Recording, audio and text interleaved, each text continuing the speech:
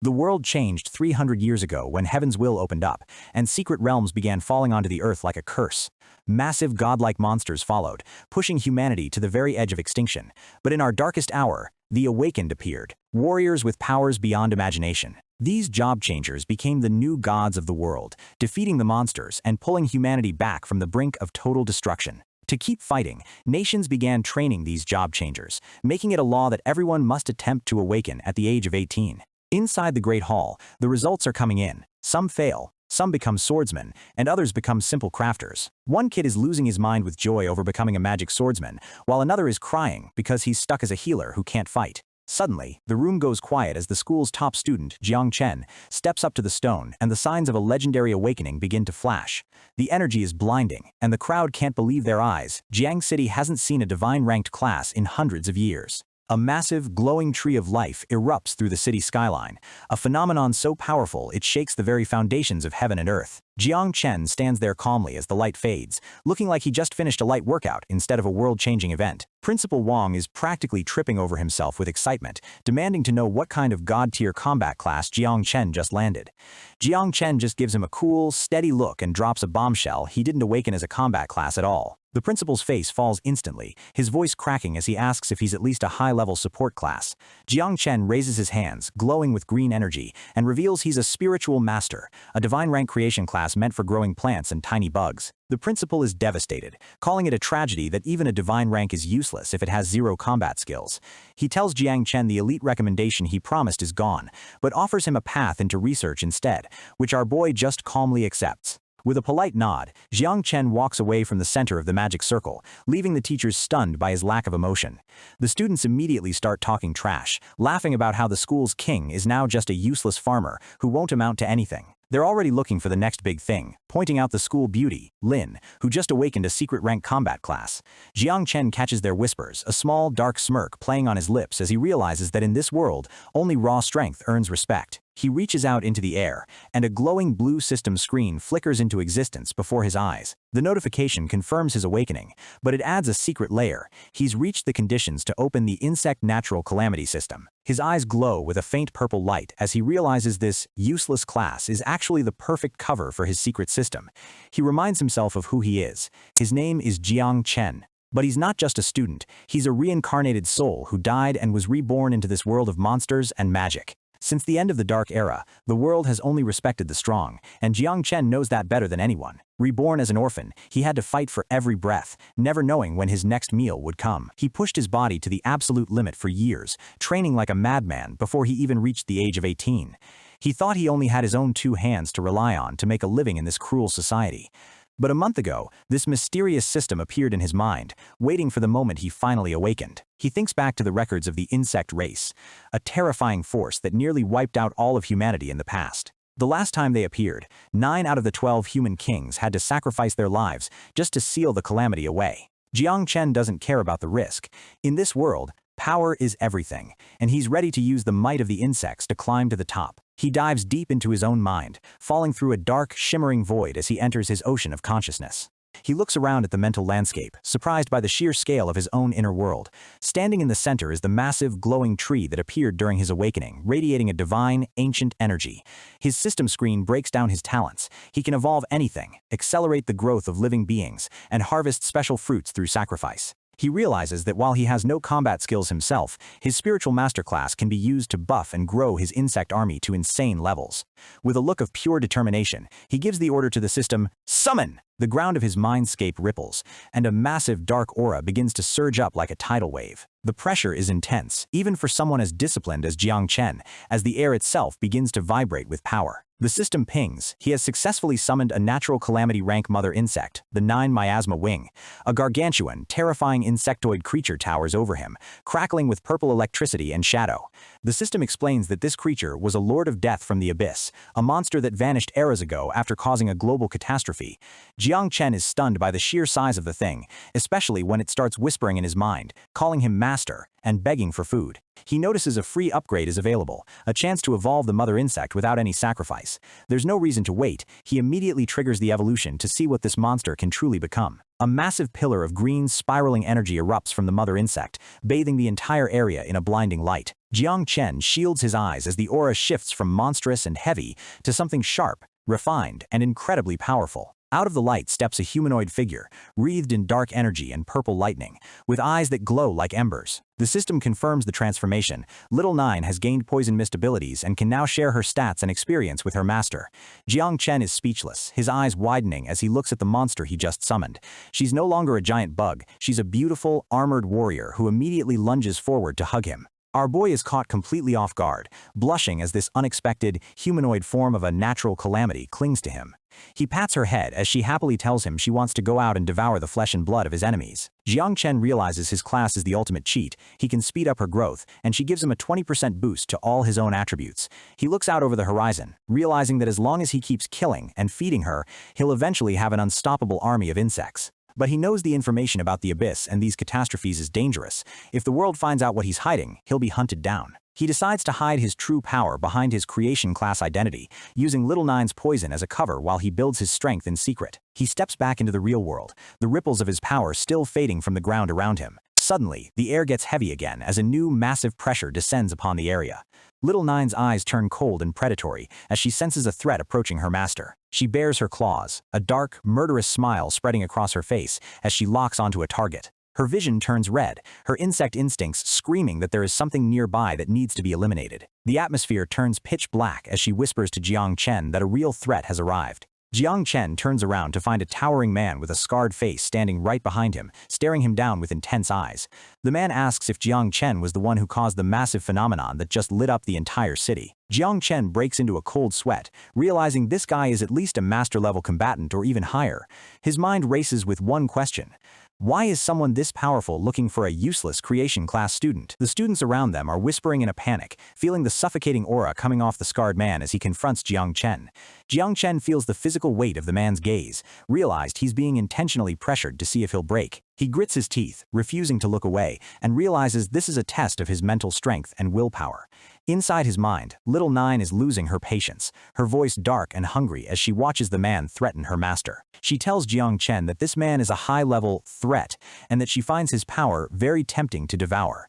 Jang Chen's eyes widen in alarm. If Little Nine attacks now, his secret will be blown, and he'll be in a world of trouble. The system warns him that Little Nine is about to initiate an aggressive devouring strike because the target is so valuable. The crowd of students recoils as a cold, ominous aura suddenly explodes from Jang Chen, clashing with the man's pressure. Jang Chen's eye glows purple as he struggles to keep his natural calamity under control, realized he needs to find her monsters to eat, and fast. The scarred man smiles, impressed that Jang Chen's aura was strong enough to unintentionally push back against his own. A system message pops up. Jang Chen has managed to temporarily suppress Little Nine, but she's still starving for devouring value. The man laughs and praises Jang Chen, telling him he's truly worthy of being a divine rank awakened with a limitless future. Jang Chen wipes the sweat from his face, playing it cool as he asks the man who the hell he actually is. The man introduces himself as Ji Gong, the leader of the legendary Night Watch, and he offers Jang Chen a spot in their ranks right then and there. Jang Chen is stunned. The Night Watch is the most elite and dangerous organization in the country. They are the frontline soldiers who fight demon tides and dungeons, and while their mortality rate is insane, Jang Chen sees an opportunity. He realizes that if he joins the Night Watch, he'll have a constant supply of powerful monsters for Little Nine to devour and reproduce. Joining them is the perfect way to hide his insect army's growth while getting paid to clear out the most dangerous zones. Ji Gong thinks he needs to convince the kid, promising him top-tier training and resources that no school could ever provide. But before he can finish, Jang Chen reaches out and firmly shakes his hand, accepting the offer without a second thought. He gives a speech about duty and glory, but in his head, he's just thinking about how all those monsters will feed his children. Ji Gong is shocked. He didn't expect the kid to be so eager to join a group known for its high body count. Jang Chen tells him he has some things to finish up today, while a chibi Little Nine pouts in the corner of his vision, still hungry and unhappy. He promises to report to headquarters in 3 days, giving Ji Gong a confident wave as he walks away.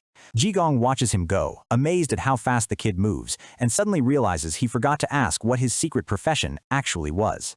An old man from the martial arts academy arrives to try and snatch the talent, but Ji Gong tells him he's already too late.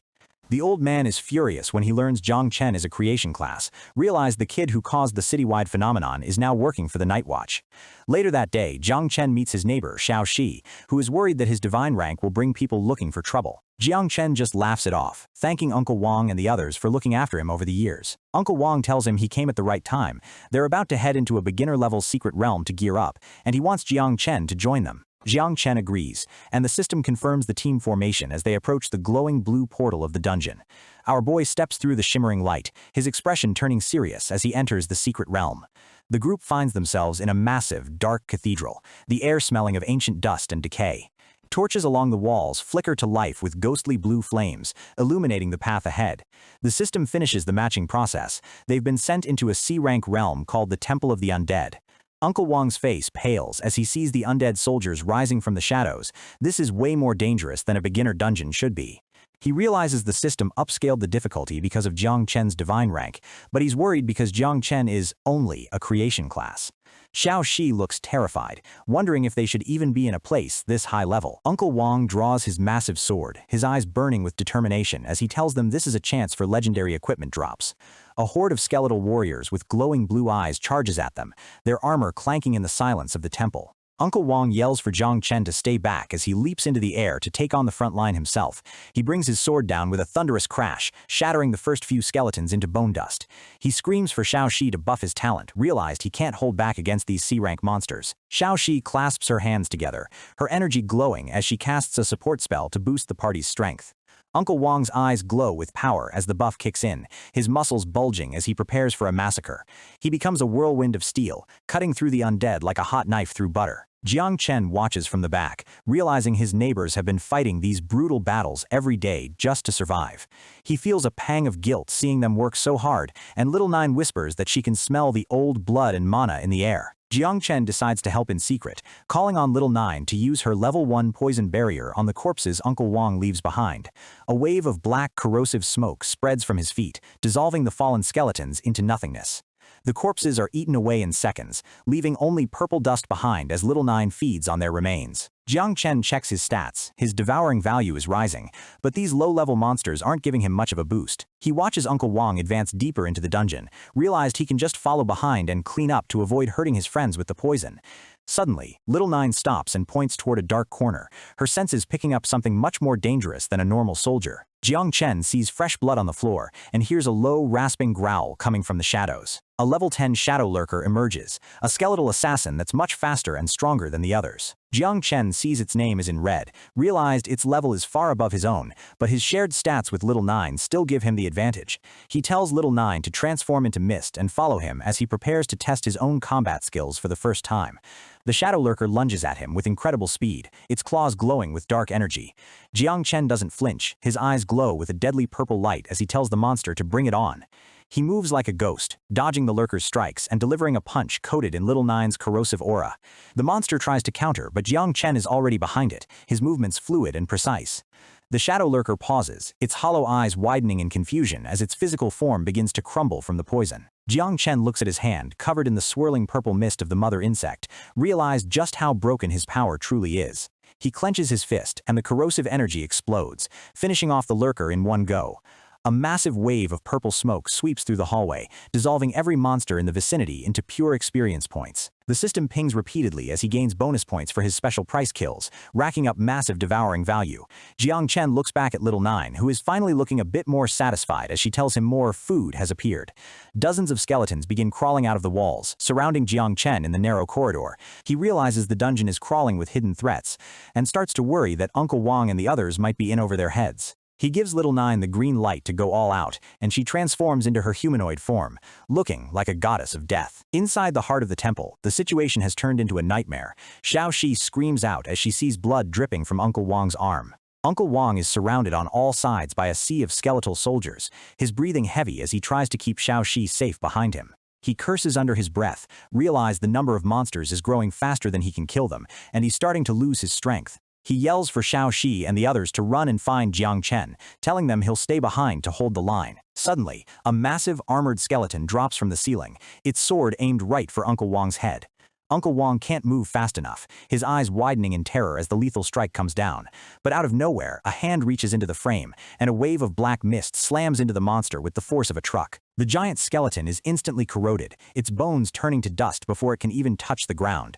Uncle Wong looks up in shock, stunned to see Jang Chen standing there with a calm, almost bored expression. Uncle Wong asks how a farmer creation class can do something that professional combatants can't, but Jang Chen just lies and calls it a hidden poison skill. Xiao is in awe, but Uncle Wong tells them it's still too dangerous and they need to leave together immediately. Jang Chen gives them a reassuring look and tells them not to worry, he's got everything under control. The system pings, the conditions for the final boss have been met, and the ground begins to shake with an ancient, evil power. Xiao tries to convince Uncle Wong to trust him, realize that Jang Chen isn't the same kid they used to know. Uncle Wong sighs and throws his own massive Sword of the Conqueror to Jang Chen, telling him to return it later in one piece. Jang Chen catches the heavy blade with ease, his grip tightening as the metal hums with energy. The system displays the sword's stats. It's a high-level weapon that perfectly complements his poison mist by extending its range. He swings the sword, and a massive crescent of purple energy tears through the room, obliterating a dozen skeletons in a single flash. He thinks back to his past life, realized that even though he's an insect master now, he was still the top swordsman in his old world. He moves through the battlefield like a dancer, his movements so fast and precise that the monsters can't even track him. Suddenly, a massive shadow looms over him, and Jang Chen narrows his eyes as he senses a truly powerful presence. A giant black armored knight slams its sword down, creating a shockwave that cracks the stone floor. Jang Chen barely dodges, the wind from the strike whipping his hair as the boss's red eyes lock onto him. He parries a follow-up strike, sparks flying as his borrowed blade clashes with the boss's massive weapon. The force of the impact is insane, sending vibrations up Jang Chen's arms that would have shattered a normal person's bones. He's pushed back, sliding across the floor as the boss prepares another heavy overhead smash. Jang Chen plants his foot firmly, a small smirk appearing on his face as he realizes the fun is finally starting. He admits the boss is stronger than he expected, but then he starts worrying about how the hell he's going to explain this to Uncle Wong later. The system identifies the monster, level 15 leader of undead soldiers, a tyrant of the tomb. The boss disappears in a blur of motion, its speed completely defying its massive size. Jang Chen is caught off guard as the boss appears right in his face, its sword glowing with a dark necrotic flame. He yells out for Little Nine, realizing he can't win this fight with just a sword and some fancy footwork. Little Nine erupts from his shadow, her purple-black wings spreading wide as she intercepts the boss's blade with her bare hands. She looks back at Jang Chen, her eyes glowing with a feral hunger as she asks for permission to kill it. Jang Chen gives the order, and Little Nine's fist slams into the boss's helmet with the sound of a cannon firing. A massive explosion of purple energy fills the cathedral, throwing skeletons into the air like ragdolls. The boss is sent flying back, its heavy armor dented and smoking from Little Nine's corrosive touch. But it's not over yet. The boss's eyes flare with an even brighter red light as it forces itself back up. Little Nine becomes a blur of purple lightning, raining down a barrage of strikes that look like they're tearing the boss apart. Pieces of black metal are ripped away, and the boss's sword is snapped in half by Little Nine's overwhelming strength. She delivers a final, piercing strike through the boss's chest, her hand glowing with a concentrated poison aura. She stands over the fallen knight, looking absolutely bored as the boss's physical form begins to dissolve. Jang Chen is impressed. He didn't think she could take down a level 15 boss this easily without even breaking a sweat. But suddenly, a glowing blue crystal floats up from the remains, pulsing with an eerie rhythmic light. Jang Chen watches in fascination as the crystal begins to condense all the surrounding mana into a single point. A massive vortex of blue energy erupts, pulling in bone fragments and armor pieces from all over the temple. A new, even bigger monster begins to form, the level 20 tyrant of undead soldiers. The new boss lets out a roar that shakes the very ceiling, its mouth glowing with a beam of pure magical energy. It fires a blast of white light that nearly takes Little Nine's head off, forcing her to dodge back in a panic. She tries to counter with a kick, but the tyrant is surprisingly fast, parrying her with its massive new shield. Little Nine's eyes turn blood red as she realizes this thing is actually a match for her power. They clash in mid-air, creating shockwaves that shatter the cathedral's stained glass windows. Jang Chen realizes the boss is using its massive body to block Little Nine's direct attacks, protecting its core. He looks around the room, noticed some ancient plants growing in the cracks of the stone, and an idea begins to form. He realizes he doesn't have time to hesitate. He's going to use his useless spiritual master skills to end this fight right now. The undead boss is charging like a freight train, and it's way too fast for a normal player to handle, but Jang Chen realizes that its blind aggression is its biggest weakness. He's already sensed the network of ancient roots hiding right beneath the stone floor, waiting to be used. He waits until the massive monster is inches away, timing his move perfectly for the ultimate trap, right now. His eyes flash with a bright green light as he triggers his hidden talent. He slams his hand down, activating growth acceleration, a skill everyone thinks is just for farming, but in his hands, it's a lethal weapon. Small sprouts turn into massive glowing vines in the blink of an eye, erupting from the ground with violent force. The thick roots wrap around the undead boss like iron chains, pinning the behemoth to the floor and leaving it completely helpless. With the monster trapped, Jang Chen gives the signal, "Your turn, Little Nine!" Little Nine leaps onto the monster's back, her eyes glowing with murderous intent as she prepares to finish the job. She delivers a devastating, poison-infused strike that shatters the boss's defenses and melts its physical form into nothingness. Jang Chen stands over the wreckage, breathing a sigh of relief as he realizes his useless creation skills are actually broken when used the right way. But the fight isn't over until the core is gone. He spots the glowing blue crystal pulsing amidst the rubble. He reaches out and grabs the crystal, feeling the raw mana vibrating through his palm. With a cold look of finality, he crushes the crystal in his hand, officially ending the dungeon's reign. The system pings, C-rank secret realm cleared. Now comes the best part, calculating the rewards. The scores are in, and while his teammates got A's and B's, Jang Chen pulled an S rank, the highest possible contribution. The rewards screen starts loading, and you can practically feel the hype as the system generates high-tier gear. A massive blue interface appears, showing off a haul of equipment that would make any adventurer drool. Jang Chen reaches into the light, pulling out a sleek, glowing dagger crackling with energy. It's a D-rank swift dagger with massive attack and speed boosts. He decides to give it to Uncle Wang to replace the sword he broke. He looks over the rest of the loot, notice that most of it is combat-oriented, which doesn't really suit his official class. He grabs a massive, heavy shaft, his muscles straining as he pulls a giant weapon out of the inventory. It's a giant hammer called Call of the King, giving a massive plus 100 to strength but tanking his agility. The thing is so heavy it literally cracks the floor. Suddenly, he feels a surge of warmth flowing through his body, his eyes widening as the system starts handing out the real prize. The experience points from the entire dungeon are finally being rewarded, and it's a massive amount. Under Little Nine's passive skill, Jang Chen shoots up to level 6 instantly, feeling his physical combat ability skyrocket along with his stats. Little Nine tugs on his sleeve, looking up at him with those big, hungry eyes. She asks if she can eat all the rare equipment as a reward, but Jang Chen shuts that down fast, telling her she'll get a stomachache and that they need that gear for money. She pouts, but then points to the massive corpse of the undead boss, asking if that's fair game. Jang Chen looks at the mountain of monster meat and realizes the devouring value of a boss is way too precious to pass up. Little Nine's eyes light up as she shouts, "I'm digging in!" and prepares for a feast. Suddenly, she transforms back into her massive, terrifying mother insect form, her jaws dripping with hunger. Jang Chen just stands there with a deadpan expression, watching his cute companion turn into a literal nightmare to finish her meal. The sound of her devouring the boss is deafening, bone-crunching echoes filling the entire cathedral. Jang Chen is just thankful they're inside a secret realm. If they were in the city, the entire neighborhood would be panicking right now. The devouring notifications start flooding in. Plus 100, plus 100, plus 100. The value is rising at a ridiculous pace. He realizes that boss meat is the ultimate fuel. To get stronger, he's going to have to hunt a lot more of these big guys. Suddenly, he hears footsteps echoing from the hallway. Uncle Wang and the others must have heard the noise and are coming to check on him. In a panic, he yells for Little Nine to revert back to her humanoid form, realized her devouring meter is so close to being full. Uncle Wang bursts in and is stunned to see the level cleared, so Jang Chen awkwardly hands over the rare dagger as an apology for breaking his old sword. The neighbors are over the moon about the rare loot, but they're still confused about how a creation-class kid soloed a C-rank boss. Jang Chen knows this dungeon won't refresh, and to get enough value to start breeding his insect swarm, he has no choice but to head into the lawless wilderness. Uncle Wang gives him a warm, fatherly look, telling him it's a shame a kid with his talent is going to a research department instead of the front lines. Jang Chen decides to be honest, and tells Uncle Wang that he's actually already preparing to join the Night Watch. The news shocks them. The wilderness and the Night Watch are places where people go to die, but Jang Chen just tells them to worry about the monsters instead of him. Fast forward, and the train arrives at the edge of the city, where the skyscrapers are crumbling and the sky is a permanent shade of gray.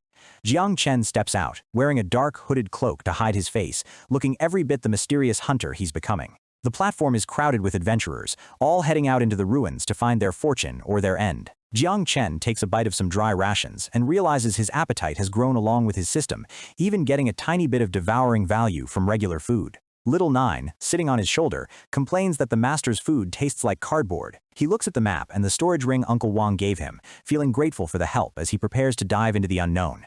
He remembers the warning. The wilderness is an apocalyptic mess, where electronic devices fail and the monsters are always on the move. He studies the map, seeing territories of firebirds and thunder rhinos, but his eyes lock onto a high-risk area marked with a question mark.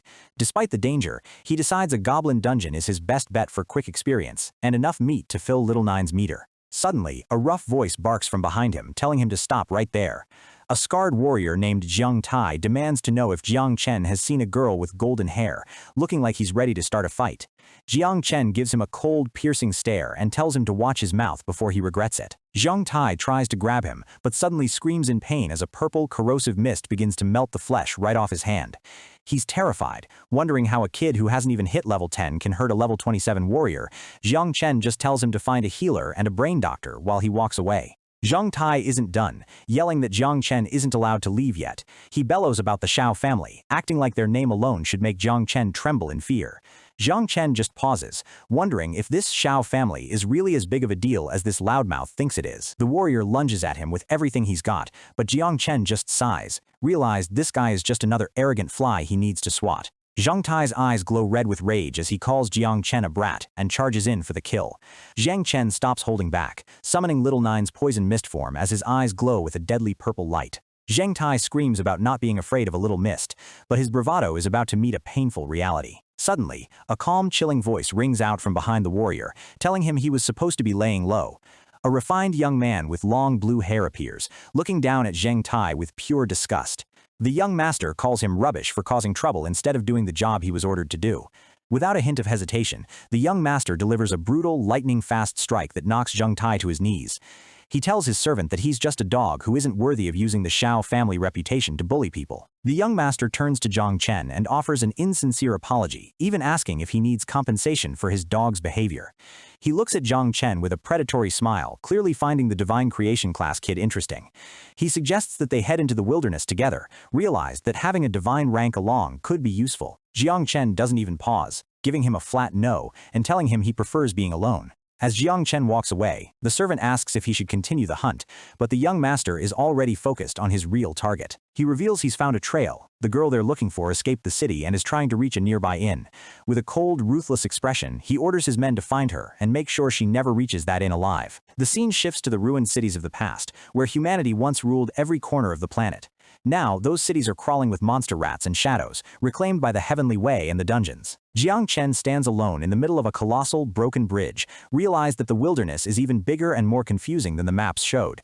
It's almost night, and he still hasn't found the goblin nest, while Little Nine is complaining that the rats they've found are bad-tasting junk food. He checks his surroundings, his sharp eyes searching for any sign of mana fluctuations or monster activity. Thunder rumbles through the heavy gray clouds, and the atmosphere turns thick with tension. A heavy rain begins to fall, but Jang Chen realizes it's not normal water, it's infused with raw mana. He looks up and sees a gargantuan spider-like silhouette looming over the ruins, its multiple eyes glowing red in the dark. He realizes he's stumbled into the wrong nest, but he's not complaining. Any monster is a meal for his system. The massive spider drops down from the bridge, its chitinous legs stabbing into the asphalt like spears. Little Nine asks if she should handle it, but Jang Chen tells her to stay back. He wants to test his own limits against something this big. The spider's massive blade-like leg swings toward him with enough force to cleave a building in half. Jang Chen leaps into the air, the massive leg smashing into the bridge right where he was standing a split second ago. The impact sends chunks of concrete flying, but Jang Chen is already mid-flight, his borrowed dagger glowing with poison. He slams his fist into the monster's head, the corrosive aura of Little Nine melting through its thick exoskeleton. With a thunderous crash, the giant spider is driven into the ground, screeching in agony as the poison starts to eat it alive. But the victory is short-lived. Little Nine senses dozens more delicious smells approaching from the darkness. An entire army of smaller spiders begins to crawl out of the cracks in the bridge, their eyes creating a sea of red lights. Jang Chen is surrounded on all sides, standing on a tiny piece of rubble as the swarm closes in for the kill. He draws his dagger, his hand glowing with a dark, intense power, and tells Little Nine she can finally eat her fill. With a simple go, he unleashes the mother insect, and the real slaughter begins. The swarm lunges, but they're met with a whirlwind of blades and poison that tears them to pieces instantly. In the wilderness, the experience goes straight to his bar, no waiting for dungeon evaluations, just pure, instant growth. His level is climbing at a ridiculous speed, and he realizes that if he keeps this up, he'll gain 2 more levels before the night is over. Little Nine happily swallows every corpse she can find, calling her master the best for finding her such a big feast. Suddenly, she stops and sniffs the air, excitement clear in her voice. She's found a smell that's even better, possibly a real boss monster. A girl's pained scream echoes through the rain, cutting through the sounds of the battle. Jang Chen looks over, his expression shifting from calm to pure confusion. He finds a girl lying unconscious on the ground, her clothes torn and her body covered in wounds, and he realizes this isn't a monster at all. The girl's eyes flutter open, and for a second she looks completely lost as she stares up at the dark sky. She slowly sits up, clutching her head and wondering where the hell she is and why the scenery has changed so drastically. Jang Chen looms over her, asking if she's finally awake with a calm, steady voice. She screams and tries to scramble away, terrified of this mysterious man standing in the middle of a monster-infested ruin. Jang Chen just gives her a deadpan look and tells her to relax, explaining that he's just an adventurer hunting monsters, and she happened to look like one. The girl turns red with rage, calling him a rude bastard for even suggesting she looked like a monster. She frantically checks herself to make sure all her parts are still there, while Jang Chen wonders who this girl is to have survived the spiders. She checks a glowing green watch-like artifact on her wrist, her face paling as she realizes she's run out of time. Jang Chen watches her intently, wondering if she's the one the Shiao family was hunting, and what kind of dangerous secret she's carrying. As she tries to rush off, he asks her what's going on and why she's in such a desperate hurry to leave. She gives him a fake, shaky smile, lying through her teeth about how she's just not in a good state to fight the monsters nearby. She waves a quick goodbye and bolts, but Jang Chen just rolls his eyes, realizes that her acting skills are absolutely pathetic. He looks at the dead spider corpses around him, realizes that if monsters are chasing her, it's a goldmine for his devouring value. But if other awakened are after her, things could get messy, since the wilderness is a lawless place where people kill for loot every day. Little Nine suddenly points into the darkness, her eyes wide as she warns him that a lot of things are heading their way. Jang Chen looks over his shoulder, his expression turning sharp as he senses the incoming wave of mana. A gargantuan multi-legged spider boss emerges from the ruins, followed by thousands of smaller soldiers. The scale of the swarm is insane.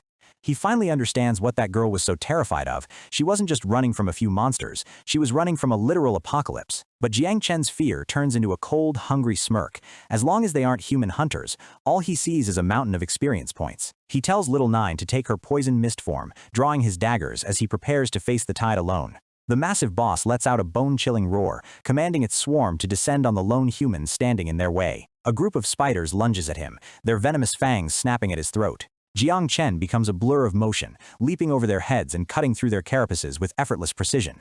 Suddenly, a spider drops from the ceiling for a sneak attack, but Jang Chen's instincts are too sharp.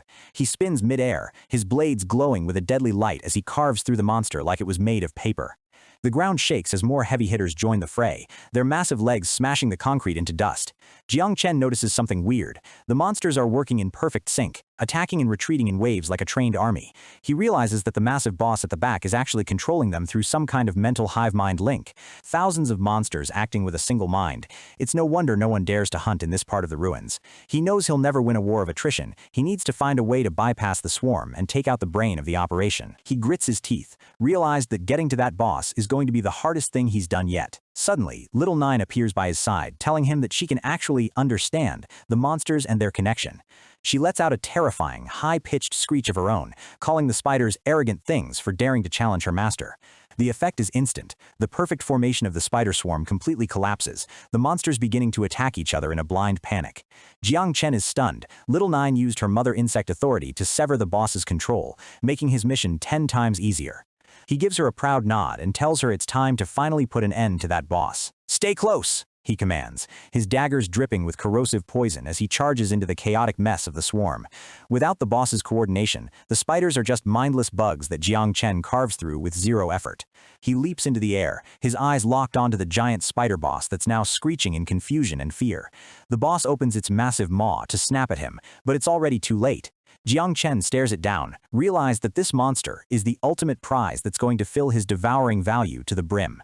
He delivers a final thunderous strike into the boss's head, the corrosive energy of Little Nine exploding from within. He stands atop the monster's massive corpse, bathed in the rain and the glow of the level-up notifications. With a dark, victorious grin, he realizes he finally has enough power. It's time to create his very first insect swarm. With the massive spider boss finally collapsing into a heap of scrap, our boy Jang Chen takes a breather, watching the life fade from the monster's eyes. He hits level 14, and his combat power skyrockets to 127 stars, which is insane considering he's already matching the strength of a level 25 combat-type awakener. His eyes go cold as he looks at the remaining spider monsters scurrying around, but they aren't the hunters anymore. The spiders can sense the overwhelming pressure coming off him, and they start retreating in a total panic, realizing there's no way they can win. Jang Chen decides not to waste energy chasing the small fry because he's got a much bigger priority right now, completing his first swarm.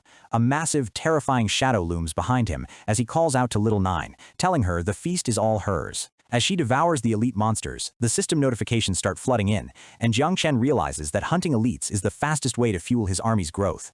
Finally, the devouring value hits the max, and a prompt asks if he wants to activate the swarm. It's time for the real power to wake up. Little Nine appears in her humanoid form, kneeling before him and asking for permission to start reproducing so she can grow even stronger under his command. With a confident smirk, Jang Chen gives her the green light to start the process. A massive pillar of light erupts as the first generation of the insect swarm begins to take shape, and Jang Chen's growth acceleration talent kicks in to supercharge the birth.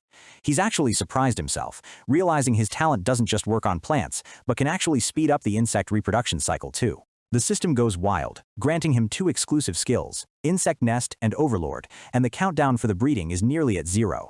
Jang Chen's eyes widen in genuine shock as he looks up, witnessing the birth of his new power. The sky is literally filled with over 2,000 miasma wings, and it's a breathtakingly terrifying sight as they swarm the air. He's already calculating the future. If the first generation is this massive, he can't even imagine how broken the third and fourth generations will be. He checks out one of the offspring and notices they have lethal skills like poison mist, camouflage, and even a self-destruct move for maximum damage. Little Nine is so exhausted from the process that she lunges forward, hugging Jang Chen as she calls out to her master. He pats her head gently, noting that while she hasn't changed much physically, she's successfully finished her first major mission. She grips his sleeve, her voice weak as she tells him she needs to rest, leaving Jang Chen a bit confused about what that entails. With a flash of purple energy, she and the entire 9 miasma wings swarm vanish, returning to the nest within him. He realizes the nest is actually a private subspace where he can hide his entire army, meaning he can walk around with thousands of monsters without anyone noticing. He looks at a cute chibi version of Little Nine passed out and snoring, realizing that creating an entire swarm really drained her energy. But he's still got work to do, and his mind turns to that new Overlord skill he just unlocked. He decides to test it out immediately, and as he activates it, a surge of dark energy wraps around his body. One of the miasma wings appears, its eyes glowing with the same purple light as Jang Chen's, signaling their connection is active. It's a rush of power for him. Controlling the swarm feels as natural as moving his own arms and legs. But the real kicker is that they can share their senses, and as his eyes glow, he begins to see through the eyes of every insect in the area. The world turns into a digital-like tactical map, showing him every monster lurking in the ruins through the swarm's perspective. He notices his swarm is getting restless and excited for a fight, and he isn't about to keep them waiting. He stands tall as his insects dive from the sky, ready to put his new skills to the ultimate test. A massive explosion of dust and debris rips through the street as the swarm slams into a group of unsuspecting monsters. A group of goblins looks up in pure terror, realizing something far worse than them has just arrived in their territory. Jang Chen stands in the center of a purple storm as his insects systematically tear through everything in their path. One goblin doesn't even have time to scream before the poisonous miasma starts melting its face off. The monsters are being devoured alive by the dark energy, their screams echoing through the ruined buildings as the swarm feasts. Jang Chen realizes he doesn't even need to lift a finger anymore. His poison mist is spreading wider and faster, and with his shared vision, no monster can hide. He checks his stats, curious about how much more devouring value he needs to reach the next tier of evolution. His eyes snap wide in disbelief as he looks at the system screen. He's completely stunned by the sheer scale of what's being asked of him next. Back at a makeshift base in the ruins, a scout rushes back to his leader, panicking because the entire spider nest has been wiped clean by someone else. The leader, a rough-looking thug, is in total disbelief, unable to comprehend how a high-level area was cleared so quickly. He's frustrated because they needed spider venom for a client, and now his only plan is to rob any unlucky person they find on the way back. Suddenly, the scout's head snaps toward the entrance. Someone is walking right into their camp. Jang Chen casually strolls in, looking like a lost traveler, and asks if they have any food they're willing to trade. The leader gets a greedy look on his face, thinking he's found an easy target, and asks what kind of valuable items Jang Chen has to offer. Jang Chen walks past them with a calm smile, completely unfazed by the predatory looks the thugs are giving him. The thugs pull out their knives, ready to backstab him the second he shows his back, but Jang Chen's smile only gets wider. With a heavy thud, he drops a massive pile of dead spider monsters right in front of them, leaving the thugs absolutely speechless. They realize with horror that these are the elite spiders from the nest, and the realization hits them: this kid cleared the entire zone solo. Jang Chen's eyes glow a faint red as he reveals he's level 17, and he lets them know he knew exactly what they were planning to do with those knives. He bluntly tells them he's in a trash mood and they better get lost before he decides to make them his next target. The thugs scramble away in fear, and Jang Chen waves his hand, releasing a dark mist into the ground. His miasma wings emerge from the shadows, and he orders them to guard the perimeter while he takes a break. He starts eating, realizing that as his swarm grows, his own hunger levels are reaching insane heights, a side effect he didn't see coming. He checks the progress bar and sees he's barely scratched the surface of the 1 million devouring value points he needs for the next level. The requirement has doubled, and he realizes at this rate, it's going to take him forever if he stays in the low-level zones. He decides he needs to report to the Night Watch as soon as possible, as they have access to the high-level secret realms he needs to feast on. He checks on Little Nine, who is still out cold, proving that birthing an entire army took a massive toll on her. Suddenly, his eyes narrow as he spots a familiar face through the ruins. He smells the scent of blood and battle nearby, and he realizes a lot of people are converging on his location. A girl crashes into him, her clothes torn and her breath coming in ragged gasps. Jang Chen looks down at her, annoyed that the mysterious girl he saved before has managed to find him again. She's terrified, begging him not to tell her pursuers that he saw her, as she looks back into the darkness. Jang Chen is impressed that she managed to sneak up on him, but he quickly pieced together that she's the one those elite families were chasing. He looks toward the entrance, realizing that it's already too late for her to hide, and for him to leave quietly. The sound of boots hitting the pavement echoes through the warehouse as the pursuers finally arrive.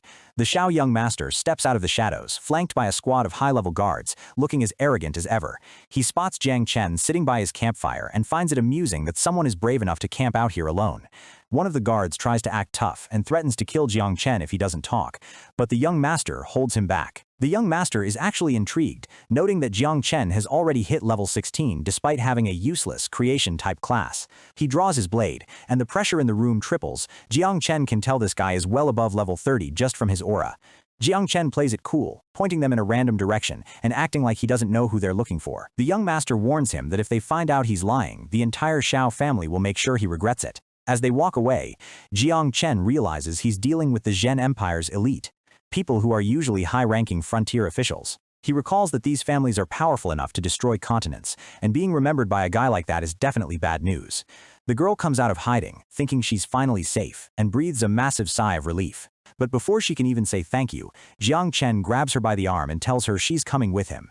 He demands the truth, asking why such a powerful family is hunting her down, and she reveals they are trying to silence her after a betrayal in her own family's business. She promises to repay him in the future, but Jang Chen doesn't care about rewards, he just wants to stay out of her mess. Suddenly, a high-pitched ringing sound fills the air, and the screen glitches with static. The girl panics, realizing they've been detected by a barrier spell, and Jang Chen knows they're officially trapped. Heavy footsteps approach, and the exit is completely blocked off. Jang Chen looks at the massive number of enemies surrounding them, realizing this is about to get very ugly. The Shiao young master returns with a cold stare, calling out Jang Chen's lie and ordering his men to capture them both. The young master is furious, and the girl from the Luo family screams at him for taking everything they owned and still wanting her dead. He looks down at her with total contempt, basically telling her that he doesn't need a reason to kill someone he considers beneath him. Jang Chen listens quietly, realizing the stakes between these two families are way deeper than he thought. The girl tries to threaten him with the Luo family's name, but the young master just bursts out laughing at the idea. He looks at her like she's dirt, explaining that 100 years ago her family would have been wiped out if not for his ancestors' protection. He calls her and everyone like her livestock meant for slaughter, and Jang Chen's expression hardens as he listens to the guy's ego. The young master raises his hand, and sparks of lethal energy begin to dance between his fingers. A massive red dome, the prisoner dragon formation, traps the entire area, and the girl realizes there is no way for them to escape now.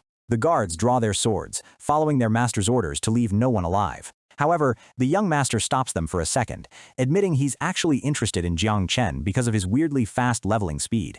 He offers Jang Chen a chance to work for him, claiming he can give him everything under the sky if he just submits. His demand is simple: capture the woman and hand her over, and he'll spare Jang Chen's life. Jang Chen chuckles to himself, looking the noble right in the eye before telling him exactly where he can stick his offer. He refuses to be a pawn, releasing a surge of purple energy and challenging the entire group to a fight. The young master loses his patience and screams for his men to kill them all, warning them not to be careless. The guards charge in, knowing Jang Chen uses poison, but they aren't prepared for what's coming next. Jang Chen tells them that poison isn't his only trick, as he raises his hand and activates his evolution of all things talent. Massive, glowing green vines erupt from the ground, wrapping around the guards and throwing the entire formation into chaos. The lead guard is caught in the tangle, cursing because he thought Jang Chen was just a poison user, not a plant summoner too. They try to cut through the plants, thinking they're weak, but the vines are just a distraction. The young master realizes the plants are just meant to block their vision, but by the time he shouts a warning, it's already too late. Jiang Chen's miasma wings strike from the shadows, their purple eyes glowing with a lethal hunger. The insects move like blurs of dark light, slashing through the air with razor-sharp wings.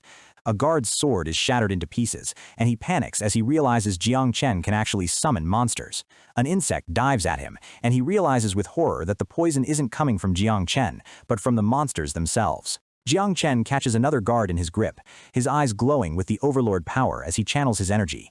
He tosses the guy aside like trash and faces the young master, who is finally forced to use his secret first form technique. A golden dragon of energy erupts from the noble's blade, moving so fast it actually outpaces Jiang Chen's poison mist. The young master mocks him, saying his level is just too low to keep up with a real elite speed.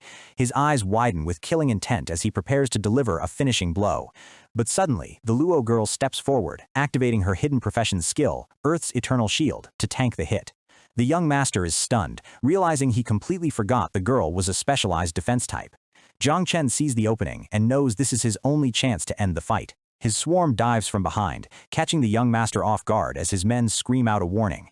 But in a move that shows his true colors, the young master grabs one of his own men by the collar and pulls him back. He uses his own loyal guard as a human shield, letting the man take the full brunt of the insect's lethal strike. Jiang Chen is disgusted by the move, calling him a nasty bastard for sacrificing his own people just to save his skin. The guard dies with a look of shock, blood dripping from his mouth as he realizes his master betrayed him.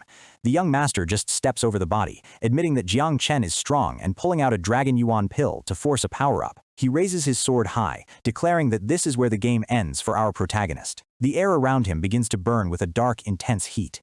With a demonic aura flaring behind him, he promises that his next attack will take Jiang Chen's head clean off. The Shiao young master thinks he's got the winning hand, launching a massive golden dragon attack that's meant to take Jiang Chen's head clean off. Our boy Jiang Chen doesn't even flinch as the blue-haired noble screams out his dragon-subduing technique, pouring every ounce of his energy into this one strike. The entire warehouse explodes in a flash of golden light as the massive energy dragon slams down with enough force to level a city block. Luo Sandao jumps in front, activating her enhanced Earth's Eternal Shield to protect them, her face pale from the sheer pressure of the impact. She's gritting her teeth, crying out that the guy's strength has multiplied since he ate that pill. Her shield is literally cracking under the weight of the dragon. Jiang Chen watches calmly from behind, realizing that every single one of these strikes is meant to be a killing blow. He's impressed, but not worried. The noble continues his relentless assault, raining down dragon-subduing slashes like a madman while Jiang Chen prepares his own lethal counter. He decides it's time to stop playing around and unleashes the full might of his swarm, the dark purple energy blotting out the golden light of the dragon.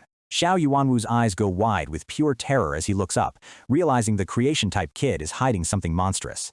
Even Luo Sandao is staring in disbelief, wondering how a simple spiritual master could possibly possess this much dark, overwhelming power. With a cold go forth, Jiang Chen commands his 9 miasma wings to swarm the noble, the air filling with the sound of thousands of buzzing killers. The noble panics, desperately swinging his sword, but there are just too many of them to track as they dive from every angle. He tries to act tough, calling them nothing more than insects, but he's starting to realize his golden energy isn't doing a thing to stop them. His jaw drops when he sees the insects he just slashed, literally stitching themselves back together mid-air. They're healing faster than he can kill them. Jiang Chen just gives him a cold stare, asking him how long he really thinks he can last against a swarm that won't stay dead. The noble realizes his dragon chi is being physically devoured by the insects, his power draining away like water into sand. A miasma wing manages to graze his arm, and he screams in pain as the poison instantly numbs his hand, forcing him to drop his sword. In a last-ditch effort, he activates his Life Jade Protector, a red barrier that he claims is the ultimate treasure of the Shiao family. Jiang Chen is genuinely curious about the treasure, noting how it's blocking his insects, so he decides to step things up with his Overlord Devour skill. The noble hides behind his glowing red shield, laughing and telling Jiang Chen not to waste his energy on a family heirloom that's invincible. He's totally deluded, thinking he's safe because the shield blocks all external attacks, his face twisting into a nasty smirk. He admits he's surprised Jiang Chen pushed him this far, but he's convinced that our boy has finally run out of trump cards. Even while he's bleeding and cornered, he has the audacity to offer Jiang Chen a place in his family again, acting like it's some great honor. Jiang Chen looks at him with total pity, realizing the guy is so blinded by his noble status that he can't even see the giant shadow looming over him. The noble starts bragging about how the Shiao family will hunt Jiang Chen for generations, thinking he's already won the mental battle. Jang Chen just smiles and asks a simple question. What happens if you die without leaving a single hair behind? A massive, ancient presence fills the room as a giant claw rips through the floor, dwarfing everyone in the warehouse. Little Nine has finally woken up, and she's not just hungry, she's starving, her massive jaws opening right above the terrified noble. With a deafening crash, the giant insect lunges, its power making the noble's invincible golden dragon look like a literal lizard. The noble screams as his precious life jade shield starts to buckle under the sheer physical pressure of Little Nine's bite. The entire area is consumed in a violent explosion of purple and red energy as the beast slams into its prey. The sound of shattering glass echoes everywhere. The unbreakable shield of the Shiao family has just been reduced to dust. The noble can't believe his eyes, stuttering that the jade was supposed to be perfect, but Little Nine doesn't care about history, she just wants dinner. He's pinned to the ground, helpless and broken, as the reality hits him that his family name can't save him from a true disaster. Jang Chen watches as the last trace of golden light fades away, his expression is cold as ice. Little Nine finishes the job, and just like that, the arrogant young master and his invincible treasure are completely gone, leaving no evidence behind. Jang Chen calls her back, and the massive monster vanishes instantly, replaced by a much friendlier presence. Little Nine jumps on his back in her humanoid form, thanking him for the tasty snack, while Luo Sanda watches from the corner, shaking in fear. Jang Chen turns his gaze toward the girl, realizing she knows his biggest secret now, and he wonders if he should just shut her up for good. Luo Sandao freezes like a deer in headlights, her heart pounding as she realizes she's at the mercy of a guy who just ate a noble. Jang Chen looms over her, his insects circling in the air as he demands a single good reason why he shouldn't end her right here. The girl panics, dumping a pile of gold and jewels on the floor, claiming it's worth 10 million and begging for her life. He's not impressed by the money, telling her she's a good liar but she knows way too much to be left walking around. She starts swearing to the heavens, calling herself Luo Sandao and promising she'll be struck by lightning if she ever betrays him. Jang Chen pauses, thinking that name sounds like it belongs to a buff thug, and he asks her if she's actually serious. She pulls out her ID to prove it, showing a picture of a cute, chubby girl that looks nothing like the person standing in front of him. She gets all embarrassed, claiming she had a massive growth spurt and lost weight since the photo was taken, which makes the whole situation kind of hilarious. The tension breaks for a second as the insects even seem to laugh at her, but Jang Chen's face goes dark again. He reminds her that dead men tell no tales, and he's not the type to take chances with his life. To save herself, she pulls out a massive glowing scroll, telling him it's a high-level seal scroll that will kill her instantly if she talks. She signs it without hesitation, her life now literally tied to her silence, and she admits she's way too scared of death to ever risk it. Jang Chen is satisfied, tucking the scroll away and deciding to spare her since the contract is officially ironclad. He casually asks how much a scroll like that costs, and his eyes nearly pop out of his head when she says 10 million gold. He realizes the treasure she offered him was actually the money she just spent on the scroll. She basically used his potential loot to buy her life. He's annoyed but lets it slide, preparing to head back to the Night Watch, but she begs him to escort her home first, promising her parents will pay him back. They arrive at the massive Luo family mansion, a palace so huge it makes the city's skyscrapers look small. Inside, the girl's mother is absolutely losing it, screaming that the Shiao family has gone too far this time for targeting her daughter.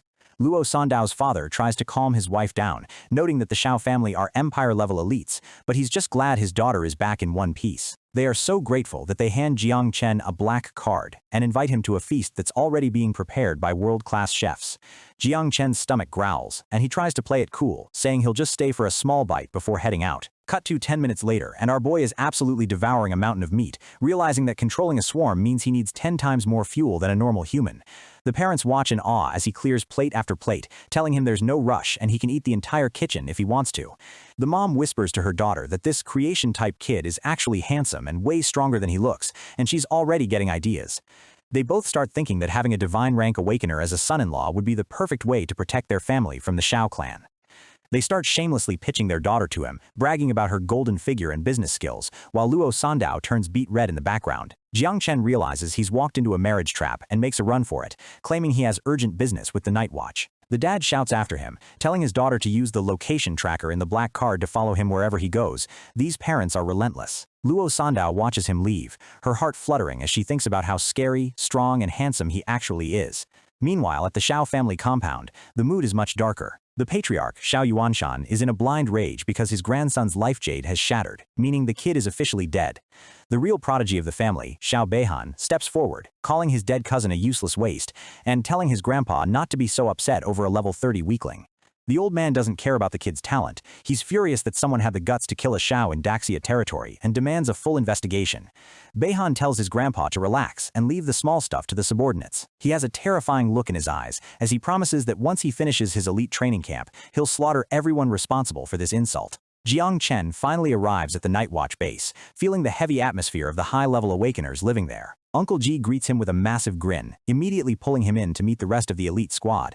He introduces Yun Xiaoke, a level 45 support who's clearly smitten with how handsome the new rookie is. Then there's Duan Feng, a level 49 shooter who gives a cool nod, looking like he's used to being the most talented guy in the room. The short guy, Chu Bulang, is hyped to finally meet a divine rank profession, saying he's going to brag about this for the rest of his life. Finally, the deputy commander Tong Jin appears, a level 61 fire mage who immediately starts teasing Jang Chen and offering him good meals. Jang Chen is a bit overwhelmed, wondering why everyone is so nice to a creation type, since they're usually treated like garbage. Uncle G tells him to ignore that nonsense, as a divine rank is still a god-tier talent regardless of the class, and they're glad he chose them. They get down to business, explaining they want to sign him up for the Tianzhou training camp, but there's a catch: he needs to hit level 20 first. When Jang Chen mentions he's already level 17, Uncle G nearly chokes, realizing the kid has leveled up faster than anyone in history. He laughs, saying he knew Jang Chen was a monster, and promises to sign him up for the camp as soon as he gets those last 3 levels. But the mood shifts instantly as the team's eyes all glow with intensity, sensing something is wrong. Uncle G asks Jang Chen if he's pissed off anyone powerful recently, because a high-level 3rd transfer awakener is currently searching for his location. Jang Chen plays it cool, but internally he knows it has to be the Shiao family. They're moving way faster than he expected. The support girl, Xiaoki, raises her hands, casting a massive soundproof barrier around the room so they can talk without being heard by the trackers. A blue dome of energy covers the entire skyscraper, cutting off any external divine sense that might be trying to spy on them. Uncle G puts a hand on Jang Chen's shoulder, telling him to be honest and let the Night Watch handle whatever mess he's in. Jang Chen drops the bomb, casually admitting he killed the grandson of the Shiao patriarch yesterday, leaving the entire team in shock. Uncle G's face goes dark, but he actually commends Jang Chen, noting that the younger generation of the Shiao clan has been committing crimes for years.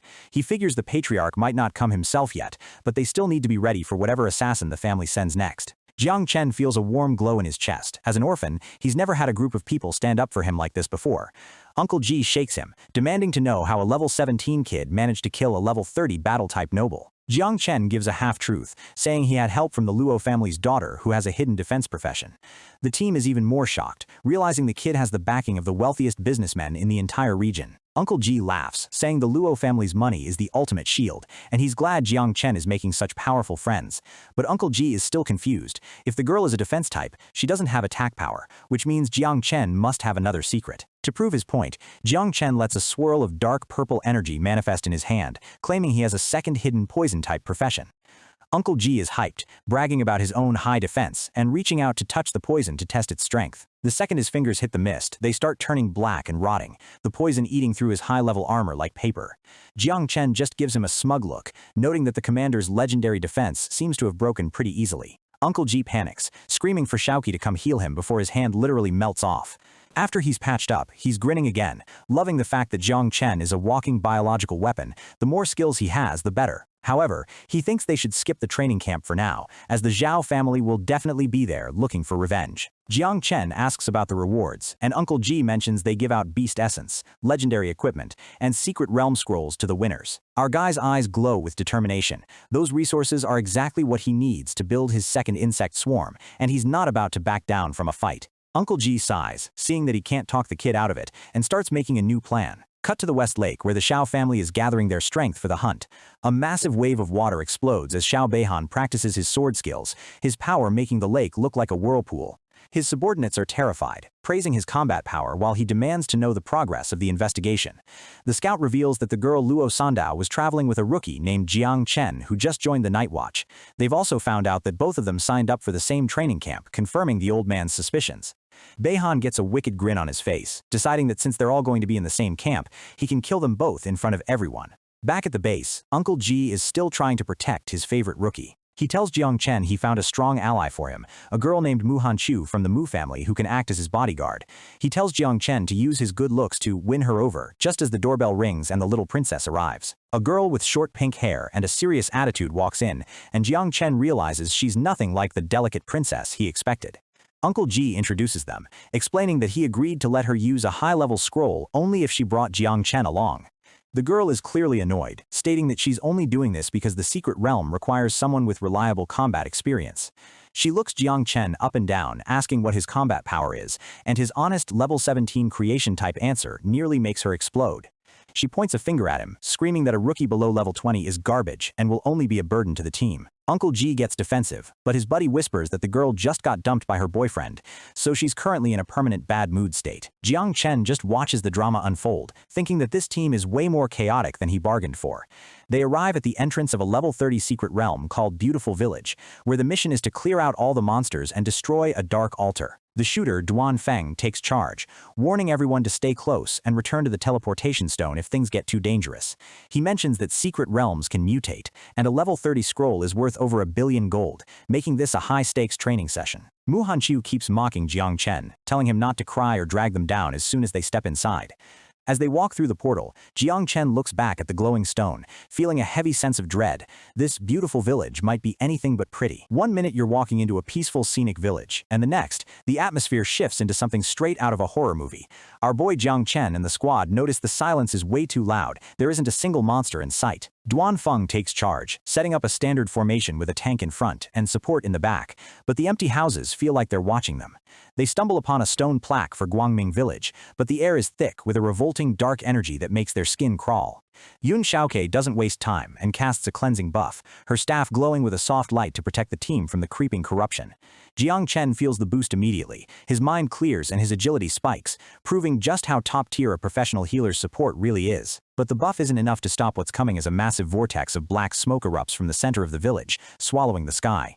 The stone plaque shatters as dark energy explodes, and Duan Feng screams for everyone to run and return to the teleportation stone immediately. It's too late. A red system notification flashes. The realm has undergone a mutant transformation, turning the peaceful village into a nightmare-level dead spirit village. Jang Chen finds himself teleported into a dark, abandoned house, completely separated from the rest of his squad by the mutation's spatial distortion. He knows fighting a level 30 nightmare realm alone is suicide for a normal level 17, so he decides to follow orders and head for the exit. He kicks open the back door, ready to bolt, but the sight outside stops him dead in his tracks. The entire backyard is filled with stacks of old coffins, and a creepy portrait of an old man hangs on the wall, seemingly watching his every move.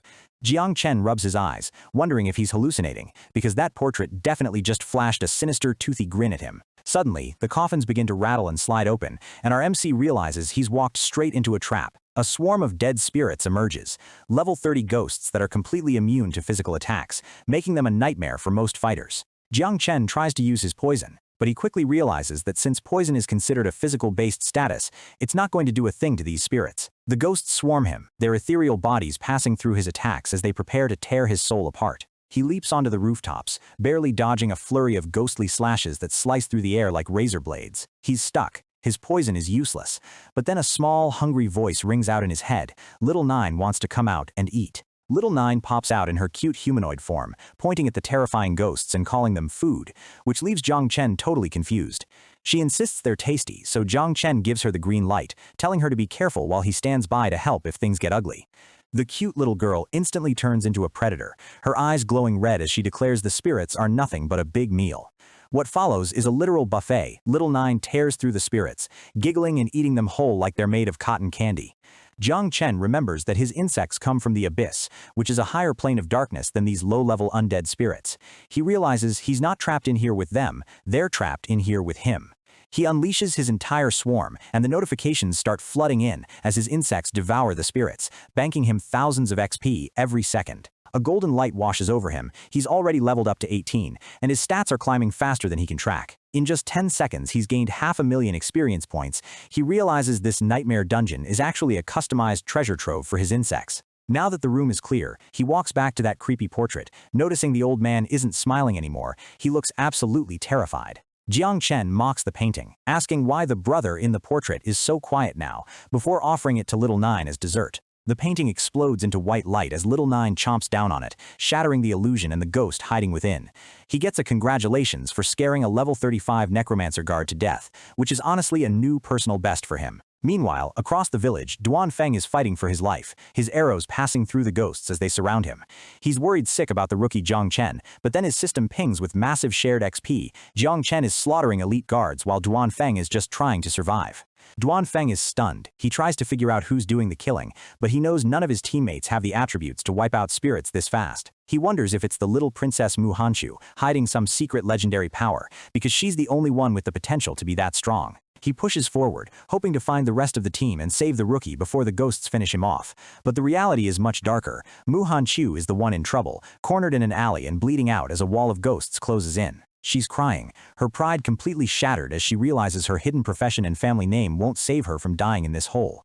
Just as she gives up, she sees a powerful purple aura approaching, and the spirits that were about to kill her suddenly turn and run in fear. She reaches out, gasping for help as a massive shadow looms over her, fearing it might be a boss monster coming to finish the job.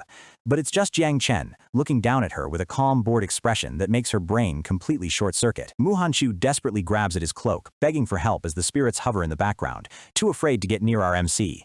Jang Chen doesn't do the heroic rescue thing. He just tells her to run faster and quit blocking the way while his insects do the work. He literally shoves her aside and leaps into the fray, and Mu Hanchu can only watch from the ground in total disbelief.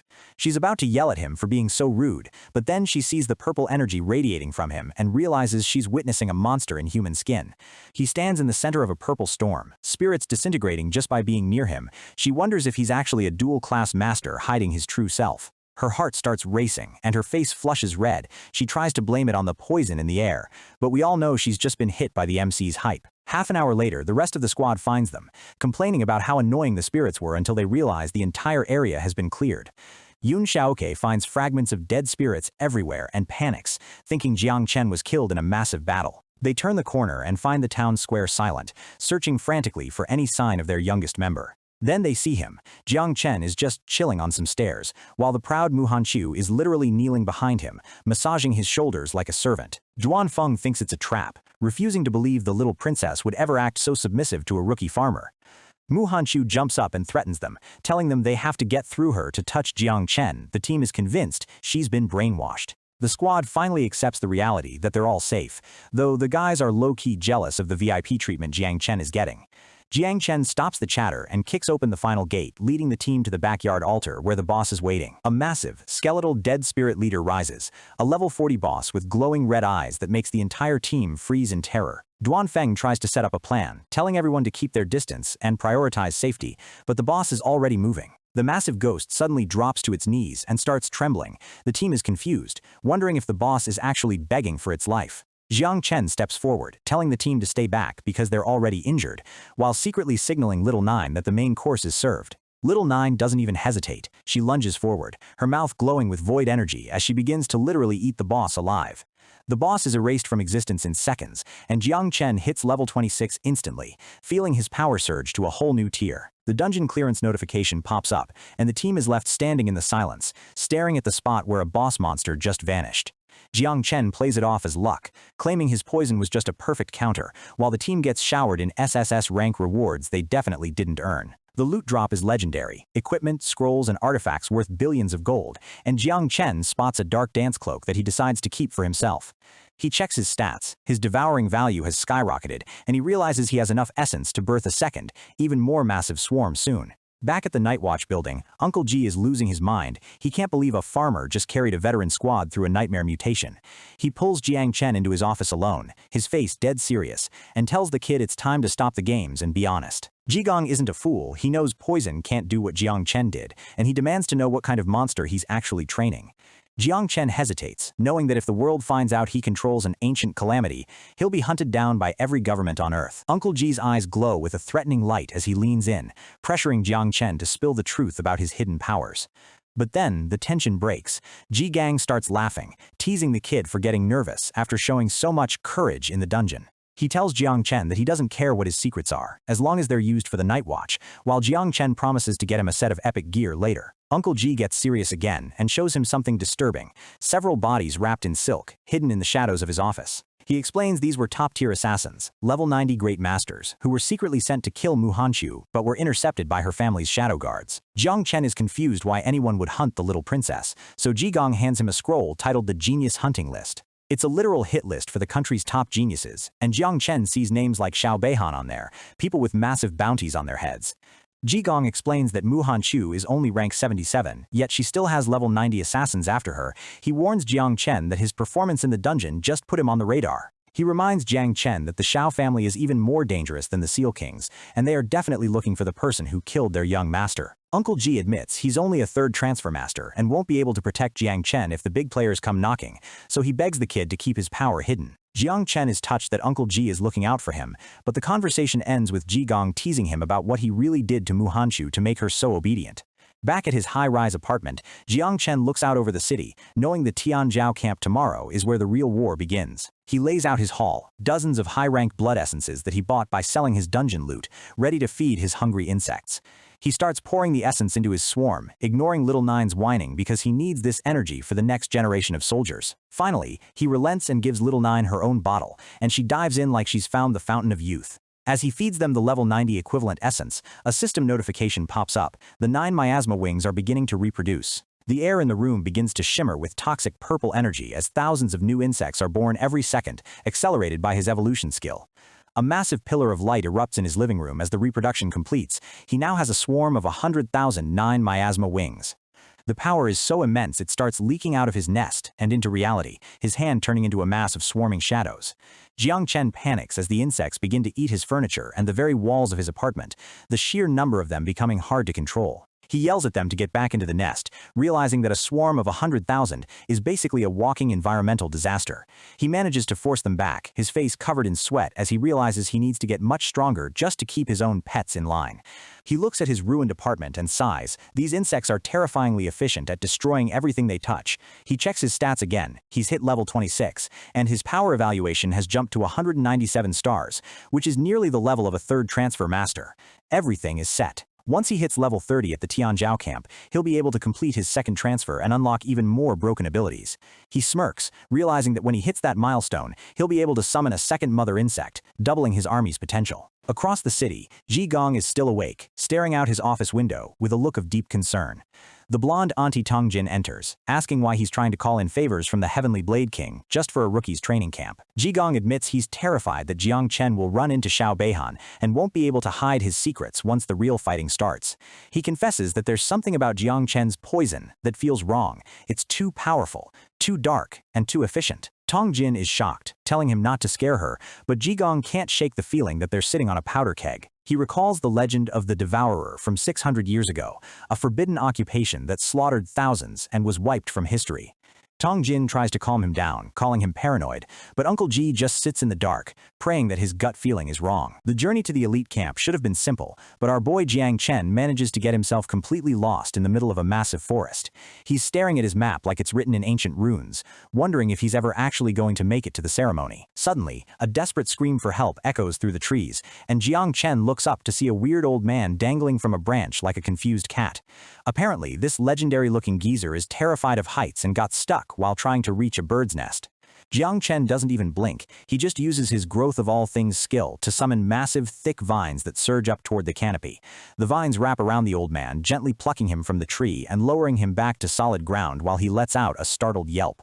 Safe on the grass, the old man starts rambling about how scary the heights were, leaving Jiang Chen wondering if he just rescued a kidult who shouldn't be out in the wild alone. The old-timer offers to repay the favor, and Jiang Chen, over the whole lost situation, just asks for directions to the Tianzhao camp. The old man laughs, telling Jiang Chen he's heading that way too, and inviting him to tag along, though he keeps glancing at Jiang Chen with a strange, knowing look. As they walk, the man tells a tragic backstory about how he failed his awakening, became a depressed mountain hermit, and eventually found a rusty blade in an old hut. He claims he practiced swordplay for 50 years until he had a sudden epiphany, sounding like every cliché martial arts protagonist ever.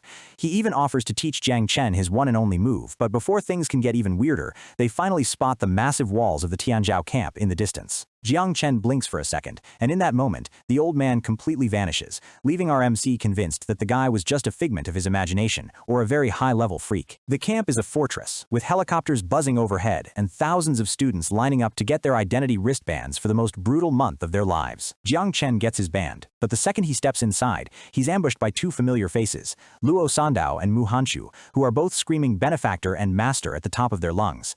The two girls immediately start bickering over who gets to serve him, while Little Nine pops out just to enjoy the drama and eat some snacks. Jang Chen just stands there, feeling his soul leave his body as the amount of information and chaos around him explodes. The girls are literally fighting for his arm, and while Mu Hanchu tries to act tough, her face is glowing bright red as she realizes her heart is actually racing for the rookie farmer. They decide that since they're both obsessed with him, they're now best friend rivals, which is a level of girl logic that Jang Chen simply cannot compute. The rom-com moment is cut short by a massive explosion near the gates. A group of geniuses is already brawling, and a third transfer Grandmaster Patrol instructor steps in to stop the madness. The instructor gets sent flying like a ragdoll by a single shockwave, screaming for the higher-ups as the crazy people from the Jiangnan zone start their showdown. Everyone is terrified. A high-level Grandmaster was just one-shotted, and the crowd realizes these aren't just students, they're the top-tier monsters of the generation. First up is Tang Ying, the youngest gold medal assassin in history, a shadow-type user who recently took down a fourth transfer master in a different empire. Then there's Bai Feng, the blood-red killer god, and Xiao Beihan, the blue-haired sword immortal who is one of the pillars of the country's defense. Luo Sandao recognizes Xiao Beihan and gets furious, claiming his epic-level sword was actually stolen from her family, while Jiang Chen notes that this guy is leagues stronger than the cousin he ate. The three of them are surrounding one man, Jiang Wushuang, a hulking beast of a guy who is currently ranked #3 on the national hunting list. Jiang Wushuang lets out a roar, a single punch from him shattering the ground and sending a shockwave that rattles the entire camp. Even against the three strongest geniuses, he's holding his own, and Jiang Chen starts to wonder if even his insect swarm could handle a tank this massive. Xiao Beihan leaps into the air, his sword glowing with blue energy, but he decides he has a more pressing matter to attend to. He dives straight toward Jiang Chen, his blade whistling through the air as he targets our MC out of the blue. Xiao Beihan lands with a smirk, revealing he knows Jiang Chen is the one who killed his cousin, and he decides to eliminate this creation-type trash before finishing his real fight. Jiang Chen doesn't back down. He lets his dark, insectoid aura leak from his arm, ready to break his promise to Uncle Ji and go all out if it means surviving this.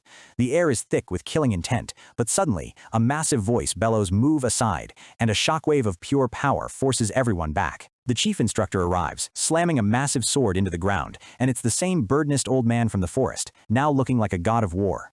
Jiang Chen is stunned. The weirdo he saved is actually the Heavenly Blade King, and with a single wave of his sword, he's paralyzed the top 4 geniuses in the camp. Jiang Chen just smiles awkwardly, remembering the weird old man who couldn't even climb a tree, realizing that the guy was probably testing him the whole time. The opening ceremony begins, and every student is shaking in their boots. Having a king-level figure in charge is unheard of for a regional camp. The top geniuses like Bai Feng and Xiao Beihan are suddenly desperate to perform well, hoping to catch the eye of the legend and become his disciple. Luo Sandao and Mu Hanchu start fangirling over the Blade King, explaining that he isn't even an awakened, he reached his god-tier level through pure martial skill and suppressed 7th transfer masters. They tell legends of him slaying dragons in a single strike, his power rivaling 8th transfer emperors who have ruled for centuries. Xiao Beihan's own grandfather was rejected as his disciple, proving that becoming this old man's student is basically impossible. Gu Kaitian takes the stage, his voice booming as he tells the students that the camp has been too soft and that they need real bloodlust to survive the coming monster wars. He announces that this year, the rules are changing to better unleash the true abilities of the geniuses. With a terrifying grin, he reveals the new rule, a death quota, meaning murder is now officially part of the curriculum. The assistant instructors are horrified, knowing that giving these ego-driven geniuses permission to kill will turn the camp into a literal slaughterhouse. The king doesn't care. He tells them 10 people will die in every round, and anyone who's too scared can leave through the front gates right now.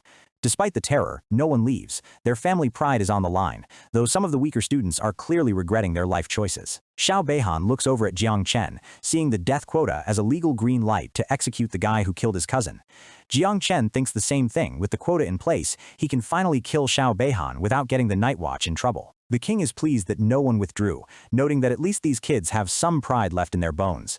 He announces the start of the first round. 300 people will enter, but only half will make it to the next day. The goal is simple. 150 advancement flags are hidden throughout the camp, and you have until 6 a.m. to find one or take it from someone else. "Show me your bloodlust," he bellows, and the air itself seems to vibrate as he unleashes the horde. The crowd disperses instantly. The smart students run to find flags while the monsters start hunting for victims. Xiao Beihan doesn't go for a flag. He floats toward Jiang Chen, his sword already unsheathed and humming with blue energy. Jiang Chen orders the girls to go find flags while he handles the blue-haired nuisance, though he's worried about taking the guy down using only poison without revealing his insects. Xiao Beihan charges, calling Jang Chen a dead corpse, his blade cutting through the air with enough force to level a building. The ground is sliced to ribbons by sword wind, but before the duel can truly start, several shadow daggers interrupt the fight. It's the assassin Tong Ying. She scolds Xiao Beihan for wasting time on trash when they have an agreement to hunt Jiang Wuxuang together. She successfully baits Xiao Beihan into leaving, and as she walks away, she shoots Jang Chen a quick, secret wink. It turns out Tong Ying is Tong Jin's niece, and her aunt specifically asked her to babysit Jang Chen during the camp to make sure he doesn't get himself killed.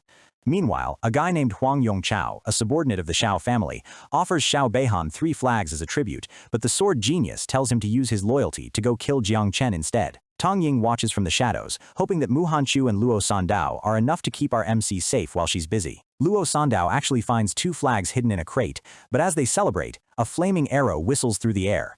The table explodes in a burst of fire and splinters, sending the girls diving for cover as the ambush begins. Mu Hanchu pulls out her daggers, positioning herself in front of Jiang Chen to protect her master from whoever is hiding in the crates. Huang Yongchao appears on a rooftop, his bow drawn and glowing with extreme heat. He makes it clear he's not here for the flags, he's here for Jiang Chen's head. He's a level 39 archer with a 6th transfer father, and Luo Sandao realizes her shield might not be enough to stop his extreme flame arrows. He fires a massive, concentrated lance of fire, shouting for the girls to get out of the way so he can incinerate the MC.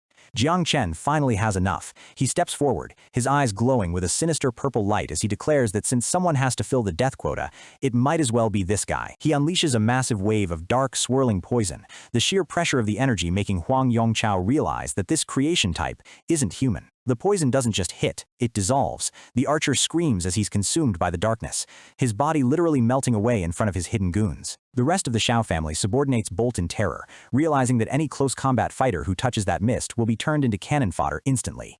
In the control room, the instructors are stunned, staring at the monitor as Jang Chen stands over a pile of dissolved goo, looking completely bored. Gu Kaitian orders the vice commander to report this immediately and calls for space-type masters to be on standby. He realizes things are getting way more ruthless than he expected. The king decides to turn up the heat. He orders 10 level 80-90 ferocious beasts to be released into the camp, each carrying a Qingyun flag worth massive rewards. This move forces the top geniuses to stop hunting students and start fighting monsters, which is the only way to save the ordinary students from a total massacre. Xiao Beihan finds Jiang Wuxuang, but he's frustrated. Even though it's 3 against 1, the tank is so solid that the fight has become boring and gloryless. Suddenly, the camp announcement rings out, Huang Yongchao has been eliminated by Jiang Chen. The elite group stops dead, shocked that a top 50 genius was killed so fast. The killer god Baifeng smirks, realizing there's a hidden tiger in the camp that's actually worth his time. Jiang Wuxuang laughs, mocking the others for not being man enough to go face the person who just slaughtered their subordinate. The announcement of the ferocious beasts follows, with a 100 million gold prize for whoever ranks first. The atmosphere in the camp shifts from survival to greedy hunting. Jiang Wuxuang loves the new toys the king provided, and heads off to find a beast, leaving the others to decide if they want to compete or settle their grudges. Jiang Chen hears about the 100 million and is immediately interested. He needs those resources to reproduce his next 100,000 insects. A massive shadow looms over him, and a blast of wind nearly knocks him off his feet as the first beast arrives. It's a 3rd-tier peak wolf, equivalent to a level 90 grandmaster, its body covered in blue lightning and pure rage. The wolf is momentarily dazed from its landing, and the girls tell Jiang Chen to take the chance to strike while he prepares his poison mist. But before he can move, a massive blade of blue wind slices through the air, forcing Jiang Chen to leap backward to avoid being cut in half. Xiao Beihan has arrived, standing atop the beast's head. He's done playing games and declares that he has no choice but to kill Jiang Chen right here and now. Jiang Chen doesn't waste words. He unleashes his poison, the purple mist surging upward to meet the sword genius head-on. Xiao Beihan uses Heaven and Earth Wind Dragon Slash, a massive hurricane of sword energy meant to blow away the poison and crush the MC. The wind is strong, but the girls realize Jiang Chen's poison isn't ordinary. It's heavy, dense, and refuses to be dispersed by mere air. Jiang Chen forms the mist into a poison mist dragon, a massive serpentine horror that lunges at Xiao Beihan with its jaws wide open. Xiao Beihan is forced to use a forbidden technique, Azure Lotus Sword Immortal, creating a massive glowing flower of energy to surround and consume the poison.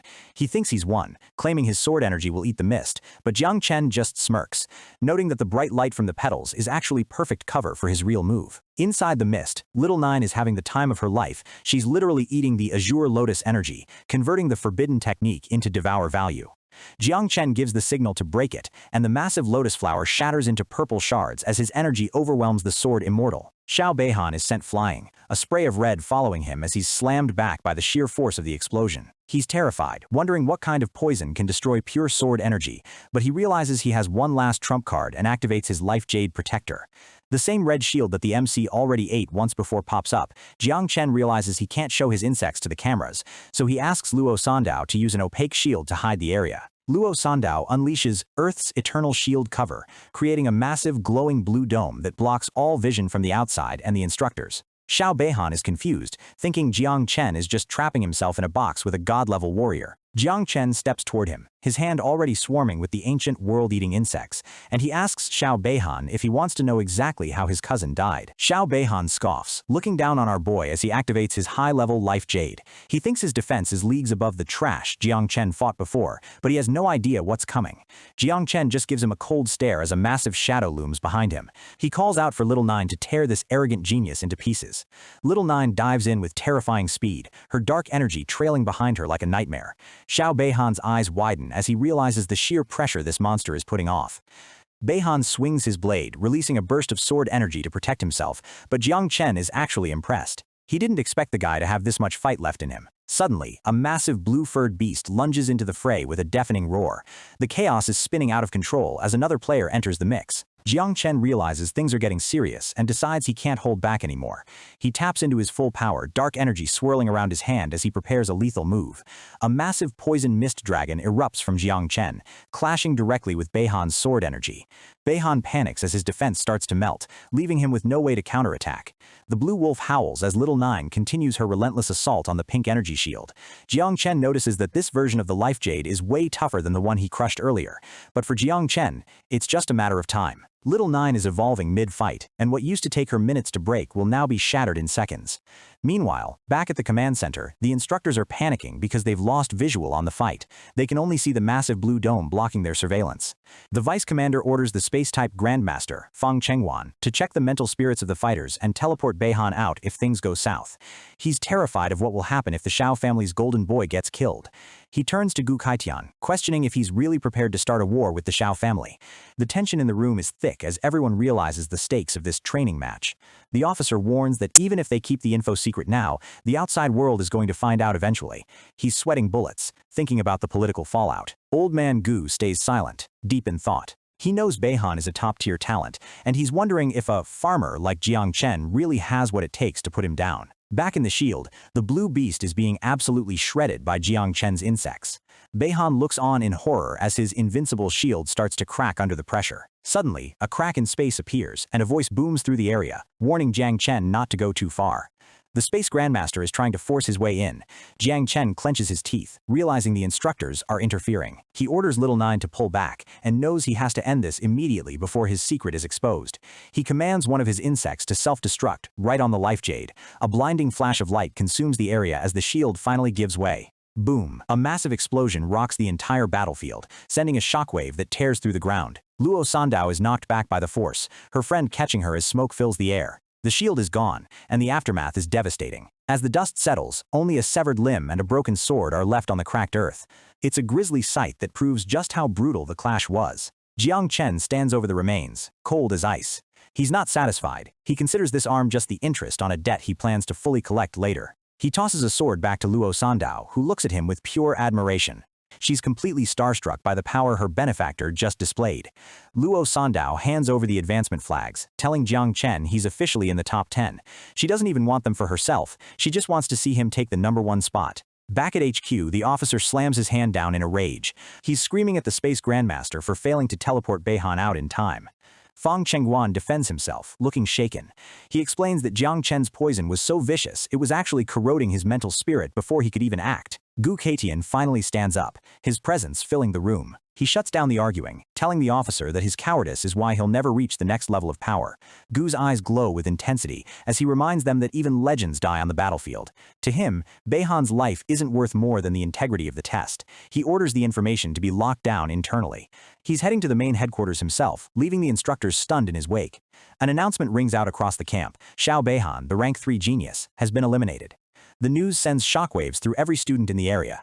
The other students can't believe it. They're wondering how the grandson of a general could possibly lose. Meanwhile, a girl in red watches from the shadows, her eyes wide with shock. She's reeling from the news, unable to process that Jang Chen actually pulled it off. Elsewhere, a massive white wolf lies dead on the ground. Sitting on top of its corpse is the hulking figure of Jiang Wuxuang. He looks interested for the first time, a smirk playing on his lips as he hears about the poison demon. Gu Kaitian enters a private room where Commander Duan is calmly drinking tea. Duan asks if Gu found any good seedlings in the camp that were worth such a dramatic entrance. Without a word, Gu activates a forbidden barrier, sealing the room from any outside ears. This isn't just a casual chat, it's top-secret business. The commander realizes this is serious. Gu gets straight to the point, asking if it's possible for poison to actually corrode a person's mental spirit.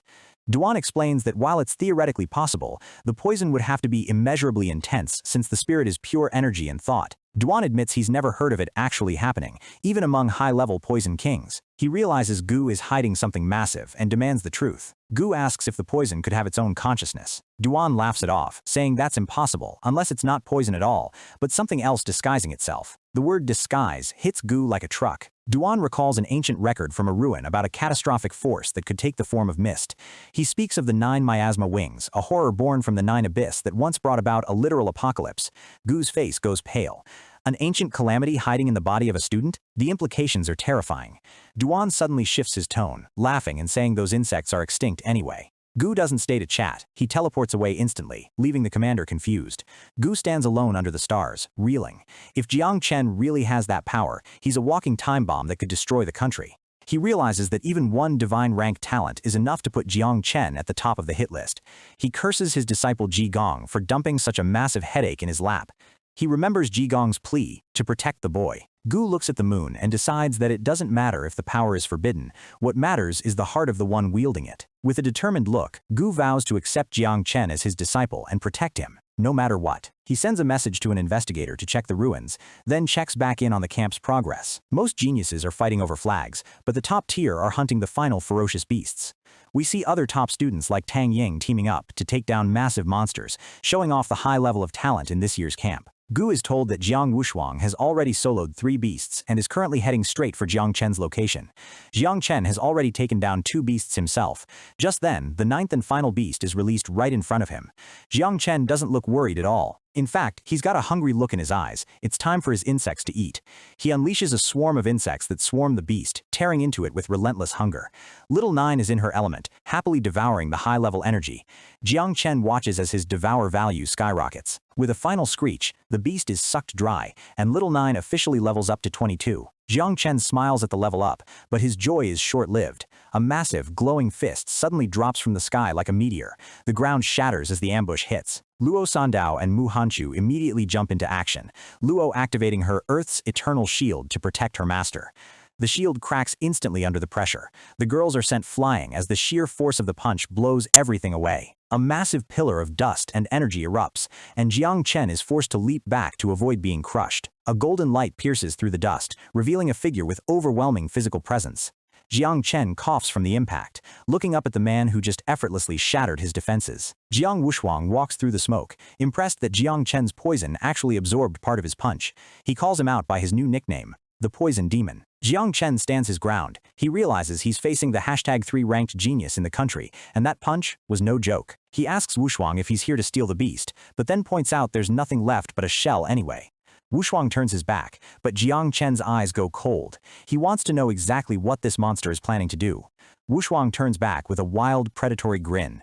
He claims he was just curious and wanted to see the man who took down Beihan. Jiang Chen isn't buying the curiosity act. He asks Wuxuang if he's willing to bet his life on this fight. Wuxuang's grin only gets wider. He cracks his knuckles, telling Jiang Chen that betting your life is the only way to truly fight. Jiang Chen doesn't hesitate. He unleashes a wave of dark poison that snakes across the ground toward the blonde giant. Wuxuang lunges forward, his fist glowing with a golden aura as he prepares to deliver a world-shaking blow. He screams out, "1,000-foot cliff!" as he slams his fist down, creating a shockwave that splits the earth open. A massive beam of energy erupts from the ground, shooting high into the sky and obliterating everything in its path. Jiang Chen barely manages to dodge, his face etched with shock. The raw power of this guy is on a completely different level than Beihan. He realizes Wuxuang's punches are so fast that his poison can't even spread in time to infect him. He's being completely overwhelmed. Little Nine appears, shaking with fear. She tells Jang Chen she can't beat him, but she's willing to die for her master. Jang Chen is stunned. He's never seen her this scared before. He tells her to hide, refusing to let her throw her life away. He's got to find another way to survive this monster. Wushuang walks toward him, mocking him for losing strength so quickly. Jang Chen drops to one knee, looking defeated, but his hand starts glowing with a green light. He summons a massive, thorny plant shield. Wushuang laughs, thinking Jang Chen is just trying to hide behind a farmer's talent. The instructors back at HQ see the green shield blocking their view again. They're getting frustrated with how often Jang Chen shuts them out. Vice Commander Yang tries to argue that they should intervene to save Wushuang, but Gu Kaitian shuts him down. He points out that Wushuang is level 46 while Jang Chen is only 26, he's clearly biased. Inside the shield, Jang Chen stops holding back. He releases a horde of black, shadowy insects, finally showing Wushuang his true power.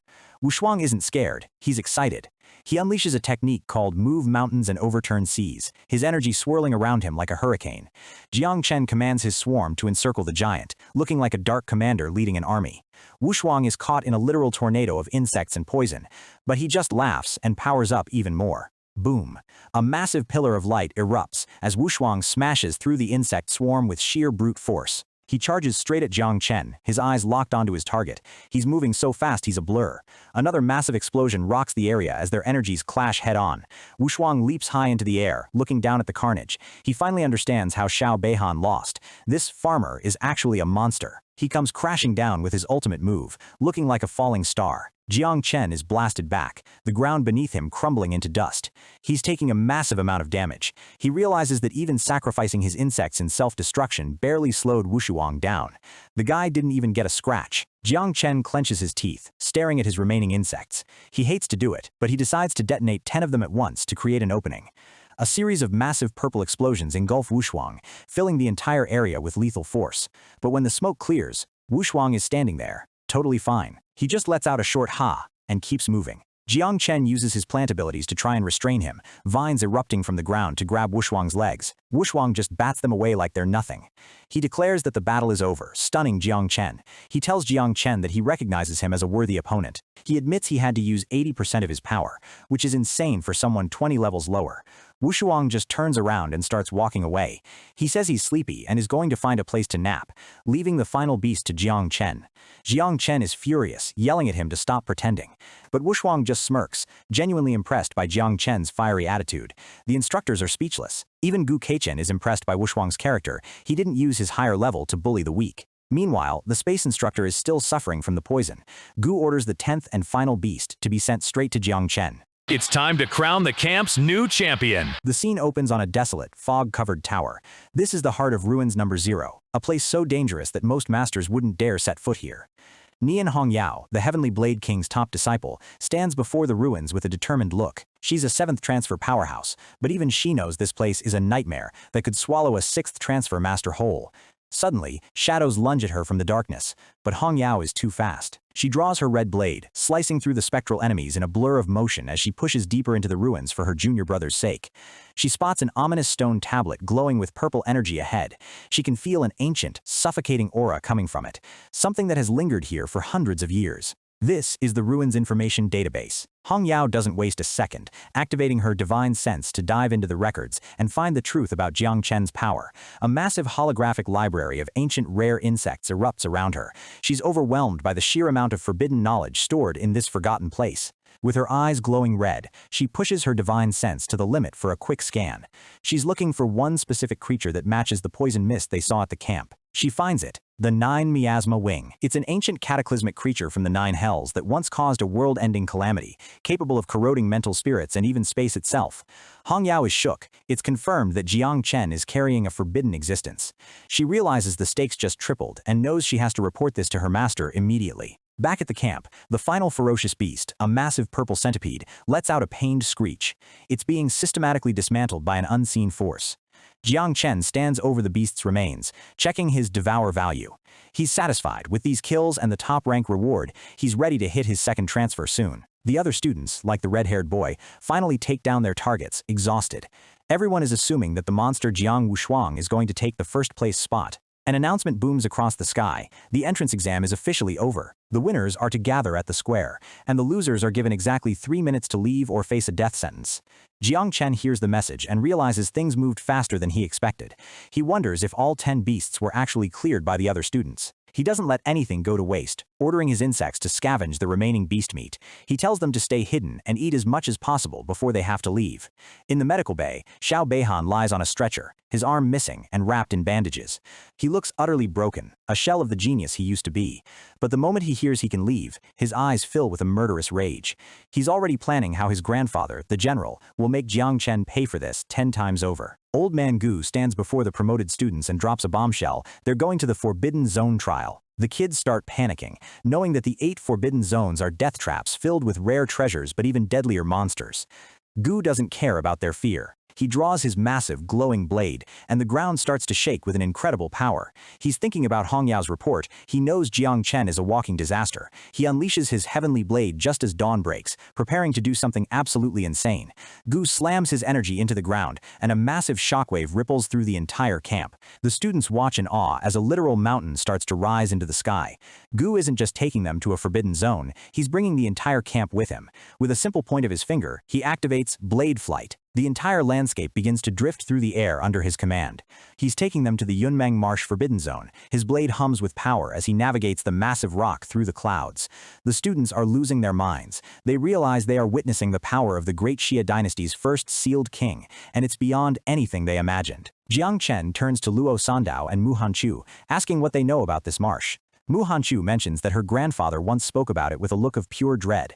She explains that the marsh is the most terrifying forbidden zone because of space-time distortion. It's filled with dimensional fragments that move like bubbles, some larger than the entire Earth. The scariest part? Time is totally broken there. One guy spent 200 years inside only to find out 2 hours passed outside, while another was lost for 3 days and returned to find 3 years had gone by. Jiang Chen realizes this place is a double-edged sword of risk and opportunity. He suspects Old Man Gu is doing this specifically to give him a place to grow in secret. Gu stands at the edge of the floating camp, looking out at the horizon. He knows the Shiao family will find out about the forbidden insect soon, and he's running out of time. His plan is simple: use the time dilation of the marsh to buy enough time to find allies for Jang Chen before the entire Great Xia dynasty comes for his head. Back at the original site, the other instructors are in a panic. They think Gu has officially started a rebellion by kidnapping the next generation of geniuses. Commander Duan arrives, looking at a message Gu left him. Gu basically told him he's taking the kids for a field trip and will take full responsibility for the consequences. Duan sighs, realizing he's the one who has to clean up this mess. The other officers are crying about their sons being on that mountain, terrified of the danger. Duan snaps at them, telling them to shut up and wait for the selection day. He's putting his own neck on the line to cover for Gu's gamble. But internally, Duan is worried. He knows Gu wouldn't do this unless it was for something as terrifying as a sentient 9-winged miasma. Far away in a city, a golden blade energy streaks through the sky. Gu has sent a secret mental transmission to Jigong, warning him that Jiang Chen's situation is critical. Jigong reads the message, his face hardening. He realizes that protecting a taboo is going to be the toughest challenge of his life, but he's already made up his mind. Aunt Tang stands by him, reminding him that they have 4 sealed king powerhouses on their side now. With Gu, Hong Yao, Jigong, and Duan, they might actually stand a chance. Jigong heads out, determined to find more allies. He's willing to lie, cheat, and fight to ensure Jiang Chen has a future. He thinks back to when he once stormed the Shiao family house. He's ready to tap into that same reckless energy and go all out if he has to. High in the sky on the floating mountain, Gu Kaitian asks Hong Yao what their first move should be once they return to the capital. Hong Yao is playfully blowing a bubble, saying she thinks the 9 miasma wings are cool and wishes she could have one. Gu just glares at her, asking if she can be serious for even 1 second. He warns her that the dynasty has 0 tolerance for taboos. Hong Yao just pouts and asks if Gu can just chop down General Xiao in 1 hit and solve everything. Gu sighs, lamenting his luck in picking weirdo disciples like the rowdy Hong Yao and the stubborn Ji Gong. He looks at Jiang Chen, wondering why he's so bent on protecting him too. He recalls how he met Ji Gong. The idiot mistook him for a club customer. He remembers protecting Tong Jin from a forced marriage, realizing that he's always been a sucker for protecting his people. He smiles, knowing he and Jiang Chen are destined to get along. Hong Yao suggests there's only one way to truly protect him, by getting the big guns involved. She mentions the martial god, Jiang Xuanji. He's Wushuang's grandfather and one of the 3 most powerful men in the country. The scene shifts to a dark, icy cavern on the myriad races battlefield. The air is thick with the scent of ancient war. Boom. A massive golden fist smashes into the ground, obliterating a swarm of invading monsters in an instant. The martial god, Jiang Xuanji, stands tall in his red cape.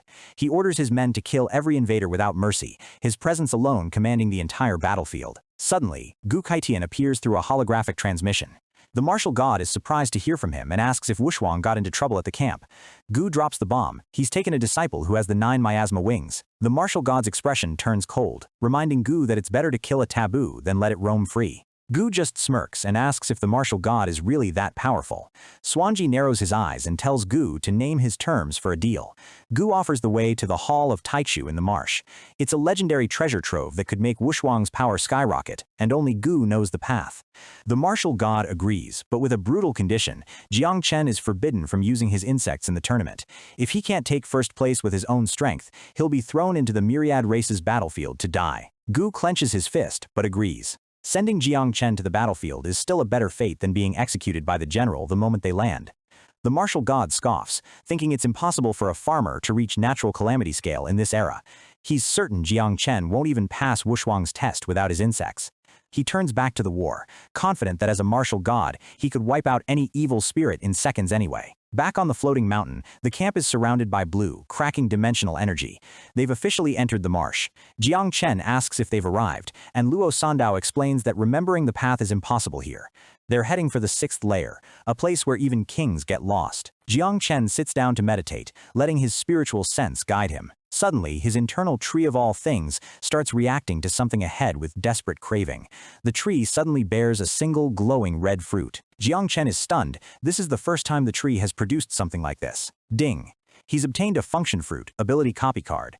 It allows him to copy any one skill from a target without any class restrictions. Jiang Chen realizes he can pick anyone in the camp.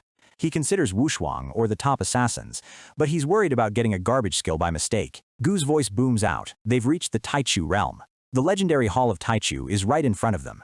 Gu stands at the edge of a cliff, looking like a god. He tells the students to get ready for the final test of their lives. Jiang Chen looks at the old master and gets a devious idea. He remembers Gu always saying he only knows one move. If that one move is enough to make him a legend, that's the move Jiang Chen wants. He decides to use his copy card on Gu Kaitian himself. The Hall of Taishu appears, a massive temple floating at the top of a series of stone steps. It's a holy site where legends are born and sealed kings find enlightenment. Gu explains the 3 trials, 1008 steps for rewards, the Taishu monument, and the hall itself, which no one has ever managed to enter. This is the final test to see who represents the Jiangnan zone in the national finals. Gu declares the trials have officially begun.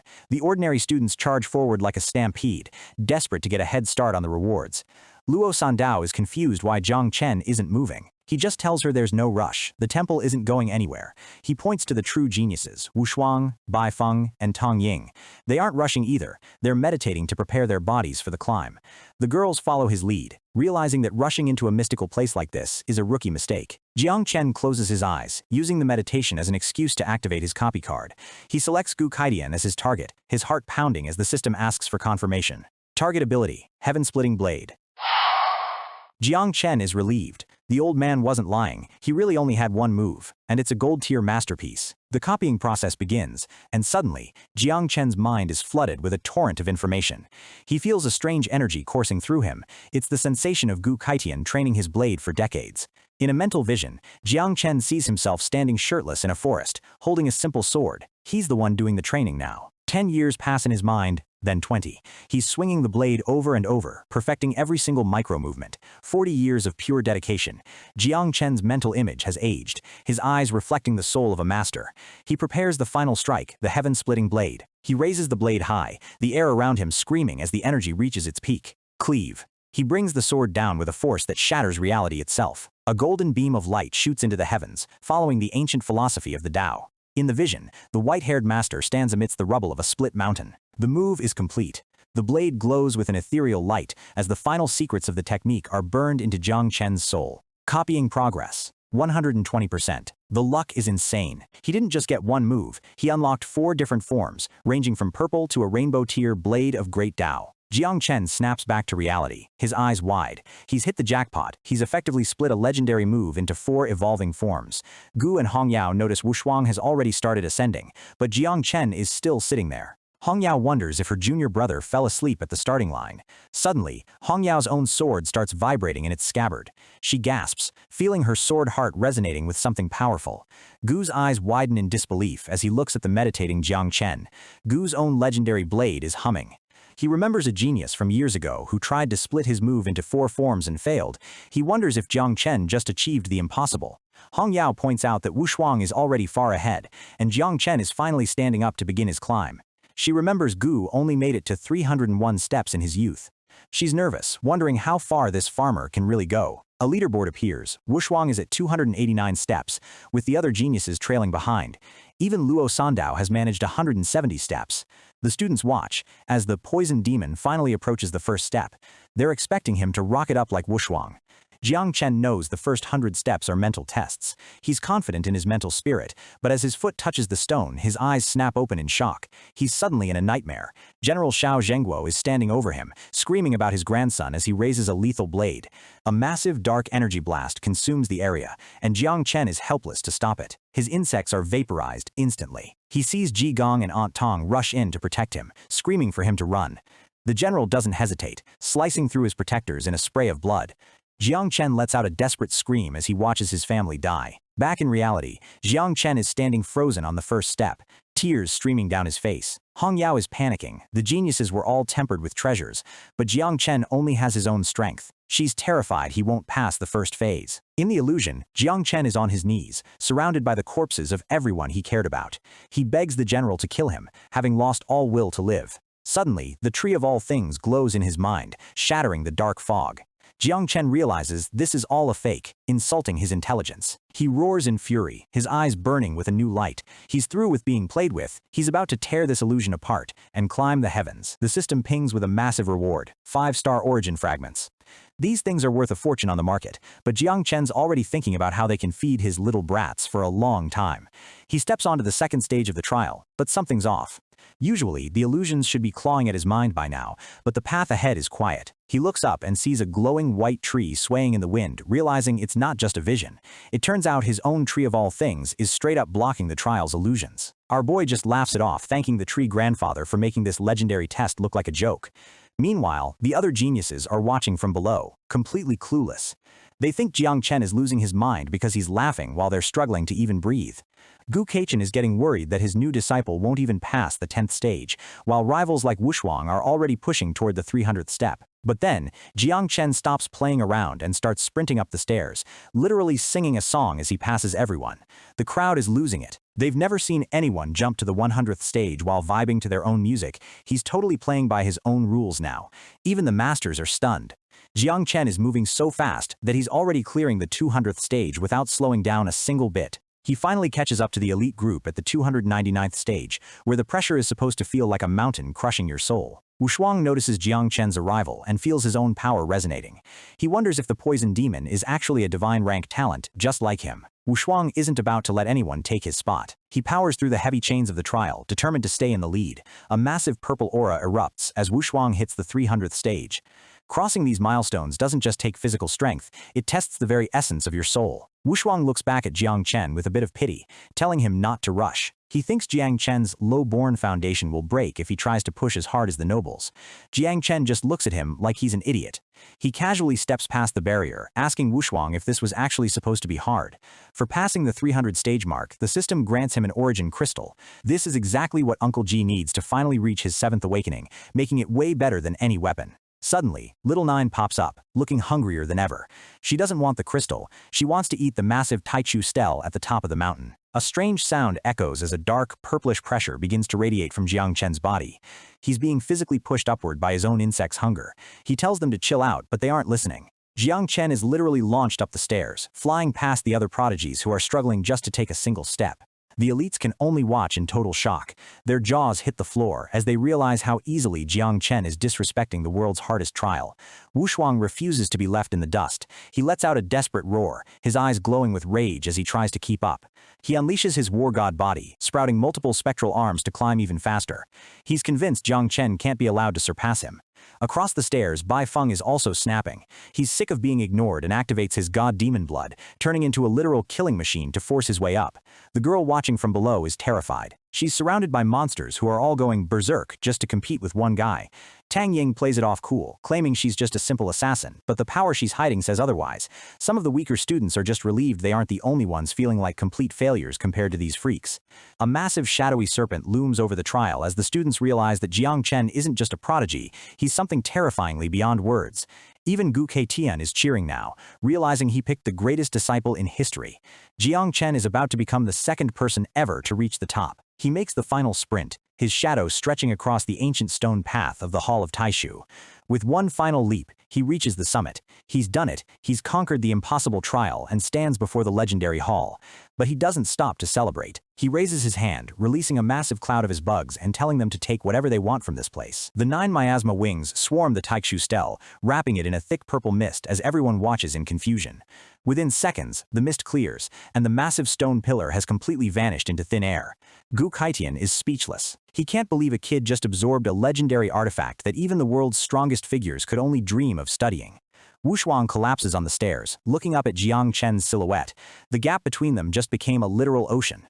He admits defeat for now, but he's already promising a real fight when they meet in the national rankings. The other geniuses decide to call it quits too. They're exhausted and nearly dead, realizing that trying to follow Jang Chen any further is just a suicide mission. The final scoreboard is posted. Jang Chen is at the top with a perfect 1008 stages, leaving everyone else hundreds of steps behind. Even as the others head down, senior sister notices Jang Chen is still standing there, looking like he's lost in a daze. In reality, Jang Chen is checking his system. Little Nine is having a feast inside the bug nest, leveling up rapidly and preparing to breed a whole new generation of monsters. He realizes the steel was actually an abyssal anchor stone. Since Little Nine is basically the ruler of the abyss, it makes sense why she could eat it like a snack. A spectral version of the steel appears before him, glowing with ancient energy. The system recognizes him as the Taishu Realm Master. He can now teleport back here whenever he wants, giving him a perfect secret base and an ultimate trump card. He knows too many eyes are watching, so he hides his new power. Suddenly, Gu Keitian grabs him, dragging him away before anyone can ask questions. The students assume the Blade King is just taking him away to scold him about the missing stele. Some of the jealous kids are actually happy about it, hoping he gets punished for acting so cocky during the trial. In private, Gu Keitian confronts him. He knows exactly what those bugs were and asks how a kid like him is controlling a world-ending taboo. Jang Chen doesn't lie. He explains that both his bugs and the stele come from the same place, and the stele actually belonged to his insects from the start. Gu's face goes grim. He warns Jang Chen that the government has a kill-on-sight policy for anyone holding taboo powers. He gives him two choices: stay hidden in this swamp forever like an exile, or come back and fight a world that wants him dead. Jang Chen doesn't even hesitate. He's only killed the bad guys, so his conscience is clear. He's not running from anyone. Gu Keitian bursts out laughing, loving the kid's spirit. He realizes Jang Chen is even more of a rebel than Uncle Ji was back in the day. It turns out, Uncle Ji was once Gu's disciple too. He nearly died fighting the Shiao family years ago and was exiled just for trying to protect his family. Gu Keitian stands tall, promising that as long as Jang Chen stays firm, his blade will carve a path through anyone who tries to stop them. Jang Chen is visibly moved. For the first time, he feels like he has a master who truly has his back. He bows deeply, officially accepting Gu Keitian as his master. This isn't just about training anymore, it's a pact of blood and steel. Back in the city, a high-level meeting of the titled kings is taking place. The heavy hitters of the war zone are all gathered. Commander Duan Xinghai gets straight to the point. They've confirmed that Jang Chen is carrying the forbidden 9 miasma wing. He reminds them that the law says anyone with a taboo class must be killed without mercy. But Mu Hanchu's grandfather tries to argue that the kid can be controlled. Tong Jin's father agrees, suggesting that the old laws are too stiff for a modern, stronger era, but the room falls silent as a massive blade slams through the table. The peaceful talk is officially over. General Shiao walks into the room, his eyes glowing with murderous intent. He has one simple order: kill Jang Chen on sight. He draws his sword, challenging anyone in the room to speak up for the kid if they're brave enough to face his blade first. The commander realizes things have gone too far. With General Shiao personally involved, even he can't protect Gu Keitian or the boy anymore. Out in the mountains, the general has already deployed the Heavenly Punishment Squad. They're hidden and waiting for the signal to strike. Uncle Ji and his team are ready for a brawl. They know the Shiao family is coming for Jang Chen, and they're prepared to settle old grudges with fire and blood. They spot the group returning from the trial in the distance, and the tension reaches a breaking point. The scouts signal that the target is in range. General Shiao points forward, ordering his squad to prepare their godly crossbows for a lethal opening volley. A massive sword is planted in the ground as the standby begins. Nian Hongyao jokes that their master is just itching for a fight as usual. Jang Chen is focused on his system. He's just finished breeding 5 million new bugs, giving him a massive army to counter the general's forces. He spots Uncle Ji on the nearby mountain and tells his senior sister he wants to go give them a gift before the real battle starts. Wu Shuang and the others watch him go. They're bitter about the taboo power, but they can't help but respect that he's the second person to ever finish the trial. The other students realize a battle of this scale is way beyond their league and decide to just stay out of the way. Jang Chen reaches Uncle Ji and hands him the origin crystal. He apologizes for not getting the gear he promised, but this crystal is the key to Uncle Ji's next big power jump. He doesn't stop there. He starts tossing out dark gold and platinum-grade weapons to the rest of the squad, completely kitting them out for the fight. General Shiao watches through a scope, his blue eyes glowing. He sees Jang Chen and tells his squad to wait for his command to fire. The commander tries to stop him, reminding him that there are still 100 innocent prodigies with Gu Kaitian. They can't afford any collateral damage. Shiao doesn't care. He says if Gu doesn't hand over the kid, he'll kill the Blade King too. He thinks sacrificing one taboo kid is worth avoiding a civil war. Gu Kaitian stands on the cliff, shouting back that he has no regrets. He's proud of his students and won't let the Shiao family bully them. The commander tries to play peacemaker, but General Shiao is done talking. With a roar of "Shut up!" the general unleashes a wave of power that parts the very ocean around him. He walks across the water, declaring that by the law of the land, Jang Chen must die today for being a taboo wielder. The pressure is so intense that the students can barely move. Gu Kaichen tells his senior sister to get the other kids out of there while he handles the heavy hitter. Jang Chen throws up a barrier to protect his friends, telling Uncle Ji to stay back and watch the show. Gu Kaichen summons his blade, ready to face the general's wrath. The general mocks him, asking if he's really going to draw a single sword against dozens of forbidden water spells. A massive ice barrier slams down as the two titans begin their clash, the air itself freezing from the sheer energy. Before they can level the entire base, a voice calls out. It's Xiao Beihan, suggesting a 1v1 life-and-death duel to settle the grudge properly. Beihan shows off his new robotic arm, fueled by vengeance. He wants to take back his honor by ending Jang Chen himself. But there's a catch. He knows he can't beat the insects, so he demands that Jang Chen fight without using his 9 miasma wings. Gu Kaitian is furious at the unfair demand, but Jang Chen stops him. He tells his master not to worry, he's already thought of a way to win. He looks at Gu and asks him to teach him the heaven-splitting blade right now. Senior sister thinks he's joking. It took her 10 years just to get the hang of it, and Uncle Ji is still stuck at the basics after a decade. Jang Chen just smirks, telling them he only needs 5 minutes to master it. Gu Kaitian looks like he's about to explode from the perceived insult to his ultimate move. Beihan just laughs, thinking Jang Chen has finally lost his mind from the pressure. But as Jang Chen reaches out and touches the hilt of his master's sword, everything changes. The blade begins to vibrate with an intense, resonant energy that shocks the Blade King to his core. Gu Kaitian realizes the truth. Back at the trial, the person who resonated with the blade heart wasn't him. It was Jang Chen all along. He's not just a genius, he's a natural-born king of the sword. Jang Chen stands beside his master, looking calm despite the fact that he's about to enter a life-and-death duel without his main powers.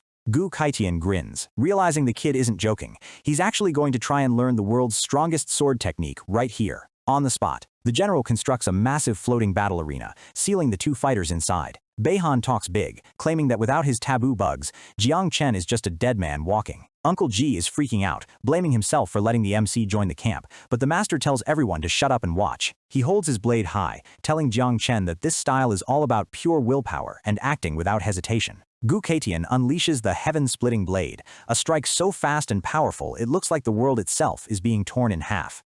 General Shiao tenses up, activating every defense he has, thinking the old man is actually trying to assassinate him mid-lesson. But the strike misses the general completely. Everyone's confused, thinking the legendary Blade King finally lost his aim. Suddenly, a massive shockwave ripples through the sky as the invisible air itself seems to shatter. Blood sprays across the clouds as a massive, hidden black dragon is sliced clean through. The beast lets out a final roar of agony, cursing Gu Kaitian before its remains fall from the sky. It turns out an 8th awakening dragon was hiding in the clouds, waiting to snack on Jang Chen's taboo insects, and Gu Kaitian was the only one who noticed. The old man casually sheathes his sword and asks Jang Chen if that was cool enough. Our boy is hyped, giving him 2 thumbs up while the master asks if he actually learned the move. Jang Chen doesn't even want his master's legendary sword. He reaches out to Uncle Ji, asking to borrow his regular blade instead. He leaps toward the arena with a broken-looking sword, promising the master that his own performance is going to be even cooler. Senior sister is losing her mind, screaming that the master is sending the kid to his death while the world's invincible leaders just sit back and watch. She tries to rush in, but she's frozen in place by a massive pressure. Chen tells her to calm down. The martial god is already here, watching everything from the void. She realizes she just accidentally talked trash about the world's strongest man. Gu explains that the martial god wants to see if Jang Chen is worth saving, or if he's just another sacrifice for the bigger picture. In the arena, Beihan is laughing like a maniac. He thinks Jang Chen is a fool for believing he could master a legendary technique in 5 minutes. He draws his sword, surrounded by a dark, swirling aura, eager to see how the poison demon fights without his poison. Even the geniuses in the crowd are betting against the MC. They know Beihan's weapon, the Moon Soul, is ranked 20th among the Empire's divine artifacts. Beihan offers Jang Chen the first move, acting like he's doing him a favor before he shatters his broken blade. Jang Chen doesn't waste time.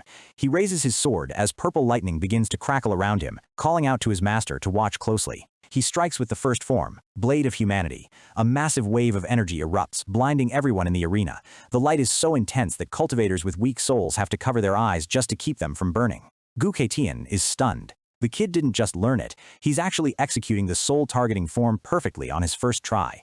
Beihan manages to block it, mocking the MC's skill. He claims the Shiao family is famous for having the strongest souls and prepares his counterattack. He unleashes the Star Moon Slash, a massive glowing orb of energy that descends on Jang Chen like a falling moon. Jang Chen just shifts his stance, unfazed. He tells the crowd that the first blade was just a warm-up. He grips his sword with both hands, activating the second form, Blade of Earth. This time, he's not targeting the soul, he's aiming for Beihan's physical body. The impact is so violent that the entire floating arena starts to crumble. The overseers have to frantically reinforce the stage with ice magic just to keep it from exploding. Beihan realizes he's losing control. He screams about a forbidden spell as his own sword starts to vibrate and shake in his hands. He tries to force his moon soul to return to its origin, pouring every last bit of his energy into one final, desperate defense. The arena is a mess of shattered stone and blinding light.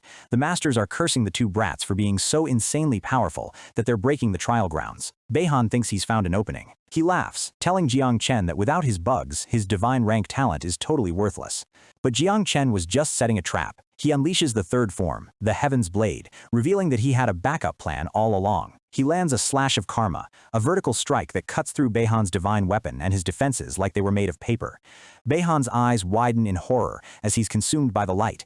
He doesn't even have time to scream as he's deleted from existence. General Shiao lets out a roar of pure grief and rage. Meanwhile, Uncle Ji is in tears, realizing Jang Chen just completed the dream he couldn't finish years ago. The prodigies are speechless. Mastering this technique in 5 minutes is impossible, but Jang Chen just proved he's the most terrifying opponent they'll ever face. His loyal followers are crying with joy, celebrating the fact that their benefactor actually pulled off the win. High above, the Supremes are reconsidering things. They think Jang Chen is too interesting to kill and want to use him as a sharpening stone for the rest of the world's geniuses. But General Shiao isn't interested in politics. He draws his sword, ignored the martial god's presence, and prepares to kill Jang Chen himself. The martial god warns him to back off, but the general has lost his only grandson. He's ready to face any consequence just to see Jang Chen dead. Jang Chen just looks at the general and shouts to his master, "Hey, I've got a 4th slash! Tell me if this one's cool!" Everyone thinks he's lost his mind. He's a second awakening kid drawing his sword on a top-tier general. It's literal suicide. General Shiao laughs at the ant standing before him, raising a massive wave of water to crush Jang Chen into the dirt. Jang Chen unleashes the Blade of the Great Way, a strike meant to uphold justice and eradicate evil. He chants about time being a blade and the impermanence of all things as the sky fills with a blinding golden energy. The attack is so powerful that even the other prodigies admit it's comparable to a full-force blow from a master 3 levels above him. Shiao isn't impressed. He stands behind his massive wall of water, telling the fresh-faced brat that he's nothing compared to a real master. But then, Jang Chen just points a single finger at the general. The general mocks the puny thing he's trying to do, but his face suddenly goes pale as he senses something dark. The golden blade light was just a container. It shatters, releasing 100,009 miasma wings right into the general's face. Jang Chen smirks and simply says, "Explode." A massive purple blast rocks the entire area as the insects detonate all at once. He doesn't stop there. He sends wave after wave of bugs, screaming for more as he tries to bury the general in a swarm of explosions. The onlookers are terrified, screaming for everyone to run before they get caught in the catastrophic blast zone. General Shiao emerges from the smoke, bleeding and furious. He realizes that if he doesn't kill this kid now, Jang Chen will become a world-ending disaster. He activates a forbidden blood spell. Suddenly, Jang Chen freezes up, realizing the blood inside his own body is being controlled by the general. A red sphere of energy traps Jang Chen as the general begins the contract to force his blood to boil and explode. Jang Chen coughs up a massive amount of blood, his eyes wide as he feels his internal organs starting to rupture. His friends and master scream his name, but they're all stuck outside the general's high-level barrier, unable to help. The girls try to leap into the fray anyway, desperate to save the guy who has protected them so many times. But they're suddenly pulled back by glowing red ropes, their bodies yanked away from the explosion. Their own fathers and grandfathers have stopped them, telling them that jumping in now is just a death wish. The masters explain that once the blood explosion curse starts, the target is as good as dead. There's no one on Earth who can survive it once the trigger is pulled. Gu Kaitian is roaring in rage, calling Shiao a thief and a coward for using such a low-life spell on a kid. Xiao Yuanshan just glares at him, telling the old man to sit back and enjoy the show as his disciple turns into red mist. Gu Kaitian tries to slice through the general, but Xiao is an expert in water magic. He softly redirects every blow, mocking the master's effort. Jang Chen is screaming in agony as the red sphere shrinks, crushing him from the inside out. His master can only watch in horror as his mentee reaches his limit. The general clenches his fist, the final symbols of the curse glowing bright red. The sphere pulses one last time, making a sickening thump sound like a heartbeat. Jiang Chen's body swells up to an impossible size, looking like a balloon that's about to pop. Then, everything goes white. A massive explosion of blood and energy rips through the sky. Uncle Ji lets out a final, heartbroken scream of "No!" The general laughs at the sky, celebrating his revenge. Behind him, the girls and the master are completely broken, refusing to believe the MC is actually gone. Gu Kaitian and his disciple prepare to go on a suicide mission, ready to die just to take the general down with them. The other masters worry that the whole base will be destroyed in the fallout, but then, a massive purple swirl begins to form in the center of the explosion. Out of the smoke and blood, a figure steps forward. His eyes are glowing, and a massive aura of dark energy is swirling around him. It's Jang Chen. He looks completely unharmed and tells the general that he's got way more trump cards than a simple blood curse. Xiao is trembling. He saw the kid explode with his own eyes. There's no way anyone survives that. The other prodigies are asking if he literally reincarnated on the spot. They can't wrap their heads around what just happened. The girls are crying again, but this time it's from relief. They realize he used the Reaper's Order item they got from the Spirit Village. It's a one-time cheat code that prevents death. Jiang Chen raises his hand, and the sky goes dark. He releases a 1,000,009 miasma wing barrage, a calamity-level swarm that covers the entire horizon.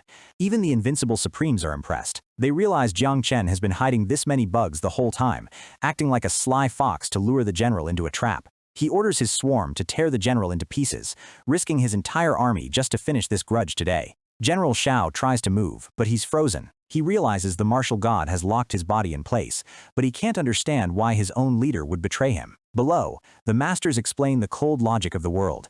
If you owe a little, you're a debtor. If you owe 1,000,000,000, you're the boss. Jiang Chen is now so talented and powerful that the Great Xia Empire has decided he's too valuable to lose. They realize the MC intentionally revealed his trump cards to show the government that he's an asset worth more than any general. He wasn't being cocky, he was negotiating for his life with strength. General Xiao screams in terror as the 1,000,000 bugs close in on him. He claims he still has one last trump card, but as the purple swarm swallows him whole, it looks like his time has finally run out. The world is screaming as General Xiao realizes he's trapped. He's convinced the legendary Jiang Xuanji's appearance is just a trick and decides to bet everything on one final, desperate breakout. He's ready to throw away his pride and his life just to escape the hidden curse and kill the boy who ruined his family. Suddenly, the sky itself seems to split under a weight of pure divine might, stopping Xiao in his tracks. Our boy Jang Chen looks on, eyes wide, as the general's madness is met with a power so absolute it makes his previous explosions look like firecrackers. A flash of blue light tears through the air, and before the general can even finish his threat, he's pinned. Blood sprays as the sword god, Ji Lingqiu, makes his entrance, proving that even a general is nothing more than a bug compared to a true supreme. The sword god's blade stays leveled at Xiao's throat, a cold warning that one more move means losing his head. Meanwhile, Jiang Chen stands back, the purple mist of his 9 miasma wings swirling around him as he realizes he's now playing in the big leagues. The energy erupts in a massive purple cloud, and General Xiao's screams fill the air as he's consumed. He tries to plead his case, screaming about his decades of service and the monsters he's killed for the nation, but nobody's listening to a traitor. The smoke clears to reveal a terrifying sight. Xiao's body is being eaten away by the darkness, his eyes glowing with a desperate dying light. He still thinks he's the pillar of the country, but he's nothing more than a crumbling ruin now. Jang Chen walks right up to the dying general, looking him dead in the eye with zero mercy.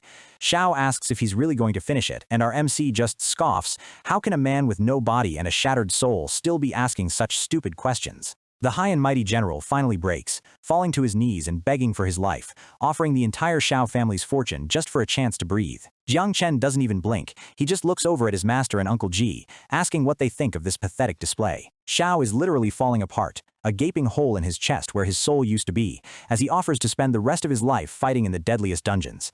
He's transitioned from a proud general to a desperate beggar in a matter of minutes. The warrior god, Jiang Wuxian, looms over the field like a golden giant, his voice booming as he lists Xiao's crimes of corruption and oppression.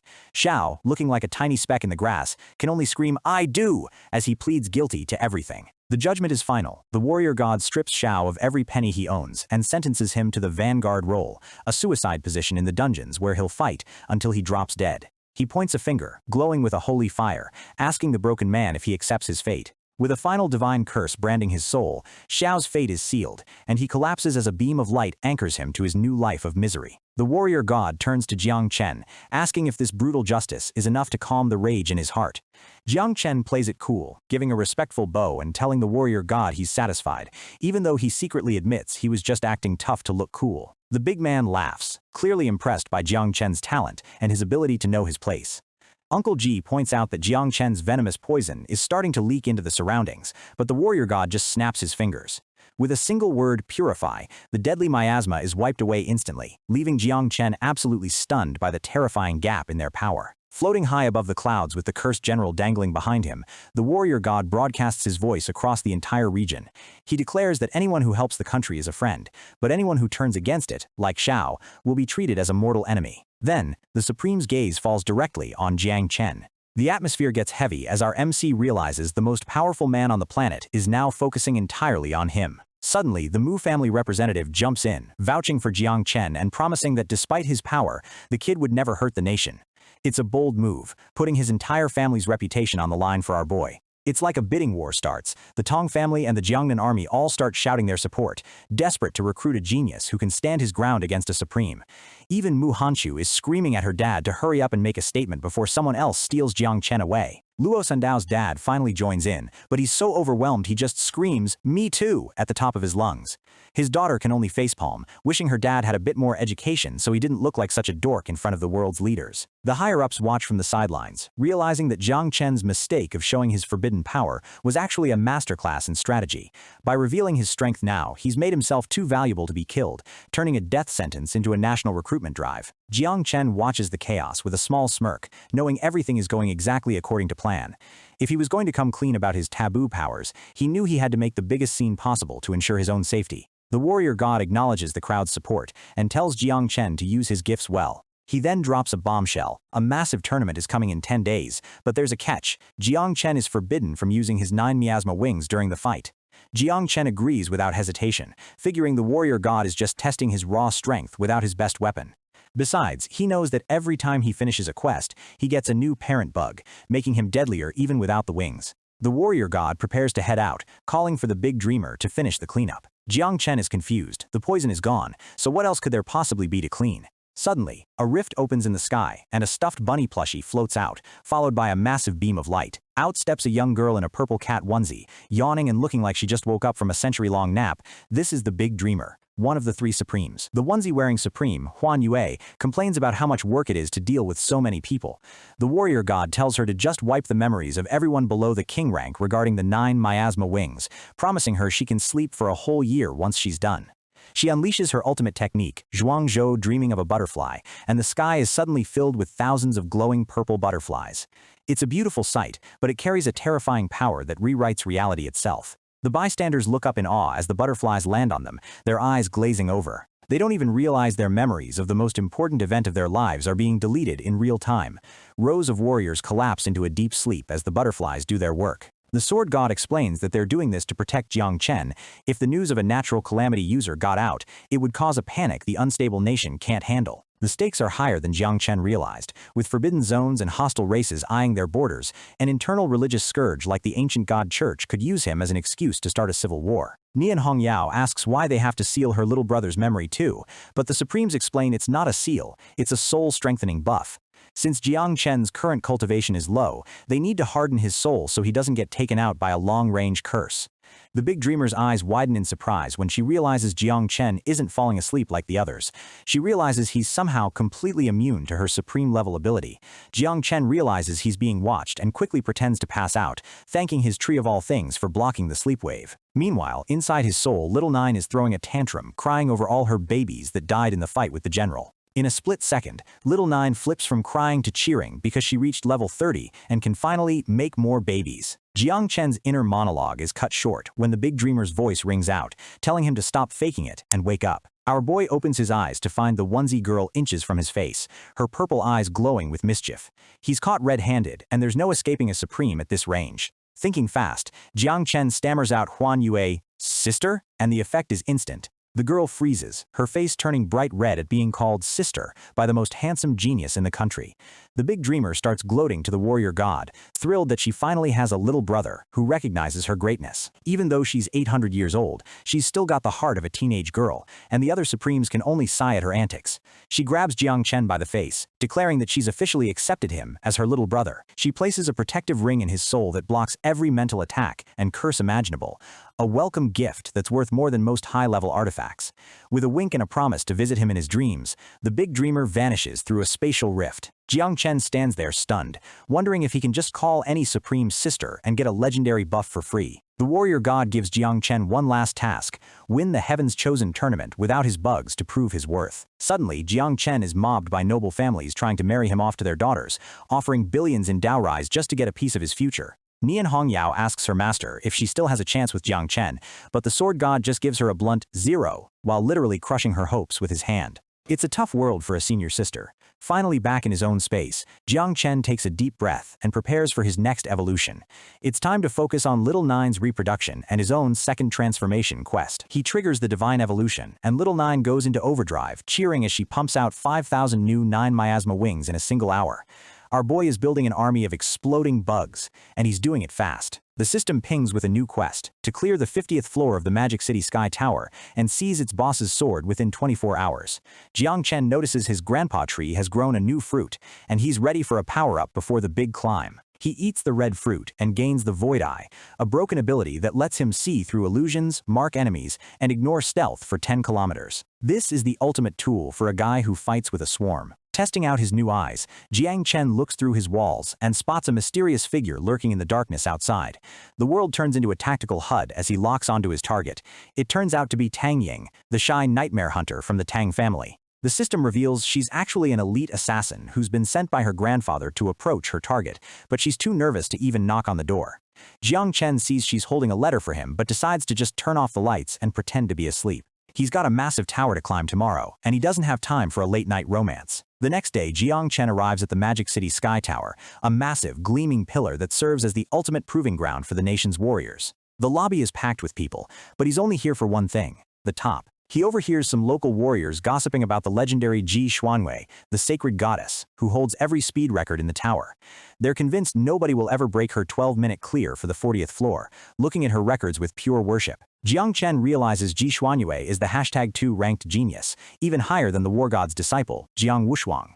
He makes a mental note to meet her at the tournament, but for now, her records are just targets for him to smash. The system asks if he's ready to enter, and Jiang Chen steps onto the teleportation circle with a confident smirk. The climb begins now, and the tower has no idea what's coming for it.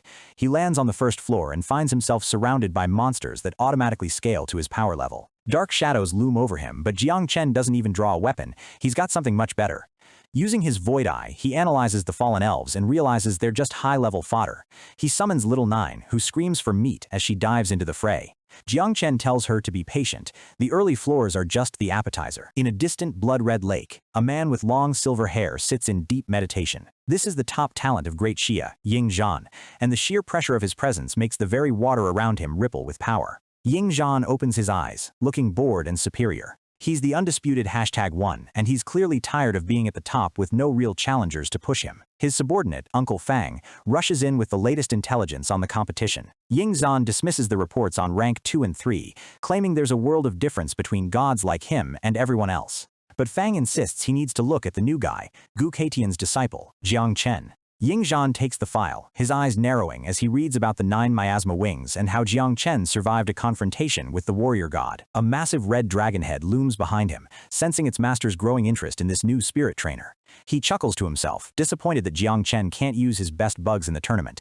He thinks it's a pity, because otherwise, the kid might have actually made things exciting for him. Meanwhile, at a high-tech training facility, a girl in a red suit blindfolds herself and fires a glowing arrow that shatters a massive combat robot. This is Ji Xuanyue, and she's training like her life depends on it. Her trainers are blown away, claiming she's already at the level of a grandmaster. They brag that she's training her close-range combat just to deal with the #3 rank, but they're certain even the #1 Ying Zhan couldn't beat her in a real fight. The supreme commander of Magic City, Ji Hongyan, walks in carrying a cat, looking way too relaxed for a military leader. His daughter, Xuanyue, runs up to him with a huge grin, showing off the progress she's made today. Her dad tells her to take it easy, but Xuanyue just pouts, knowing her lazy father is actually the 4th king of the nation. He hands her a tablet with the latest rankings, telling her to look closely at a guy named Jang Chen. The girl's face goes serious as she realizes even the sword god warned her father about this kid. She decides she needs to head to the Sky Tower immediately. If she can clear 50 levels, she'll solidify her spot as the top challenger for the tournament. Suddenly, her phone pings with a notification that her floor 10 record was just broken by 30 seconds. Her jaw drops as she sees Jiang Chen's name at the top of the leaderboard, and she realizes he's already in the tower, systematically destroying everything she's built. Inside the tower, Jiang Chen is racking up rewards, including a rare treasure map fragment. He's moving so fast the system can barely keep up, and he barely glances at the rewards before demanding to continue to the next level.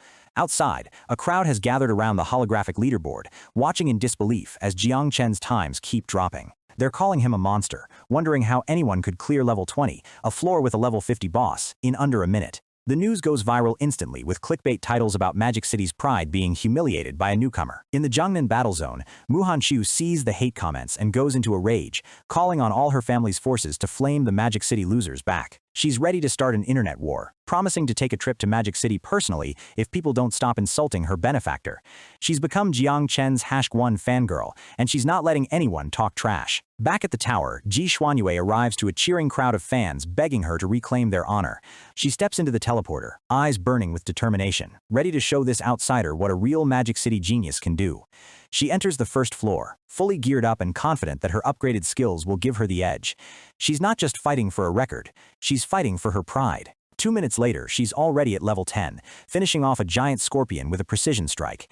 The system clocks her at 59 seconds, a personal best that should have put her back on top.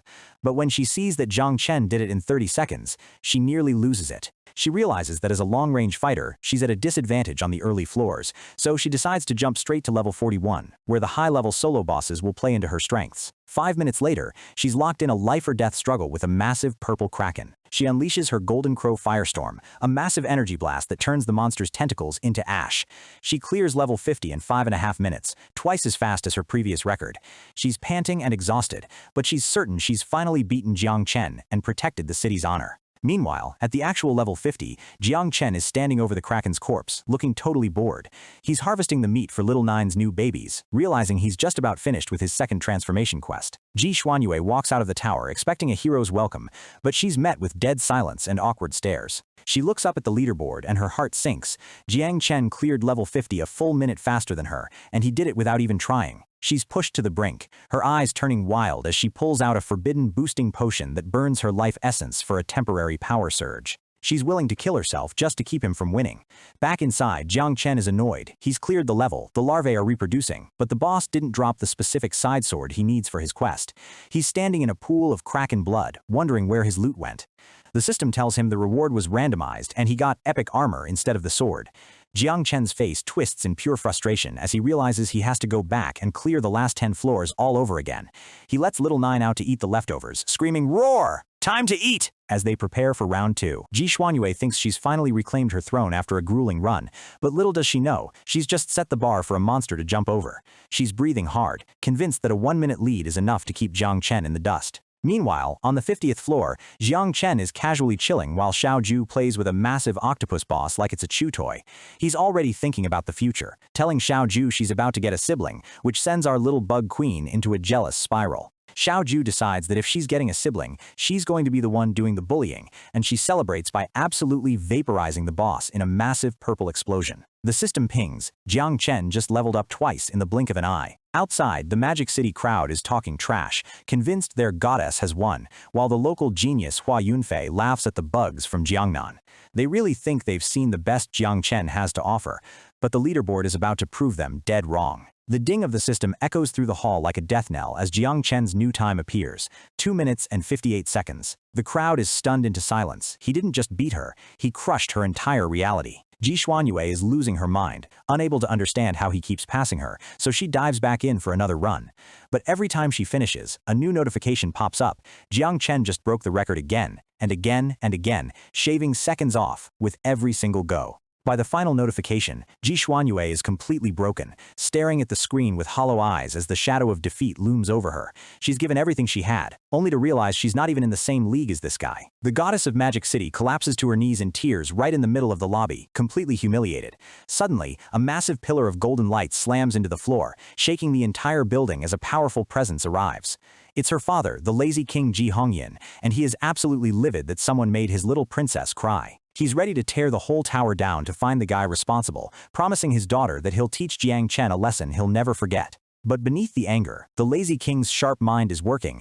He wonders if Jiang Chen is just grinding levels, or if he's actually found the hidden quest for the legendary Jiuli treasure. He knows his own family has spent years searching for those map fragments, and the thought of an outsider finding them is terrifying. And he's right, Jiang Chen is currently piecing together the Jiuli Divine Emperor treasure map, a mythical item from an ancient tribe that once ranked among the strongest in existence. The map glows with an ominous light as it finally clicks into one complete piece. The system warns him that the location is extremely dangerous, but Jiang Chen's eyes are fixed on the prize, the Tiger Soul Blade. He decides not to rush in blindly, focusing instead on finishing his second-tier class advancement first. The Tree of Origins behind him glows with celestial light as the transition completes, officially making him a divine spirit trainer. He gains a massive 100 attribute points, and the tree starts growing a new, mysterious, opportunity fruit. Jiang Chen doesn't even wait for the fruit to ripen. He's more interested in the new queen bug he just unlocked. A rift opens in the center of a swirling purple nebula, and something massive starts to crawl through. He's obtained a crimson-armored elephant beetle, a catastrophe-level bug that feeds on the grudges of gods and demons.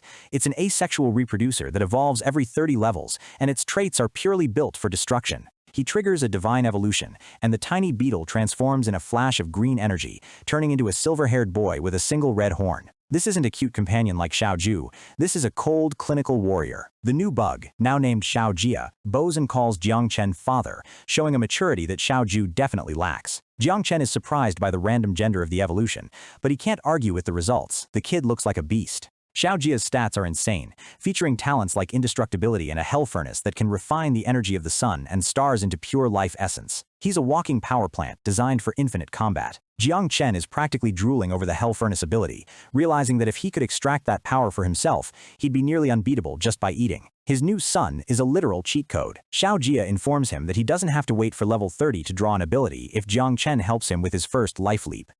All it takes is a sacrifice of 10 drops of divine and demonic blood, a material so rare it's basically a myth. Jiang Chen realizes his new kid has a very expensive appetite, but he promises to ask his teacher about the blood once they're out.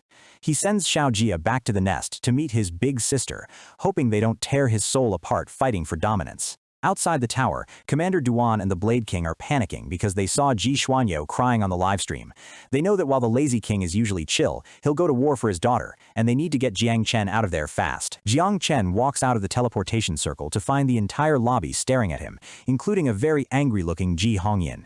The atmosphere is thick with killing intent, and the crowd is leaning in, waiting for the slaughter to begin. Before any words can be exchanged, the Blade King and Duan grab Jiang Chen, telling him to run first and ask questions later.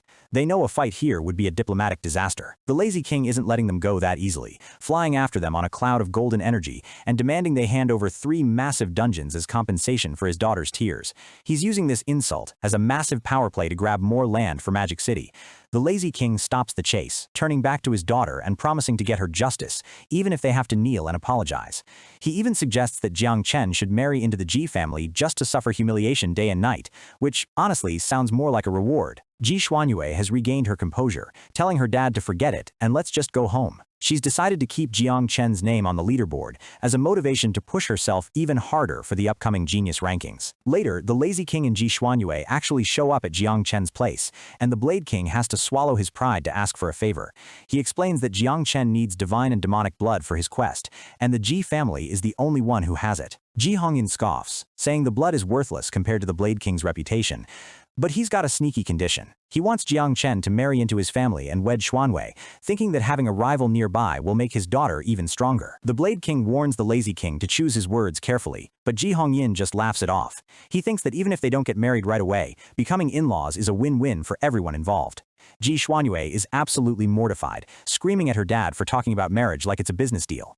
She's not agreeing to anything, and she's definitely not falling for the trendy idea of marrying first and falling in love later. She storms off, refusing to waste another second on the conversation. Her dad just smiles, telling Jiang Chen to stay at their house for a few days to see how it goes, promising they can forget the whole thing if it doesn't work out. Jiang Chen decides to play along, leaving the arrangements to Uncle Ji. He figures staying a few days won't hurt, especially if it gets him closer to that divine demon blood he needs for Xiao Jia. The 10 vials of blood are finally handed over, glowing with an intense, soul-obliterating power. Uncle Ji warns him that drinking this stuff would literally shatter a normal person's soul, so he needs to be extremely careful. Jiang Chen summons Xiao Jia, but the little warrior looks completely depressed. He's standing there with his head down, looking like he's just lost his best friend. Xiao Jia admits that big sister Xiao Ju doesn't like him and is trying to kick him out of the insect nest. It turns out the terrifying catastrophe-level beetle is actually a total pushover when it comes to his sister. Jiang Chen is dying of laughter, realizing the terrifying creature of eternal hell is too soft to even fight back. He tells the kid to handle his own sibling problems and get ready to eat, because the buffet is officially open. The vials of divine demon blood are opened and the thick, glowing liquid flows out, filling the room with an ancient, heavy pressure. This is the moment Xiao Jia has been waiting for. Xiao Jia consumes the blood in one go, and his body erupts in a massive pillar of red energy. The life tier transition is complete, and the system begins the process of extracting a new ability for Jiang Chen. Jiang Chen braces himself, hoping for the Infernal Furnace ability as a massive vortex of fire and energy swirls around him. He's gambling his character growth on this one pull. He gets something even better: the Divine Elephant Suppression Body. This rare constitution type ability means his body is now made of 840 million particles, each with the strength of a giant elephant. Fully awakened, he could literally roar down the stars. The physical strength surging through him is insane, and Jiang Chen realizes that with a few more days of training, he might even be able to spar with the #3 genius, Jiang Wushuang. Plus, Xiao Jia can now merge with his body for an instant power boost. Xiao Jia pops up, suddenly talking in baby speak, just like Xiao Ju, asking for more meat. Jiang Chen is horrified, realizing the kid learned this from his big sister just to get more attention. The scene shifts to a dark, gothic temple, where the ancient god cult is holding a meeting. They've received news that Jiang Chen has mastered all 4 moves of the heaven-splitting blade, and they realize he's becoming a serious threat to their plans. The cult leader orders the genius rankings to be adjusted, placing Jiang Chen at 4th, and raises the bounty on the top 4 individuals. They're offering ancient god blessings to anyone who can take them out. The leader declares that the cult has been dormant for too long, and it's time to start doing something for their god. A massive, multi-eyed creature looms in the darkness. The ancient god itself is starting to stir. In a dark, web-filled cavern, the cult's emissary approaches a massive, terrifying presence. The air is thick with the scent of decay and ancient power. The emissary bows before the esteemed Spider Emperor, a high-ranking abyssal race leader. He's come to discuss an alliance, but the monster isn't interested in talking to filthy humans. The emissary insists they are ancient god apostles, and that their goals align. He wants the Spider Emperor to unleash a massive beast tide on Jiangnan's Chujing City during the upcoming tournament. He promises to use the resulting destruction as a sacrifice to summon an ancient god, telling the Spider Emperor he can name his price once the job is done. The deal is struck, and the clock starts ticking for Jiangnan. The cultist laughs like a maniac, his eyes glowing with a fanatic's light. He's ready to see the world burn, just to please his dark deity. The Spider Emperor looms over him, a mountain of legs and eyes, accepting the terms of the sacrifice. The invasion is officially set, and the geniuses have no idea what's coming. The next day, Ji Xuanyue is banging on Jiang Chen's door, yelling at him to get up. She's still annoyed, but she's clearly been sent to fetch him for whatever her dad has planned. Jiang Chen opens the door with a confident smile, and Xuanyue drags him off, still blushing and acting tough. She's trying to keep things professional, but the marriage talk from her dad is clearly living rent-free in her head. When Jang Chen asks where they're going, she snaps at him to get lost, thinking he's trying to make it a date. She's a classic tsundere, and our boy is just enjoying the show. They arrive at the G-Clan training grounds to find the lazy king already lying down on a lounge chair, living up to his name. He's gathered the top talents of Magic City, and it's clear a major training session is about to begin. Ji Hongyin points out the top geniuses, including Hua Yunfei, who is currently staring daggers at Jang Chen. The lazy king reveals he's opening the 9 Li Divine Treasury to help them all level up before the tournament in 8 days. The treasury is located inside the 10,000-foot corpse of an ancient god, a place so dangerous that even 80% explored, it still kills veteran warriors. He warns them especially to stay away from the head of the corpse, where certain death awaits. Xiao Jia starts talking in baby speak again, calling the corpse yummy yummy, and Jiang Chen has to tell him to shut up. He agrees to go, realizing he doesn't even need to make demands because the lazy king is already giving him everything he wants. Hua Yunfei is furious that an outsider like Jiang Chen is allowed into their family's treasury, but Ji Hongyin just hints that he might be family someday anyway. He tells Jiang Chen to protect his daughter, and Xuanyue just screams at them both to shut up. The group enters the realm and finds themselves standing before a massive, ancient stone wall covered in strange script. A powerful voice echoes through the area, warning them that this place is dangerous and to leave immediately. Ji Hongyin ignores the warning and greets the senior guarding the site, asking him to open the door. The guardian, a bald man with a staff, gives them a silent stare before finally letting them pass. Jiang Chen realizes that if the G-Clan is this cautious, the treasury must be incredible. He plans to use this run to get familiar with the site before coming back later to find the treasure piece he actually needs. As they enter, a massive wave of red energy erupts from the ground, nearly knocking the geniuses off their feet. The air is thick with a strange pulsing power that feels alive. The lazy king explains that the anomaly came from the unutilized 20% of the ancient god's soul sea. He warns them again that that area has likely mutated and to stay far away from it. He hands everyone a teleport flag, telling them to get out the second they sense real danger. He's trying to be a responsible leader, but you can tell he's worried about what's changed inside the corpse. Ji Xuanyou takes the lead, telling her dad to go back and relax.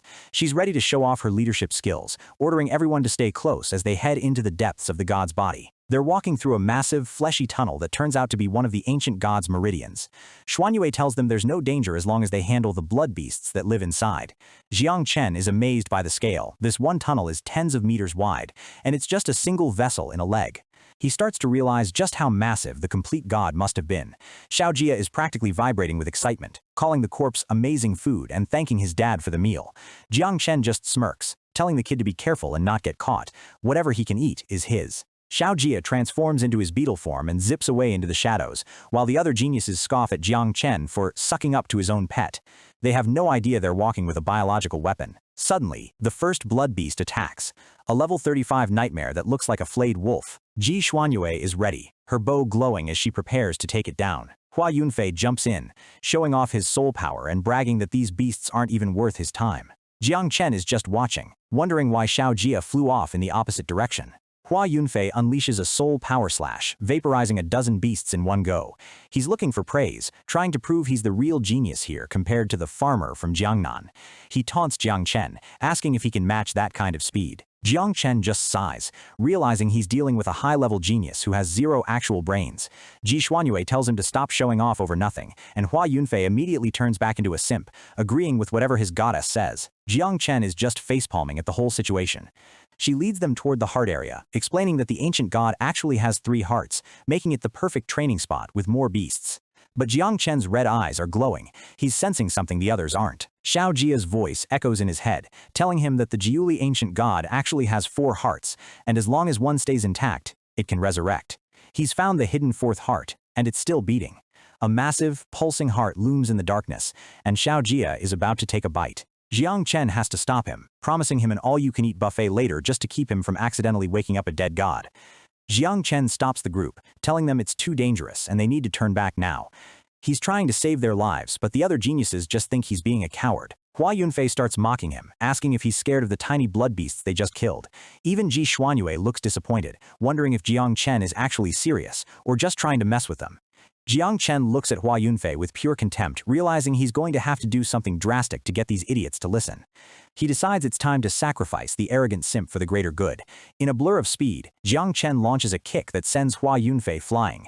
He figures if he injures the guy badly enough, the whole group will be forced to retreat and get him medical help. Ji Xuanyue is screaming at him, demanding to know what he's doing. Jang Chen just rolls his shoulders, telling her he was just itching for a fight. Hua Yunfei gets back up, absolutely furious and ready to kill. He's had enough of Jang Chen and decides to unleash his ultimate move, convinced he's about to put this outsider in the ground. He triggers a spirit sacrifice, and a massive glowing blue armor appears behind him, towering over the tunnel. It's an insane power-up, and the other students are terrified by the scale of it. Just then, Xiao Jia returns to Jiang Chen's side, and our MC just smirks. The timing is perfect, and it's time to test out his new body's raw power. The spirit giant attacks, but Jiang Chen doesn't even move. He activates the divine elephant suppression body, and his eyes glow with a terrifying red light as he prepares to meet the blow head-on. With just one casual slap, Jiang Chen shatters the entire spirit giant into glowing dust. Ji Xuanyue's eyes are wide with shock. She's wondering if she's looking at a human or a literal monster. Jiang Chen doesn't stop there, leaping into the air for another punch. He's moving so fast Hua Yunfei can barely even see him coming. The punch connects with the force of a falling mountain, cratering the tunnel floor and sending a massive shockwave through the entire corpse. The sound is like a thunderclap echoing through the meridians. Jiang Chen stands over the unconscious, bloody body of Hua Yunfei. He didn't even use his blade or his bugs. He just knocked out Magic City's #2 genius with a single physical strike. He casually mentions that the injuries aren't life-threatening, but if they don't leave now, the guy will suffer permanent damage and miss the tournament. He's giving them a perfect excuse to run away before the god wakes up. Jie Xuanwei is still suspicious, asking if he's only doing this because he's scared and wants to leave. Jiang Chen just stares her down, telling her that if she keeps pushing, he might actually finish the job on her friend. The group realized they have no choice but to leave. They pull out their teleport flags, ready to zip back to safety and get Hua Yunfei treated. But when they trigger the flags, nothing happens. The space around them is frozen, and the teleportation fails completely. They're trapped inside the body of a god that's slowly coming back to life. Jiang Chen realizes that the heart he found earlier must have noticed Xiao Jia and set a trap. He's worried they might be facing a 10-revolution being or even higher, something that could wipe them all out in a second. He notices the space is just being sealed, not used for killing yet. That means whatever is controlling the corpse is still restricted and hasn't fully woken up. He decides their only chance is to strike first. He calls out to Xiao Jia to lead the way, intending to destroy that fourth heart before the ancient god can fully manifest. Ji Xuanyue is chasing after him, demanding answers. She's finally realizing that Jiang Chen wasn't being a coward. He was the only one who saw the truth. She orders everyone to follow him, realizing that sticking with Jiang Chen is their only hope for survival. They pick up the wounded Hua Yunfei and sprint deeper into the red darkness. They reach a massive intersection where the walls are pulsing like real veins. Jiang Chen stands ready, the air around him vibrating with the weight of 840 million elephants. Suddenly, the paths are blocked by high-level blood beasts, monsters ranging from level 70 to 120. The geniuses realize they're completely screwed. They're about to face a level 150 nightmare in a matter of minutes. Jiang Chen summons Xiao Ju and orders her to block the front while Ji Xuanyue handles the rear. The little bug queen is more than happy to help, screaming time to eat as she prepares to feast on the high-level monsters. Jiang Chen tells them he's going to blast a hole through the meridian and take care of the heart himself. It's a suicide mission, but he's the only one with the power to do it. Ji Xuanyue yells that it's impossible to blast through an ancient god's meridian, but Jiang Chen just gives her a cold, determined look. He tells them to hold their ground, promising that as long as he comes back, they'll all survive this hell. Trapped in the rotting heart of a literal god, our boy Jiang Chen has to punch his way out or become permanent fertilizer. He activates his god elephant prison suppression body, glowing with raw power as his wounds close up instantly. The walls of the heart are thick, and the healing speed of this ancient beast is insane. Even if he blasts a hole, it stitches back together in seconds. But Jiang Chen isn't backing down. He knows they have to try, or they're all dead. He realizes that if they can't even break the internal meridians, there's zero chance of smashing through the outer exit, which has the strongest defense. Breaking through from the inside is their only shot, and his eyes glow with a desperate fury. Boom! A massive shockwave of energy erupts from his fist, tearing through the fleshy walls of the god's heart like a grenade. "It's open!" Jiang Chen yells, seeing the path clear for just a split second. This is the moment they've been waiting for. He tells the others to stay put and survive while he dives deeper into the chaos. Ji Xuanyue looks on, terrified for him, screaming for him to be careful. The team is under heavy fire. Xuanyue starts barking orders, telling the tanks to hold the left side of their defensive barrier. She's taking charge, positioning the damage dealers and archers, knowing that if they lose focus for even a second, the blood beasts will swarm them. The stakes couldn't be higher. It's live or die right now. She tries to boost their morale by promising that her great-grandfather, the sword god, is already on his way to save them. Meanwhile, on the outside, the big shots are panicking. They lost contact 3 minutes ago after a massive energy spike that completely sealed off the dimension. The high priest explains that even though the corpse hasn't moved, it's completely isolated from the outside world. Their connection points are still there, but they're locked out. It took the Ji family hundreds of years just to open a small passage into the leg, and now, they're powerless to break through the god's defenses from the outside. They need to call in the sword god immediately. The command goes out to alert the Blade King as well. Deep inside, Jang Chen is a whirlwind of destruction, tearing through monsters with his bare hands. He's using the three-step blade technique, human, earth, and heaven, clearing the red-eyed blood beasts like they're nothing but trash. His mother insect, Shiao, is right there with him, looking slick in his armor. He's not interested in these weak monsters, he's looking forward to the feast waiting at the core. But they aren't alone. High above, the soul of the ancient god, Duangshu, is watching. He's shocked that a human kid could be this talented. The Dragon Man, Manlong, points out the bugs Jang Chen is using. The 9-winged plague bugs are no joke. Duangshu just smirks, thinking that since the space is sealed, the kid is already doomed. Duangshu is getting nervous though. Jang Chen is moving way too fast. He's worried the boy might actually reach his heart, and if that happens, both him and Manlong are toast. Manlong tells him not to worry. Even without much energy left, he's got a death curse ready that should end Jang Chen instantly. Jang Chen is starting to feel the pressure. The blood beasts are hitting level 150 now, and he knows Ji Xuanyue and the others can't hold out much longer. Shiao points out that the god is sneaky. He's hidden his true heart in the wrist of the corpse. Jang Chen pushes forward, determined to end this. Suddenly, the monsters in front of him just stop. They turn and run away. Jang Chen's instincts scream that something is wrong. His vision blurs, and his connection to the ancestor tree is cut off. Everything goes dark in his mind for a second. A massive, ghostly blue dragon towers over him. It's the manifestation of the curse, and it's terrifying. Jang Chen lets out a guttural scream as the curse hits his soul. It's like nothing he's ever felt, a cold, paralyzing agony. Up in the shadows, the two villains are gloating. They think it's game over for our hero. Jang Chen's body starts to fail him. He can't resist, he's freezing from the inside out, and he just wants to fall asleep forever. Shiao rushes to him, shaking him and begging him to say something. Jang Chen is totally frozen, unable to even make a sound. But then, a ring on his finger starts to glow. It's the heart of the star god, an artifact given to him by the Sister Supreme. It absorbs the curse, though the ring itself cracks from the power. Jang Chen gasps for air. The ring saved his soul. It even bypassed his other defenses to hit him directly. He realizes that being nice to the Big Dreamer Supreme really paid off. He looks up with a terrifying dark smile. If they want to play dirty, he's ready to show them what a real calamity looks like. He's standing in front of a massive spiritual tree, his sword ready. The enemy is strong, but since they couldn't kill him with their best shot, it's his turn to strike. Manlong is freaking out. He demands another attack, but he's already drained. He can't believe the kid survived a god-tier curse. Manlong is panting, his essence completely depleted. If he tries that curse again, he'll fall into a sleep he'll never wake up from. Duangshu looks at his companion with a cold, predatory gaze.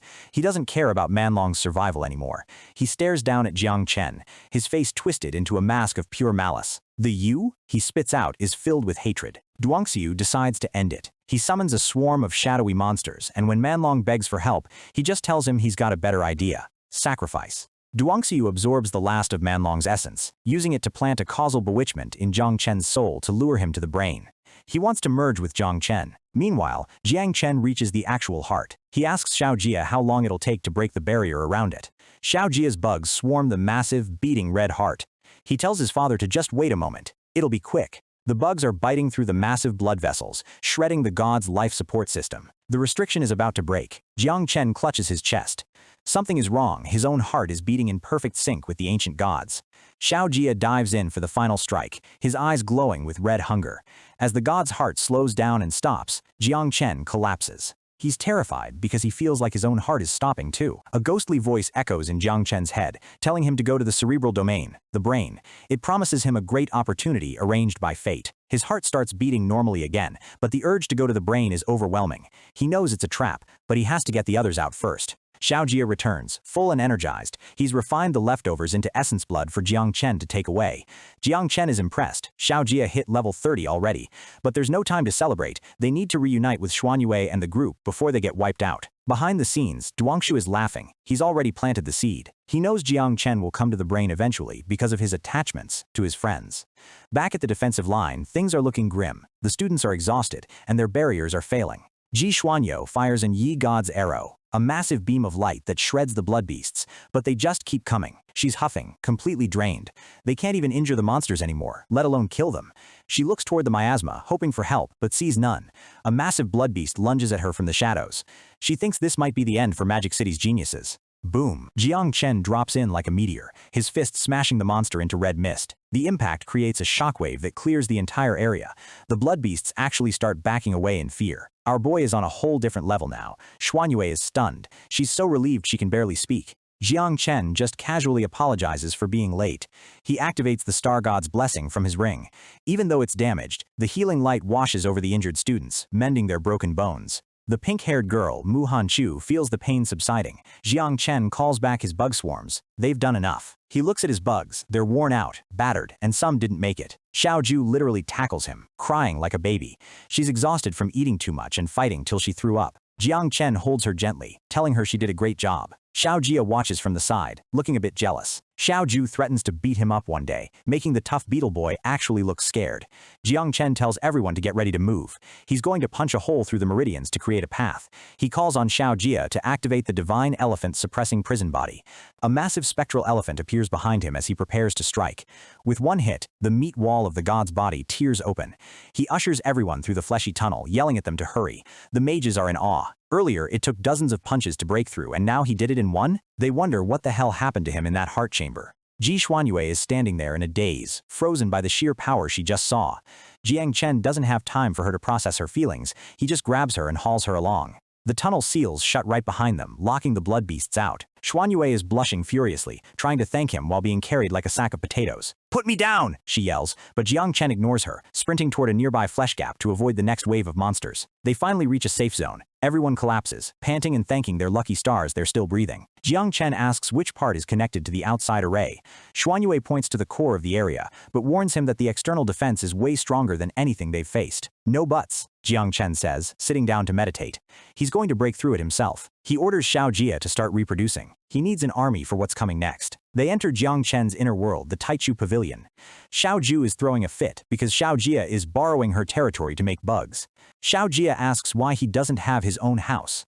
Jiang Chen promises to buy him one once they get out, just to get him to start working. The deal is struck, and the reproduction begins. Dozens of massive, black-armored elephant bugs start emerging. Jiang Chen uses divine evolution acceleration. In just 30 minutes, he's produced hundreds of level 30 bugs. Over 300 bugs are ready. He realizes the god's corpse is the perfect breeding ground, and he wonders if the brain will be even better. Suddenly, a monster appears in his inner world. Xiao Jia screams for help as it tries to eat him. It's just Xiao Ju. She's trying to eat her stinky little brother. Jiang Chen has to step in, and Xiao Ju starts crying, saying her dad is biased toward boys.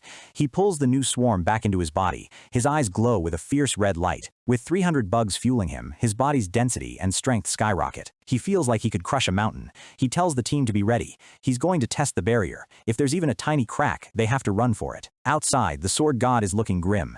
He tells the other masters that breaking in from the outside is impossible now. He prepares for the worst. If the god shows any sign of waking up, he's going to destroy the whole pavilion and banish the corpse into eternal chaos. Ji Hongyan is horrified. His daughter is still in there. But the sword god doesn't care. One life isn't worth a national catastrophe. Gu Keitian, the Blade King, isn't having it. He draws his sword, telling the sword god that if anyone touches his disciple, he'll fight them to the death. He steps forward, his blade glowing.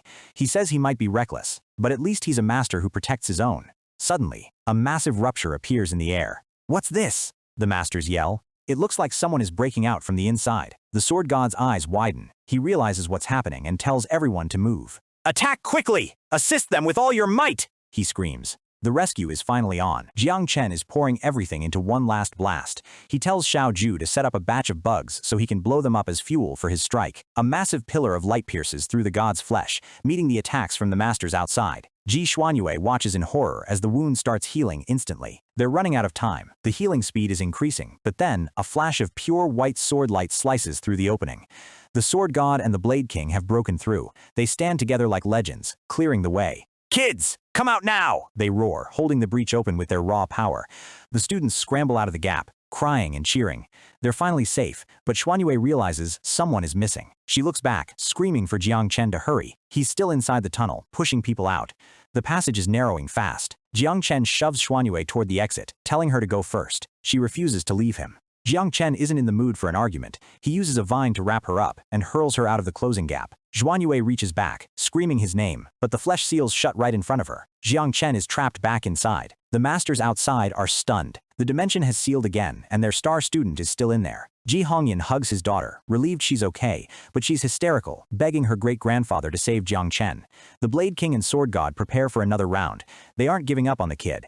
But as they strike, the corpse's defenses get even stronger. It's glowing with a pulsating red light. The Sword God realizes the terrifying truth: the corpse is actively reinforcing itself. Something inside is controlling it. He tells the Blade King that breaking through again is now impossible. Gu Keichen refuses to believe it, his face twisted in rage. He unleashes his heaven-cleaving blade, but it doesn't even leave a scratch. The Sword God tells him to stop wasting energy. They have to prepare to banish the corpse if it starts to move. The team is devastated. They watch in silence as the masters prepare for the worst. Hua Yunfei and the others realize that Jiang Chen gave his life so they could escape. Even the arrogant ones are humbled. Inside, Jiang Chen is surrounded by a green aura. He's not dead, he's heading for the brain. He knows the real treasure is waiting there. Duangshu is watching from the shadows, grinning like a maniac. He thinks his bait worked and can't wait to merge with Jiang Chen's body. Jiang Chen reaches a massive, ancient door. It's covered in giant sword marks and calligraphy that feels overwhelming. He realizes these marks were left by the Sword God a century ago. Behind this door is the brain, the seat of the god's soul. He tells Xiao Ju and Xiao Jia to stay hidden. They're his trump cards, and he's not showing them until the right moment. As he opens the door, thousands of whispering voices flood his mind. It's a psychic assault that makes him clutch his head in pain. "Shut yoop!" he screams, the voices driving him to the brink of insanity. Suddenly, everything goes quiet. Duangshu is floating in the air, welcoming him like a long-lost son.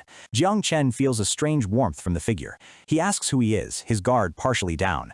"I am Duangshu, the ancient god," the figure says, and at the same time, "I am you." He starts to shift, his face becoming a perfect mirror of Jiang Chen's. It's a mind-bending sight. He floats down, reaching out a hand, telling Jiang Chen to merge with him so they can become one.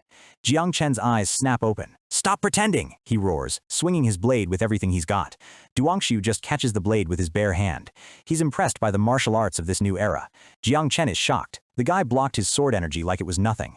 Duangshu is annoyed that he had to waste essence to block it. He summons his own swarm of shadowy winged monsters. He tells Jiang Chen that if his body wasn't so useful, he'd have obliterated him already. Jiang Chen scans the monsters. Even the weakest are at the 6th transformation. This is what nearly killed the Sword God years ago. Desperate times call for desperate measures. He tries to call out his bugs, but realizes his connection to his inner world has been severed. Duangshu lunges, grabbing Jiang Chen by the throat. "Got you," he whispers. Jiang Chen screams as blue energy starts flowing from Duangshu into his body. The possession has begun. But then, something happens. A massive white tree starts growing out of nowhere, its light blinding them both. A single rainbow-colored fruit hangs from the branch, dripping with divine energy. Wait, what? A chibi version of the Masters appears, looking confused. Is someone planning to kidnap them? What the hell is going on? When an ancient god tries to steal your body, you don't just survive, you turn his soul into a snack. Our boy Jiang Chen wakes up in his sea of consciousness, wondering why he isn't a puppet for that old god Duangshu. He looks up and sees the ancestral tree of everything has sprouted a new, rainbow-colored fruit. The system tells him this thing grew from the seed of a powerful divine soul. Basically, the tree turned the god's soul into fertilizer. Jiang Chen smirks, realizing Tree Grandpa just saved his life by turning the villain into a potential snack. The only catch? He needs the divine souls of other living things to make it ripen. Suddenly, Xiao Jia pops up to check if his father is finally awake. Our MC is still processing the fact that he just avoided a total soul takeover. Jiang Chen looks down and nearly jumps out of his skin. Xiao Jia is casually riding a massive, multi-eyed blue dragon thing like it's a tricycle. Xiao Jia is acting all proud of his new mount, but Jiang Chen is losing it because that's a level 9 nether demon. Even the Sword God couldn't handle those back in the day, yet his kid is treating it like a pet. It gets even crazier. The entire sky of his consciousness is filled with thousands of these mind monsters, and Xiao Jia has them all surrounded. The Beetle Boy hops off the beast and asks if Jiang Chen wants a ride, claiming the monster is actually super docile. Jiang Chen is just standing there, trying to figure out how his summon became more OP than him. He hops on, still a bit dazed, while Xiao Jia confirms he's in total control of the beast. These things are nether demons, usually suppressed in eternal hell, but Xiao Jia's inheritance memory makes him their natural king. Just one brand on the head, and they become the ultimate Uber ride. Jiang Chen asks the million-dollar question, "Can we take this thing outside?" Xiao Jia says yes, but if it stays out too long, the Heavenly Way system will delete it for being an illegal entity. Even if it's only for a few minutes, having a level 9 monster in his back pocket is the ultimate trump card for our boy. Jang Chen remembers seeing 4 or 5 of these big guys earlier and asks where the rest went. Xiao Jia gives him a blank look and says he ate them. He reproduced a bunch of bugs, got hungry again, and decided level 9 demons were on the menu. Jiang Chen just pats him on the head, looking like a tired parent who just found out his kid spent the college fund on candy. He needs a minute to process this wealth. He's literally facepalming, laughing at the fact that his own kid is squandering their fortune, but hey, at least they have one left. Suddenly, a massive boom echoes through the space. It's the sky-piercing blade. Jiang Chen realizes his master, the Blade King, is finally breaking through the god's defenses. He tells Xiao Jia to hurry the bugs up and pack everything they can. It's time to get out of here before the other masters show up and see his secret army. Xiao Jia asks if they can come back later for a second helping, but Jiang Chen shuts that down. This is someone else's treasure, and they've already looted the best stuff. He looks at the soul residue of the sword god and realizes the opportunity here is what made that man a legend. If the sword god saw what Jiang Chen did to his vault, he'd probably have a heart attack. Xiao Jia compresses the remaining power into a massive energy ball, but it's too much for him to carry.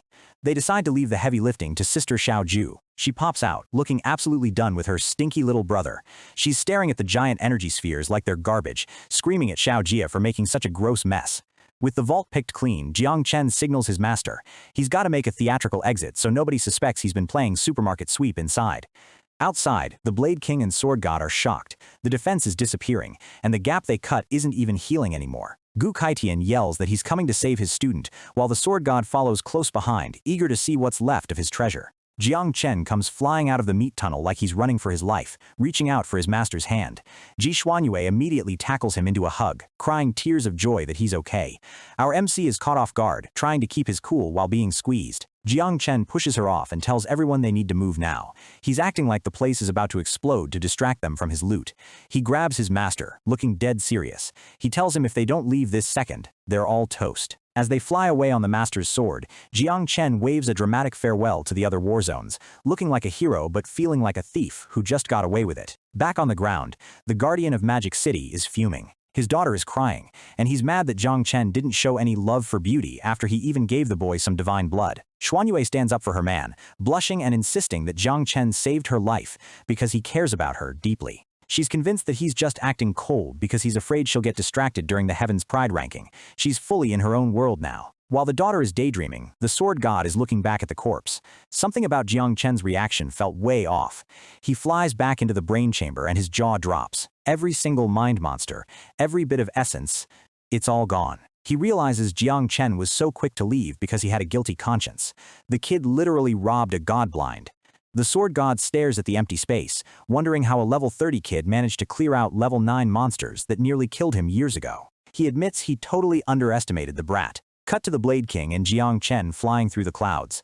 Gu Kaitian bluntly asks, "So, did you really just rob the sword god's vault?" Jiang Chen just gives him a cheeky look and says, "You could think of it that way." Gu Kaitian is having a midlife crisis. He's a good citizen, but his students are all disasters. One's a warmonger, one's a playboy, and now he's got a professional thief. Jiang Chen changes the subject. The Heaven's Pride contest is in 3 days, and he wants to know how he stacks up against the top dogs. The Blade King says beating Xuanyue is easy, but there are others. In Demon City, there's a guy named Jiang Wushuang who just had a massive breakthrough. But the real monster is Ying Zan. He's not just the first of his generation, he's called the greatest talent in 800 years. Most people awaken at 18, but Ying Zan started at age 3. By age 9, he already had a divine weapon. He's basically a cheat code. He's been training in forbidden areas and cultivating top-level techniques from 10,000 clans. He's been staying low-level just to master every technique possible. We see Ying Zan himself, covered in blood and looking like a demon. He's completing his blood fiend physique and asks if there's any news on the new kid, Jiang Chen. Back on the sword, Jang Chen asks if he can learn those Tianwan clan techniques too. His master tells him it's impossible. Those moves literally contradict the way of heaven. Only Ying Zhan succeeded because he's royalty. The only way for Jiang Chen to get his hands on those manuals is to take first place in the rankings and use that authority to raid the capital's library. We shift to Jiang Chen's home. It's quiet, but our MC's brain is running at 100 miles an hour. He's looking at his hand, feeling the power. The trip to the god's corpse was a gold mine, and tonight, his bugs are ready to reproduce again. Suddenly, he feels a surge in his spiritual consciousness. The ancestral tree of origins has borne fruit again, and it's growing exponentially because of his bug count. He picks a green opportunity fruit. Boom. He just awakened a hidden second job, Thundermaster. He can now teleport in electric fields and turn his palm into a high-voltage lightning source. Xiao Ju yells at the bugs to get out once they're done reproducing. Jang Chen feels the strength of 30,000 bugs surging through him. It's like he's a walking power plant. His stats are off the charts. His battle rating is over 400 stars, and his attributes have almost doubled. He's basically a raid boss in a level 30 body. He knows he can't use his calamity bugs during the public competition, but with his new lightning powers and sword skills, he's planning a clean sweep. Deep in the mountains of the Qinluo war zone, something big is brewing. A massive blue dragon drops in. It's Yun Zantian, the Guanghai guardian, wearing a floral shirt and flip-flops like he's on vacation. The other guardians are already there, looking annoyed. They're all invincible level, but Yun is the biggest weirdo of the bunch. Yun doesn't care about appearances. He tells them it's time to talk business about the upcoming competition. He points out that the Jiangnan war zone is way stronger this year because they have both Jiang Wushuang and this new kid, Jang Chen. The other guardians are bitter. They mention how General Shiao was inexplicably exiled, leaving a power vacuum that Jiangnan filled. The purple-haired guardian, Miss Jing, laughs. She suggests they all join forces and eliminate the Jiangnan team first to thin out the competition. One by one, the war zones raise their hands. It's a four-way alliance to take down our boys' team. They look at Yun Zantian, expecting him to join, but he just gives them a creepy smile. He says he's not here to form an alliance with losers. He leans in, telling them straight to their faces that the first position belongs to Guanghai this year. He's calling them all trash. He laughs like a maniac as he walks away, leaving the other guardians speechless with rage. He hops back on his dragon, promising he won't tell anyone about their little plan, but he clearly thinks they're pathetic for needing to team up. The others wonder if he's hit his head, or if he has a secret trump card they don't know about. Zingi tells them to forget him. As long as their four zones work together, Jiangnan doesn't stand a chance. Meanwhile, at Wushan Peak, the ancient god cult is making its move. They have a Lord 7th overseeing a spy who has infiltrated the Guanghai team. They're calling their spy the Son of God, and they're sure he'll take first place. They can't wait to see the looks on the Guardians' faces when the cult takes the supreme honor.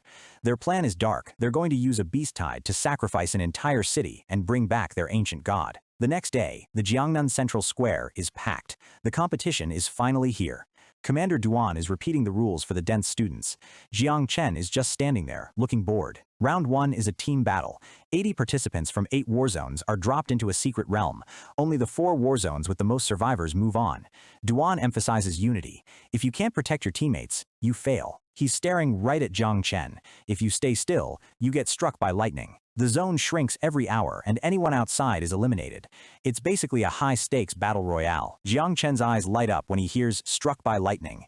As a Thundermaster, he's thinking, "Free recharge!" Round 2 is the individual ranking battle in the capital, a brutal free-for-all for the survivors. Now, it's time to pick a team leader. The Jiangnan group all turn to look at one person. The girls are literally making heart signs, shouting that they choose Jang Chen. Our boy is just facepalming.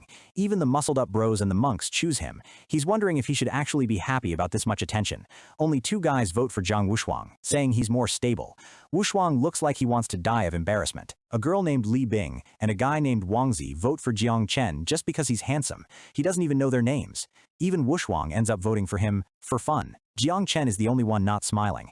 He tries to act like he has a weak mentality and can't take the pressure. He's trying so hard to avoid the spotlight. Commander Duan isn't buying it. He tells him he's 800 years too young to pretend to be weak. He's the leader, period. Duan summons a massive flight of stairs made of blue crystals. He tells them it's time to flip the script and stop Jiangnan from being bullied. The entrance to the Qinluo war zone's secret realm is a massive crater on top of a mountain. The masters are all lined up, watching the kids go in. Jiang Chen notices the masters sitting in the front row. He's confused why Ji Hongyan, the king of Magic City, is there instead of a guardian. Ji Xuanyue pops up, explaining that Magic City doesn't have a guardian right now, so her dad is filling in.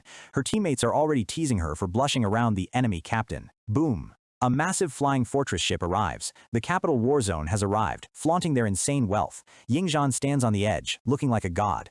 His aura is so powerful it makes the other students feel like ants. Not to be outdone, Yun Zantian arrives pulling a massive coffin with 9 dragons. It's the most extra entrance in history. He walks out of the coffin, grinning. He calls his entrance "Living Towards Death," which is super edgy even for him. His team follows him, declaring that the top spot belongs to Guanghai this year. The hype is through the roof. The rules flash on screen again. Stay together, keep moving, or get zapped. The zone is shrinking. Team Jiangnan lands in a ruined city. It's a bleak, gray wasteland. They look to Jiang Chen for the master plan. One of the red-haired members, Bai Feng, says they should strike first to eliminate the competition. Jiang Chen just smiles and says Bai Feng is 100% right. Proper plans are indeed needed. He reaches into his spatial storage, looking super serious. The team expects a legendary weapon or a complex map. Instead, he pulls out a grill, meat skewers, and a bag of charcoal. He literally sets up a picnic in the middle of a war zone. The team is speechless. Their faces are shrouded in shadows of pure disbelief. "Is this a barbecue?" they scream. They beg him to take this seriously, but Jang Chen just sits there, lighting the charcoal. They remind him about the lightning punishment, but Jang Chen just shrugs. He says you can't fight well on an empty stomach. Suddenly, Jiang Wuxuang's eyes widen. He shouts, "Genius!" and claims he finally understands the strategy. The other teammates are staring at him like he's insane. They can't believe there are two unreliable idiots in the group. But then the rest of the team starts getting it too. They convince themselves there's a deep, hidden meaning behind the skewers. They all start pitching in, skewering potatoes and meat. Jiang Chen is sweating, thinking, "I'm actually just hungry, but okay." A girl asks him what his sophisticated scheme is. He just gives her a blank look. She laughs, saying she just didn't want to look stupid in front of everyone else who understood. Wuxuang tells Jiang Chen his strategy has only been used once in history. He's impressed that Jiang Chen is trying so hard for the team. He asks if Jiang Chen isn't afraid of being surrounded. He thinks our boy is playing the pig to eat the tiger. Jiang Chen just stares at his burnt skewer, wondering why everyone is looking at him with such intense, respectful eyes. "Holy crap! Your skewers are burnt!" Jiang Chen yells, breaking the serious mood. Outside, the Blade King is facepalming. He's embarrassed that his student is having a picnic while everyone else is fighting for their lives. The other masters laugh, remembering how a hero from history did this to lure 4 teams into an ambush and wipe them out. The Capital Guardian sneers, calling Jiang Chen a chicken and dog for trying to imitate a hero's strategy. Gu Kaitian tells him to shut it. They look at the map. 4 war zones, Kluo, Wujiang, etc. have indeed joined forces and are moving in. The masters think the country bumpkins are about to have a car crash against the alliance. Gu Kaitian realized they aren't targeting the capital. All 4 teams are converging on Jiangnan. He's furious they picked the softest target. The enemy scouts see the smoke from 10 miles away. They're confused that Jiangnan is actually eating barbecue instead of defending. Luo Shun, the prodigy from Tianfu, tells them to stick to the plan. He's going to handle Jiang Wuxuang himself. Wu Qingqing from Qinluo says her team will take out Jiang Chen. She thinks he's useless since he can't use his bugs here. Dan Lishuang from Wuxiang, looking like a calm water goddess, says she'll purify the rest of the Jiangnan team. Lu Hong from Qinglan activates his space manipulation to hide their presence. They're moving in for a silent kill. Back at the grill, the masters outside are screaming. The enemy is within 500 meters, and Jiang Chen is still chewing on a potato. The enemy guardians are gloating about their perfect assassins and space manipulators. They think Jiangnan is already dead. 400 meters, 300, 100. The enemy is right on top of them, and we see their red glowing eyes in the shadows. Wuxuang is sweating. He realizes the enemy got here before the lightning did. He's waiting for Jiang Chen to make a move. The enemy lunges. "Accept your death!" they scream. But at the last second, Jiang Chen looks up, totally calm. He looks disappointed. "Who roasted this beast claw? It's not even cooked!" The enemies freeze. They've been detected from the very beginning. The enemy leader realizes Jiang Chen knew they were there the whole time. He's furious that they were played like fools by a guy holding a rib bone. With a massive explosion of energy, Wuxuang tears through their illusions. He mocks them for thinking their little restrictions could actually hold him down. The enemies are panicking, realizing they've been humiliated. Their leader screams for everyone to stick to the plan and kill Jiangnan. Or they're all dead anyway. Jiang Chen's teammates are hyped, calling him a master strategist. They're fully behind him now, ready to turn this ambush into a slaughter. Jiang Chen just gives a casual smirk, acting like this was all a lucky coincidence. He's ready to stop playing nice and start having some real fun. He orders his team to protect the supports while he launches himself into the fray. He stretches his muscles, looking like he's just going for a light jog through a war zone. Wuxuang goes full 8-armed god of war, absolutely demolishing anyone in his path. The enemies are desperate, begging for support because they can't handle his raw power. Dan Lishuang's team realizes the plan is falling apart. She prepares a massive orb of energy, trying to regain control of the chaotic battlefield. Suddenly, Jiang Chen appears right above her, glowing with purple energy. She's terrified. She didn't expect him to have space-based movement abilities. Jiang Chen cuts through her defense with a cold stare. He's not going to let her pull off any big moves while he's standing there.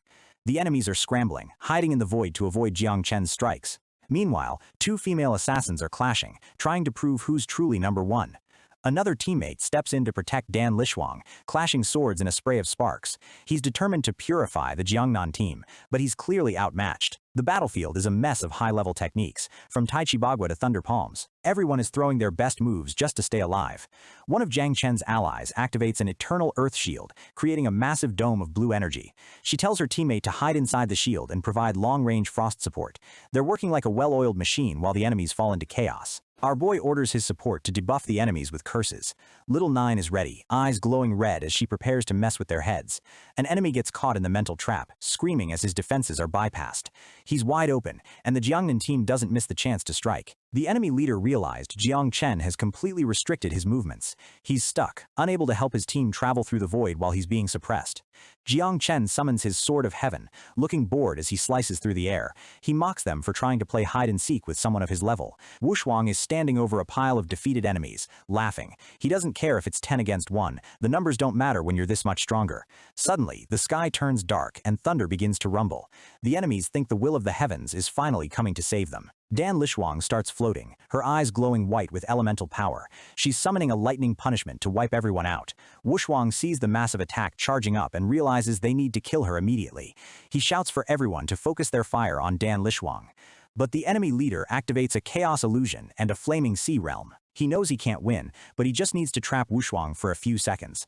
He tells Wushuang that by the time the illusion breaks, the rest of Jiangnan will be eliminated. He's betting everything on this one lightning strike. Wushuang tries to power through with his divine demonic defense, but he's actually being pushed back. The combination of water and illusion is slowing him down. Dan Lishuang screams as a massive water dragon rises into the air. She's putting every last drop of her mana into this final, forbidden move. Jang Chen stands calmly as the forbidden curse is applied to his whole team. Everyone has a blue mark over their head, they're all locked on targets. The lightning in the sky takes the shape of a massive, terrifying dragon. The sheer pressure from the sky is enough to make the ground crack. Jiang Chen's female teammates are terrified, realizing they can't escape a strike this powerful. Meanwhile, the enemy assassins are gloating, thinking the win is in the bag. The enemy leaders look up at the sky, feeling like they've finally regained the upper hand. They truly believe the heavens are on their side. Wushuang is still trapped in the red mist, roaring at Dan Lishuang to stop hiding and fight him. He's desperate to break out and save his team. The supports are bracing for impact, thinking they're about to die together. Little Nine is even crying out for her master to save her. The enemy leader mocks Wushuang, telling him none of the 4 war zones will advance today. He's happy to die as long as he takes Jiangnan with him. But then, we see a single footstep. Jang Chen is moving, but he's not running away. He walks directly toward the falling lightning dragon. He looks up and asks why everyone is talking about dying over a little bit of electricity. The enemy leader laughs, thinking Jang Chen has finally lost his mind from fear. He mocks him for trying to meet the lightning halfway. Jang Chen just sighs, saying he's been waiting for this for a long time. Suddenly, the lightning dragons stop attacking the team and veer straight toward him. Dan Lishuang is horrified as she loses control of her own forbidden spell. She screams, unable to understand how her ultimate move is being hijacked. Jiang Chen stands in the center of the storm, his eyes glowing with brilliant blue electricity. He tells her power wasn't pure enough and activates thunder assimilation. The team is stunned as Jiang Chen literally absorbs the entire lightning punishment. They realize he's a dual job holder with a hidden, high-level lightning class. With a terrifying grin, Jiang Chen declares that it's time for the hunt to begin. He challenges the space user, wanting to see if teleportation is faster than lightning. Jiang Chen strikes with the Sword of Thunder, moving so fast he leaves a trail of blue sparks. His blade slices through the void itself, ending the enemy instantly. The enemy leader realizes they've lost and screams for everyone to escape through the void. He's terrified now that Jiang Chen has weaponized their own ultimate attack. But one of Jiang Chen's allies isn't letting them go that easy. She enhances her earth shield, trapping them all inside a massive blue barrier. The enemy assassin tries to run, but Tong Ying is right on her heels. She's not letting anyone leave this field alive after what they tried to do.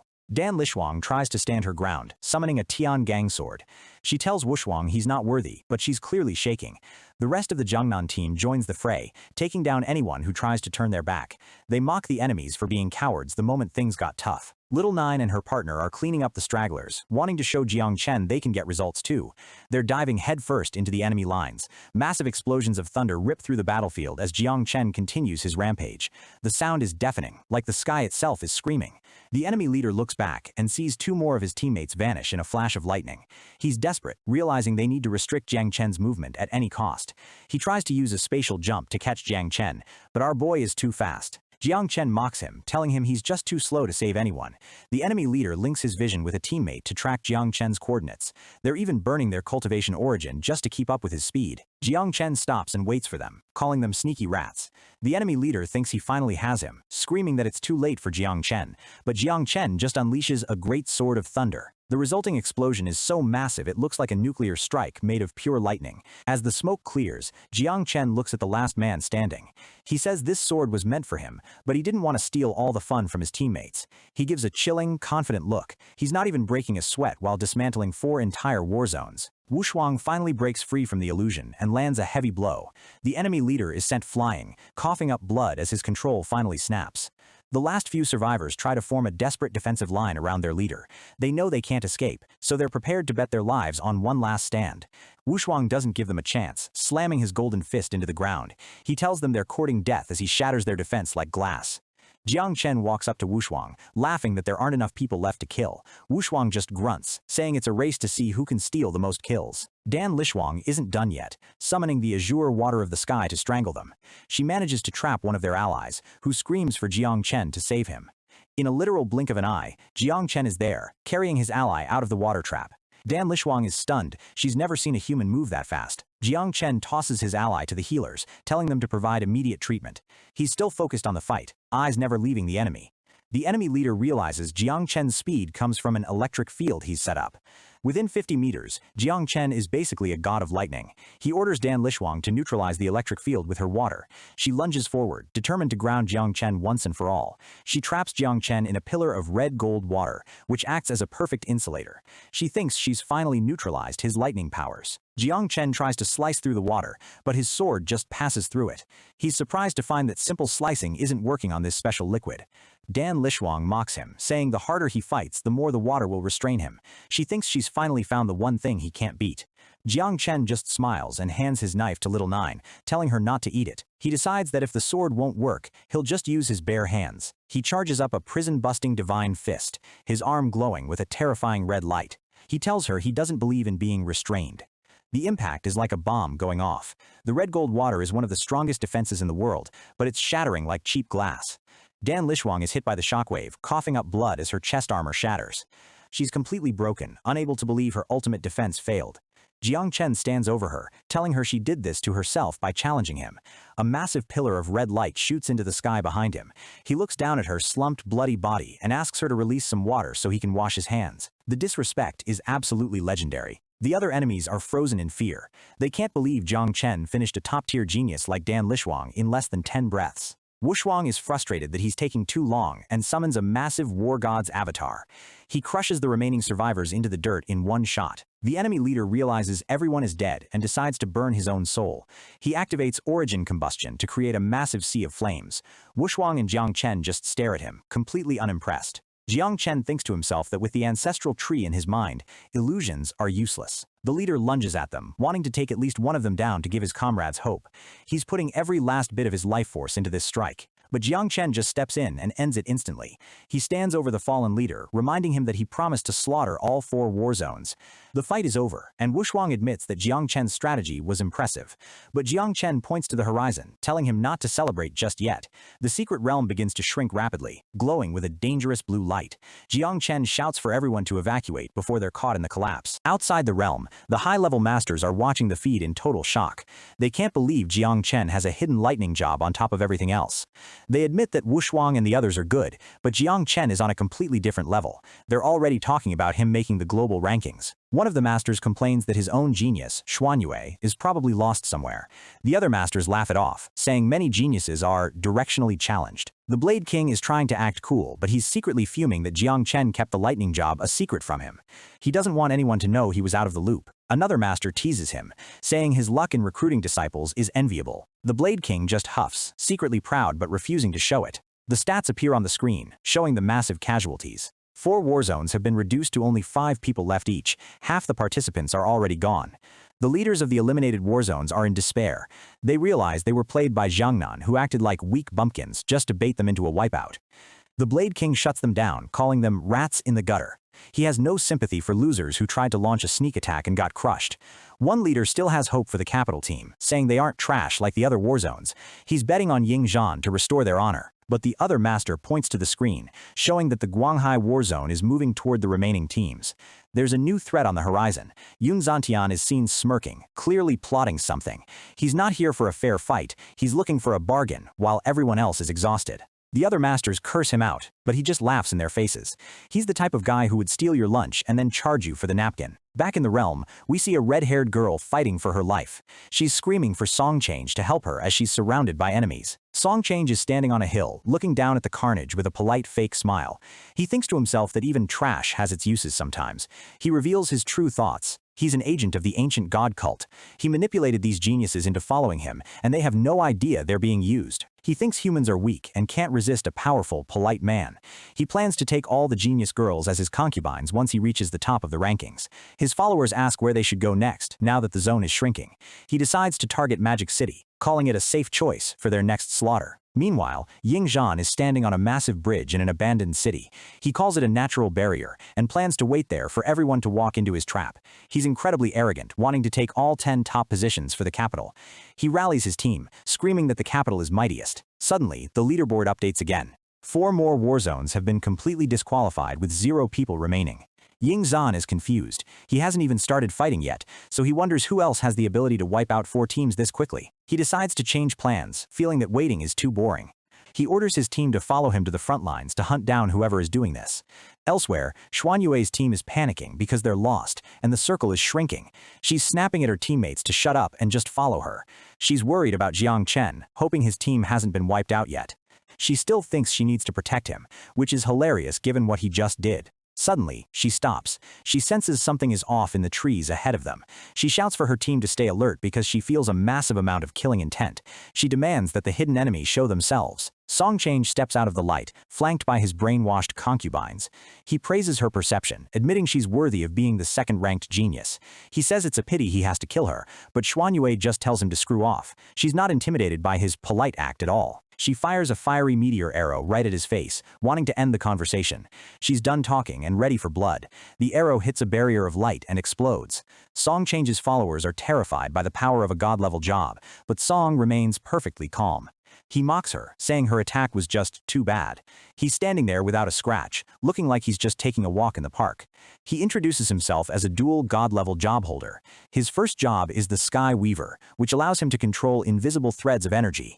Then, he reveals his second job, Divine Shadow of the Great Zhao Chen. A massive spectral version of himself appears behind him, glowing with eerie blue light. The Magic City team is horrified as they look around and see dozens of Songchange clones standing on the cliffs above them. They're completely surrounded. The team's sensory expert realizes that all the clones are anchor points. The real Song can teleport to any of them instantly, making them all effectively real. Xuanyue realizes they're in deep trouble and tells her team to focus on escaping. She knows they can't win against a cheat character like this. She fires another massive arrow, scorching sun in the sky, trying to create a path through the clones. A massive phoenix made of fire erupts from the arrow, raining down Golden Crow fiery rain. It's a beautiful, destructive move that lights up the entire forest. Songchange just watches the fire rain down, calling it beautiful but useless. He doesn't care how many clones she kills, he can just make more. He reaches out his hand and activates 1,000-strand silk. Invisible threads begin to weave together in the air, creating a massive net. The phoenix is literally caught in the net and restrained. Xuanyue is horrified. She's never seen someone just catch a spell made of pure energy. With a flick of his wrist, Song shatters the phoenix into a million pieces. Xuanyue's team is in shock, unable to believe her strongest move was destroyed that easily. The net continues to shrink, closing in on the Magic City team like a cage. Xuanyue shouts for everyone to use their defensive skills and hold the fort. They activate a fire protection shield, but they're trapped. She tells them to look for any opening from above while the shield holds. Miles away, Jang Chen sees the explosion of fire in the distance. He recognizes it as Xuanyue's signature move and realizes she's in deep trouble. His expression turns serious as he tells his team he's going to rush ahead to save Magic City. He's about to show Songchange what a real god-level job looks like. Songchange stands tall, his dual god-level classes making him look like an untouchable legend. The masters watching from outside are losing their minds. Even the historical human emperor didn't have this much raw talent. The master of the Guanghai team is gloating, admitting he rejected every alliance because his boy is just that much better than everyone else. He thinks Jang Chen and the others are just trash waiting to be swept away. The Magic City leader is starting to panic, realizing his team is in serious danger. But the Blade King tells him to pipe down. Jang Chen is already on his way, and the fight is far from over. Back in the forest, the Magic City team is reaching their limit as their elemental defenses begin to flicker out. Ji Xuanyue is heartbroken. She's worked so hard for this moment, and she hates the idea of being eliminated before she can even impress Jang Chen. One of her teammates, Yunfei, decides to go for the ultimate play, a heroic spiritual sacrifice. He's ready to burn his own life force to protect his goddess one last time. A massive spectral shield erupts, straining against the invisible threads that are slowly crushing them. He screams for his team to break through while he holds the line. Song Change doesn't even turn around, looking completely unimpressed by the sacrifice. He mocks their talent, saying their lives aren't even worth his attention. Song notices the kid is literally trying to commit suicide to gain explosive power. He watches with a cold stare as Yunfei's body begins to crack under the pressure. Ji Xuanyue screams his name as Yunfei pours his very blood and soul into the barrier. Tears stream down her face as she watches her friend throw his life away. For a split second, the barrier actually works, and a single point in the net is broken through.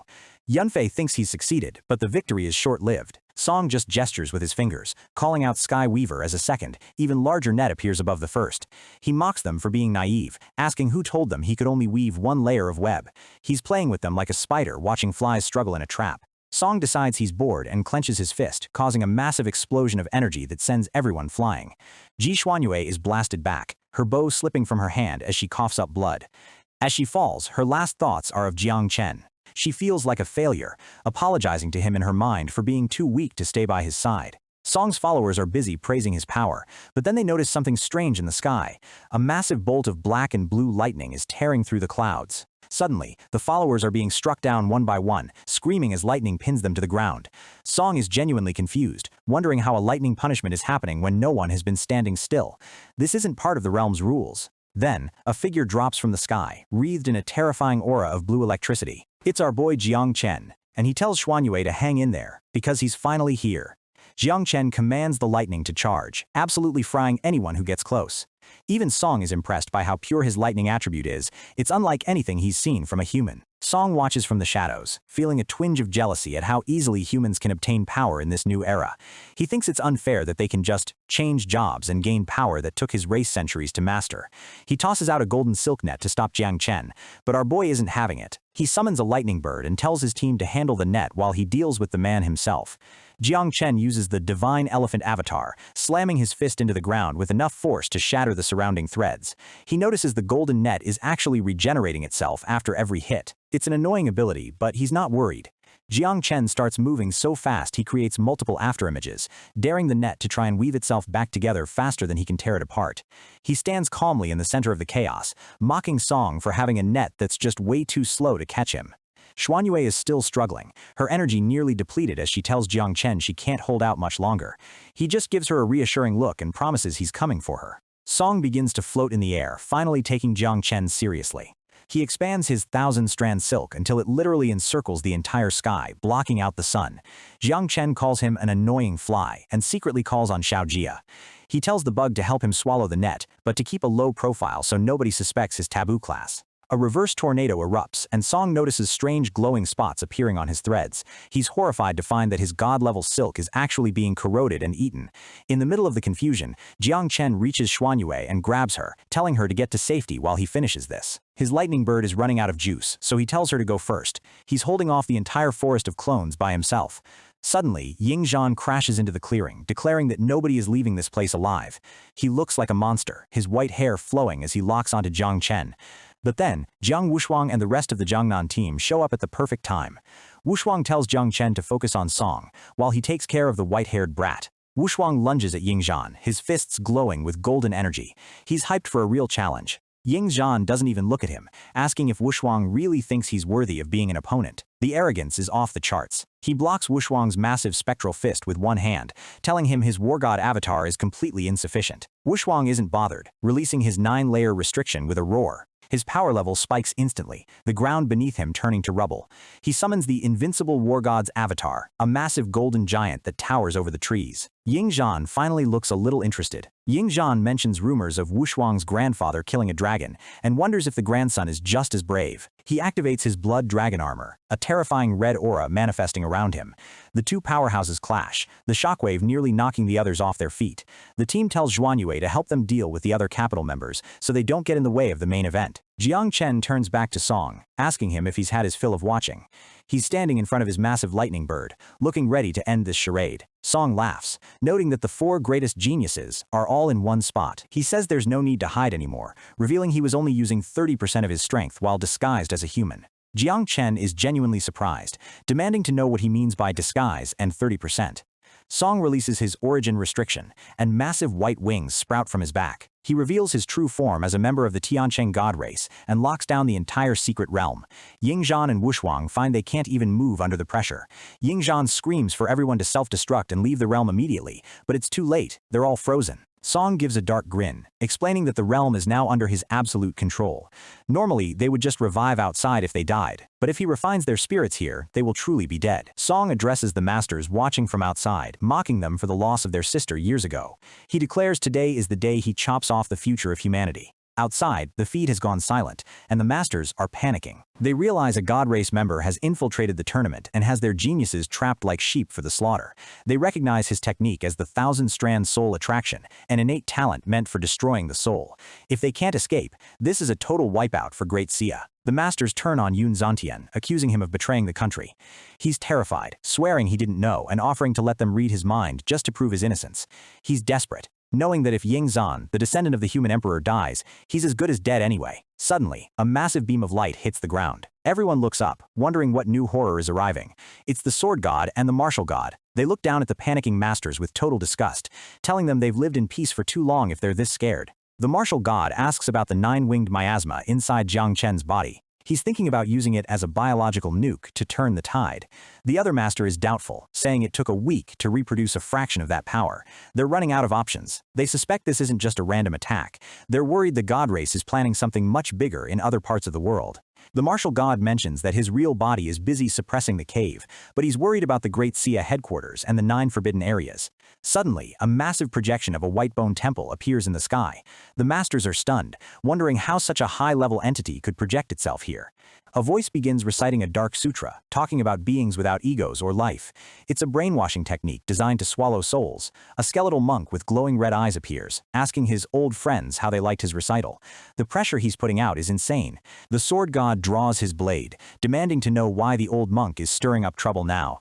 The monk just grins with a mouth full of jagged teeth, saying the geniuses who were eliminated will soon be enlightened. The eliminated students are all standing in a daze, white energy flowing from their eyes and mouths. He's literally turning them into his puppets in front of the world's strongest leaders. The martial god roars at the students to wake up, his voice cracking like thunder. He's trying to break the trance before it's too late. A few students snap out of it, gasping for air and looking around in total confusion. They have no idea they were seconds away from losing their souls. The monk warns the martial god that interfering with the truth will be punished by heaven. He's acting like he's doing them a favor while he tries to enslave them. He laughs, saying it's a shame they didn't listen for 2 more breaths, or they would have ascended to his version of nirvana. The sword god decides to handle the monk himself, planning to chop up his relics until he has no energy left. He tells the martial god to hold the cave steady and not let anything else out. The martial god looks out and sees smoke rising from all over the country. A full-scale catastrophe has officially begun. He orders all guardians to return to their posts and defend Great Sia to the death. Even the masters who were just panicking are now ready to fight for their lives. One master swears that if his disciple dies, he will personally enter the cave and eliminate every single member of the God Race. The stakes couldn't be higher. But then, something stops them in their tracks.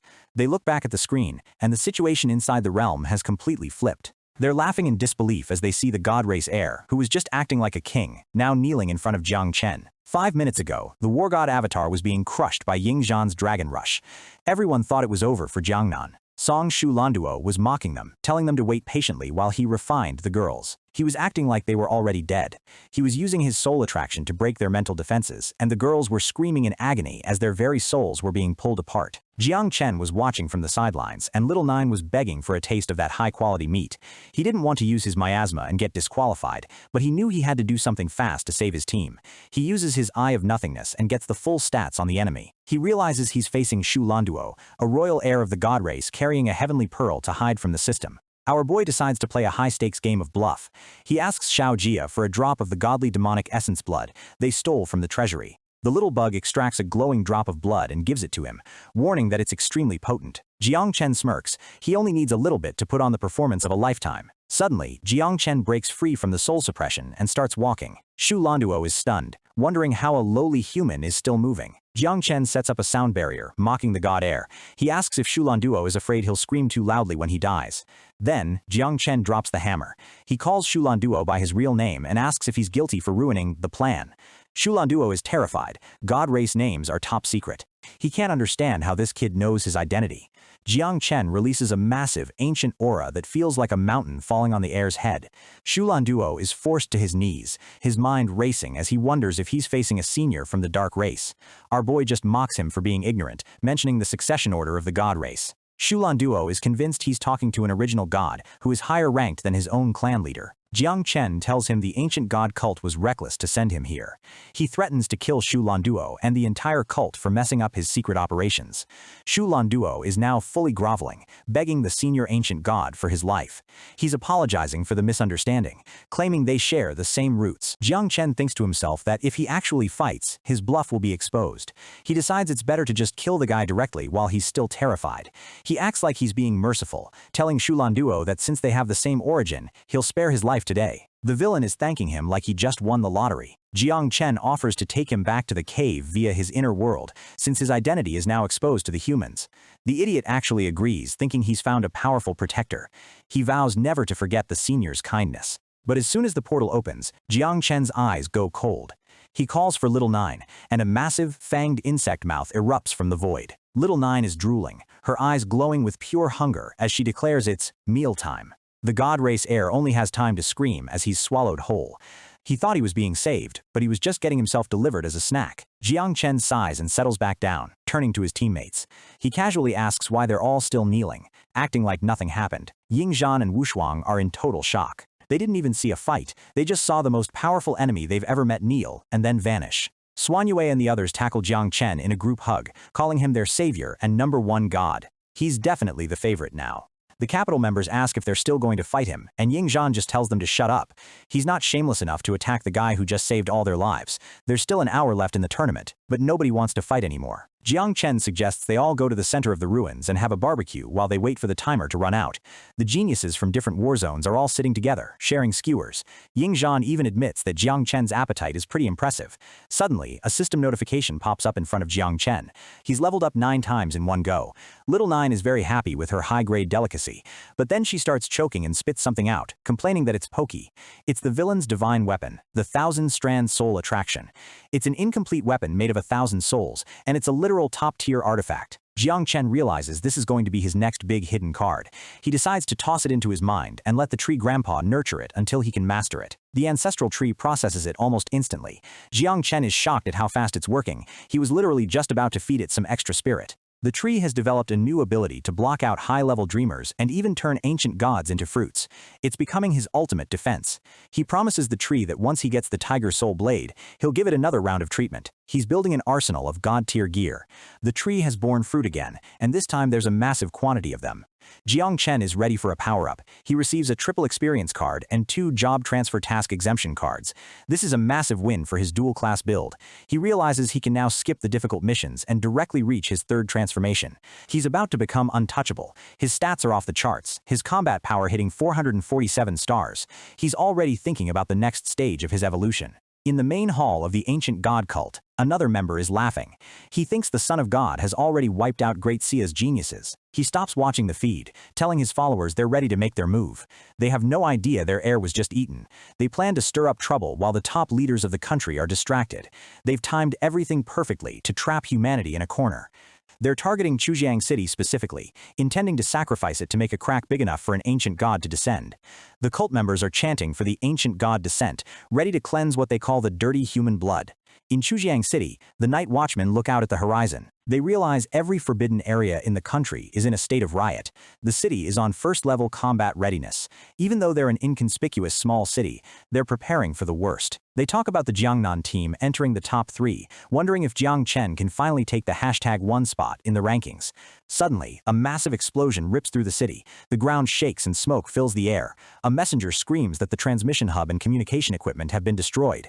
A beast tide is surrounding the city from all sides. The leader realizes the national riots were just a bait to lure the strongest masters away, and the real target was Chujiang City all along. He starts barking out orders, telling his team to prepare nuclear weapons and build a human defensive wall of job changers. The leader dives off the wall, drawing his sword and promising to stem the tide himself. He's going out for a suicide mission to save his home. The Jiangnan team finally exits the secret realm, but they find the area completely deserted. Jang Chen has a very bad feeling about the silence. His master appears, looking grave. He delivers the news that every major war zone is under attack by sea races and cave monsters. Then he drops the bombshell. Chujiang City is being besieged by a beast tide. Jang Chen is horrified, asking where his sister and the other masters are. The master explains that everyone is busy defending the coastal lines and the headquarters. There's no one left to help Chujiang. He reveals that the top leaders had a meeting and decided that Chujiang is the least important of the 108 cities. They've decided to abandon Chujiang to save the overall situation. Jiang Chen is trembling with rage as he realizes his home has been written off as a loss. The master tells him it was a tactical decision, since they don't know if Chujiang is just another distraction. He says he wasn't supposed to tell Jiang Chen, but he wanted him to know the truth. He asks Jiang Chen what choice he'll make at this critical juncture. Will he fight for the big picture, or his home? Jiang Chen doesn't even hesitate. He releases a dark, terrifying aura and declares that Chujiang is his only true home. He's heading back, and God help anyone who tries to stop him. The Jiangnan team isn't backing down. They've made it clear, if Chujiang is in danger, they're staying right by their leader's side until the end. Jiang Chen looks back at his comrades, moved by their loyalty. Behind him, the martial god watches on, his massive presence looming like a mountain. Gu Keichin warns them that this isn't a game. They're heading into a beast tide that even seasoned guardians can't survive. He asks them one last time, even knowing death is certain. Will they still go? Not everyone has that iron will. A few students tremble, admitting they're just too weak and don't want to be the ones dragging the team into the grave. The rejection is harsh. Someone shouts that cowards like them are a total disgrace to the capital's name. Ying Zan stands tall, looking down on the deserters. He says it's better they stay behind anyway so they don't get in the way when the real fighting starts. The martial god asks Jiang Chen for his final decision. Our boy doesn't hesitate, he's going, even if he has to take on tens of thousands of monsters alone. The rest of the top tier follows suit. Ying Zhan, Zhang Wushuang, and Ji Xuanwei all vow to fight, proving that Magic City and the capital don't produce cowards. The martial god laughs, impressed by their guts. Since only 10 of them have the courage to step up, he declares these 10 as the new official top rankings of the Tianzhou list. Everyone else is instantly disqualified. The regular matches are cancelled, and the final ranking will now be decided by how many kills they rack up in the real war.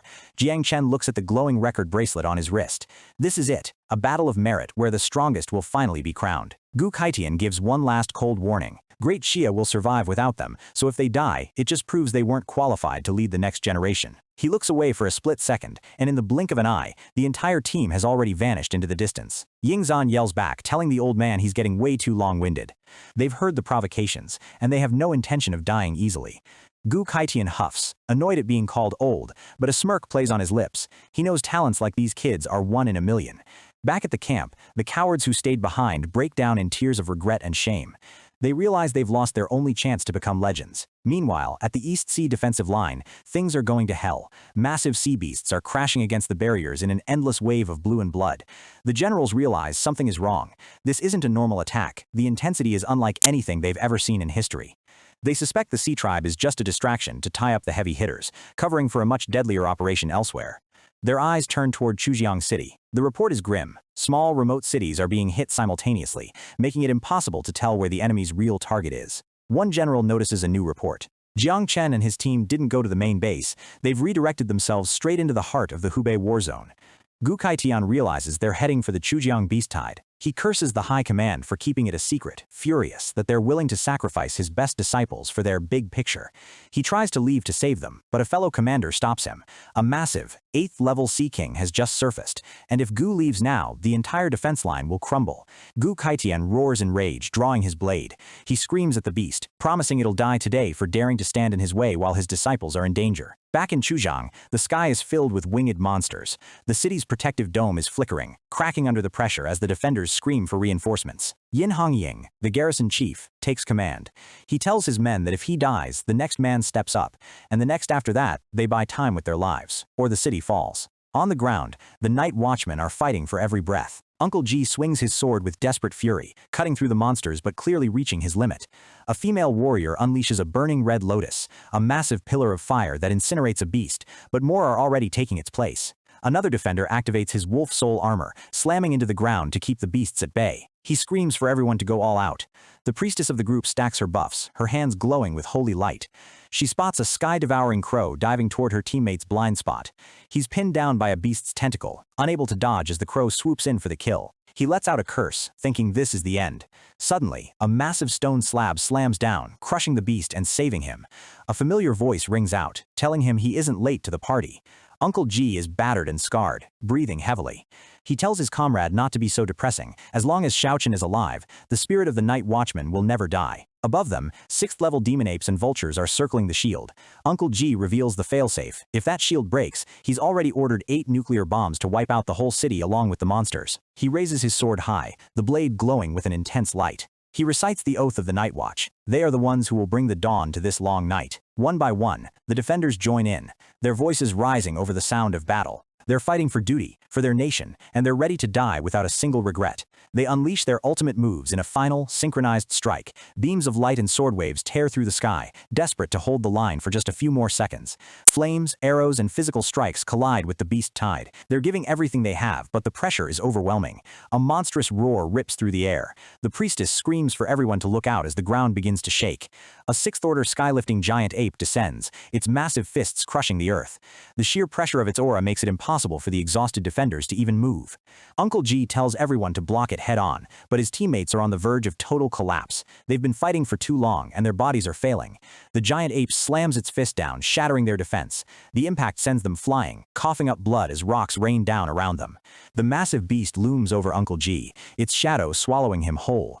He looks up, helpless, as the giant prepares to stomp him into the dirt. In what he thinks are his final moments, his only regret is that he won't get to see Jang Chen take the top spot on the rankings. He finally mastered the sky-splitting sword, but it wasn't enough. Suddenly, the ape's head is engulfed in a cloud of dark, swirling energy. It lets out a muffled scream as its body begins to disintegrate from the top down. Jang Chen lands right on the monster's head, his hand glowing with dark power. He looks at his uncle and calmly announces that he's reporting for duty. He activates Growth of All Things, a green aura spreading out to heal the wounded Night Watchman. He tells them to get inside the shield and recover. He'll handle the rest. The defenders can't believe their eyes. They're overjoyed to see him, but then panic sets in. They think he's come back just to die with them in this hopeless tide. Jang Chen gives a faint smile. He realizes they don't remember his true power, because their memories were erased during his last big fight. He can't really blame them for being worried. He gestures toward the battlefield. The massive 6th-order beast is already nothing but a skeleton. He tells them if they want to judge his strength, they should just watch what's about to happen. The survivors are stunned. That was a 6th-order beast, strong enough to wipe out an entire battalion, and Jang Chen ended it in seconds. They realize Chujiang might actually be saved. Jang Chen smirks. It's not just him. He brought the whole cavalry. This isn't just a rescue mission. It's the final stage of their competition. Other geniuses arrive, and they're already complaining. Jang Chen's 9-winged miasma is killing everything so fast they don't have any monsters left to farm for merit points. A half-naked warrior slams into a beast with a burning punch. He's never fought a real beast-tide before, and the sheer number of enemies is getting his blood pumping. Ji Xuanyue is a whirlwind of arrows. She doesn't care about the rankings or the God Race. She's here for one reason, to protect Jiang Chen's home. She unleashes a rain of golden fire from the sky, incinerating a whole cluster of monsters. She's determined not to let Jiang Chen outshine her this time. Jiang Wushuang summons his invincible war god avatar. The massive golden figure tears through the tide, and he shouts that he won't let Jiang Chen be the only hero today. Ying Zhan unsheathes the human emperor sword, the blade glowing with a lethal red aura. He knows if he wants that #1 spot, he has to go all out right now. Uncle G and the others watch in awe. This new generation is on a completely different level. Jiang Chen looks at his friend's progress and realizes he can't slack off either. He asks his aunt and uncle to witness him. He's going to destroy this entire beast tide and take the top spot on the Tianzhao list in one go. The perimeter is secure for now. Uncle G takes his team back to the barrier, realizing they need to repair the shield while the geniuses hold the front line. High on a nearby cliff, a woman with long dark hair and red robes watches the chaos. She's shocked that Jiang Chen and his team are still alive after what happened in the secret realm. She looks at the massive clouds of 9-winged miasma and realizes the intelligence reports were completely wrong.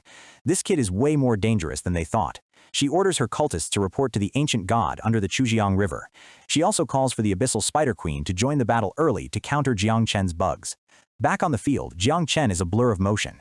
His sky-splitting sword combined with great thunderblade creates a storm of electricity and steel that shreds everything in his path. Xiao Ju appears, having just devoured another high-level beast. Jang Chen gives her the green light to eat as much as she wants. This battlefield is her personal buffet. Experience points start flooding in. With every beast Xiao Ju eats, Jang Chen's level skyrockets, jumping from 48 all the way to 57 in a matter of minutes. Our boy is feeling good. Between the double experience cards and his mission exemption cards, he's ready to hit his third job change tonight and summon a new queen. Xiao Jia approaches, pointing out the thousands of residual souls floating over the battlefield. He asks if he should collect them or leave them. Xiao Jia admits he doesn't want to eat them because they're lowly. Jang Chen sighs, realizing he's accidentally raised his insect son to be a total food snob. He tells Xiao Jia to go ahead and harvest the souls to water the ancestral tree, but he warns him to stay hidden. Xiao Jia is his ultimate trump card. The merit list updates. Jang Chen has already broken into the top 300 of the entire Great Xia Empire. The geniuses behind him are struggling to keep up. Ying Zan is frustrated. Even using his strongest sword, he's barely in the top 400. He realizes he can't beat Jang Chen just by killing the small fry. He decides to find the source. A beast tide this big must have a teleportation channel nearby. If he destroys that, he'll gain massive merit points. Back at the shield, the defenders are watching Jang Chen's progress. He's so far into enemy territory that he looks like a landlord casually inspecting his own property. They realize he's about to hit his third job change. Uncle G remembers how he was stuck at that level for 4 years, but for Jang Chen, it seems like just another Tuesday. Usually, the 3rd, 6th, and 9th levels are like impassable mountains, but this generation of monsters is breaking every rule in the book. Suddenly, a massive pillar of white light erupts from the center of the field. The ground trembles as a divine energy washes over the entire battlefield. The veterans are freaking out. Jang Chen has reached the 3rd level already, and he's doing his origin strengthening right there in the middle of a war zone. They realize how dangerous this is. While his soul is in the origin space, his physical body is completely defenseless. Uncle G screams for everyone to protect the array at all costs. The other geniuses see the light and rush toward it. They know if Jang Chen falls now, the whole city goes down with him. Jiang Wushuang and the others form a defensive circle. Even though he's competitive, he knows he won't win this time, so he decides to play the role of the ultimate bodyguard. Meanwhile, Ying Zan finds it, the teleportation channel. It's a yin-yang burrowing beast that's acting as a living portal between worlds. A massive shadow looms over him.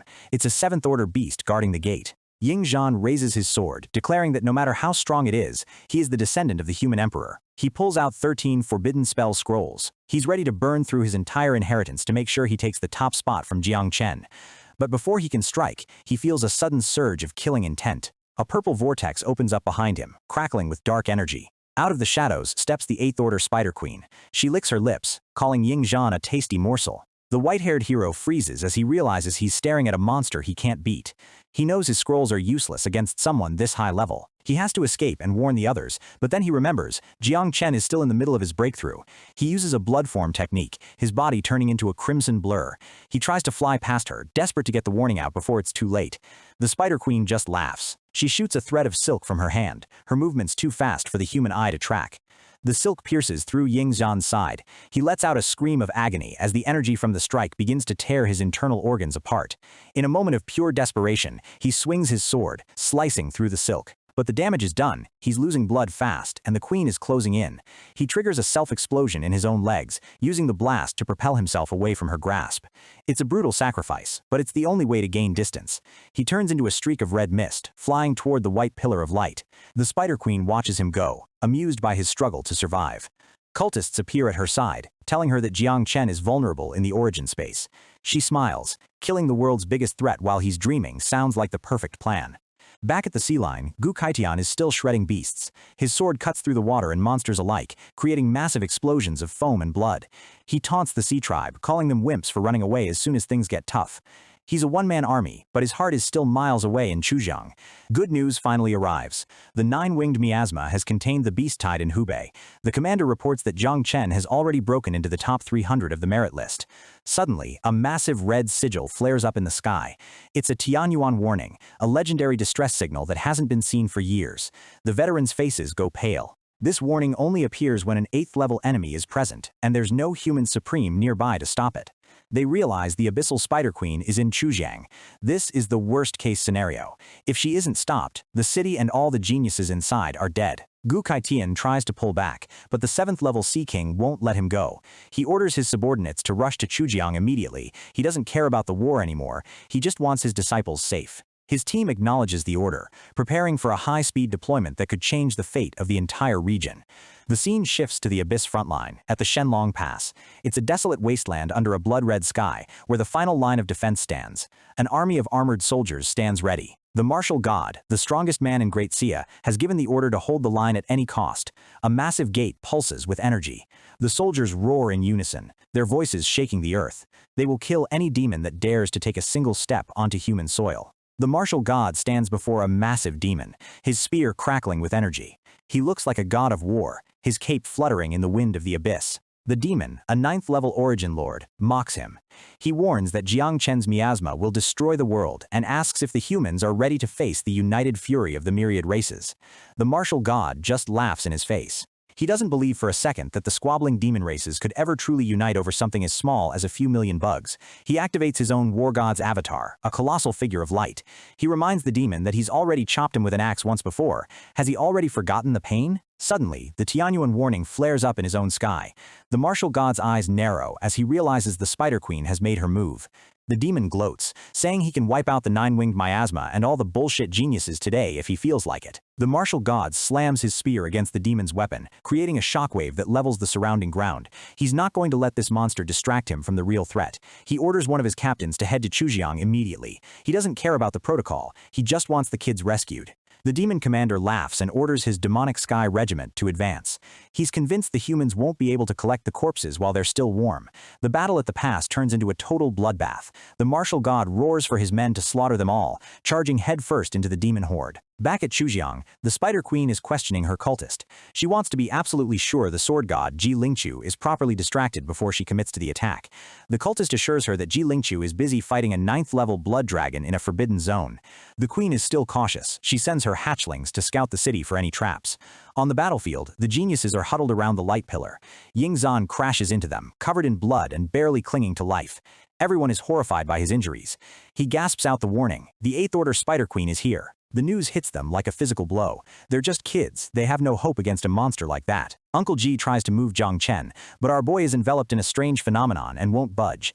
They realize they have no choice. They have to stay and fight until he wakes up. Ying Zan tells the others to get into the shield and heal while they can. The barrier is reinforced, but against a queen, it'll only hold for a few minutes. A shirtless warrior looks at the Taoist next to him, suggesting they run, but the Taoist checks his fortune-telling card and says the situation isn't hopeless just yet. He pulls out a massive treasure gourd, calling for Grandpa Yuan to help. The other geniuses look on, wondering what kind of secret weapon this is. He points the gourd at the sky, screaming for help as the Spider Queen's aura starts to crush them. A small, grumpy-looking creature pops out of the gourd. It takes one look at the 8th-level queen and tells the Taoist he's going to get them both killed. Instead of fighting, Grandpa Yuan uses a teleportation spell on himself and the Taoist, leaving everyone else behind. The geniuses are stunned. Their helper just ditched them. Ji Xuanyue isn't backing down. She screams that she'll never leave her master, even if she has to detonate every magic weapon in her storage to take the queen down with her. Even the terrified students find their resolve. One boy admits he's scared to death, but he can't call himself a man if he leaves girls behind to die. Inside the origin space, 2 minutes earlier, Jiang Chen is standing in a void of blue light. He's surprised that the mission exemption card pulled his consciousness directly into the source of power. He sees millions of stars, the origin inscriptions for his job change. He realizes that since his bugs are already high level, this shouldn't be too hard. The system begins the screening process. Thousands of stars fall away, leaving only the ones related to the Thunder system. Our boy is hoping for something god level. The list narrows down until only 9 stars are left. These are the absolute peak of the Thunder class. The system flashes. His Thundermaster class has been upgraded to the god level Thunder God. A dark mark appears on his forehead, pulsing with divine electricity. He checks his new skills, Thunder Punishment, 3,000 Tribulations, and the Thunder God Domain. They're all God tier, and he's feeling more powerful than ever. He's shocked to have a domain skill at only his 3rd job change. Usually, you don't get those until the 6th. He wonders how he'd stack up against his master now. But the process isn't over. The extinguished stars suddenly flare back to life. The system announces he's also completing his 3rd job for God's Soul Cultivator. That class is upgraded to the origin of all things. He's getting a double god-level promotion, something that shouldn't even be possible. His new skill, Evolution to Complexity, allows him to accelerate the growth and reproduction of his insects by up to 200 times. This is the ultimate cheat for an overlord. Suddenly, a beautiful girl with long white hair and antennae appears before him. He's confused. He hasn't even used his growth skills yet, so how did his new queen turn human already? Back in reality, the Spider Queen has arrived. She releases her own swarms of spiders that are completely overwhelming the nine-winged miasma. The defenders are being forced into their final stand. The geniuses unleash everything. Fire, sword waves, and arrows fill the air as they try to keep the spiders from reaching the unconscious Jang Chen. Ji Xuanyue threatens to detonate her magic weapons if the old witch takes one more step. The queen just flickers through the air, her silk threads cutting through their defenses like they were made of paper. The geniuses are tossed aside, coughing up blood. Xiao Ju is crying, clinging to Jang Chen's shoulder. She begs her master to wake up because the scary old lady is killing all her babies. Jiang Chen's eyes snap open, a dangerous smirk on his face. He tells Xiao Ju not to worry, her daddy is finally back, and he's brought the literal power of God with him. Jiang Chen unleashes the growth of all things, a surge of emerald energy that pulses through the battlefield, healing his allies and setting the stage for his counterattack. He orders everyone back into the city, using his nine-winged miasma as a living shield. His friends are desperate to stay and fight by his side, but our boy knows this isn't a fight they can survive. He shuts them down instantly, telling them to get healed and stay out of his way. He stares down the Eighth Order Queen like she's nothing, reminding everyone that this isn't his first time killing a national-level threat. The Spider Queen laughs at his arrogance, seeing human emotions as a weakness. Xiao Ju is worried about losing her babies in the fight, but Jiang Chen reassures her, he'll handle the queen, she just needs to mop up the small fry. The monster mocks him, claiming even a 9th-level sword god couldn't kill her. She looks at Jiang Chen like he's just a piece of trash, wondering what a low-level brat could possibly do.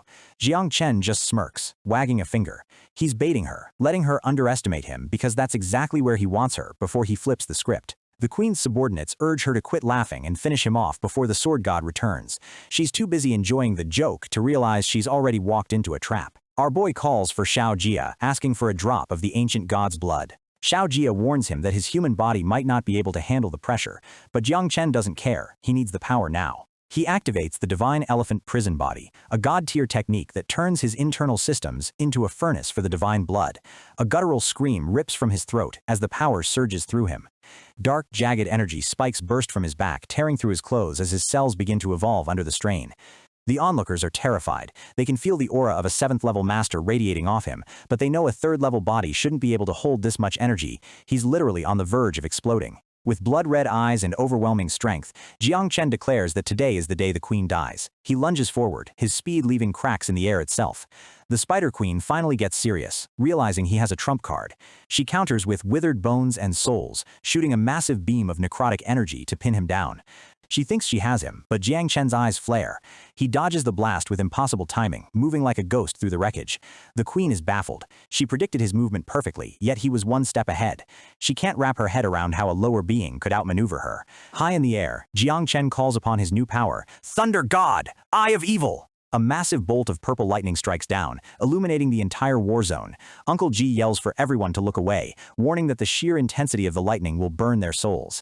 They can't believe it. Great Sia has its first ever double god-level genius. The Eye of Evil locks onto the queen, a beam of divine judgment that tracks her every move. There's no running from a god's gaze. The strike hits her soul directly. She screams in agony, realizing this isn't a physical attack, it's a mental execution designed to tear her sea of consciousness apart. Desperate, she throws up a 1,000-thread blood shield, trying to block the lightning. She's panicking now, her arrogant facade completely shattered. She screams that even if her soul is weak, her body is a 100-meter-tall biological weapon. She prepares to crush the ant under her massive spider legs. Jiang Chen isn't there. He uses lightning flash, appearing as a streak of purple light.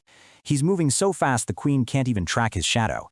She's convinced he's just lucky. She refuses to believe a human can move at the speed of light, but the fear in her many eyes says otherwise. She tries to flood the field with her own blood veins, turning the battlefield into a spiderweb of death.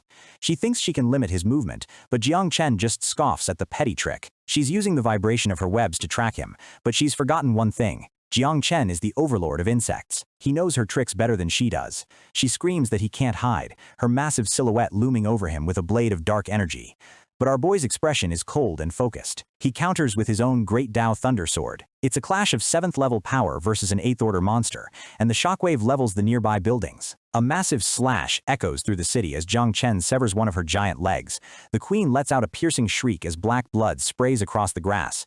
The night watchmen are in shock. The momentum of Jiang Chen's blade is even stronger than a Warzone Guardian's. They realize he must have a perception ability that far exceeds anything they've ever seen. Jiang Chen is feeling the burn. The ancient god's blood is tearing his muscles apart start from the inside. He knows he can't keep this up for long, he has to end this in the next strike. He taunts her one last time, calling her a coward who's been hiding in a hole for hundreds of years. The queen's rage boils over, her aura turning a dark, sickly red. She screams that her origin was already injured by the sword god, and she didn't want to use it, but now, she's ready to die just to take him with her. The pressure becomes unbearable. The air turns thick as the queen prepares her final move. The survivors wonder if Jang Chen can possibly survive an 8th-level suicide attack. Jang Chen just stands his ground. He calls for his thunder god eternal domain to descend. The sky turns a violent shade of violet as the true power of a god-level class takes over.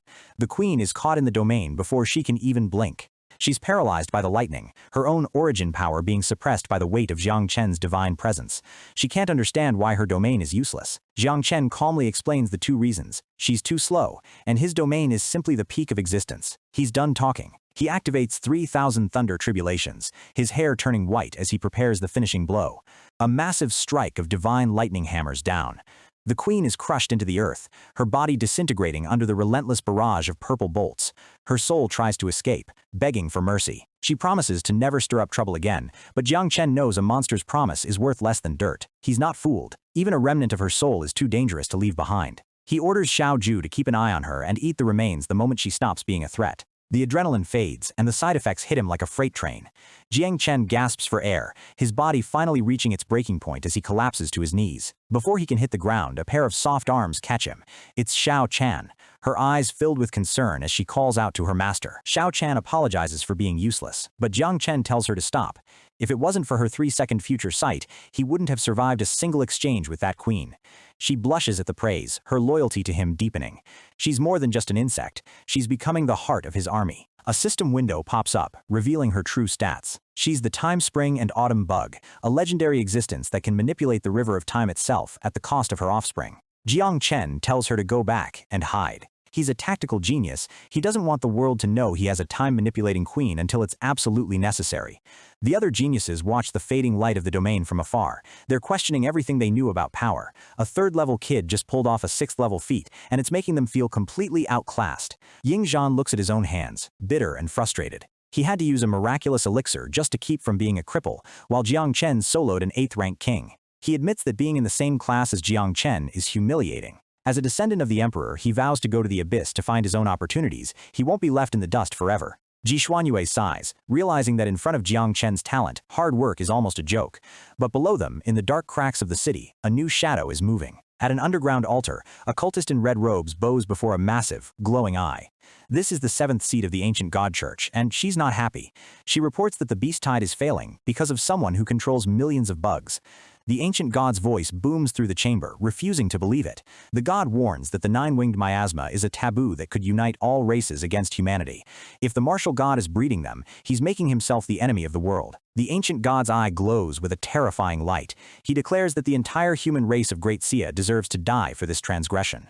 The cultist begs for calm. She says she's already sent the Spider Queen, but just in case, she's ready for the next phase.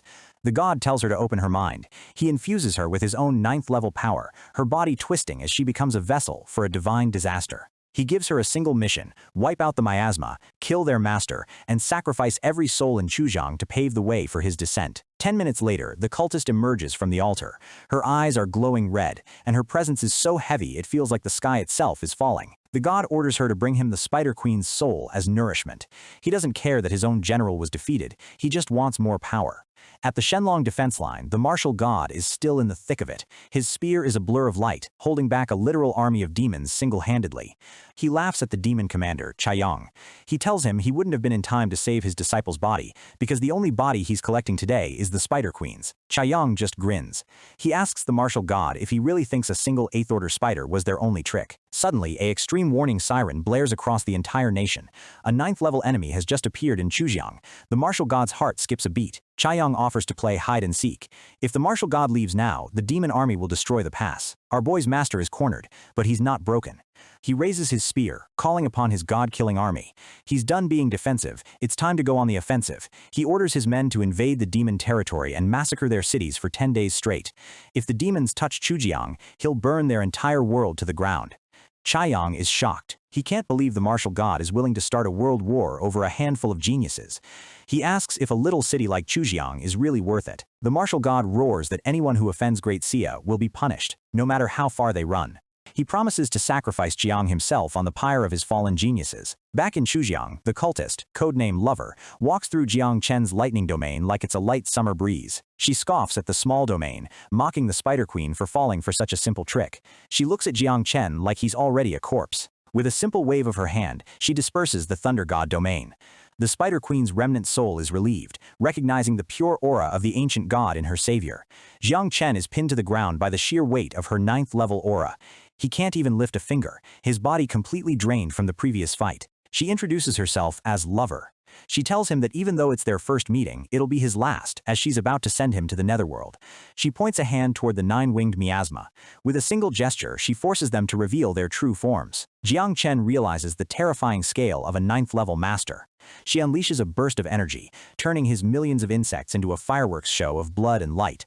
She asks him if he finds it beautiful, as his life's work is erased in seconds. Xiao Ju is terrified, crying out for her daddy to save them. Jiang Chen tells her to hide and not come out. He's got one final, desperate play. Lover sees the dissatisfaction in his eyes. She tells him to hold on to that rage as she prepares to turn him into a firework too. She slams him into the dirt with a wave of pressure. The other geniuses can only watch. They're all immobilized by the 9th-level aura, feeling the cold hand of death on their shoulders.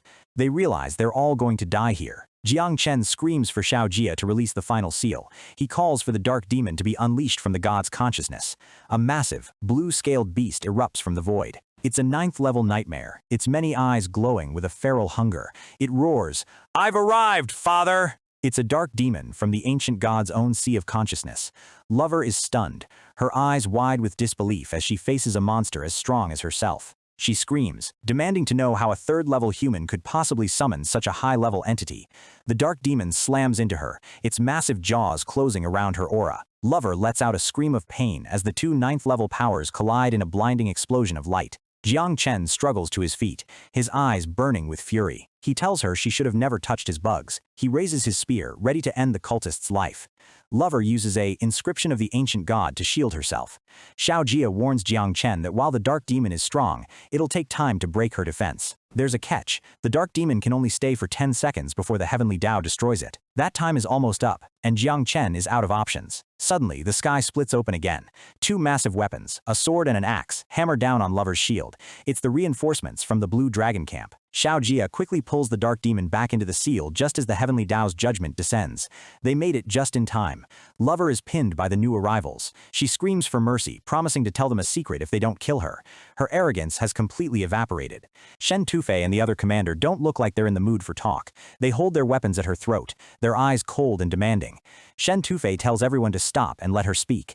Lover blabs immediately, revealing there's a crack deep underground with an altar built on it. She explains the horrifying truth. The souls and blood of everyone in Chujiang were being fed to the corpse of a primordial demon god buried beneath the city.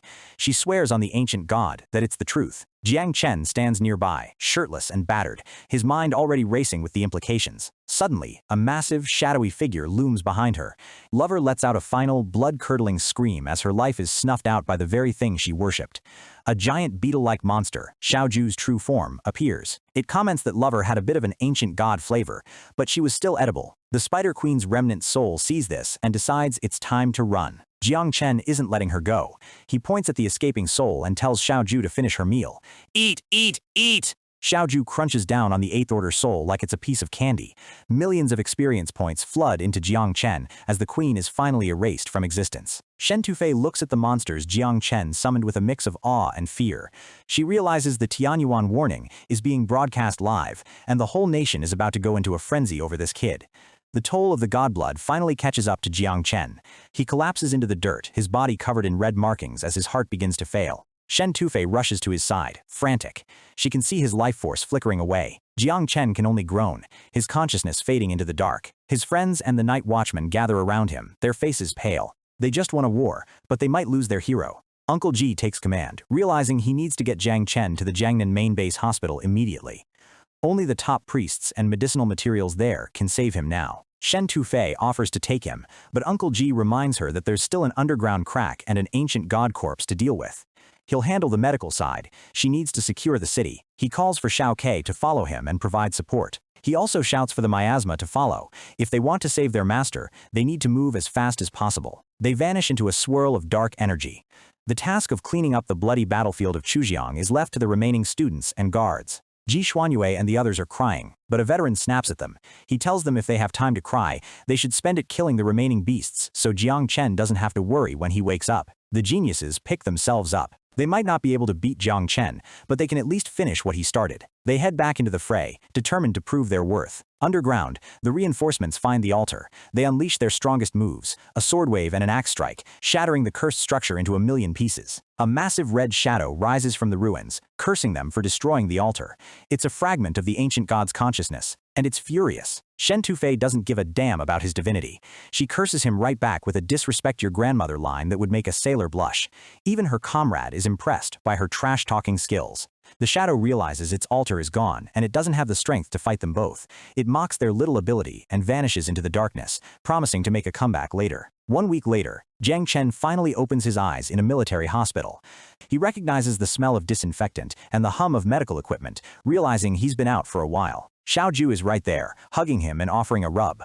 She excitedly tells him that she can give birth to babies again, and now her babies can have babies too. Jiang Chen pets her head, proud of her. But he realizes his current house, his soul space, might be too small for billions of insects. He tells her to wait until he can buy her a bigger home. Xiao Ju is hyped for a big house. Jiang Chen calculates that with his new evolution to complexity skill, his next batch of bugs will be in the hundreds of millions. He needs a worm nest fruit to accommodate them all. Xiao Jia chimes in, asking when he gets a big house too. He asks his father if his own body isn't enough to live in, and Jiang Chen jokingly calls his son's physique just average. He offers Xiao Jia a deal. He can live in Xiao Ju's old room, or he can go to the Dark God's depository to eat a buffet of gods and demons. Xiao Jia likes the sound of a buffet. As long as the food is good, a man can live anywhere. Jiang Chen sighs, realizing the struggle of being a parent to a family of literal monsters. Xiao Jia points at the medical fluid in Jiang Chen's tank, asking if he can drink it. Jiang Chen tells him it's third-rate compared to God's, but he can have at it if he wants. The little guy dives in head first, slurping up the expensive medicine like it's a milkshake. Jiang Chen watches him, wondering if the medicine tastes like his old father's feet. He notices Xiao Jia stopped eating and asks if it's not tasty. He lays back in the water, feeling the weight of his responsibility. Now that he's better, his room is full of bugs again, and he has a lot of planning to do. He pulls up the system window for Xiao Chan. He didn't have time to really study her abilities on the battlefield, but now he can dive into the details. The description says she was born at the source of the river of time. He realizes she's on the same level as the ancestral tree itself, a true origin being. He sees a question mark in her talent section and realizes he probably needs a life rank transition to unlock her full potential. He calls Xiao Chan to come out for a moment. She appears in her small insect form, glowing with a soft pink light. Even as a bug, she has an air of elegance that the other insects lack. Suddenly, there's a splash in the tank. Jiang Chen's eyes widen as he realizes she's not staying in bug form. Xiao Chan transforms into her human self, appearing right in front of him in the tank. Jiang Chen is flustered, asking if she isn't a little too close for comfort. She apologizes profusely, her face turning bright red. Jiang Chen clears his throat, trying to stay professional while he's half naked in a bathtub with a goddess. He asks the million-dollar question, how can she transform into a human directly without an evolution or a life-level transition? Xiao Chan looks at him with a shy smile. She explains that while all other things need time to grow, she is different, because she is time itself. Jiang Chen realizes he's basically got a cheat code for reality in his bathtub.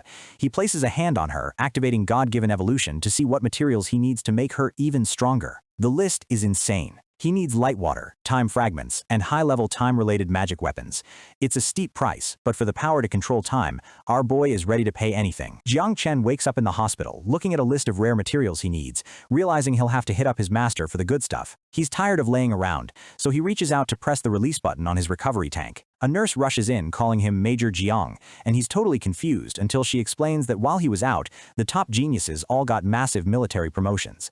The nurse is practically in tears because his body was literally falling apart when they brought him in, but our boy just smiles and says he feels perfect. She goes to collect the leftover life essence from the tank, stuff so expensive it was sent from the capital just for him, thinking they can save it for someone else. Jiang Chen casually admits he woke up thirsty and just drank all that liquid gold, leaving the poor nurse absolutely screaming in shock. In his mind, he's joking that if a son is spoiled, it's the father's fault, putting the blame on his internal grandpa tree for having such a huge appetite.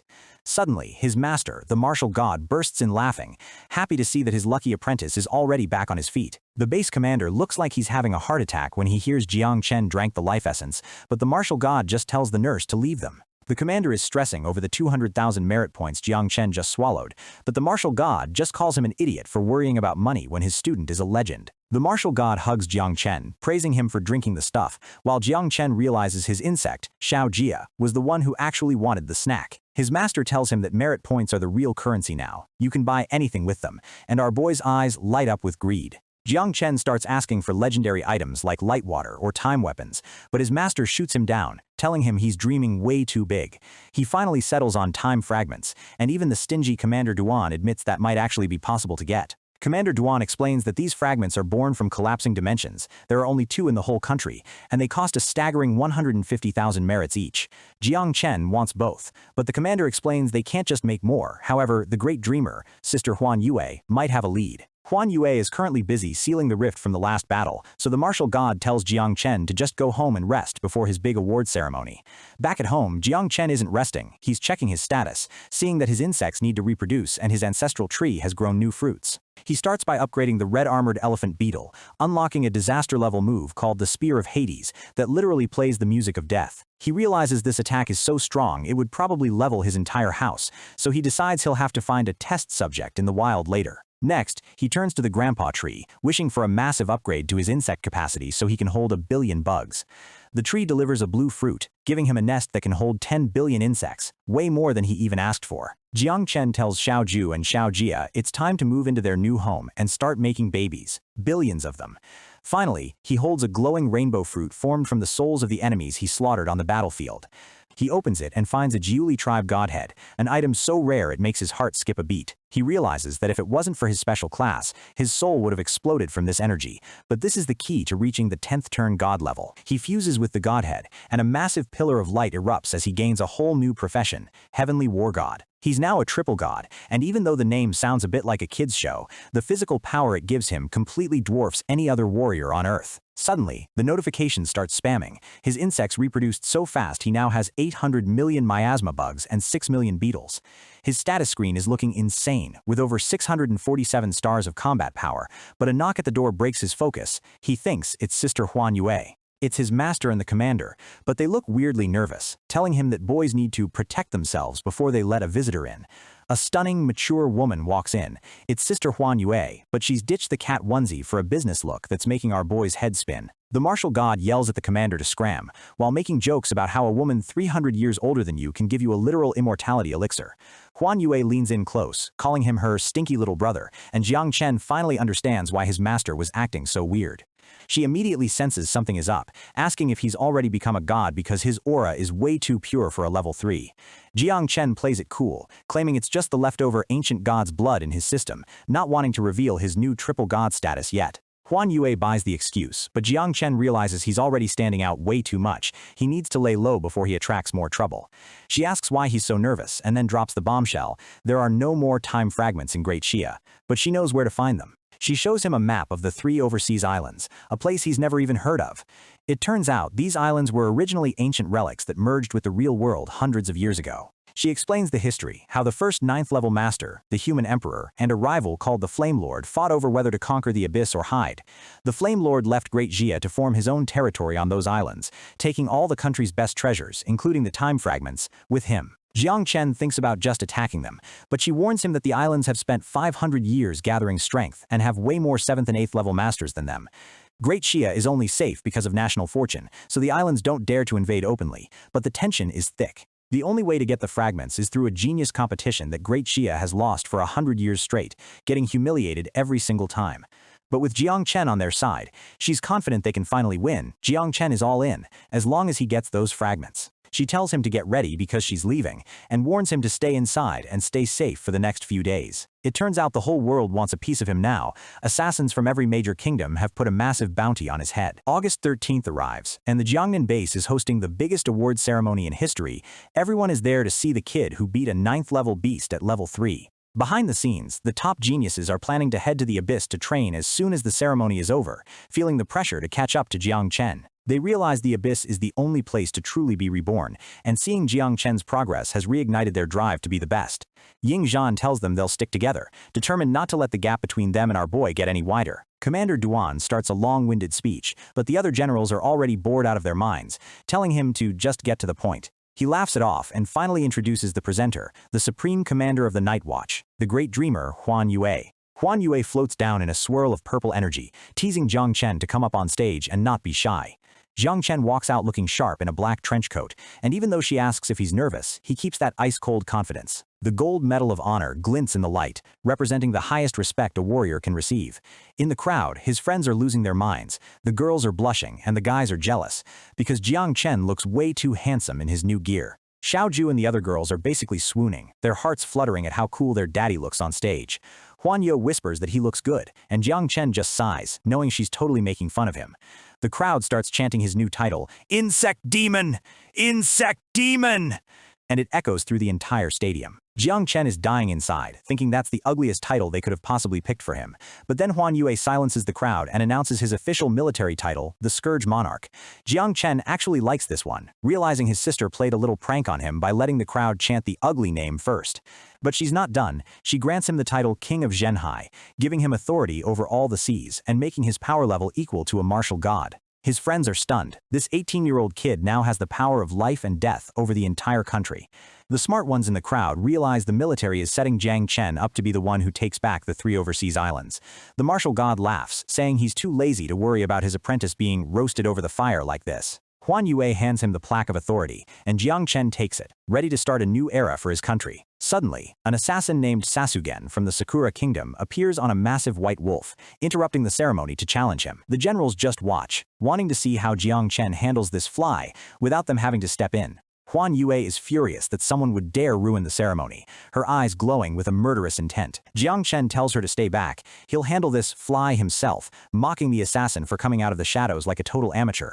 The assassin tries to bait him, telling him not to use his insect miasma if he's a real man. Jang Chen just smirks. He knows the guy is trying to provoke him, but he's fine with showing off a little bit. He activates his Thunder God's domain, and thousands of bolts of lightning crash down on the arena. The white wolf screams in pain, and Jang Chen mocks the assassin for being so weak after acting so tough. But the beast turns out to be an illusion, and the real assassin lunges through the smoke. Jang Chen doesn't flinch. He activates his divine elephant body, his eyes glowing red with pure power. He throws a prison-suppressing fist, and the impact is so massive it looks like a bomb went off. But the assassin vanishes again. Another illusion. Sasugen appears in the air, bragging that his gear is specially made to counter lightning and that Jang Chen has already lost. He strikes with a lightning flash, moving so fast he becomes a blur of purple steel. Jang Chen takes a hit to the side, and the assassin laughs, telling him he's been poisoned and will die without an antidote. The martial god and Huan Yu are about to end the guy's whole career for poisoning their boy. But Jang Chen tells them to stay back. He's not using his bugs or his old powers today. He's testing out his new god-level technique. He laughs in the assassin's face, revealing his secret nickname was Poison Demon. The puny toxins of a level 5 assassin can't touch him. A massive black spear made of darkness erupts from the ground, the Spear of Hades. The assassin realizes he's way out of his league and tries to retreat, promising to see Jang Chen next time. Jang Chen just smiles coldly. There isn't going to be a next time. The spear moves like a living thing, twisting through the air with a mind of its own. Sasugen screams in terror as the spear changes direction mid-air, chasing him down like a heat-seeking missile. The spear pierces through his chest, ending him instantly in a burst of dark energy. Jang Chen stands over the wreckage, casually announcing that the fly swatting is over and the party can continue. The crowd is stunned. He just smoked a high-level assassin with a power they've never seen before, and he didn't even use his lightning. Even the 9th-level masters are shocked, realizing Jang Chen might have awakened a 3rd god-level profession. Huan Yue praises him, but Jang Chen is a perfectionist. He thinks it took too long and promises to kill the next guy in one move. The ceremony reaches its peak as confetti cannons blast, and the whole crowd chants his name in a roar of victory. The merchant king Luo Badao comes forward, presenting a legendary weapon as a gift to celebrate the new king of Zhenhai. The other generals are jealous they missed the chance to give the first gift, while the weapon itself radiates a terrifying, fierce aura. The sword is so cursed it actually tries to devour Jang Chen's soul the second he looks at it. Jang Chen isn't a pushover. He calls on the grandpa tree in his soul to put the sword in its place. In a flash of red energy, he tames the blade, declaring himself its new master. Luo Badao is overjoyed, telling his daughter that Jang Chen is clearly the best son-in-law in the world. The sword is called Heavenly Sin, a 4th-level divine weapon that is a ferocious beast among blades. If it doesn't kill the enemy, it kills its owner. Luo Badao mentions he once gave this sword to the martial god, but the old man couldn't handle it and got attacked. The martial god looks embarrassed while Huan Yue laughs, remembering how the Sword King almost got owned by his own gift. The martial god snaps back, saying it's only natural for his disciple to be stronger than him. The gifts keep coming. A sea god pearl that can fill an entire ocean or be used to hit people like a brick. The general who gave it calls him his grandson, hoping JC will marry into his family soon. More 8th-level pills and divine demonic blood are piled onto him. Our boy is becoming the richest hunter in the country. His poor night watchman friends feel bad they don't have anything expensive to give him, but Uncle G-Gang says they have something better. He presents a bottle containing the source of faith, a glowing essence formed from the gratitude of millions. The martial god explains that faith is the most selfless power. It can be the most precious thing in existence. Uncle G explains it represents the 7.9 million people Jang Chen saved. It's a shield that can withstand a blow meant to destroy a country. His team realizes the boss has been running around secretly preparing this gift as their final goodbye before they leave for the abyss. The martial god and sister Huan Yue then give him a heavenly sword talisman, a one-time-use nuke that can defend the entire nation. Jiang Chen holds it, realizing its true value, and asks if he can do whatever he wants with it. He immediately tries to give it back to Uncle G, telling him to take it to the abyss for protection. He begs them to take it, saying he doesn't care if they think he's arrogant. These people are his only family, and he won't let them die. Uncle G is moved and promises to use it well, but only if Jiang Chen accepts the source of faith. Jiang Chen then starts dumping all his old high-level gear and gifts on them, telling them to share it with everyone and not be shy. His team is touched, realizing they need to work 10 times harder to be worthy of being called his family. Suddenly, the sky turns blood red. A massive presence is approaching from the horizon. It's the sword god, Ji Lingchu, appearing in a swirl of dark energy. He drops the massive corpse of a 9th-level blood dragon king as a gift, telling Jiang Chen it's time for his insects to have a good meal. The crowd is in awe of the sword god's coolness, while the martial god tells his other students they just need to keep grinding. The ceremony ends with the entire city cheering for the future of Great Sia, their spirits higher than ever. But deep within the chaotic space of the abyss, things are looking grim. The Monster Kings are holding a secret meeting, terrified of the millions of insects Jiang Chen is breeding. The Demon Lord Tu Ling proposes that all the tribes unite to wipe out Great Xia before Jiang Chen becomes unstoppable. The Yangsu Immortal doesn't want to get involved, reminding them that they have a 400-year-old alliance with humans. The Demon Lord screams that the alliance is just a conspiracy and that time is running out to save the abyss. The Dragon God agrees to attack, but asks who is going to be the vanguard and take the first hit from the humans. They realize that if Huan Yue fights with the spiritual power of 10 billion people, she'll be as strong as an ancestor god. They're all cowards. None of them want to be the first one to die before the real war starts. A dark presence, Demon King Ju Yi, explains that the heavenly seal is half open. In 6 months, they'll be able to use their full 10th level power. They decide to wait and keep eroding the human forces while they wait for the seal to break. They also reveal they've bribed world-class assassins to kill Jang Chen and are planning to rig the upcoming island competition. The Dragon God has even given his blood to a human genius from the Sea Clan. He's certain that one way or another, the Scourge Monarch is going to die. It's been 3 days since Jang Chen was put under house arrest for his own safety, and he's already losing his mind with boredom, begging his master to let him go for a walk. His master tells him that while they've cleared out a dozen high-level assassins, there's still an 8th-level monster out there, and the higher-ups are worried more are coming. Jiang Chen isn't having it. He tells his master that being protected like this is just a shackle that's stopping his progress. He decides to prove his point, suddenly grabbing an invisible intruder by the neck. It's a girl from the base who was sent to protect him, and she's absolutely terrified. He casually lets her go, telling her she doesn't need to bother, while she apologizes and runs off in total embarrassment. His master is stunned that she was even hiding there, but Jiang Chen reveals he's been watching her the whole time. Nothing escapes his eyes. He reminds his master about how he tricked a God Clan member to his death before. He can see everything within 30,000 meters, making him the ultimate scout. Jiang Chen decides he's going out to kill someone tomorrow, declaring that it's much better to hunt the assassins than wait for them to strike. Suddenly, the room fills up with beautiful girls bringing tea, and even his master has to sigh at how much of a winner his apprentice is. Between Luo Sandao making his bed and Ji Xuanyue roasting a whole pig for his dinner, the martial god realized our boy is living the ultimate dream life. Jiang Chen gives the girls a new task to hunt beasts for him in the secret realm, finally getting some peace and quiet to plan his next move. 2,000 miles away in the Gobi Desert, the global coalition of assassins is gathering, and they've heard the good news that Jiang Chen has finally left his base. The Knights Templar show up on fire-breathing horses, arrogant as ever, complaining that they've sent more people than everyone else but still have to share the reward. The Sakura Kingdom's representative, Kato A, tells them to shut up, reminding them that their assassin god Saito is an 8th-level legend who's been on the list for 10 years. The knights mock Saito, calling him an old man who's lost his courage, but they're about to find out why he's ranked number 1. A flash of purple energy silences the knight instantly as Saito makes his entrance, radiating a terrifying pressure that stops everyone in their tracks. Saito tells them that now that the numbers are even, it's time to stop whining and start planning how to kill the kid. The knight captain immediately bows his head, apologizing for his men's disrespect and asking to discuss the division of labor. The Frost Country assassin Park Yeon-ji shows off a crystal ball designed to seal Jang Chen's lightning, while Kato A prepares his flute to steal control of the insects. The monk Sharma from the Shiva Kingdom explains that since dark energy comes from the netherworld, they can seal the gaps and stop Jang Chen from using that black spear. Saito points out they still have 2 problems: how to deal with the 9th-level demon Jang Chen can summon, and how to avoid attracting Great Shia's powerhouses. The Knights Templar pull out their trump card, a sacred object from their temple that's about to change the game. He activates Holy Light Folding, a technique that completely wipes away their aura and any energy leaks. He explains this isn't just a cloak, they are now in a mirror world made of light, making them invisible to any sense or detection skill. With a burst of light, he activates the warp, and the entire landscape around them begins to shift. The assassins find themselves in a distorted dimension, knowing that if they pull Jang Chen in here, no one from the outside world will ever find a trace of him. As for the 9th-level demon, they plan to trap it in a separate layer of light for just 10 seconds, long enough for the world's heavenly way system to detect and erase it. They're feeling invincible now, certain they can kill Jang Chen in one move, while back at the base, our boy is walking down the street with his kids in a stroller. Jang Chen is parading around in a high-profile way, stepping on a trail of poisonous miasma just to make sure every assassin in the city can see him. His little insect queens, Xiao Ju and Xiao Jia, are asking if they're going on a trip, wondering why they aren't going to school like the other human kids. He's totally stumped by the question, but he whispers to them that Dad is actually looking for a new mom for them, his code for hunting the female assassins. 2 assassins from Frost Country, Jin Meiji and Quan Zixuan, are already watching him, confident that they can lure him into a trap with their charms.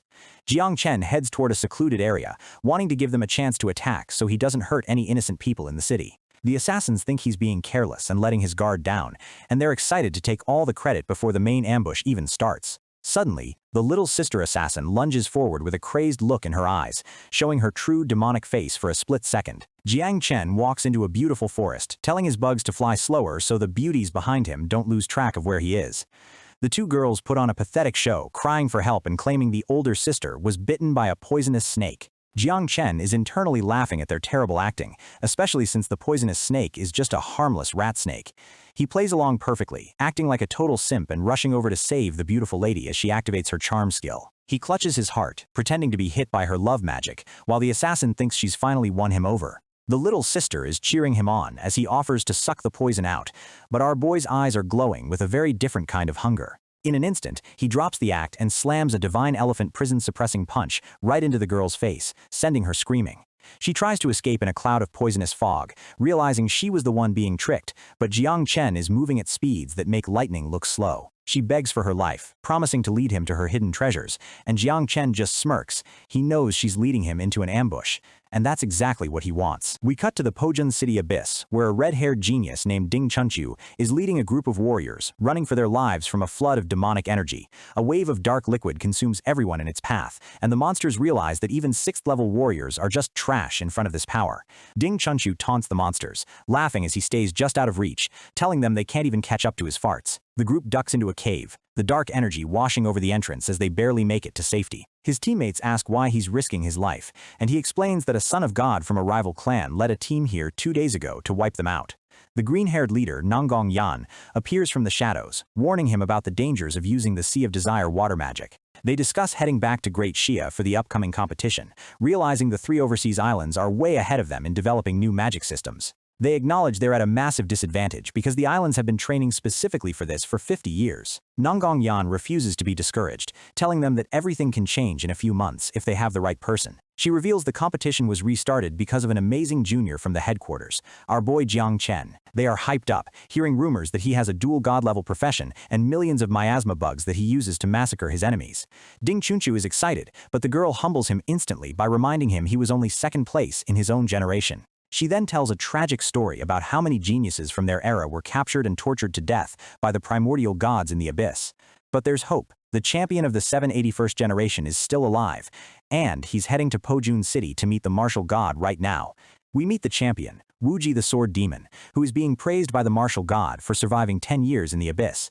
The martial god warns him that the 3 overseas islands have reached a level where they can literally create gods, and he wants Wuji to lead the team. Wuji asks if Jang Chen is the one who started all this, and the martial god confirms it, saying the kid is definitely not simple.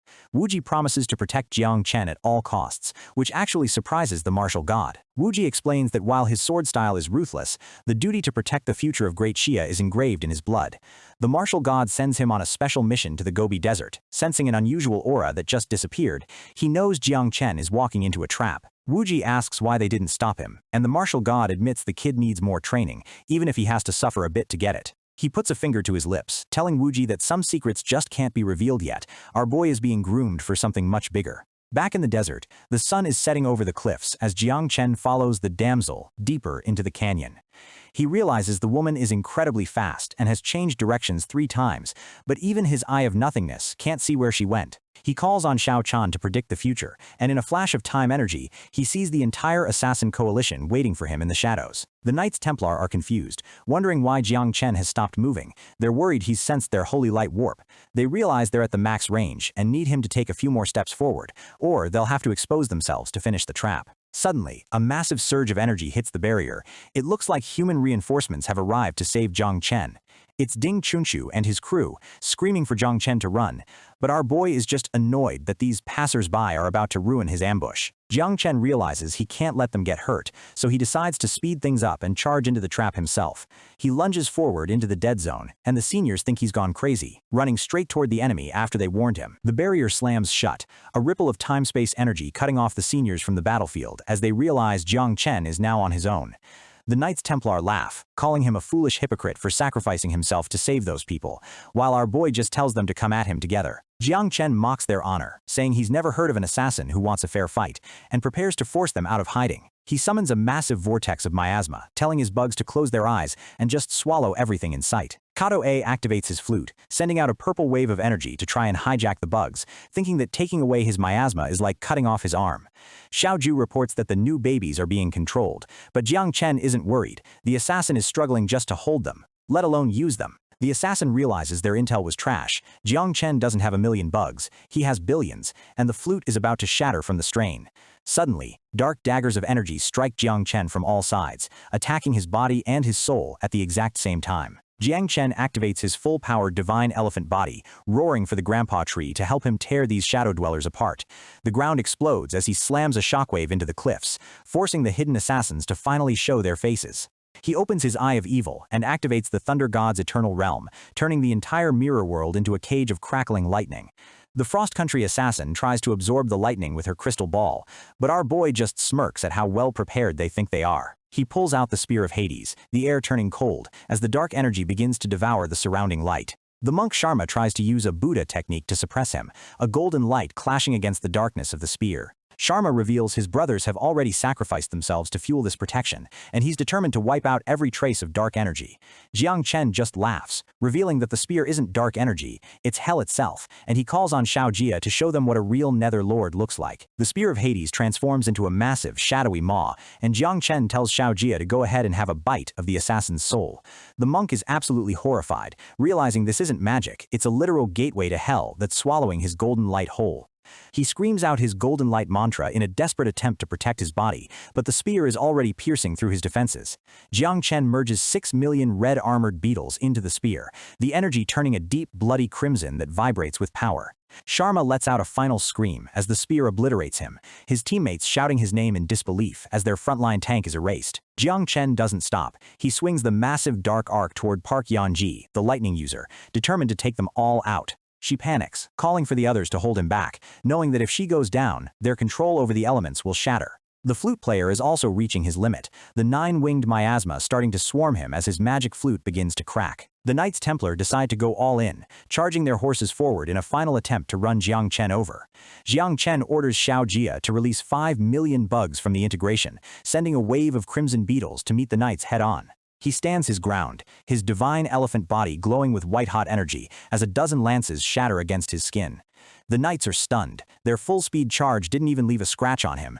They've never seen a human with this kind of physique. Jang Chen mocks them, asking if they even had breakfast, before reminding them that their ancestors were slaughtered on this same border 400 years ago. He mocks the Vatican, telling them he might just pay them a visit next time, as he throws a punch that sends shockwaves through the entire canyon. Suddenly, he feels a chill down his spine. A shadow curse from the Sakura assassin god Saito is finally starting to take hold. But before the curse can land, the grandpa tree erupts from his soul, tearing the shadowy energy to shreds and leaving Saito in total shock. Jang Chen realizes he needs to finish this fast before they change their tactics, and he calls on Xiao Jia to summon a 9th-level nether demon. The massive beast emerges, and the Knights Templar realize they have to use their ultimate defense, Holy Light Folding. They manifest a barrier of light to isolate the demon, thinking they can trap it for 10 seconds until the world itself erases it. The demon roars, its teeth clashing against the barrier, but the knights are pouring all their mana into keeping it locked away. Even the 9th-level beast is being pulled into the light world, and for a second, it looks like the assassins have actually won. Jang Chen doesn't care about the demon. He lunges into the air, aiming a divine elephant fist directly at the lead knight's head. The knight sacrifices his holy weapon, activating an evolved mirror image to protect himself. The punch hits a glowing mirror, and the force is reflected right back into Jang Chen, sending him flying backward. He realizes they're using his own strength against him. If he attacks from the front, he'll just keep hitting himself. And there's no cover to attack from the back. Jang Chen just gives them a creepy smile, whispering the name of his technique as he prepares a punch with zero power behind it. The spear flies off in a different direction, making the Frost Country assassins think they've been saved as they try to catch their breath. Jang Chen jumps back into the air, and the knight laughs, thinking our boy has been blinded by his own strength as he prepares to counter another punch. But the punch is weak on purpose. It taps the mirror harmlessly, and the knight screams as the real attack comes from behind him. Jang Chen shatters the mirror from the back, where it can't reflect anything, catching the knights completely off guard. Saito sees his opening, realizing that Jang Chen's physical state is at its weakest while he's focused on the mirror, and launches a soul-killing curse. Everything goes dark for Jang Chen. He suddenly loses his sight and his sense of feeling as the curse hits him dead center. Shadow needles erupt from his own body, piercing his heart from the inside as he stands frozen on the battlefield. But then, the source of faith in his pocket activates on its own, glowing with the love and hope of millions of people. Saito is sweating, unable to believe that the kid is still alive after a hit that should have turned his soul to ash. Jang Chen is furious now. He yells that they've wasted the precious gift Uncle Ji gave him, and he summons the Spear of Hades for a final, lethal strike. The spear pierces straight through the Frost Country assassin, reclaiming the lightning element as she's consumed by the darkness. He screams at Xiao Ju to stop slacking and release every single bug she has, threatening to kick her out of the house if she doesn't finish them off. The babies surge forward in a tidal wave of miasma, overwhelming the flute player's shield and tearing into his skin. Kato A realizes he's done for and ignites his own soul, promising to die for the Sakura Kingdom in one last, desperate attack. He launches a curse of 10,000 swords, but Jang Chen just looks at him with boredom, telling him that the same trick won't work twice. He calls on Xiao Chan one more time, her premonition energy surrounding him as he prepares to finish the fight before it even begins. The Sakura assassin's ultimate move manifests as a terrifying purple skull, screaming with lethal cursed energy. But our boy Jang Chen isn't sweating it. He activates Lightning Flash, turning into a streak of violet electricity to slip through the attack. Deep within his soul, he calls upon the grandpa tree to swallow the remaining curse, neutralizing the deadliest threat in Saito's arsenal like it's nothing.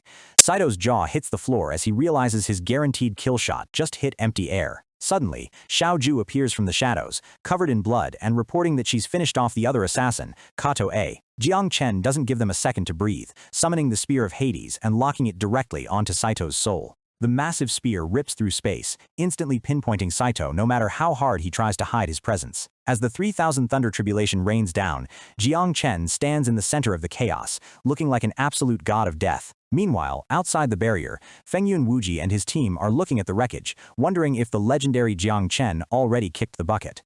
Wuji is totally unimpressed, calling our boy a brainless talent who's only going to be a burden in the upcoming war. The team decides it's a waste of time to try and save someone who's clearly out of their league, turning their backs on the battlefield. Suddenly, the entire dimension cracks like glass, and a massive shockwave stops Wuji in his tracks. A dark, towering silhouette emerges from the smoke, radiating an aura that feels like an 8th-level powerhouse. Wuji's team immediately goes into combat mode, realizing they might have underestimated the monster inside that barrier. But when the smoke clears, it's Jang Chen standing tall, with the legendary Saito Kenichi kneeling before him in total defeat. Wuji's teammates are losing their minds, unable to comprehend how a level 3 kid just humbled the world's top assassin. Flashback to 1 minute ago, Saito is screaming for mercy, completely broken and offering his apology to stay alive. Jang Chen just scoffs, telling him that in his world a simple sorry doesn't buy your life back.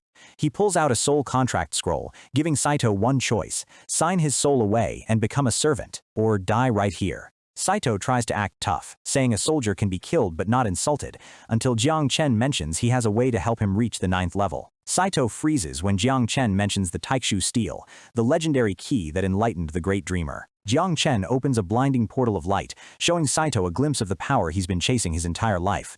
Watching Saito's expression and knowing he's successfully set the hook, the strongest man in Sakura doesn't hesitate for another second, slamming his head to the ground and pledging his life to Jang Chen. Saito places his hand on the scroll, swearing that he'll even end his own life if his new master ever demands it. With the contract sealed, Jang Chen smirks, knowing he can now kill Saito with just a single thought from across the world. Saito is so radicalized he immediately asks if Jang Chen wants him to help take over the entire Sakura country. Even Jang Chen is a bit weirded out, thinking to himself that Sakura people really do love sucking up to the person who beats them the hardest. The holy light barrier finally shatters into pieces, leaving only Jang Chen and his new lapdog standing in the wasteland. One of Jang Chen's bugs crawls onto his arm, and he casually mentions that he had to eat the 9th level demon because it couldn't be summoned for long. Saito is confused by the weird talk, but Jang Chen just tells him to stop asking questions unless he wants to be a bad son. Jang Chen tells Saito to head back to Sakura and act as his mole, promising to make him a great general in the future. Wuji stares down Jang Chen, feeling the immense pressure of his sword intent and realizing this kid is the real deal. The two powerhouses finally face off in the open desert, with Wuji simply confirming if this is the famous Jang Chen. Wuji asks if the man behind him is truly the world-class assassin Saito Kenichi.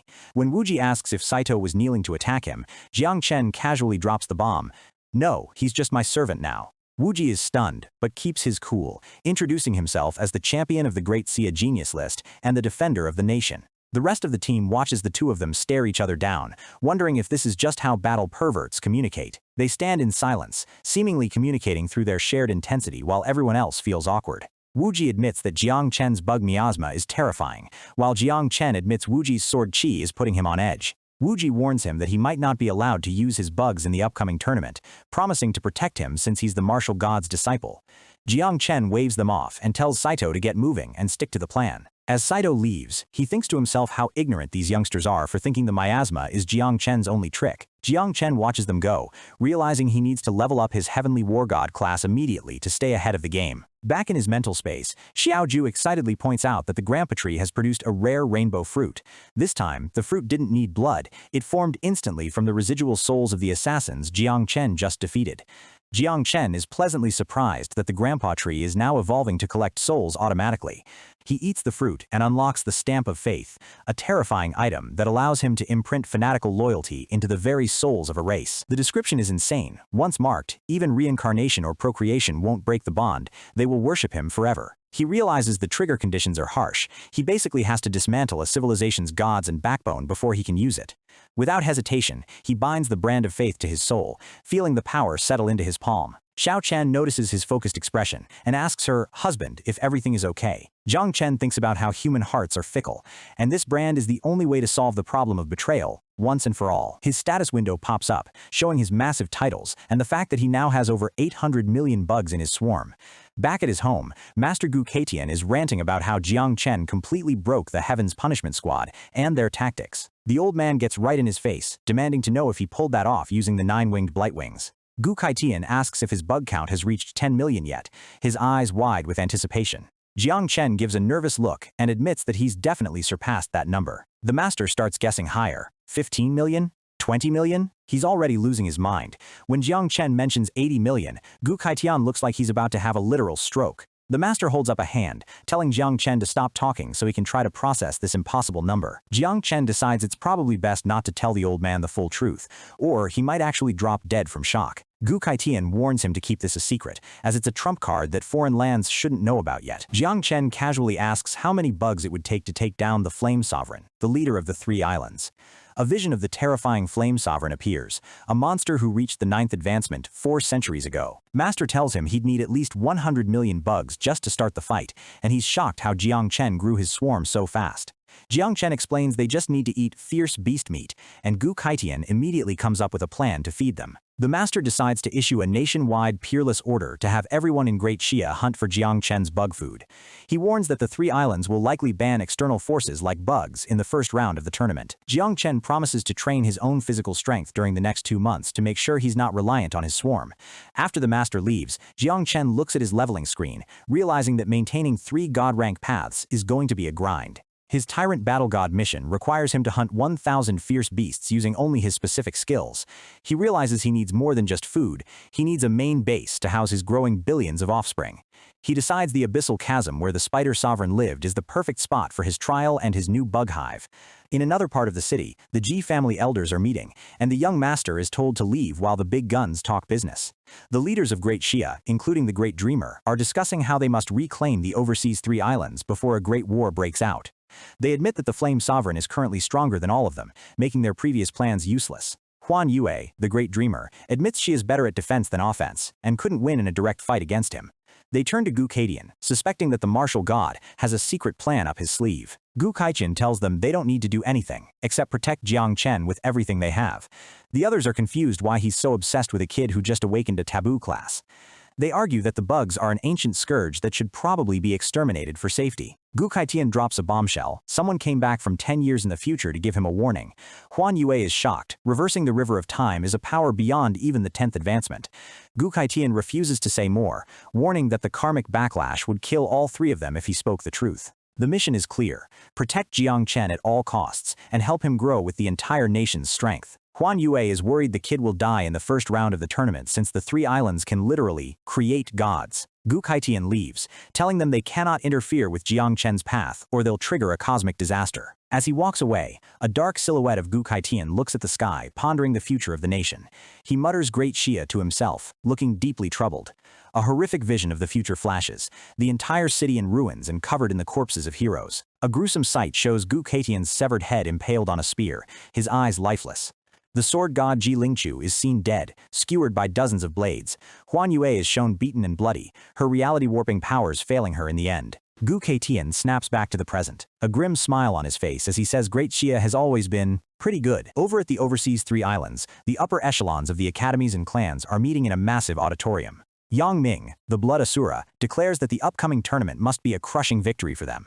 The elders whisper about how Yang Ming is a traitor who dismembered the last human emperor just to suck up to the Flame Sovereign. Despite his low cultivation, his ruthlessness makes him the perfect representative for the Sovereign's dark will. Yang Ming glares at the crowd, asking if anyone is brave enough to disagree with his demands. He orders them to activate all dormant forces in Great Xia to start a media war and hype up the tournament. He ends with a chilling command: Fengyun Wuji and Jiang Chen must die during the competition. The crowd realizes that the tournament is just a cover for something much more sinister. An elder asks if they are finally going to launch a full-scale counterattack against the mainland. Yang Ming screams that a new epoch is beginning, and it's time to take back what Great Xia has held for 400 years. They worry about Great Xia's mid-level power and the presence of the Great Dreamer. Yang Ming reveals their secret weapon. The Sea Tribe is joining them, and they are infusing their warriors with god-rank components. He lists off horrific artificial upgrades like the Hand of God and Heart of God, laughing about their guaranteed victory. Back on the mainland, Jiang Chen's peerless order goes live, calling on all citizens to hunt fierce beasts for merit points. In a college dorm, a student starts freaking out, telling his roommates they need to go grind mobs right now. The others think he's crazy, saying academic credits are more important than some random beast hunt. The student shows them the news. Their idol, the sea-suppressing king, has issued a nationwide call to arms. When they see their own academy is mobilizing, the roommates drop everything and scramble to get ready. They realize the merit points are double the normal rate, and they sprint out of the city like their lives depend on it. Outside the city, the fields are so packed with hunters that there are literally more professionals than there are monsters to kill. Even the high-ranking families and Jiang Chen's potential in-laws decide to empty their entire warehouses to support him. Half a day later, Gu Kaitian takes Jiang Chen to a massive underground warehouse in the war zone. Jiang Chen is stunned to see millions of high-tier monster corpses piled high like mountains. The master tells him that the merchant guilds and great families basically bankrupted themselves to fill this room for him. He tells Jiang Chen to call out his bugs and let them feast before they run out of space for more deliveries.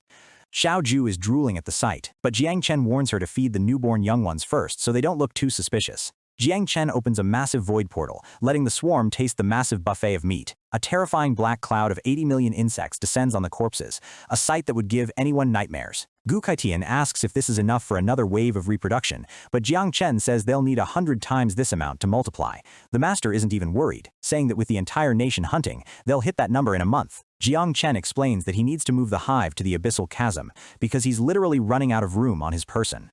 Gu Kaitian warns him it's dangerous, but Jiang Chen reminds him that the tournament rules mean he has to be strong without his bugs. Jiang Chen leaves his swarm behind to finish eating, heading off to the chasm for his solo training. He notices Xiao Ju following him and asks why she isn't staying behind to eat. She cutely demands that her daddy take her to a buffet, so Jiang Chen gives her some god demon essence to keep her happy for now. He thinks about the tiger soul saber hidden in the secret treasury and the 9th advancement monsters guarding it.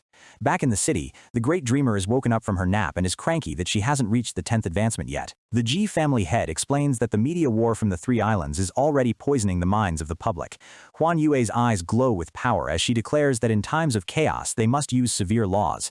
She reaches out her hand, using her reality-warping dreams to purify the thoughts of billions of people at once. They notice Jiang Chen's peerless order and realize his excuse of class change materials is a total lie. Huan Yue decides to help him cover his tracks, announcing that the materials are for an imperial armament to keep the secret safe. The chapter ends with Jiang Chen diving into the darkness of the abyssal chasm, ready to face the nightmares within. Deep in the abyssal chasm, Jiang Chen unleashes the indomitable divine fist, a strike so fast it leaves red trails of pure friction in the air. He's frustrated that he can't one-shot a tier 2 beast yet, realizing that even a god-rank profession needs some serious grinding to unlock its true potential. A pack of monsters roars and charges at him from the shadows, and our boy just narrows his eyes, wondering if he's fast enough to dodge them all. Xiao Ju screams for her daddy to be careful as a massive clawed beast lunges from the darkness to crush him. Jiang Chen casually pushes her back into the hive, telling her she's scaring away his XP and that he needs to handle this solo. Xiao Ju pouts, but Jiang Chen reassures her that between his thunder system and his physical training, these monsters can't even scratch him. He leaps into the air, cocking back his fist as the indomitable divine fist glows with a lethal crimson aura once again. If one punch doesn't kill them, he'll just hit them 100 times. His arms become a blur of violence, shredding the beast into pieces. He lands the final KO punch, and a notification pops up. His Tyrant Battle God XP is climbing as he nears the end of his half-month grind. Standing atop a mountain of corpses, Jiang Chen lets out a breath, finally hitting the XP cap for his first advancement. He takes a break for a literal monster meat barbecue, casually telling Xiao Ju she can go ahead and devour everything below tier 3 while he rests. Xiao Ju doesn't need to be told twice, letting out a cheer and summoning her little ones to begin the feeding frenzy. 2 months pass in a flash of blood and leveling, and Jiang Chen finally stands before a tier 6 monster, ready to test his progress. The beast strikes with a lightning-fast tail, but Jiang Chen blocks the impact with his bare arms, the ground shattering beneath his feet. He realizes the poison on that stinger is deadly, but instead of being afraid, he's just annoyed that he has to put effort into dodging. He blurs to the side, preparing his signature fist move to end this long-term training session with a bang. The monster panics and tries to fire a beam of concentrated poison, but it's too slow to catch our MC. Jiang Chen decides to stop holding back, activating Battle God Transformation as a pillar of golden energy erupts from his body. In his transformed state, he catches the monster's claw and finds it surprisingly fragile, literally snapping it with his raw grip. The beast tries to flee into the darkness, but Jiang Chen just smirks, telling it that it's far too late for a getaway. He dives through the air, his fist connecting with such force that the entire cavern shakes from the impact. The system notifications go wild. He's completed his 3rd advancement, his power is up by 10%, and his transformation time has doubled. Jiang Chen looks at his new stats and realizes this profession is already top tier, even among other god-ranked classes. He hears more monsters approaching but decides to call it a day. The tournament is starting soon, and he's out of time to play around. He summons Xiao Ju and her swarm, telling them this abyssal chasm is their new official home, and they can eat as much as they want. Our boy returns to the underground warehouse, half-clothed and looking like he just walked through a war zone. Master Gu Kaitian is waiting for him, teasing him about his tattered state, while Jiang Chen thinks to himself that his clothes just keep exploding from his new power. The master laughs, telling Jiang Chen not to be shocked by how many monster corpses the nation has collected for his bugs. But when they open the warehouse doors, both of them freeze. The mountain of meat has been picked completely clean. Gu Kaitian is speechless, unable to believe that the bug's appetite has grown so much they finished the entire national stock already. Jiang Chen just smiles and calls his foodies back to him as a massive cloud of insects flows back into his shadow. Xiao Ju is thrilled, reporting that this batch of young ones is ready to reproduce multiple times in a row. When Jang Chen mentions his swarm will reach 100 million soon, Gu Kaitian realizes they're getting close to having enough power to challenge a god. Jang Chen asks his master to make the abyssal chasm a restricted zone, as he needs total privacy for the next massive reproduction cycle. He stands alone in the dark, activating proliferating evolution, and the energy discharge is so violent, it looks like he's cracking reality. The swarm hits 80 billion, and for a second, a dark, world-ending desire threatens to swallow Jang Chen's mind whole. His mental space is a storm of chaos as he struggles to maintain control over the sheer number of lives linked to his soul. Xiao Chan appears, looking worried, and warns her husband that if he doesn't rein it in, the abyss itself will devour him. Jiang Chen calls out for Xiao Ju to take over the mental burden, and she descends from the energy storm like a literal queen of insects. With the help of his two mother insects, they use abyssal constriction to force the massive swarm back into order.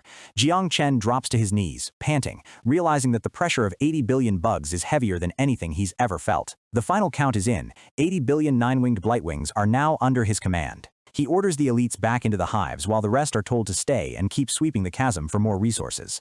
Standing tall once more, Jiang Chen knows that with this army, the overseas islands don't stand a single chance. The ground at the main base starts caving in, and the soldiers panic, thinking a natural disaster is hitting the city. Gu Kaitian screams for everyone to evacuate and activate the Grand City formation, fearing that Jiang Chen's insects have finally gone rogue. The old master draws his sword, ready to hold the fort against whatever monster is about to crawl out of the earth. He senses the abyssal aura and realizes the swarm hasn't just grown, it's multiplied tenfold into a terrifying 800 million. Suddenly, a soundproofing formation descends, and sword god Ji Lingqiu appears, looking calm despite the chaos. The martial god demands to know the truth about Jiang Chen's real numbers, his voice trembling with a mix of fear and excitement. The tremors stop as quickly as they started, and Ji Lingqiu notes that Jiang Chen has everything back under his perfect control. The sword god warns that a war is coming after the tournament, and they need to know their trump cards before the blood starts flowing.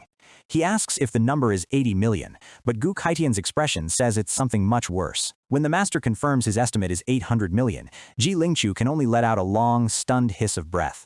Jiang Chen casually walks up to them, asking if something happened, and the two legends just glare at him for being so nonchalant. Ji Lingqiu notices that even though Jiang Chen isn't using energy, his soul is resonating with a pressure that makes him want to submit. The MC is confused, asking what life order pressure even is. The sword god explains that it's the aura of a being that has transformed into a higher existence, basically, a mortal becoming a deity. He remembers a demon elder who once made Master Gu withdraw an entire army with just a single, terrifying glance. Jiang Chen realizes that while his bugs are invincible among humans, there are still monsters in the caverns that could pose a threat. He wonders if that demon elder was under some kind of restraint, since he didn't actually attack the master back then. Ji Lingqiu asks if Jiang Chen knows why all divine weapons are currently capped at the 6th tier. He explains the Heavenly Dao Seal, a cosmic restriction meant to maintain balance between worlds. Even the legendary human emperor sword can only show a fraction of its true power under the current seal. The seal prevents anyone from the 10th advancement from acting. If they do, the world itself will try to destroy them. Jiang Chen finally understands why his system warned him against breeding any more insects for now. The sword god tells them they're leaving for the tournament in a few days and summons a massive flying sword to take them back. Jiang Chen asks when the seal will finally break, and Ji Lingqiu reveals a prophecy: only 3 months remain. The sword god mentions he almost reached the 10th advancement once, but someone else stole the opportunity right from under him. He explains that when the seal opens, the Kunlun divine tree will produce fruits that grant a shortcut to godhood. But the catch is that those fruits lock your potential forever. You'll be a 10th tier god, but you can never grow again. They arrive at the Ji family mansion, where Ji Xuanyue is waiting in a gorgeous red dress, waving at Jiang Chen with a huge smile. Master Gu notices the Ji family is already trying to trap his disciple into a marriage, and he starts yelling at them for being so blatant. Xuanyue tells the master to relax, claiming that Magic City is her turf and she'll keep Jiang Chen safe. Jiang Chen teases her, saying the master isn't worried about his safety, but rather hers. Xuanyue blushes and whispers that if Jiang Chen really wanted to do something, it wouldn't be impossible. She hands him a ring containing her family's entire stock of god demon essence blood as a gift. Jiang Chen asks what the catch is, and she casually mentions her grandfather just wants their future kids to have the Ji family name.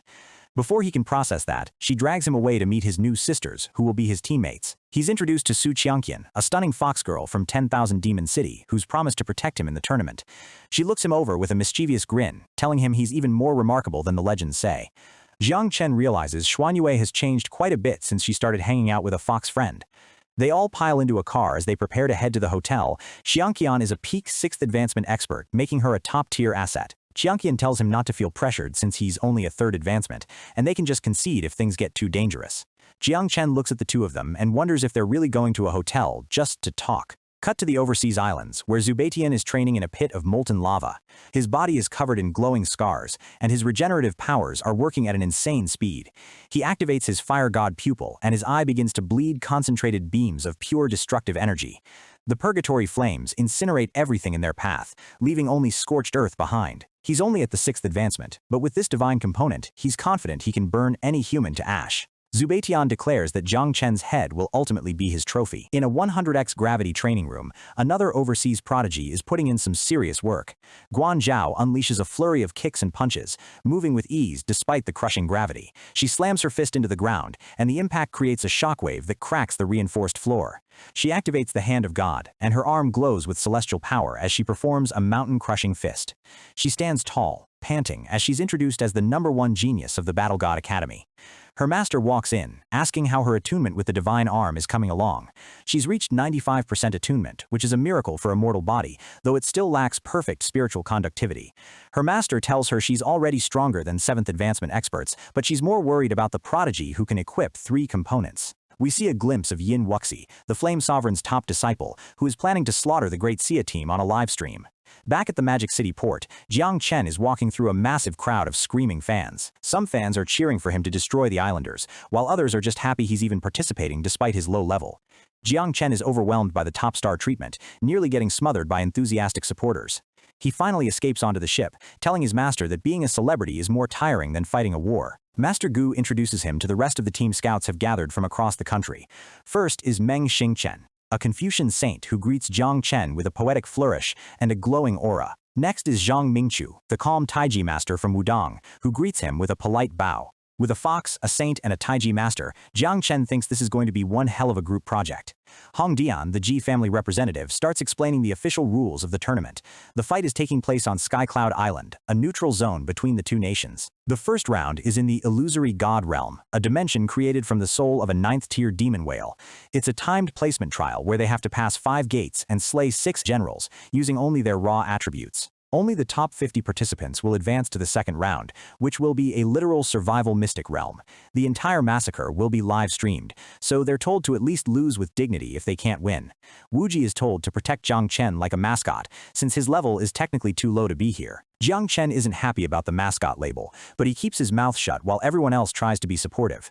Gu Kaishin warns him that the lack of elemental particles in the realm will nerf his lightning skills significantly. The divine warship sets sail, its massive wings catching the wind as it heads toward the island. Jiang Chen is impressed by the ship, which is revealed to be a Tier 3 divine weapon on its own. The team stands at the bow, shouting their battle cry as they prepare to defend the honor of Great Shia. They arrive at Skycloud Island, which is a massive, futuristic structure floating above the sea. The arena is set up like a giant chessboard, and the team members take their positions on the glowing pillars. A beautiful attendant hands out identification rings that will track their performance in the illusory realm. Qianqian is lounging on a pillar, teasing Jiang Chen for being impatient while they wait for the enemies to show up. Suddenly, streaks of golden light rain down from the sky as the overseas team makes their entrance. They emerge from the light with their shirts off, looking like a bunch of arrogant artificial gods. One of Jiang Chen's teammates starts yelling about how much of a cheat-like entrance they're using just to show off. Wuji narrows his eyes, sensing that at least 5 of them have divine components, with Yin Wuxi having at least 3. The Islanders don't even bother hiding their auras, looking down at the Great Sia team with pure contempt. The Great Shia teammates start picking out their rivals, with Qianqian targeting the Big Oaf and Meng Xingchen aiming for the Battle God Girl. Wuji warns Jiang Chen that even he isn't sure he can beat Yin Wuxi, and tells our boy to surrender immediately if they meet. Yin Wuxi looks directly at the camera and the team, declaring that every single one of them is going to die today. Jiang Chen just smiles, his eyes glowing red with murderous intent, and tells them he's going to remember every single one of their faces before the killing starts. The sky over the arena erupts in a blinding flash of light as the tournament finally kicks off. A voice booms through the air, welcoming old friends back for a proper reunion. Stepping out of the light is Yang Ming, a man everyone recognizes instantly, and not for anything good. The crowd gasps as they realize the traitor of Great Sia has finally shown his face. The elders of Great Sia are furious, realizing he's been hiding with the enemy all these years. Our boy Gu Katian doesn't waste time talking. He draws his blade, ready to cut the traitor down right here and now. Yang Ming just smirks, telling everyone to chill out and wait until after the competition to settle scores. He's so confident that he even offers to accept his death if Great Shia manages to win this tournament. A massive holographic board, the illusory god rankings, flickers to life to broadcast the matches. The rules are brutal. There's no withdrawing midway. You either clear the stages or you die. Gu Kaitian is losing his mind because the rules seem specifically designed to screw over Jang Chen. Without his insects, the MC is in serious danger, and his master wants him to back out before it's too late. But prestige doesn't mean anything to Gu Kaichen compared to his disciple's life. He charges forward, desperate to get Jang Chen out of there before the teleportation locks him in. Yang Ming starts the countdown with a malicious grin on his face. He knows exactly what he's doing, and he's enjoying every second of the panic. Master Gu screams for Jang Chen to take off his teleportation ring and withdraw immediately, but our boy stands his ground, his face set in stone as the timer hits 6. Jiang Chen knows that if he runs now, Great Sia loses everything, their pride and their chance to take back the 3 islands. He's not going anywhere. Master Gu grabs him by the shoulders, begging the brat to listen for once, but the timer hits 1. It's too late. The trial is starting. Jiang Chen gives his master one last confident look before being sucked into a purple rift. Gu can only watch in frustration as his student vanishes into the unknown. Across the field, Sword God Ji Lingqiu tells Gu to calm down and just watch. He believes our MC might have more tricks up his sleeve than anyone realizes.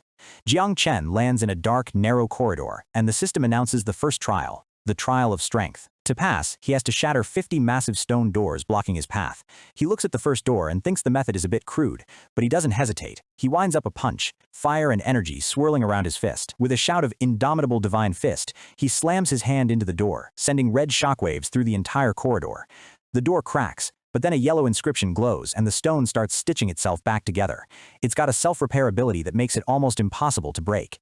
Our guy realizes that if it repairs itself, he just has to hit it faster than it can heal. He unleashes a barrage of punches, determined to overpower the magic with raw speed. The second door goes down, but Jiang Chen notices the inscriptions are getting more complex. He estimates these doors are meant for people at the 5th or 6th advancement level. Even though the realm is low on elements, he manages to scrape together enough lightning to coat his knuckles. He's adapting on the fly, trying to find the most efficient way to break through. He tests out his new indomitable thunder fist, and the explosion of sparks confirms it's working.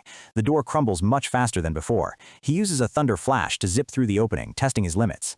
It's a good start, but he knows the real challenge is coming. He pauses for a second, realizing that just charging blindly will make him slower than the top-tier contestants. He needs a combo skill that maximizes his physical advantages.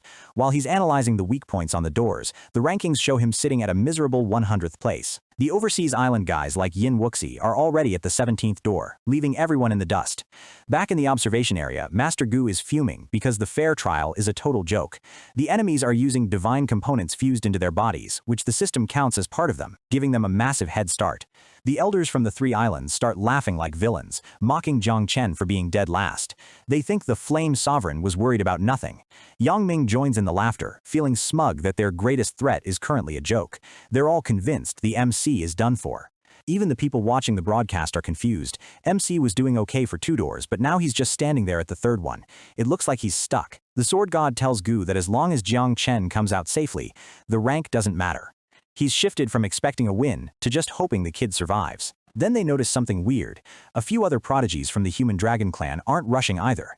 They're walking slowly, barely putting in effort, which feels like a setup. Suddenly, the top Dragon Clan prodigy, Ao Qian, starts moving like a blue blur. He begins absolutely shredding through the ranks at terrifying speed. His speed is so insane he's not even losing to the top few leaders. The air ripples around him as he blasts door after door with draconic energy. In the blink of an eye, Ao Qian breaks into the top 10 with his partner Ao Kun right behind him. The overseas islands are dominating the board.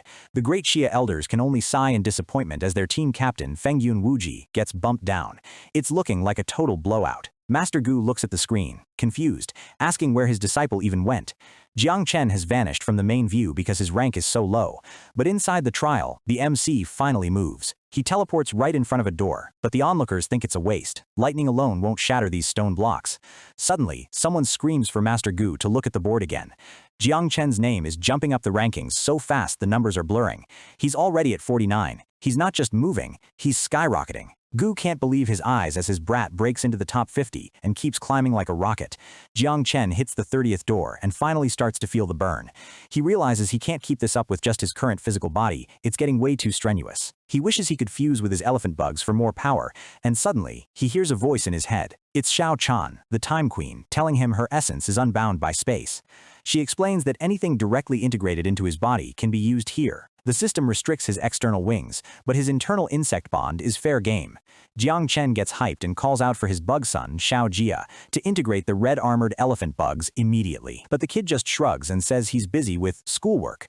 Our MC almost faints from the sheer absurdity of his insect son doing homework in the middle of a death trial. He demands to know where the kid even got those books. Shiao saw some other kids going to school and wanted to try it out. Jang Chen loses it, threatening to use family discipline if the kid doesn't get to work right now. That threat works instantly. Shiao finally listens, and Jang Chen feels a massive surge of power as 6 million red-armored elephant bugs integrate into his veins. The power is overwhelming. He lets out a primal roar as red energy explodes out of him, cracking the ground beneath his feet. He remembers that back in the day, just a few hundred bugs opened his meridians. Now, with 6 million, these stone doors might as well be made of paper. Jang Chen unleashes the hell-suppressing tyrant god fist, and the impact is like a nuclear bomb going off in the corridor. He charges forward, turning the stone doors into literal dust. The rankings update instantly, and everyone's jaw hits the floor. Jang Chen is in first place. He cleared the remaining 50 stone doors in exactly 1 second. The Great Sia elders are screaming in excitement, while the enemy leaders are stunned into silence. They can't comprehend how a third advancement kid gained that much strength in 2 months. The enemy dean starts screaming cheat, convinced the MC took some illegal drugs. Meanwhile, the system announces the second trial, the trial of speed. It's a maze filled with lethal sword chi. Most people would panic, but Jang Chen just smiles. He activates Eye of Nothingness, and the entire maze layout appears in his mind like a GPS map.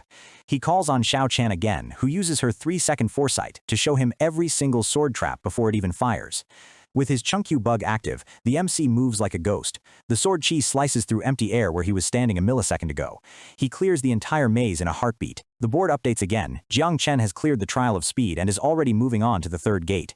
The dean of the Tiangong Academy is losing his mind. He's the one who designed the maze, and even he doesn't know the route that well. The enemy elders start huddling together, demanding a pause in the competition to investigate Jiang Chen for cheating. They can't accept that they're being outplayed this badly. Master Gu tells them to investigate his ass, pointing out that they're the ones who picked the format and own the realm. He's loving every second of their salty tears. The two elders start screaming at each other like children. Gu calls them pieces of trash who aren't fit to be elders, and the tension is about to boil over into a real fight. Gu Kaitian gives them the middle finger, literally, and tells them their brains have rotted from serving the enemy for too long. Yang Ming steps in, trying to use his authority as the acting referee to suspend Jiang Chen on suspicion of cheating.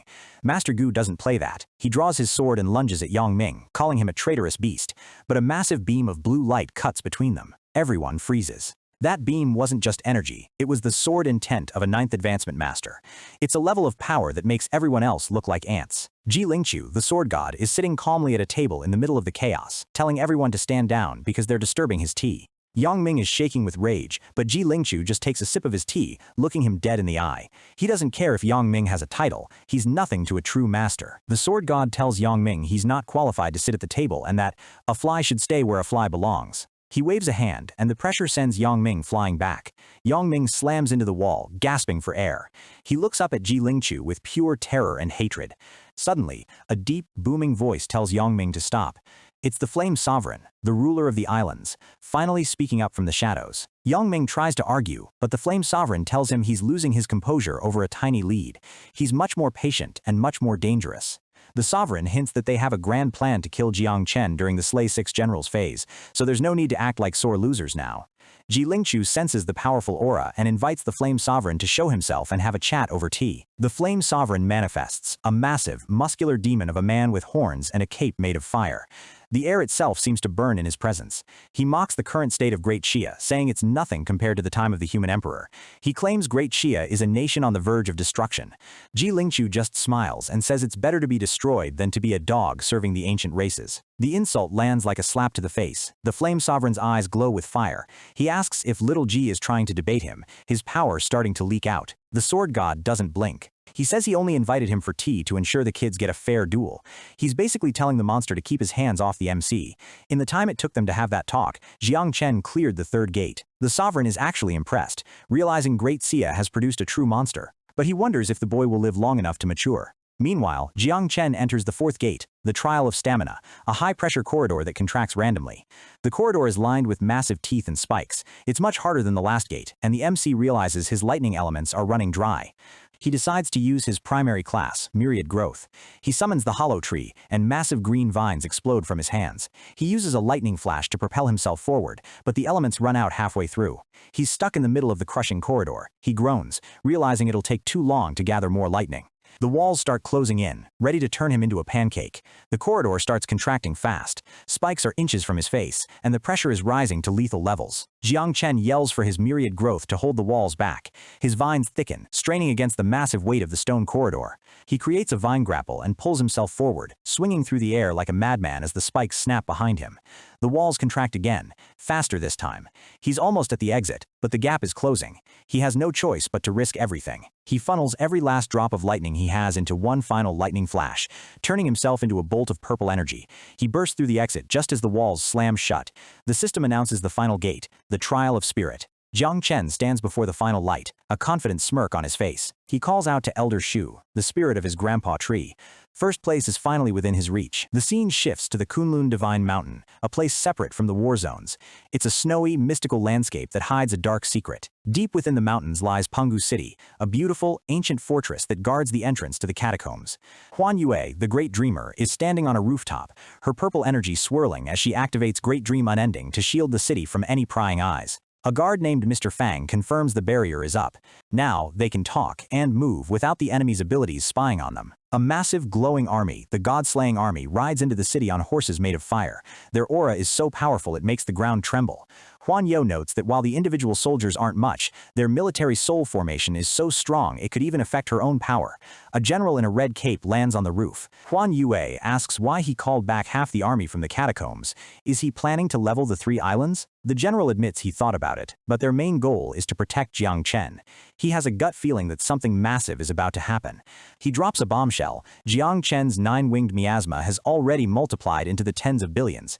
Master Gu and the others didn't even know. Huan Yue realizes why the MC kept it a secret. He's the only one who can act convincingly if he doesn't know the full truth himself. The general explains the real threat. An ancient existence has awakened in the catacombs. The demon, dragon, and monster clans have all formed an alliance and issued an ultimatum.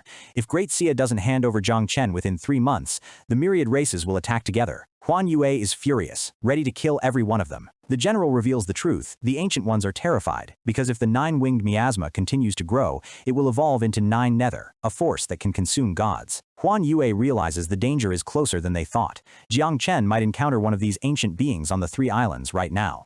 The general tells her not to worry yet, but mocks her young woman's heart for being so protective. He reminds her she's actually older than all of them.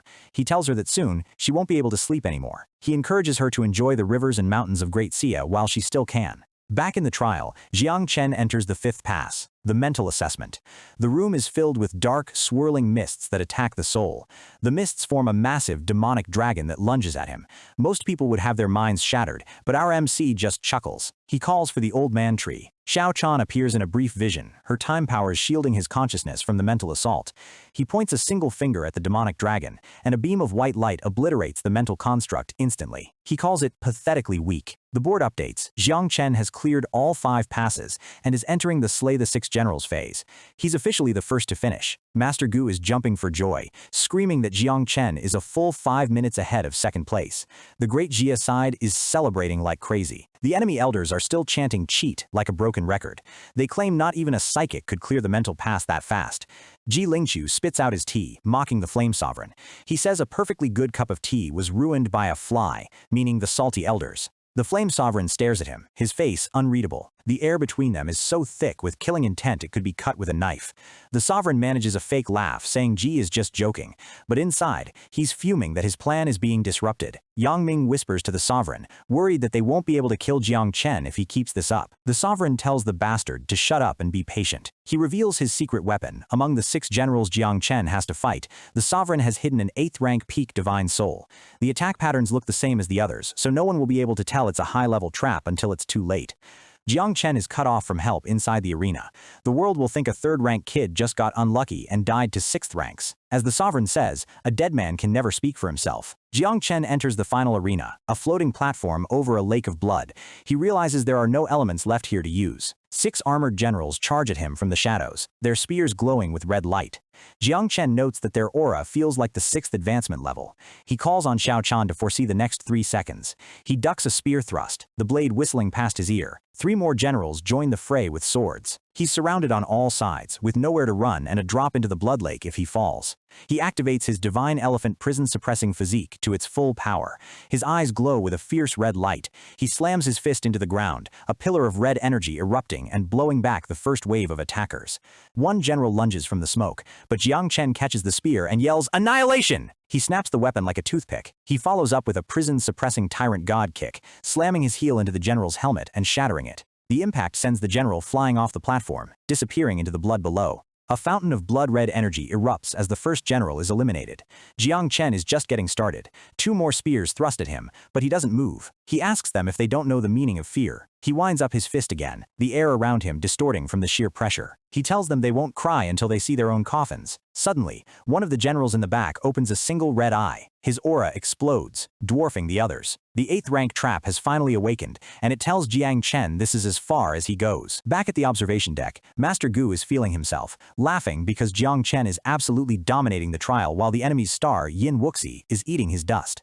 The enemy elders are panicking, but the traitor Yang Ming just smirks, telling them the real winner is the one who's still standing at the very end. The sword god Ji Lingqiu notices Yang Ming's sudden confidence and throws some shade, asking the Flame Sovereign if he taught his dog a new trick to keep him so calm.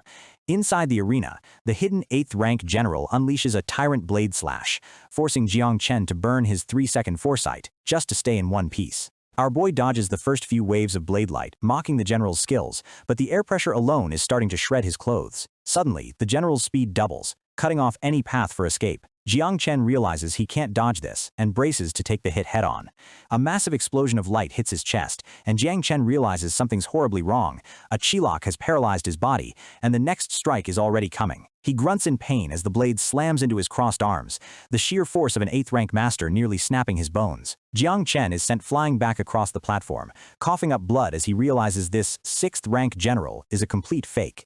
The elders watching the screen go into a frenzy. They know the trial's math doesn't add up and realize the overseas islands are definitely cheating. Master Gu loses it, charging toward the portal to save his disciple, but he's held back by his allies who know forcing their way in might kill Jang Chen instantly. The Flame Sovereign mocks them, asking Ji Lingqiu who the sore losers are now, while the sword god just glares back with eyes that could kill. Ji Lingqiu sends a mental message, telling Jang Chen it doesn't matter if he loses, he just needs to get out of there alive before he has to answer to old Jiang. Just as the general prepares the finishing move, Xiao Ju's voice screams in Jang Chen's mind, and her raw rage actually shatters the chi-lock holding him in place. "All things grow, protect!" Jang Chen shouts, slamming his hand down as massive green vines erupt from the ground like a forest of shields. He hits the floor and slides back, using the cover of the vines to buy himself a few seconds of precious breathing room. He knows that as a 6th rank, they shouldn't be able to bypass his physical defense this easily, so he decides to use a visual blind spot to look for the truth. His eyes shift to a piercing red as he activates the Eye of the Void, peeling back the layers of the reality in front of him. The HUD appears in his vision, revealing the terrifying truth. One of these guys isn't a general at all, but a peak 8th rank divine soul named Hu Qiandao.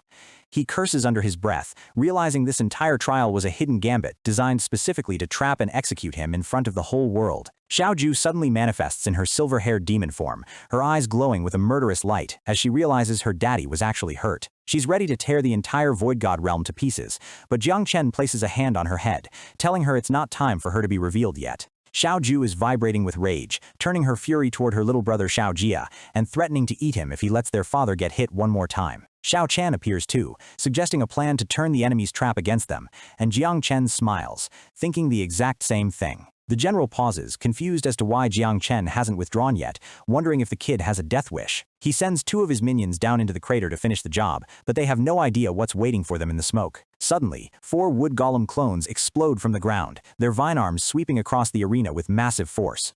The minions are caught off guard as Jiang Chen teleports between them, his eyes glowing with a terrifying intensity. The hidden general is stunned that a 3rd-rank kid is using wood elemental manipulation at such a high level inside a restricted zone.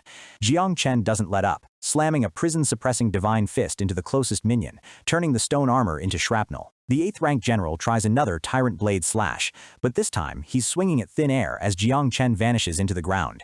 The general's eyes widen in shock. He's never seen a movement technique that can bypass a mental lock like this. Our guy used the root system of his golems to transfer his body, reappearing behind the general like a literal shadow. He charges up his fist with dark energy, his presence starting to feel more like a god of war than a student. He slams his strike into the ground, shouting that he's going to deal with the trash, covering for the enemy first. A wave of green energy wipes the remaining minions off the platform, leaving only Jang Chen and the 8th rank soul standing. Jang Chen calls out Hu Chandao by name, and the ghost general freezes, realizing his secret is out and he absolutely cannot let the boy leave the arena alive. The rankings outside flicker wildly. Jang Chen is technically fighting the 6th general, while Yin Wuxi is still stuck on his 2nd one. Master Gu is screaming with pride, telling the MC to pick up a blade and finish the job with the heaven-cleaving blade style. Ji Lingqiu just takes another sip of tea, leaning back as he lets the traitorous elders know exactly who the sore losers are now. Inside, Hu Qiandao unleashes his final move, a massive tornado of blade energy meant to eradicate everything on the platform. Jiang Chen's eyes go white as he calls for Shao Chan's full-power foresight, his body beginning to transform under the pressure. He goes into war god transformation, his hair turning silver and his muscles surging as he draws a blade of pure energy, the heaven-cleaving blade. Jiang Chen dances through the storm of blade chi, using the blade of earth style to deflect every strike with perfect precision. Hu Qiandao is losing his mind, screaming as he realizes a 3rd-rank kid is actually predicting every single one of his moves. Jiang Chen counters with Blade of Heaven, sending arcs of black and red energy that force the 8th-rank master onto the defensive. A massive overhead swing sends a shockwave through the platform, blowing the armored shell right off the enemy soul. Hu Qiandao's physical form crumbles, and he's forced to reveal his true, purple-glowing divine soul form just to stay alive. Jiang Chen stands on a pile of rubble, looking down with bored eyes, telling the ghost that if he keeps playing dead, he's going to make it permanent. The divine soul swells to a massive size, Hu Qiandao losing his cool and screaming about how arrogant the brat is. Our boy isn't impressed. He notes that the soul is powerful, nearly 9th rank, and mocks the enemy for going to such crazy lengths just to kill him. Hu Qiandao screams DIE and lunges with a mad blade demon shadow, his ghostly form turning into a massive claw of dark energy.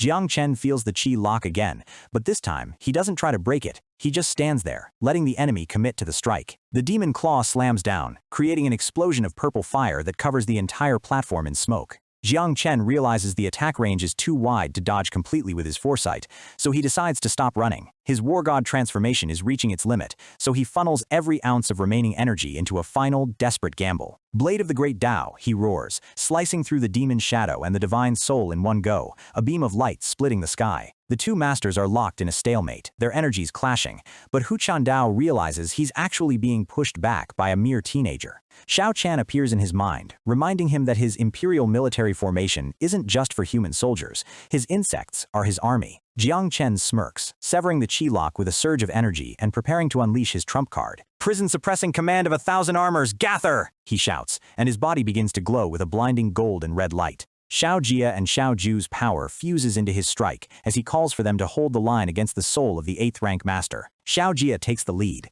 his eyes glowing with hellfire as he warns that he'll eat anyone who tries to hurt his father. With his children backing him, Jiang Chen's physical stats hit a new peak, and he punches right through the heart of the demon shadow. He follows up with a prison-suppressing tyrant god fist, slamming his knuckles into Hu Qiandao's ghostly face. The divine soul is sent reeling, Hu Qiandao screaming in disbelief that a human child could possess this much raw spiritual power. "Imperial Annihilation Formation!" Jiang Chen shouts, and 6 beams of red light spear through the ghost, pinning him in place. The energy erupts into a massive dragon-shaped blast, Hu Qiandao screaming in agony as his soul starts to unravel. The ghost tries to maintain his form, but Jiang Chen just keeps punching, noting that the enemy's divine soul is getting weaker with every second. The war god's state finally dispels, leaving Jiang Chen exhausted and panting, but he's still the one standing over the wreckage. Hu Qiandao sees the kid is out of strength and laughs, thinking he can still win just by wearing him down. But Shao Chan appears with a smile, mentioning that the old man tree in Jang Chen's soul is awake, and he's feeling a little cranky about being woken up. Suddenly, a massive vortex opens in Jang Chen's chest, and the old man tree literally sucks Hu Qiandao's divine soul inside like a vacuum. The system chimes, Jiang Chen's class has advanced to God-slaying war god, and all his power stats just jumped by 30%. Jiang Chen sighs, telling the tree that if it had this kind of power, it should have acted sooner instead of letting him take a beating. The results are finalized. Jiang Chen is #1 with a time of 32 minutes, leaving the entire world in a state of absolute shock. He teleports out of the realm, half naked and covered in dust, telling his master that his ranking isn't half bad. Ji Lingqiu mocks the Flame Sovereign, asking him how it feels to lose a peak 8th rank master for absolutely nothing. The Sovereign is boiling with rage, but then he sees his disciple Yin Wuxi emerging from the portal. Yin Wuxi drops to one knee, proudly announcing that he's taken first place, not realizing he's already been dethroned. The sword god just laughs, telling the kid that he should probably check the scoreboard, or at least see which side is actually cheering. Yin Wuxi looks up and his eyes nearly bulge out of his head. He's in second place by a full 10 seconds. The realization hits him like a freight train, and he literally coughs up blood from the sheer humiliation of losing to Jang Chen. The Flame Sovereign tells him to get it together, reminding him that the second round is an all-out slaughter where anything goes. Jang Chen looks over and catches Yin Wuxi's eye, giving him a confident smile that says he's ready for whatever comes next. But Yin Wuxi's mind is completely gone. His eyes glow with a dark, psychotic light as he vows to kill Jang Chen no matter what it takes. Ji Lingqiu decides it's time to go, waving a hand and creating a massive vortex of wind as he prepares to leave the arrogant sovereign behind. He tells the Flame Sovereign the tea's gone cold anyway, and promises to treat him to something even better after tomorrow's second round. Yin Wuxi glares at Jang Chen, his teeth gritting so hard you can almost hear them crack, telling him to enjoy his moment while it lasts. Jang Chen watches them leave, sensing a terrifying, world-shattering power hidden inside Yin Wuxi, but he resolves to fight him regardless of his god parts. Half an hour later, the full rankings are out. Most of the top spots are overseas island guys, but Su Qianqian and Wu Ji managed to stay in the top 10. However, the overall numbers are grim. Out of 50 finalists, only 12 are from Great Xia. They're outnumbered 4-1. Ji Lingqiu tells the losers not to be discouraged and orders Master Gu to get the injured settled while the finalists gather for a strategy meeting. They meet in a high-security hotel room, Ji Lingqiu setting up an isolation barrier so no one can eavesdrop on their plans. He rolls out a map of the Lingyun secret realm, explaining that while the enemy has a map, Great Xia built the place and held back some secrets. He points out specialized home turfs for each student, like the Fire Valley for Nanggong Yan and the Ice Grotto for Ding Chunqiu. He orders the entire team to prioritize one thing above all else, finding and protecting Jang Chen at all costs.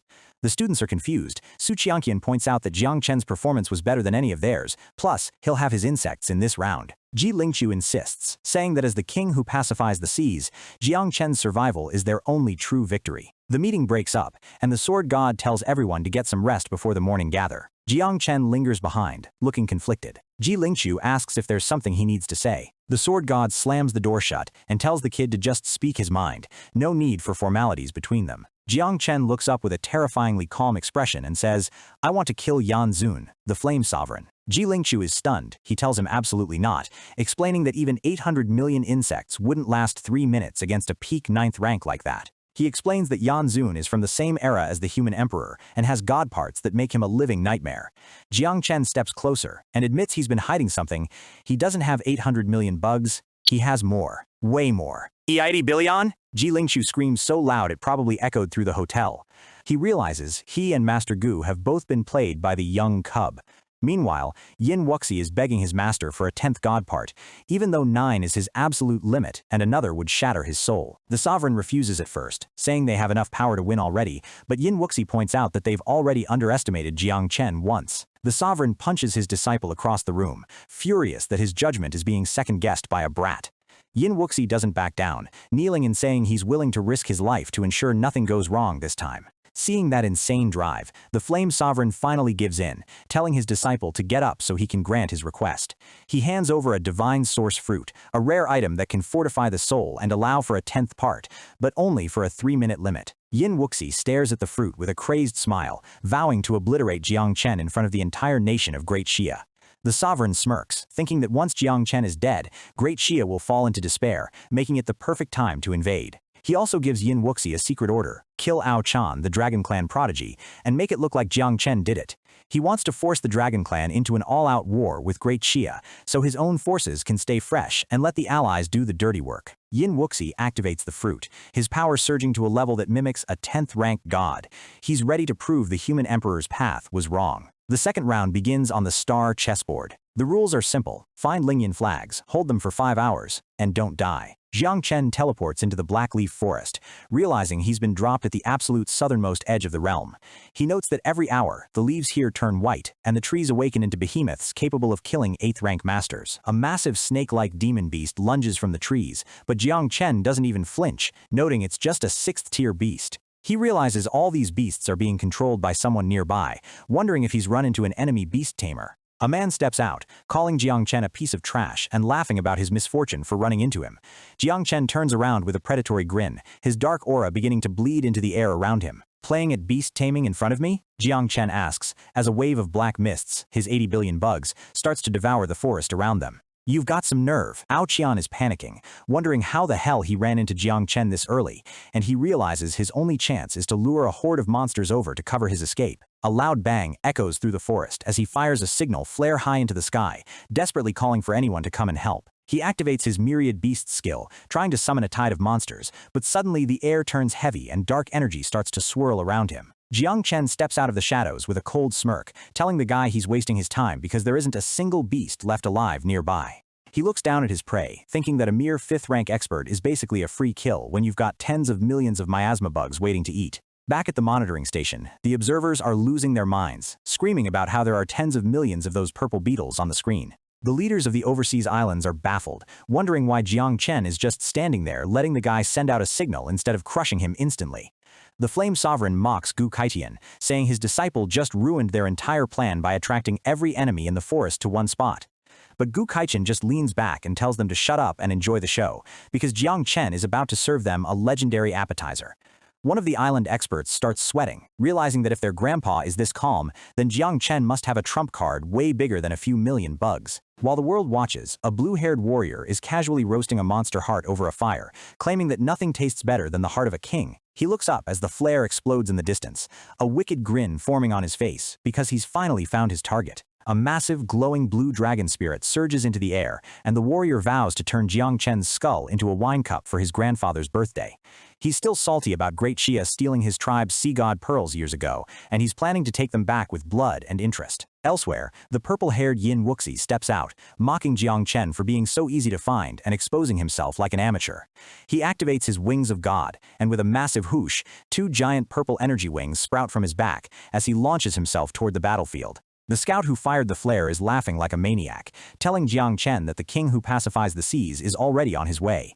He brags about being ranked 15th on the Void rankings, claiming that even if he can't kill our boy, he can definitely hold him down until backup arrives. Before he can even finish his sentence, blue light trails wrap around him like glowing chains, and Jang Chen tells him he's being way too noisy. The ground shatters as the Dragon Prince Ao Qian lands, his entrance sending shockwaves through the trees as he announces he's finally here. The battle hasn't even been going for 2 minutes, and it's already turning into a final showdown that ignores every rule of the tournament. Ao Qian towers over Jang Chen, demanding our guy's head, but Jang Chen just stares back and asks if the prince is willing to lend his own head to play with instead. The prince doesn't take the joke well, pulling out a glowing blue orb and shouting for the sea god Pearl to suspend the entire sea above them.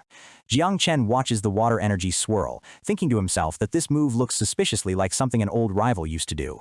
Ao Qian points his spear forward, accusing the Great Shia nation of stealing 2 of these pearls and demanding to know where the other one is hidden. Jang Chen thinks back to a moment where he casually handed over a powerful treasure to a friend, realizing he might have just given away a priceless artifact because he thought it was useless. The prince's face turns bright red with pure rage, calling Jang Chen a treasure-stealing rat who doesn't even know the value of the things he steals. He unleashes his ultimate move, screaming that 1,000 dragons will emerge from the sea to tear our boy apart.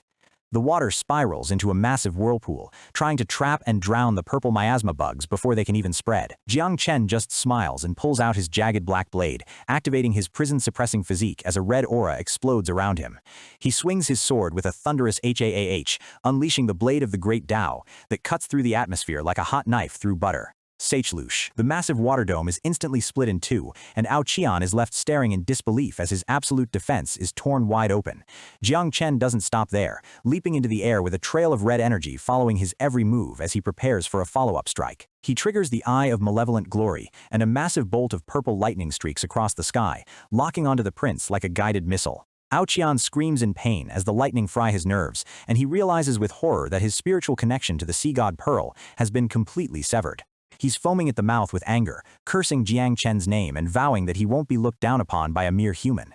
He activates his dragon-scale body protection, and his skin hardens into shimmering blue armor as he pulls out his own divine weapon, the Yaksha Spear. He charges forward, thinking that since the bugs are gone, he can easily win a physical brawl against a human who's clearly looking for a death wish. Jang Chen just lets out a small humph and triggers his war god transformation, his hair turning white as a terrifying blood-red aura surges from his body. The two of them collide with a sickening crack, and the prince's eyes bulge as he realizes he just hit a wall of pure, immovable strength. Qian is sent flying back, his dragon scales shattering like glass as he coughs up blood, unable to believe a human can possess this much physical power. High above, Yin Wuxi watches the fight with a look of disappointment, calling the prince useless before deciding it's time for him to step in and finish the mission. Qian is desperate, so he literally shoves the sea god pearl into his mouth, trying to absorb its raw power directly into his bloodstream. A massive blue barrier of water energy explodes around him, and he claims he now has the ultimate defensive blessing of the sea gods. The prince laughs like a lunatic, telling Jang Chen he's not worthy of matching him, but our boy just mocks him for running his mouth after getting his scales smashed. Their weapons meet again, sending sparks flying everywhere as they trade blows that would level a mountain. The spectators are shocked that Jang Chen can go toe-to-toe with a peak 6th-tier warrior with a dragon bloodline in a pure physical contest. Jang Chen swings his blade with all his might, forcing Qian to scream for the sea god's aegis to protect him from the overhead strike. Our MC is slightly annoyed that his heaven-cleaving blade can't break through the pearl's defense, and he decides he'll have to study the artifact more closely after he kills the guy. Suddenly, Qian's eyes start glowing with a blinding light as he forces his body to undergo a final, painful evolution. He screams that his true dragon bloodline is awakening, and the air temperature drops as a massive, freezing aura fills the forest. He's gone full villain mode, promising to not just kill Jang Chen, but to slaughter his entire family and plunge his whole nation into death and despair. Jang Chen stands there calmly, realizing his war god transformation is about to hit its time limit, but he doesn't seem worried at all. The sword god watching from the outside is getting nervous, noting that even an impure dragon bloodline can be terrifying when it's pushed to the limit. Qian's body begins to burn with a divine blue flame, and a giant draconic shadow towers over the battlefield, looking down at Jang Chen like he's an ant. The prince roars for Jang Chen to release his bugs, thinking that it's already too late for the insects to make a difference against a true dragon. Jang Chen just uses Thunder Flash, disappearing in a streak of purple light as he zips through the air with insane speed. The dragon's mouth hangs open as it tries to track him, but our boy is already repositioning himself for the kill. The prince's massive green eye narrows, and he keeps screaming Jang Chen's name, blinded by a mix of power and pure hatred. Jang Chen appears right in front of the dragon's face, mocking him for thinking he could match his speed, and he notes that his real targets have finally arrived. He activates the divine elephant's prison-suppressing physique again, but this time he unleashes 6 million red-armored beetles all at once. A massive storm of armor-plated bugs gathers around his hand, forming a giant, glowing blue fist that looks like it could punch a hole in the world. He calls out the heaven-cleaving edge, while the dragon tries to retaliate with a heavenly dragon claw that's the size of a building. The Imperial Annihilation formation hits the dragon's head directly, and the beast lets out a pathetic gurgle as its skull is crushed by the weight of millions of bugs. The dragon spirit is fading away, but it still has the energy to make one last threat, promising that the Dragon Emperor will avenge this defeat. Jang Chen isn't about to let a soul escape, so he points his finger and fires the Nether God's spear, a beam of pure dark energy that pierces the sky. Boom! The spear goes right through the dragon's neck, and the beast lets out one final, agonizing scream as its body dissolves into light. Jang Chen looks down at the water, whistling for his little bugs to stop playing around and come back to him for a well-deserved meal. The massive draconic body is being eaten from the inside out by purple miasma, leaving nothing behind but bones and dust. Our guy turns around, looking totally unfazed, and asks the person hiding in the trees if they enjoyed watching the show from the sidelines. Yin Wuxi steps out, telling Jang Chen he can finally die in peace, and our boy just shrugs, saying he can indeed rest easy now that all his prey is in one spot. Suddenly, a white-haired warrior on a giant flying sword zooms into the scene, shouting for Jang Chen to come with him before things get even worse. But a red-robed woman intercepts the sword, telling the warrior he's not allowed to interfere in the Battle of the Holy Sun. Yin Wuxi's face twists into a demonic grin, his eyes glowing with purple fire as he tells Jang Chen that nobody is coming to save him. Jang Chen just laughs, his eyes glowing bright red as he tells his swarm to finally come out and stop hiding their true numbers. A massive, suffocating wave of purple miasma explodes from his body, filling the entire horizon and turning the sky black. Yin Wuxi is paralyzed with fear, stammering about how Jang Chen was only supposed to have 10 million bugs, not an entire ocean of them. Even Jang Chen's allies are staring up at the sky in awe, realizing that they've completely underestimated just how much power their friend was holding back. A fox-eared woman watching the broadcast is practically blushing, claiming that even a vixen like her is being captivated by this display of absolute dominance. Gu Keishan is cheering at the top of his lungs, proud that his disciple is finally showing everyone who the real boss is, while the other leaders can only watch in stunned silence. The Flame Sovereign's master tells him to be quiet and watch, because even though Jang Chen is strong, Yin Wuxi is still a pseudo-god with a hidden trick. The big bad is gritting his teeth, hoping that the 10 god parts he installed in his pupil will be enough to survive this bug-infested nightmare. Yin Wuxi tries to regain his confidence, screaming that a few more bugs won't scare him and that he's still the superior being here. He activates his divine body, and purple energy beams shoot out from his eyes and hands as he forces his grafted parts to go into overdrive. He lists off his components: the heart of a god, the blood of a god, believing that these mechanical parts have actually turned him into a deity. He charges at Jang Chen with a crazed look in his eyes, shouting that he is a god and that everyone who stands against him must die. Yin Wuxi's body grows to a massive size, his aura expanding by thousands of meters as he tries to crush Jang Chen under the sheer weight of his godhood. He brags that 9 god parts have allowed him to push open the door to the 9th rank, and he still has one secret weapon left to use. A strange symbol glows on his forehead as he activates God's consciousness, claiming he can now see and predict every single movement Jang Chen makes. He deploys his domain, a massive purple sphere that isolates the entire battlefield, cutting our boy off from any outside help or escape. The supporters of the overseas islands are cheering, believing their holy son is finally achieving true godhood and will secure their victory. The Flame Sovereign smirks, thinking that once the domain is fully open, even those billions of bugs will be crushed in a matter of seconds. Ji Lingchu watches with a serious expression, noting that Yin Wuxi's soul is somehow strong enough to bear the weight of 10 divine components, which is unheard of. The purple-haired Supreme Girl turns to Gu Kadian, desperately asking if Jang Chen has any other hidden trump cards because this looks bad. Gu Kaichen stares into the distance, remembering a prophecy about a person from the future who gave Jang Chen a secret brocade box to deal with beings above the 10th rank. He's confident that our boy won't die here, because he hasn't even used his full swarm or lured out the ancient existence he's supposed to fight. Down on the field, Jang Chen looks up at the giant Yin Wuxi, thinking that he might as well try attacking with just 1 billion bugs first to see what happens. He tells the Holy Sun that everyone remembers him as the king who pacifies the seas, but they've all forgotten his most terrifying title. The sky literally cracks as he declares himself the Scourge Monarch, and a massive vortex of black and purple insects swirls around him like a hurricane. Yin Wuxi's eyes go wide as he realizes the scale of the swarm is actually hitting the 1 billion mark, and his godly confidence starts to crumble. Jang Chen casually waves a hand, commanding 300 million bugs to go and exterminate all the trash enemies lingering around the edges of the forest. Then, he turns his attention back to Yin Wuxi, ordering the remaining 700 million to focus all their hunger on the Holy Sun. The sound of a billion wings buzzing creates a deafening roar that sounds like the world itself is screaming in terror. Yin Wuxi throws a desperate punch, his giant purple fist glowing with energy as he tries to swat away the incoming tide of insects. The bugs collide with his energy shield, and the sound of millions of insects exploding and biting at the air fills the domain. He mocks Jang Chen, asking if our guy really thinks he can win a fight just by relying on a bunch of worthless bugs. Jang Chen looks at his daughter Xiao Ju's bugs, feeling a bit bad that they have to perish, but he decides that self-destructing them is the most efficient way to win. Boom. He triggers a massive wave of self-destructing bugs, and thousands of tiny purple explosions rip through Yin Wuxi's armor. The Holy Sun grunts in pain as his giant form starts to flicker, realizing that these bugs aren't just biting, they're literally erasing his energy. He retaliates with the 5 Elements Azure Blade, a massive glowing scimitar of light that cuts through the swarm in a wide arc.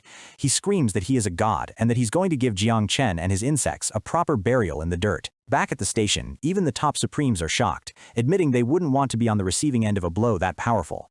Jang Chen just watches the blade coming, calling for his insects to retreat while triggering one final massive wave of white explosions. Yin Wuxi tries to block with the Shield of Royal Earth, but the sheer force of the bug explosions is starting to crack his absolute defense. Jang Chen stands in the center of the chaos, his voice booming as he reminds everyone that he is the monarch and the insects are his loyal soldiers. He reaches out his hand, commanding every single bug to lend him their origin power for one final devastating strike.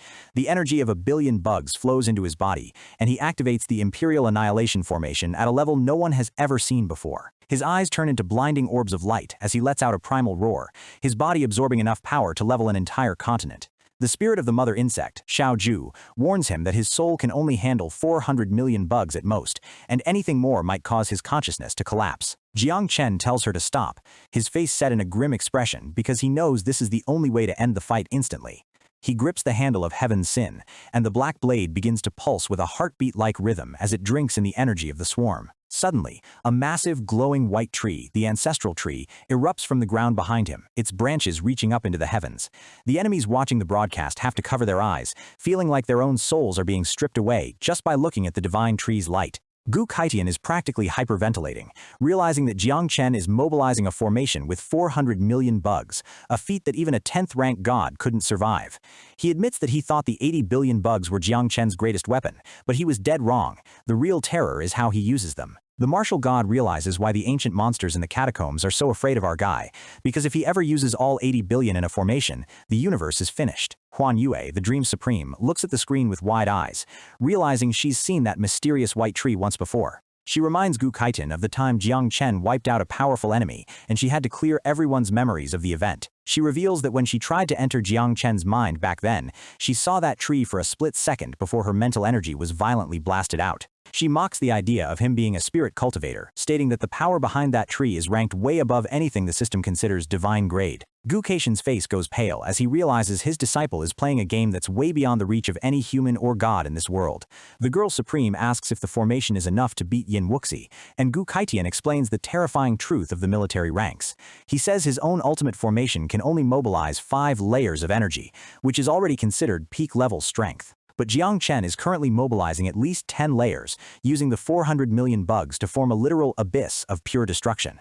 He looks at the giant Yin Wuxi on the screen and says that even if the Holy Sun was a true 10th-rank god, he would die without a single doubt today. Yin Wuxi is towering over the field like a giant, mocking Jiang Chen and asking how much longer he thinks he can last, maybe a minute, or even 2? He raises his massive glowing blade, claiming that the very elements of this secret realm are his to command, as he prepares to smash our boy with the weight of an entire world. Jiang Chen just looks up, totally unfazed, and tells the old man tree in his soul to buckle up because a big one is finally coming. Yin Wuxi unleashes his ultimate elemental combo, calling forth annihilating flames, frost, and ground-splitting earth to erase Jiang Chen from existence.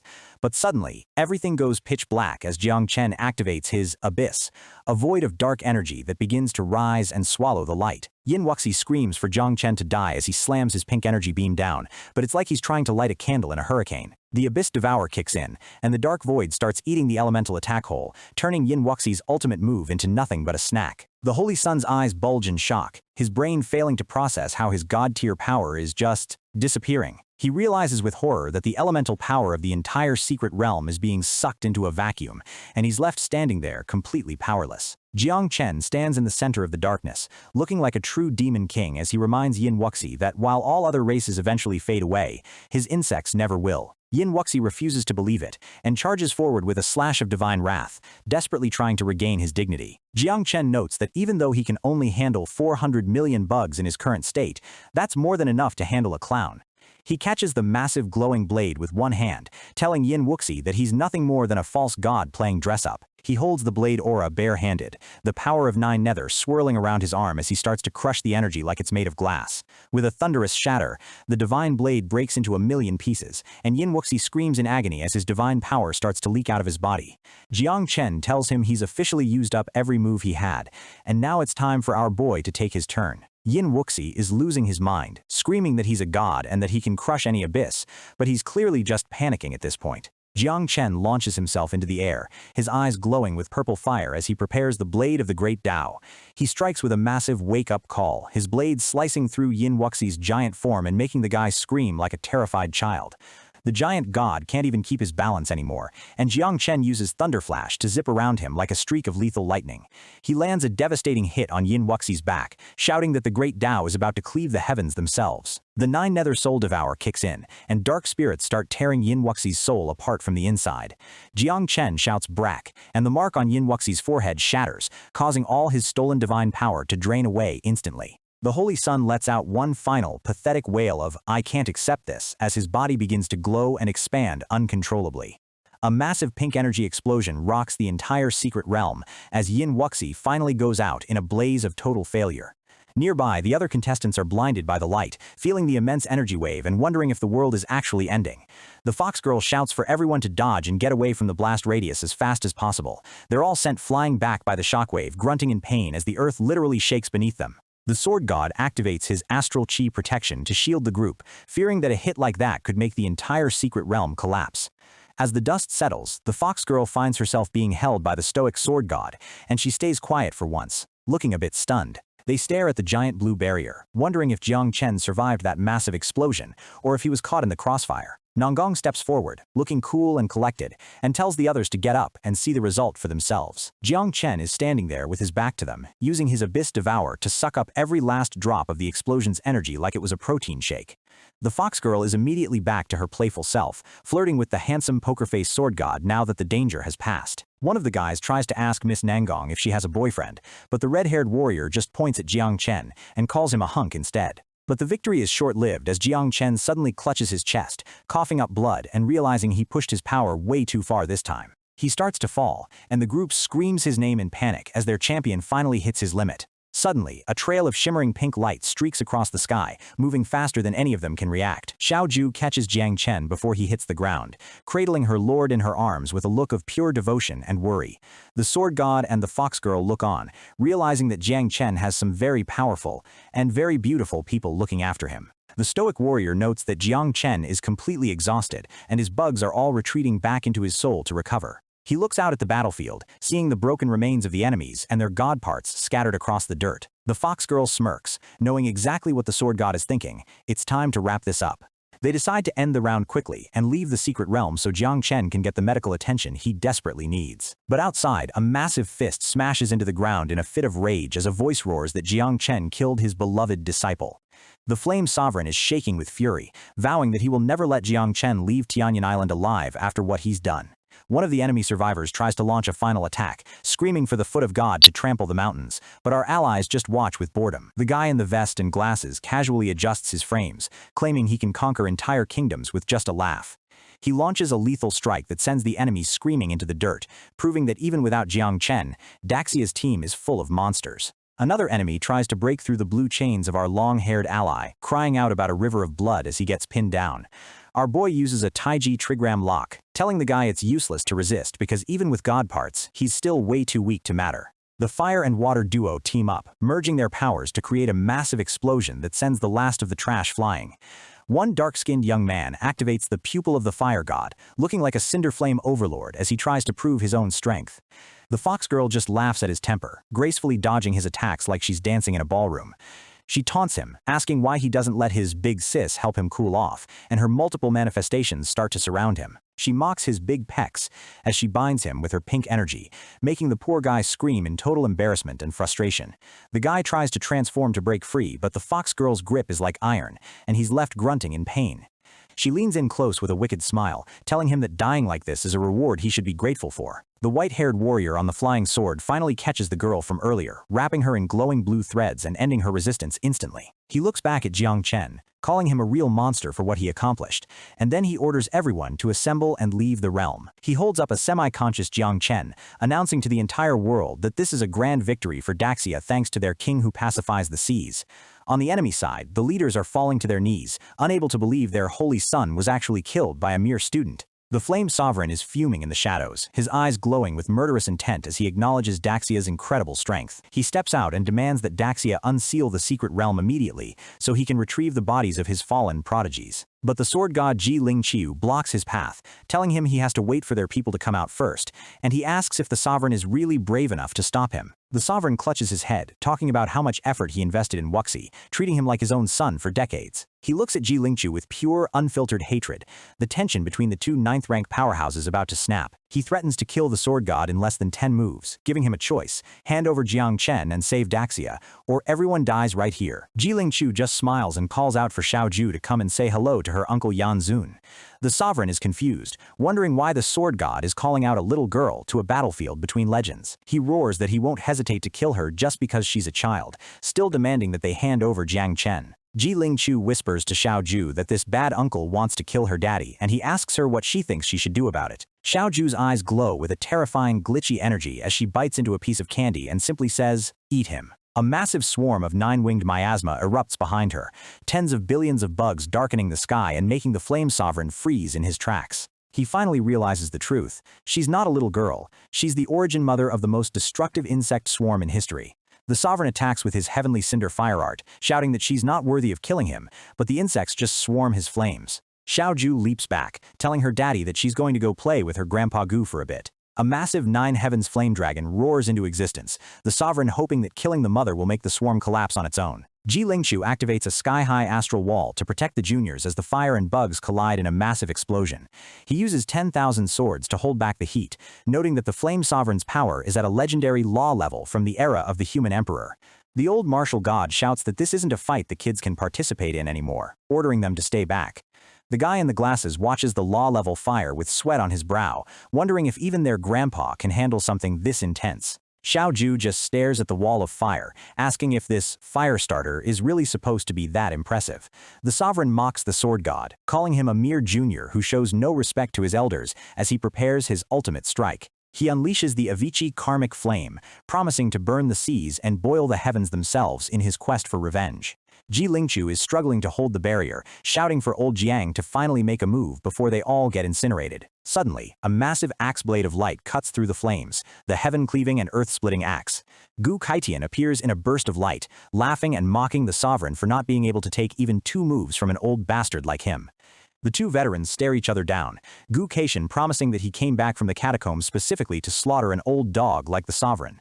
Jang Chen is finally safe, being carried out of the portal by his white-haired ally, and he casually greets his master. The Flame Sovereign's eyes glow with rage as he sees his target, screaming Jang Chen's name with enough force to shake the ground. Gu Kaitian steps in his way, telling the sovereign that if he wants to get to Jang Chen, he'll have to go through him first. Xiao Ju immediately jumps on Jang Chen, hugging him and calling him daddy, while our boy admits he's too exhausted to join the fight against the sovereign. She tells him not to be afraid because when her little bugs arrive, she's going to eat that stinky fire starter alive. The Flame Sovereign is screaming for the elite forces of the 3 islands to come out and join the war. A massive purple portal opens in the sky, and thousands of enemy troops begin to descend, vowing to annihilate Daxia once and for all. Gu Kaitian just smirks, noting that the sovereign had an ace up his sleeve, but he tells the guy not to think he's the only one who can call for backup. He calls out for Elder Fang, and an old man in gray robes begins to float down from the clouds with a wooden staff in hand. Elder Fang activates a teleportation formation, and a massive red aura fills the area as he welcomes the legendary god-slaying army. The bystanders are in shock, recognizing Elder Fang as a space element mage from 600 years ago who once guarded the human emperor. Jiang Chen eats a snack while watching the scene, noting that teleporting 200,000 people across 100,000 miles is a feat only a top-tier 9th rank could accomplish. The sovereign mocks the old fossil, asking if he really thinks a few 9th ranks and an army can stop him. Elder Fang tells the young man that talking too much is a bad habit, and he creates a spatial formation prison lock with a simple wave of his hand. A giant blue cube of energy traps the enemy's main flagship, completely cutting them off from the battlefield. The enemy troops try to break the formation from the inside, but their attacks just bounce off the hundreds of layers of space energy. Elder Fang looks down on them, telling them that his formation is not something mere mortals like them could ever hope to break. The Flame Sovereign charges at Elder Fang, but Gu Kaitian intercepts him with a flaming axe, shouting that the Sovereign's opponent is him. The Sovereign warns him that the 10th rank seal will open in 3 months, and Daxia will be crushed by the catacombs, so why throw his life away now? Gu Kaitian just roars that he'll use his own life to stop them if he has to, and he's starting by using the Sovereign as a sacrifice for his banner. He activates the Tyrant Martial Army formation, and the souls of the 200,000 soldiers begin to merge with his own power. A massive red dragon spirit made of collective souls roars behind him, turning Gu Kaitian into a true titan of war. He manifests the body of the war god, his armor turning into a glowing aura of pure strength as he unleashes his domain. He orders all the soldiers of Daxia to kill the invaders, and our allies join the charge with a thunderous battle cry. The sovereign screams that Gu Kaitian is just like the failed human emperor, endangering his nation for his own selfish desires. He activates his own divine component, and a massive demonic shadow descends as his godly domain clashes with the war god. Gu Kaitian unleashes the god-slaying dragon soul, but the sovereign just mocks him, calling it an amateur trick before blowing it away with fire. Suddenly, a beam of white light hits the fire, and the sovereign is momentarily distracted by the new source of energy. Gu Kaitian manifests the thousand-hand war god, looking like a divine being with dozens of glowing arms holding lethal weapons. The sovereign calls it an exaggeration, claiming that he, the Flame Venerate, can't be beaten by a few extra hands. But then Gu Kaitian uses the thousand-axe annihilation, and a storm of flaming axe blades rains down on the sovereign's position. The big bad calls him a joke and an ant, unleashing his endless karma flame to incinerate everything in sight. The battle is so intense that the senior warriors have to tell the juniors to fall back before they get vaporized by the collateral damage. The sword god Ji Lingqiu joins the fray, his 10,000 swords piercing through the enemy ranks and making them scream in agony.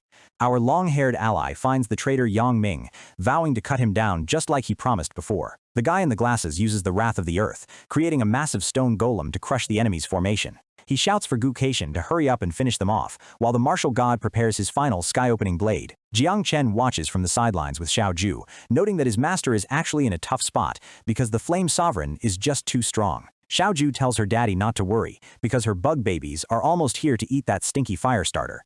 Jang Chen jokes that she'll have to self-destruct half her swarm this time, and she pouts because she worked so hard to birth them. She warns him that after she eats the guy, she'll have to sleep for a long time and won't be able to see her daddy. Jang Chen is about to say something when Xiao Ju suddenly shushes him, whispering that the babies have finally arrived. He looks up and sees the massive swarm darkening the horizon, finally letting out a sigh of relief. The Flame Sovereign roars at Gu Keishan that his transformation must be at its limit, and he moves in for the kill. The old martial god is hit by a blast of fire, and Ji Lingchu tries to shield him with a heavenly evolution dipper wall. The Sovereign screams for all of them to die in his hellfire, but suddenly the flames are cut by a massive wave of purple energy.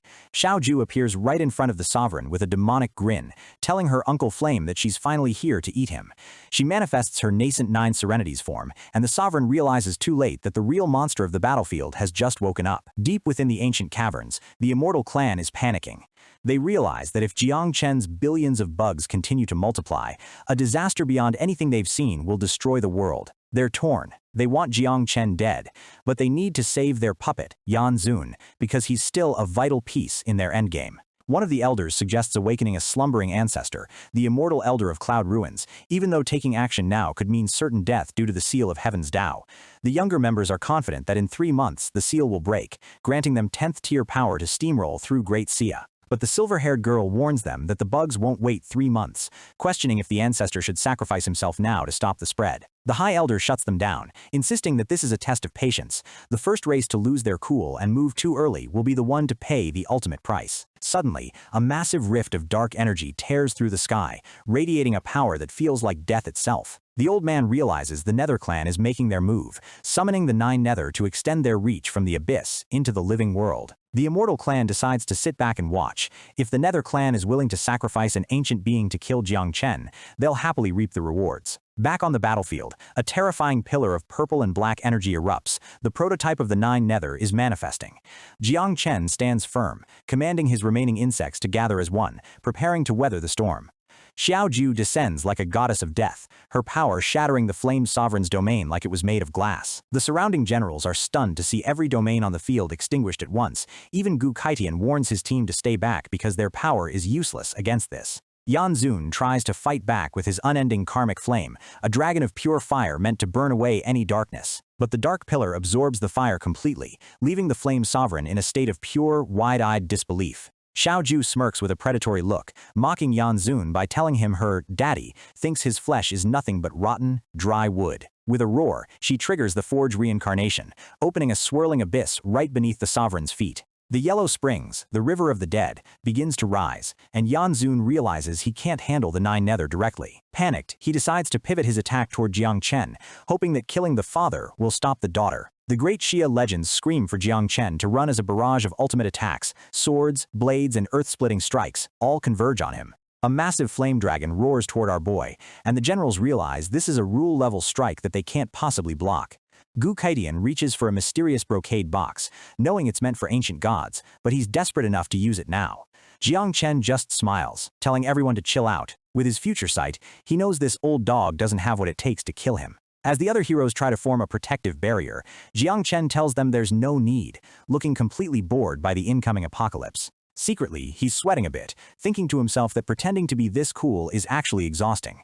The dark energy of the 9 Nether lashes out, cutting through the space and shielding Jiang Chen from the explosion. As the smoke clears, Jiang Chen stands untouched, smugly reminding Yan Zun that he's essentially untouchable. The legends let out a sigh of relief, realizing they were worried about nothing while our boy was just playing with his food. Gu Keishan puts his secret weapon away, thankful he didn't have to reveal his trump card just yet. Xiao Ju floats down to her father, but the older masters notice a mysterious, silent figure standing behind her on a floating raft. Yan Zun is losing his mind, feeling insulted that these kids are toying with a 9th-rank powerhouse like him, and he prepares to burn his own soul for one last strike. Before he can move, a glowing purple rope drops from the sky, looping through the air with terrifying precision. Yan Zun's eyes go wide with primal fear as he recognizes the aura of the netherworld and tries to flee. The noose tightens around his neck, choking the life out of the once invincible Flame Sovereign. Xiao Ju watches with a wicked grin as the invincible god is dragged through the air like a common animal being led to the slaughterhouse. The onlookers are horrified. Yan Zun, a man who could level nations, is being hanged like a criminal, and nobody knows who's pulling the rope. The remaining forces of the 3 overseas islands see their god being treated like trash and decide it's time to get the hell out of there. Jang Chen watches the mysterious silhouette on the boat, realizing this is just a prototype and wondering how much more powerful Xiao Ju will become. He looks at his own hands, contemplating how far his power will grow once he masters these dark laws.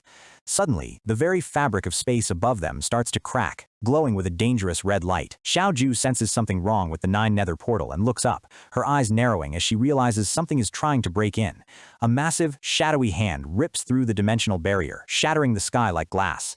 The entity behind the hand curses the 9 nether, clearly furious at their interference in the mortal realm.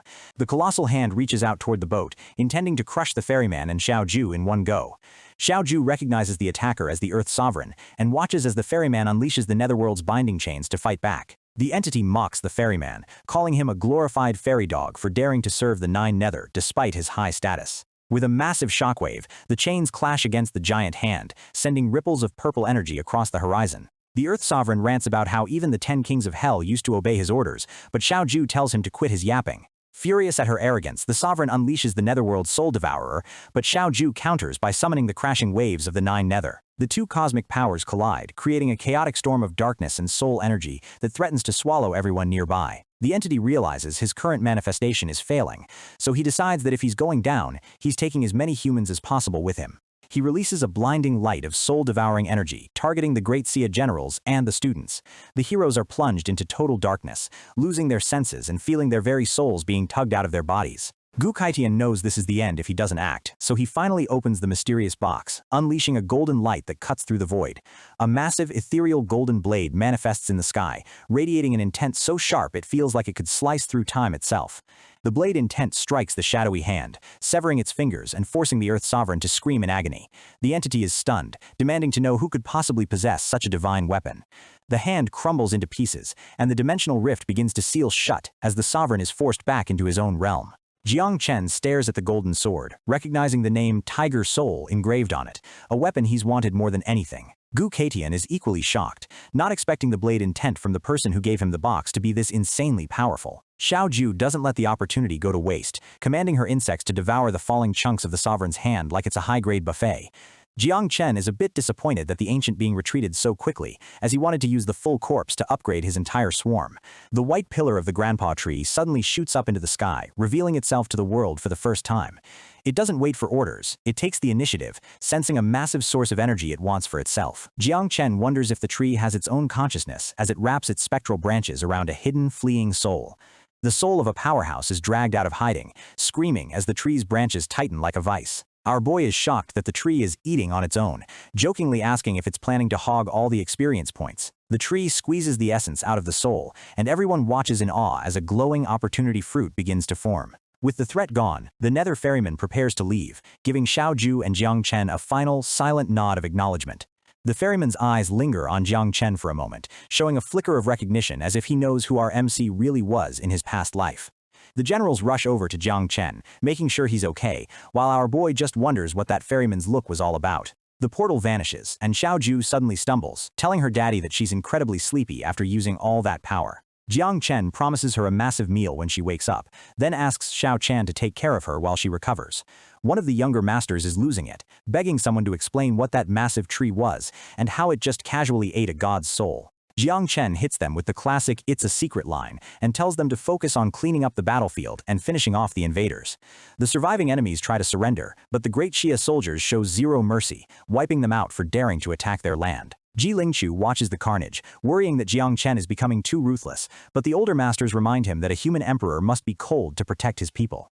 Elder Fong asks if he can finally release the space barrier he's been holding, and Jiang Chen thanks him for his hard work. The fox demon girl, Su Changqian, declares to the heavens that after seeing Jiang Chen's power, she's determined to win his heart no matter what. Gu Kaitian prepares to lead the army to strike the overseas islands, but Jiang Chen stops him, telling the master to go back to the caverns instead. With a cold purple glow in his eyes, Jang Chen declares that those small islands are his and his alone to reclaim. Over on the overseas islands, the people are screaming in despair as they witness their greatest prodigies being slaughtered on the screens.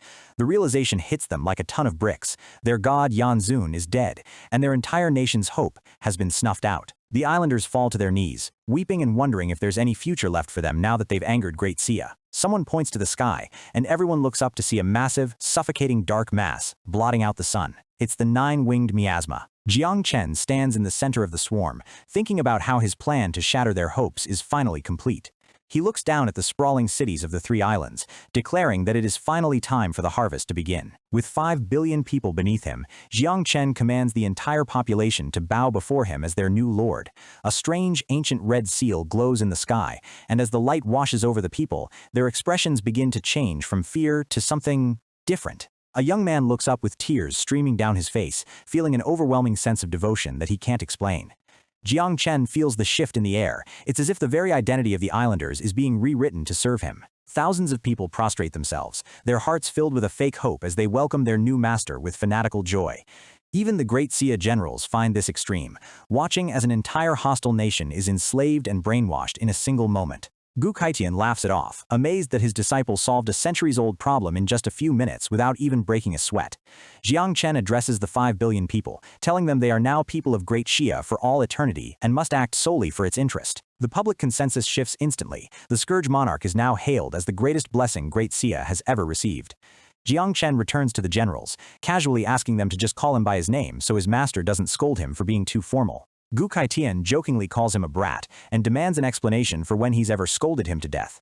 Jang Chen just gives him a cheeky look, knowing exactly how loud his master can get when he's worked up. Gu Kaitian promises to find the time fragments Jang Chen wanted as a reward for settling the islands so quickly. Elder Fong tells them they need to get back to the abyss as soon as possible, because there's trouble brewing in the deeper layers. In a chaotic space-time dimension within the abyss, representatives of the top 50 races have gathered for an emergency meeting. The Demon Lord mocks the others for being timid and afraid of dying, despite his previous warnings to unite against Great Sia. The immortal ancestor tries to play peacemaker, reminding them that with the 10th tier seal about to break, nobody wants to die right before the dawn of a new era. The Demon Lord is still salty, accusing the ancestor of secretly helping Great Shia while letting the Flame Sovereign die just so he could reap the rewards. The ancestor proposes a new strategy. Every tribe must send 10 level 10 warriors to crush the 3 major cities of Great Shia.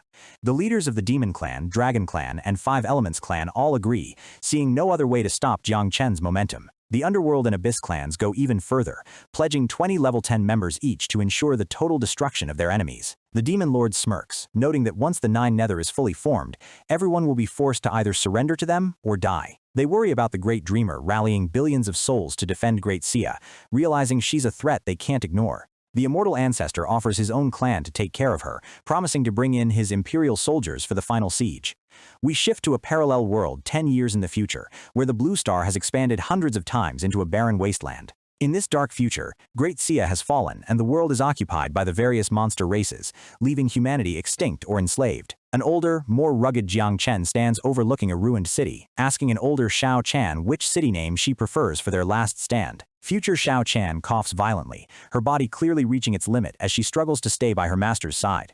Jang Chen pulls her close, his heart breaking as he tells her to lean on him if she can't hold on any longer. With his city gone, he decides it's time to destroy everything that remains, drawing a glowing golden sword to end it all. Suddenly, the future Jang Chen pauses, sensing that the blade intent he sent back through time has finally been activated in the past. He looks at the ghosts of his fallen friends, Gu Kaitian, Ji Lingqiu, and the others, mourning the fact that he's the only one left resisting. Knowing he can't hold on much longer, he unleashes one final, world-shaking strike to clear a path for his past self. A massive beam of light incinerates the landscape, as the future MC prays that the Daxia of the past is doing better than his own. The monsters of the future scream in rage as their cities are leveled by the Time Emperor, cursing him as an ungrateful bastard. Exhausted, the future Jang Chen carries Xiao Chan away from the ruins, hoping his message to the past was enough. Xiao Chan looks at him with a weak but loving smile, happy that she could spend her final moments with her lord. Back in the present, Xiao Chan approaches Jiang Chen with a playful smile, unaware of the dark future her other self is living. Jiang Chen reveals he has collected all the time fragments, which means he can finally trigger her life transition. He activates the divine evolution, and a swirling vortex of blue energy surrounds the silver-haired girl. The system confirms that all conditions have been met, and Xiao Chan begins her transformation into a higher form of existence. Her power explodes outward, her hair lengthening and her aura becoming infinitely more complex as she ascends. The system dings with a final message. The life transition for the Chronos cicada is complete, and a new god of time has been born. Xiao Chan has fully evolved into the Chronos cicada, and she looks absolutely divine as she floats before Jang Chen, ready to serve her master with the power of time. Jang Chen checks her stats and sees that the talent column is finally unlocked, but he notices something about her sub-cicadas. They're basically disposable combat bugs that reproduce every hour. The real broken abilities are time reversal and diving through time, but the cost is insane. It literally burns the user's lifespan to change history. Jiang Chen thinks to himself that only a fool would trade their life for a few minutes of time, even if he reaches a higher level with a longer lifespan. He looks at Xiao Chan and realizes that diving through time would be literal torture for her in her current state, and he refuses to let her suffer. Xiao Chan notices him staring and asks what he's thinking about, and our boy just gives her a warm smile, telling her she's the only thing on his mind. The poor girl completely short-circuits, turning bright red as she realizes her master is actually being sweet for once. She gets so embarrassed she teleports away, leaving Jiang Chen scratching his head and wondering if he accidentally offended her. Xiao Chan hides behind a tree, blushing like crazy, and reminds him that Xiao Ju is still asleep and needs more spiritual nourishment. Jiang Chen spots a rainbow fruit on the grandpa tree, realizing it ripened instantly by consuming the soul of the Nether clan's ancestor. Suddenly, Xiao Jia, his second insect son, appears, looking like a proper little student with his school bag. The kid looks up at him with those red eyes, reminding Father that he promised he could attend a normal human school. Jiang Chen awkwardly hands him some documents, telling him to just use his name to get into whatever school he wants. As Xiao Jia skips off to start his first day, Jiang Chen realizes this kid's brain is wired completely differently from his bloodthirsty sister's. He decides to let the kid live his life and turns back to the rainbow fruit, opening it to receive a legendary item, the Eternal Light Tower. This thing is a total cheat code. It's a time-accelerated training tower where you can send clones to fight trials while you gain all the rewards in the real world. Jiang Chen is hyped. With the world races getting restless, a tower that can produce high-level experts in days is exactly what Daxia needs. He immediately flies off to find the other generals, wanting to set this thing down and start a nationwide power-leveling session. Our guy can't help but grin, realizing the grandpa tree always hooks him up with the exact item he needs right before a disaster. He tries to give the tree a hug in gratitude, but the grandpa tree literally smacks him away with a branch like a grumpy old man. Jiang Chen gets tossed through the air, crying out about how heartless his own soul tree is being to him. Meanwhile, at the Ji family mansion, the big three legends are stressing out because they only have 3 months before the 10th tier seal breaks. Huan Yue, the great dreamer, admits her powers are limited to the headquarters, and she wishes she could sleep for a few centuries to undergo a real transformation. Ji Lingchu worries that even Jiang Chen's billions of bugs won't be enough to stop the hundreds of level 10 enemies coming from the abyss. Suddenly, a voice interrupts their gloom. It's Jiang Chen, arriving with the solution to all their problems. Gu Kaitian mentions the Kunlun Shenyuan fruits that can force an advancement to level 10, but there are only 10 of them in existence. Huan Yue slams her hands on the table, warning them that those fruits permanently stunt your growth. It's like drinking poison to quench your thirst. Gu Kaitian is willing to sacrifice his future potential to protect the country, but the mood is heavy as they realize the cost of survival. He tells Huan Yue that she's the ultimate trump card and shouldn't ruin her path, but the silence between them is deafening. A holographic projection of Elder Fang appears, urgently calling the 3 invincibles to the main base because Jiang Chen just dropped a bombshell. They arrive to see a massive glowing pagoda piercing the clouds, the Eternal Light Tower in all its glory. Elder Fang explains that Jiang Chen, the Zhenhai king, summoned this tower to allow them to choose trial modes based on their current level. The tower has everything from monster hunting for newbies to enlightenment mode for high-level masters to comprehend their class skills. But the real kicker is the time dilation. The basic speed is 100 times faster than the outside world, and it can be pushed even higher. The legends are speechless. 3 days on Earth equals a whole year in the tower. They realize Daxia actually has a chance to win. They ask where Jiang Chen is, and a voice from the tower tells them he's already inside, so they waste no time charging in. The tower's interior is a vast, starlit dimension, vibrating with the energy of thousands of years of condensed time. They reach the top floor, finding a quiet, ancient-looking room that feels completely disconnected from the chaos of reality. Jiang Chen is just chilling in a chair, welcoming them with a smirk and offering them some tea like he's been waiting for hours. Huan Yue points a finger at him, half joking and half stunned that this stinky little brother is the master of such a legendary artifact. Gu Kaitian asks if the tower will actually help 9th rankers, and Jiang Chen explains they'll need to condense their godhood inside the tower to hit rank 10. He points to the ladder to God mode, a staircase of 108 steps where each step brings them closer to true divinity. Ji Lingchu is so hyped he practically teleports toward the trial, while Jang Chen tells him it's just compensation for all the corpses he borrowed. Jang Chen breaks down the math. If they focus the tower's power on just a few 9th rankers, they can squeeze 3 years of training into a single day. The math hits them. In 3 months, they can spend over 3 centuries in the tower. Huan Yue is thrilled she can finally sleep as much as she wants. 3 days later, we see Jiang Chen casually enjoying a steak while his clone is in the tower, slaughtering monsters to reach the 4th advancement in record time. The system notification pops up. His 4th job assessment has begun, and he needs to complete a task to keep leveling up. Jiang Chen just pulls out a task exemption card he got from the grandpa tree, skipping the hard work and leveling up instantly like a true gamer. The system asks if he'd like to draw his next mother insect, and our boy doesn't hesitate. It's time for a new member of the family. A swirl of toxic green energy erupts as the draw finishes, revealing his new companion, the 5-element sky-devouring locust. This thing is a prehistoric nightmare that once wiped out the first generation of catastrophes and was only stopped because it tried to eat the heavenly dad. Jiang Chen realizes this locust can freely switch between the 5 elements, gaining different powers based on what it devours. Compared to his other insects, this natural disaster army will be the largest in number, potentially even surpassing his 9-winged miasma. He activates the insect, and a tiny glowing locust with fiery red eyes appears, declaring itself the very source of the 5 elements. Jiang Chen is caught off guard. Instead of a fierce monster, he got a talkative, arrogant Chunibyu bug that thinks it's an empress. He decides to call her Xiao Wu, and the little locust grants him permission to use that name, acting like she's doing him a massive favor. Jiang Chen picks her up, but he's nearly crushed into the floor. This tiny bug weighs as much as a mountain. Xiao Wu gets offended, telling him she's not fat, it's just the weight of her gung-metal body, and she warns him not to be so ignorant. Jiang Chen sighs, thinking about how easygoing Xiao Ju is compared to this loud-mouthed locust who is already threatening to eat her sisters. He initiates a divine evolution on her, hoping a transformation might chill her out a little bit. Xiao Wu transforms into a stunning humanoid girl with insect-like features and long antennae, possessing talents that make her an unbeatable healer and fighter. Jiang Chen holds her up, impressed by her stats, while she continues to rant about how her might is known across all the heavens. Our boy just smiles through the pain, realizing she's a perfect fighting force but a total nightmare to talk to. He checks her evolution requirements and realizes he needs Shenyuan elixirs, which are incredibly rare and only found in Kunlun or neighboring countries. Xiao Wu demands a magnificent palace to live in, and Jiang Chen tries to steer her toward Xiao Jia's insect nest instead. She begrudgingly agrees to give him face this one time, floating away while reminding him to live up to her grace. Suddenly, Jiang Chen's phone rings, a normal person's ringtone that feels totally out of place in this legendary tower. He picks it up to find it's Xiao Jia's primary school teacher, and he has to switch from Godslayer mode to concerned parent mode instantly. The teacher is confused. Different beautiful women have been picking Xiao Jia up every day, and the kid claims they're all his mom. She lists the names, Doxia's top female heroes and even a fox demon, and Jiang Chen realizes his son has been surrounded by a harem of high-level babysitters. He facepalms, cursing under his breath as he realizes his son is unintentionally making him look like a total player to the school staff. He panics and word vomits a lie about the kid's mother passing away and his friends just trying to comfort him before slamming the phone down. Xiao Wu pops up, furious that someone dared to accuse her master, and she offers to go and devour the teacher right now.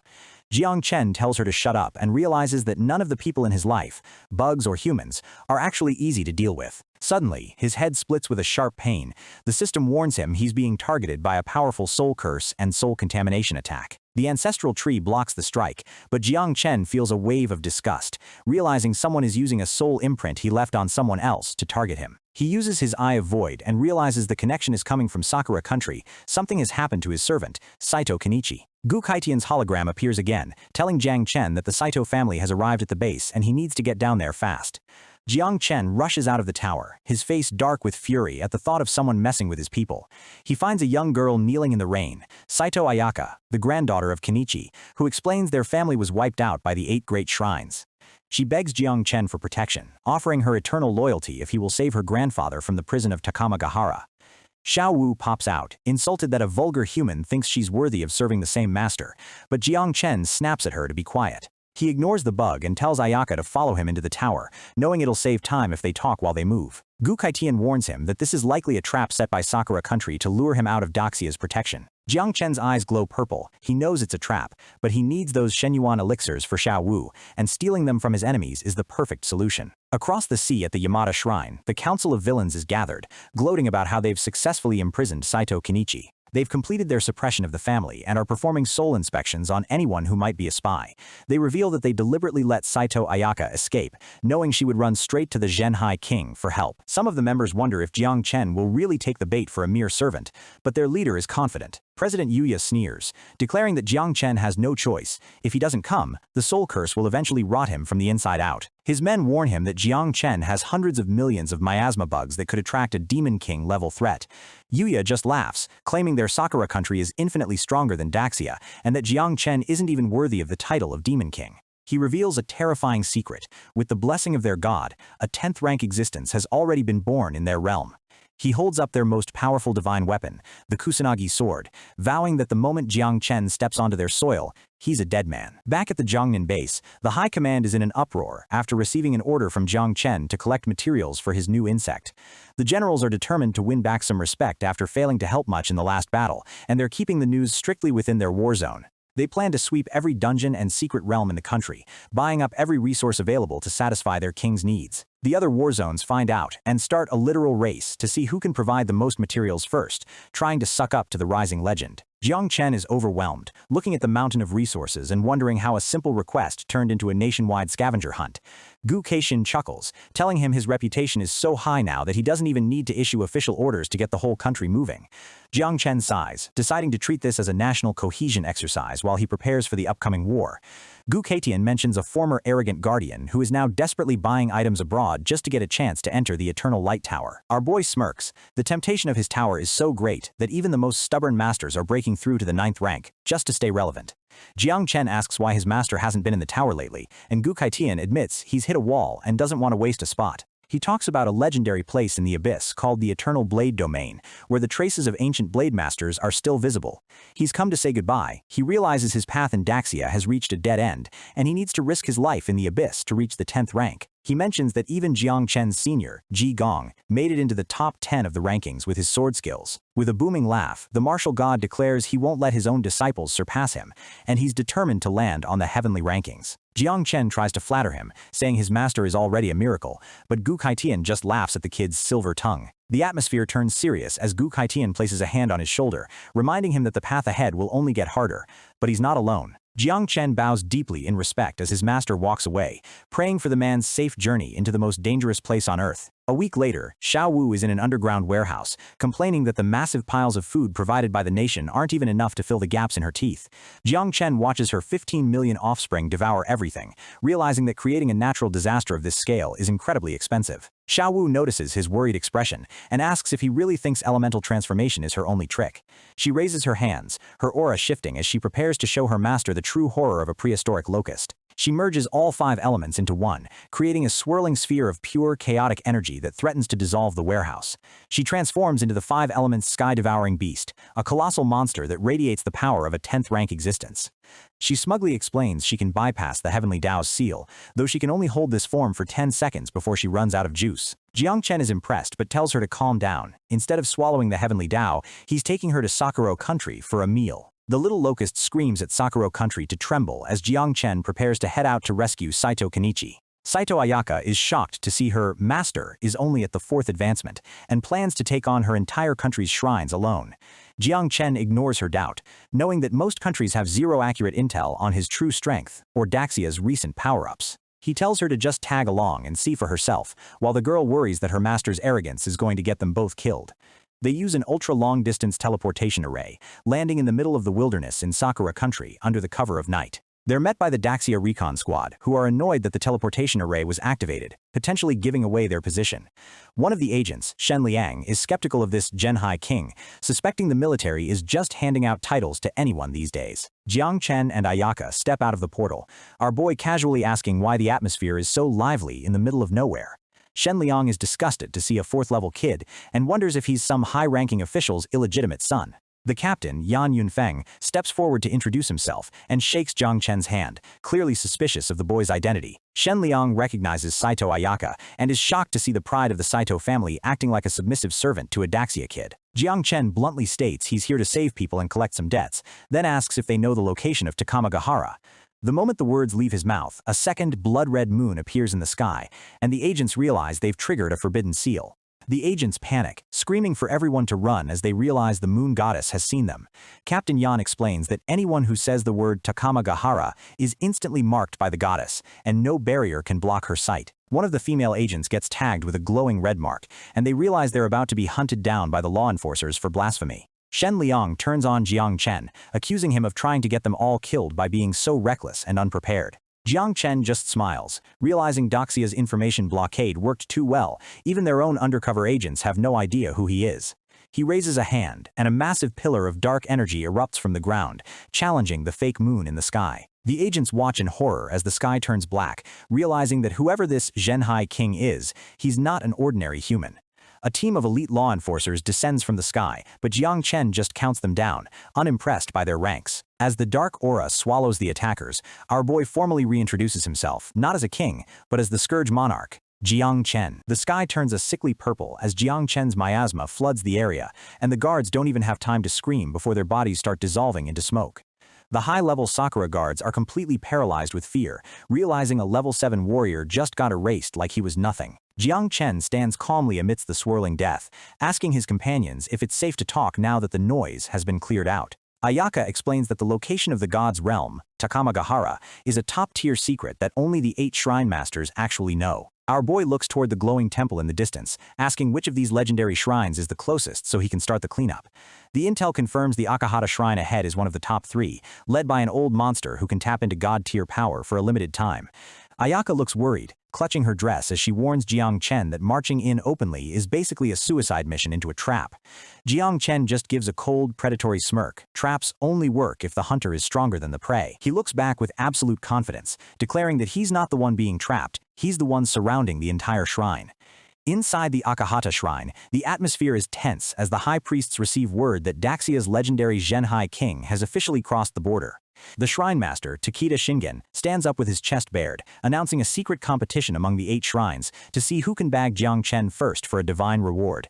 They're already dreaming of becoming the #1 shrine in the country, completely oblivious to the monster currently knocking on their front door. Takeda mocks the modern powerhouses, bragging that with the blessing of their gods, even the strongest legends of Daxia would die at his feet. Suddenly, a panicked messenger bursts in, shouting that Captain Kato's soul lantern has just gone dark, meaning he was killed in seconds. The room goes dead silent as they realize an entire law enforcement team was wiped out, and their divine tracking artifact has been extinguished. The priests are losing their minds, unable to comprehend how a level 7 captain and his elite squad were annihilated so fast. Takeda slams his hands on the table, a crazed look in his eyes as he realizes their target isn't just in the country, he's right here in their city. He orders every single person to follow him immediately, fueled by the arrogance that Jang Chen is already weakened from a previous encounter. Back at the temple gates, Jang Chen looks up at the massive structure and tells his group to just sit back, relax, and enjoy the show. The shrine guards rush out, yelling about trespassing, but Jang Chen doesn't even look at them. He can tell these weaklings aren't even level 5. With a casual wave, he commands his buglings to advance, and massive waves of dark energy erupt from the ground. The guards are swallowed whole by the purple mist, their frantic warnings to the master cut short as the miasma melts them down. Takeda Shingen finally arrives, surrounded by his elite shadows, and he's disgusted to see that the great king of Daxia is just a young brat. Jang Chen doesn't miss a beat, demanding the location of Takama in exchange for the old man's life.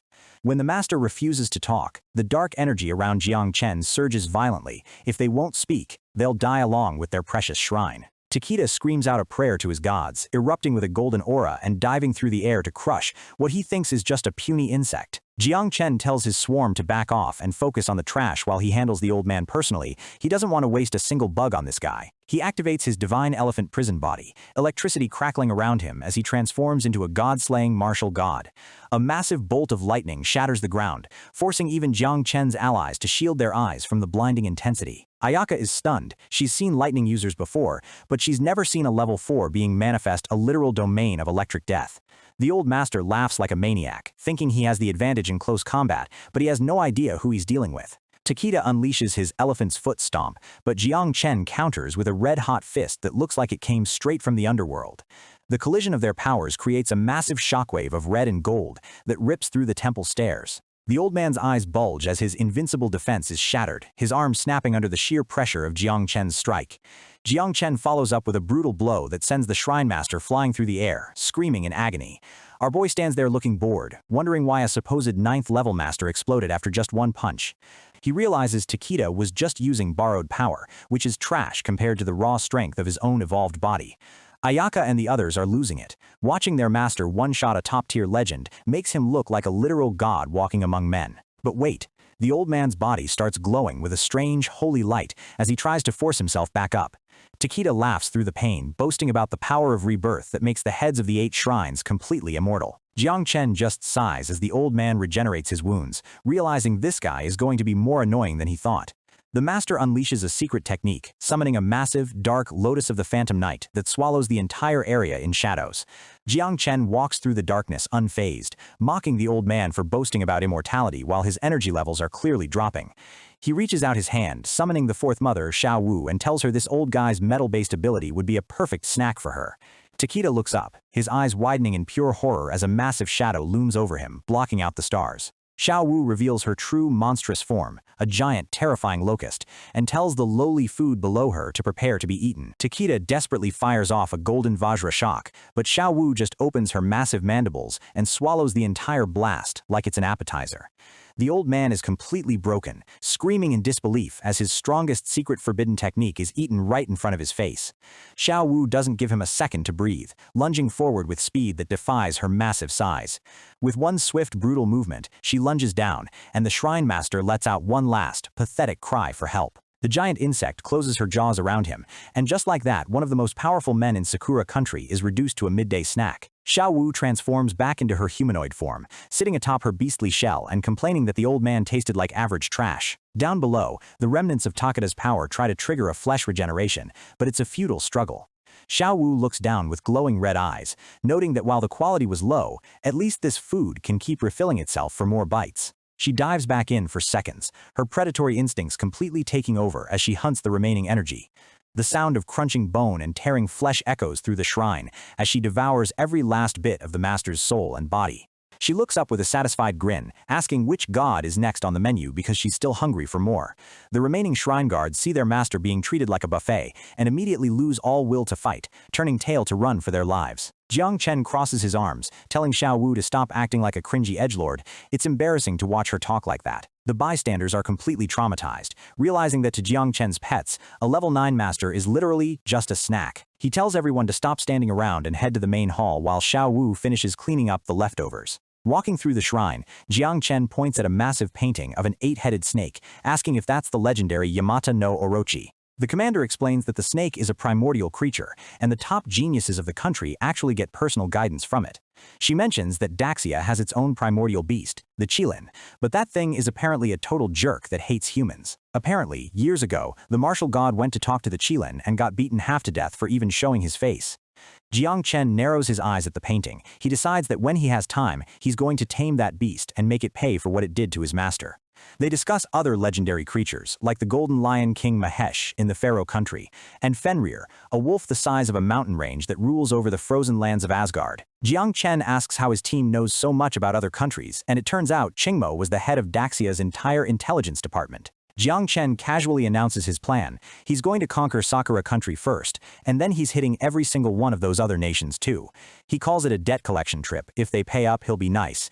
If they don't, he'll just have to destroy the entire country. The sheer audacity of his words leaves everyone speechless, but their conversation is interrupted by a sudden crack in the ceiling. Shiao drops back down, satisfied with her meal, as Jang Chen prepares to head straight for the most powerful shrine, Yamata. Meanwhile, at the Yamata shrine, all the high-ranking officials are panicking because they heard Jang Chen one-shot Takeda with a single punch. They're terrified of his 100 million-strong insect army and the mysterious secondary swarm that's even more dangerous. Some priests argue that even if they gather all their level 8 warriors, they'll still be turned into bug food. The head of the shrine, Kimura Yuya, tells them to shut up, calling Jang Chen nothing more than an evil demon relying on borrowed power. The cowards suggest asking their god for help, but Kimura snaps that the Orochi can't leave its realm yet because of the system's seals. He reveals a shocking secret. He actually broke through to the 9th level 3 years ago and has been hiding his true strength. He holds up a glowing, divine mirror, the Yada no Kagami, boasting that with this weapon and his new power, no insect can touch him. The priests finally find some hope, believing that a genuine 9th level master with a divine relic can actually win this war. Cut to the outskirts of the capital, where the air is thick with the smell of death and the sounds of coughing. The scene is grim. Common people are being worked to death, forced to move massive monster corpses under the threat of being eaten themselves. Jang Chen arrives in the slums, seeing firsthand how the hierarchy of Sakura country treats anyone without a class like literal trash. Ayaka explains that people are traded like goods, and every resistance army that's ever tried to fight back has been brutally crushed. Jang Chen looks at the suffering around him, realizing the only way to save these people is to destroy their hope in their current gods. He walks past a mother desperately clutching her child, his presence alone radiating a power that makes the air feel heavy. The guards notice them and start shouting, but Jang Chen doesn't care about being discovered. He's here to be their new guide. He declares that in the name of calamity, this entire nation is going to be reforged, because a new god has finally arrived. Jang Chen's shadow spreads across the district like a plague, and the guards scream for mercy as the dark energy starts tearing through their ranks. He turns to Saito Ayaka, telling her straight up that she is going to be the new god of this people. He realizes that just destroying the shrines isn't enough. He needs to give the people a new savior so they don't just fall back into their old ways. He gives Ayaka 3 days to set up her own order, promising that he will clear out every single obstacle in her path with his miasma. Ayaka looks up at him with tears in her eyes, overwhelmed by the weight of the mission he's just handed her. She drops to her knees in total submission, thanking her master and promising that she won't fail him. The others stand there in absolute shock, unable to believe that Jang Chen just decided to replace the country's entire religious system on a whim. Back at the central shrine, Kimura Yuya is furious, hearing that Jang Chen has already killed over 1,000 of their people on his way up. He rallies his remaining forces, calling Jang Chen a butcher and declaring that today they will enforce justice on behalf of the heavens. Jang Chen arrives at the gate, holding a guard by the throat and mocking Kimura for talking about justice after what he did to the commoners. His team watches from the sidelines, feeling like a burden as they realize this fight is on a level they can't even touch. Jang Chen laughs as the elites from all 8 shrines gather around him. It saves him the trouble of having to hunt them down individually. The shrine masters charge forward, but Jang Chen's miasma rises up to meet them like a wall of living darkness. The shrine activates its massive defense array, a purple dome of energy designed to keep out even the strongest invaders. Kimura orders his team to hold back the bugs while he takes Jang Chen's head, thinking the swarm will die if their master falls. He unleashes a secret art, manifesting a giant, glowing divine spirit behind him to crush our boy. He summons a divine weapon named Qingming, an ethereal blade that crackles with terrifying power. Jang Chen's eyes glow with battle lust. A real 9th-level master is exactly the kind of practice he needs to sharpen his skills. The master fires off a void-splitting slash, a massive wave of energy that looks like it could cut the world in half. The team watches in horror as Jang Chen doesn't even try to dodge, fearing he's about to be deleted instantly. But Jang Chen just lunges forward, meeting the divine blade with a glowing red heaven-slaying fist. The collision is massive, and to everyone's shock, the master's invincible slash literally shatters like glass. Kimura is stunned, unable to believe that a mere level 4 could withstand his best attack with nothing but his bare body. He figures Jang Chen must be using some kind of hidden high-tier defensive treasure and vows to break his shell. He calls for the blessings of the country's fate, funneling massive amounts of divine power directly into his own body. He creates dozens of myriad shadows illusions, surrounding Jang Chen from every angle with glowing purple eyes. Jang Chen isn't impressed, pulling out his own divine weapon, Tianzui, and preparing to show the old man what real swordplay looks like. A rain of purple slashes falls from the sky as Kimura attacks from all sides at once. Jang Chen spins his blade, unleashing a heaven-slaying slash that erupts in a massive arc of crimson energy. The master is caught in the blast, his illusions vanishing as he realizes Jang Chen's raw power is beyond anything he's ever faced. The other priests watch in horror as their master is pushed back in a single move, and their defense barrier begins to crack. The barrier finally shatters with a deafening boom, and the priests are caught in the resulting explosion of energy. Jang Chen's team can barely see the fight through the smoke, wondering if the master is actually dead already, but Kimura is still standing, holding up the Yada no Kagami mirror, which absorbed the entire blast and protected him. He mocks Jang Chen's blade technique, claiming that in front of a true divine treasure, his attacks are completely useless. Jang Chen just shrugs and fires off another massive slash, wanting to see just how much that mirror can actually take. The mirror glows with an intense light as it meets the crimson blade, vibrating with the power of a god. Suddenly, the mirror reflects the attack back, materializing dozens of red slashes that fly straight at Jang Chen. Then, it fires off a massive thunder flash, using Jang Chen's own signature lightning against him. Jang Chen is caught by the surprise reflection, gritting his teeth as his own power blasts him backwards. He laughs to himself, realizing it's a weird feeling to get beaten up by his own moves. Kimura laughs like a villain, bragging that the mirror's defense is unbreakable and that he'll just wear Jang Chen down until he dies. Jang Chen realizes his current transformation is running out of time, and he decides to stop playing around. He calls out Xiao Wu again, telling her that since this mirror is made of divine metal, she should see if she can chew it to pieces. Xiao Wu transforms into the colossal sky-devouring beast, looking down at the master and his tiny mirror with a hungry red-eyed stare. The strongest defense in Sakura country is about to become a light snack. Xiao Wu looms over the battlefield in her massive locust form, her red eyes locked on the prize. Kimura Yuya is panicking, screaming about a blood sacrifice to buff the Yata mirror's defense. He's throwing everything he has into this shield, thinking it'll save his life. Xiao Wu just laughs at the old man's struggle, calling his ultimate trump card nothing more than a paper tiger that's about to get ripped apart. With a deafening crunch, she bites straight into the divine mirror, shattering the national treasure like it was a cheap toy. Jang Chen just stands there, telling the master he talks way too much. Kimura collapses, his mind completely broken as he stares at the empty space where his invincible weapon used to be. Xiao Wu flips back into her human form, landing gracefully while mocking the old man. In her world, nothing is impossible. She opens her mouth wide, revealing sharp fangs and a dark energy that shows she's still very hungry for more. She licks her lips with a wicked grin, boasting that the divine metal actually tasted pretty decent for a starter. Kimura is a shell of a man now, trembling in the dirt as he realizes his entire life's power was just a snack for a bug. The onlookers are terrified, unable to process how a national treasure could be destroyed by a single bite from a pet. The master tries to crawl away, screaming for someone to save him from the monster closing in. Xiao Wu lunges with a lethal strike, her speed so intense it leaves green trails of light in the air. Right before the end, Kimura starts begging, promising to tell Jang Chen everything he knows just to keep his head for another minute. Jang Chen holds out his hand and tells her to stop, wanting to squeeze every bit of info out of this guy before he dies. Our boy points his blade at the master's throat, giving him exactly 3 seconds to reveal the location of the God Realm. Kimura desperately explains that there's no fixed entrance, and a passage only appears once a year to take away the country's best geniuses. Jang Chen isn't in the mood for riddles, pressing the edge closer and telling him to give up the real goods if he wants to live. The master finally spills it. The divine energy flows from Mitfumi, and that's where the gods are hiding. But before he can say more, his body starts glowing with a weird, holy light, a silent curse triggered by his betrayal. The entire area is rocked by a massive explosion, as the gods of Sakura delete their own master to keep their secrets safe. Jang Chen shields himself from the blast, realizing he's officially hit the nail on the head regarding the mountain. With the 8 shrines destroyed, he looks back at his followers and tells them the real mission is about to start. He orders the group to head back to Daxia, deciding he's going to raid the God Realm solo so they don't get caught in the crossfire. His team knows they can't help at this level, so they pray for his victory as he heads toward the sacred mountain. Inside Jang Chen's soul, the eternal light tower is glowing, signaling the end of a long, grueling training session. The martial god, Gu Katian, finally reaches the top of the ladder, looking like he's ready to tear the sky apart after 300 years of practice. The sword god congratulates him, though he looks a bit exhausted from his own hard work inside the simulation. Gu Katian immediately asks what's happening in the outside world, sensing that things have gotten crazy. He hears that Jang Chen has headed to the God Realm alone, and that 70 billion bugs are currently swarming Sakura country. He tells the sword god they're leaving right now to back him up, even though they were supposed to stay and condense their own godhood. The sword god warns him that any delay could mess up his path to level 10, but the martial god doesn't give a damn. He declares that Daxia will survive without another level 10, but if Jang Chen dies, the entire nation is finished. In the God Realm, Saito Kenichi is being held by energy chains, bleeding out while his captors mock his loyalty. The old assassin starts crying, not from the pain, but because he can feel his master getting closer through their soul bond. Susanoo, the God Realm's top prodigy, leans in with a smug look, bragging about his 10th level power.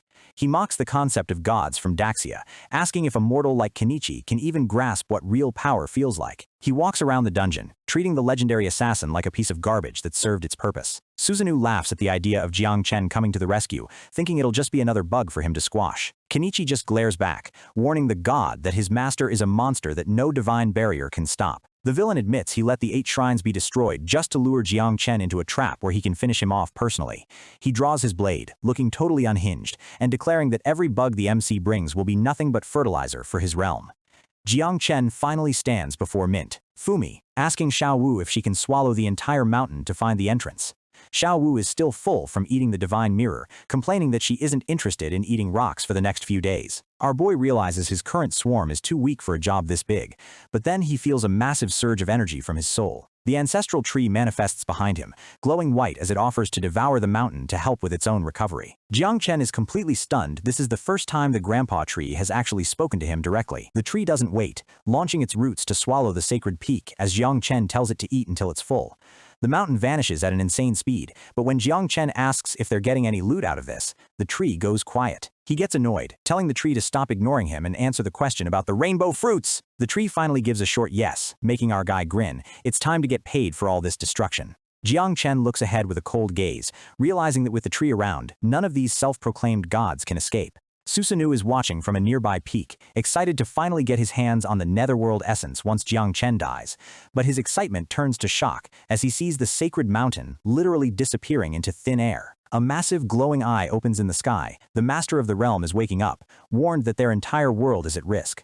The great god orders Susanoo to take Jang Chen out while he deals with the tree that's eating their home. Susanoo kneels, ready to follow orders, knowing he has a divine sword that can handle any intruder. The martial god and sword god arrive on the scene, watching in awe as the mountain is completely erased by the tree's roots. Jang Chen notices them, surprised to see his uncles showing up with such massive auras after their training. A massive blue portal tears open in the sky. The hidden path to the god realm is finally wide open. The phantom of Yamata no Okami appears, screaming about uprooting the tree, but it can't show its real body yet. The portal starts vacuuming everything in, and the three warriors are sucked into the unknown. They land in a wasteland covered in an eerie fog, and Gu Kaitian realizes he's been separated from the others. He shouts for the sword god and Jang Chen, but his voice is swallowed by the thick mist. He tries to use his divine sense, but the area is completely dead to his detection. He realizes the fog is poisonous, designed to rot the body and suppress the soul of anyone who enters. The martial god isn't scared, swinging his massive axe and preparing to smash his way through. He activates his martial god domain, creating a protective bubble of golden light. But even his domain is struggling. He realizes he's only at 70% power because the god realm is actively nerfing him. He knows he has to find the others fast before the poison fog wears them down to nothing. Jang Chen is walking through the same mist, completely unbothered as he looks for the divine source elixir.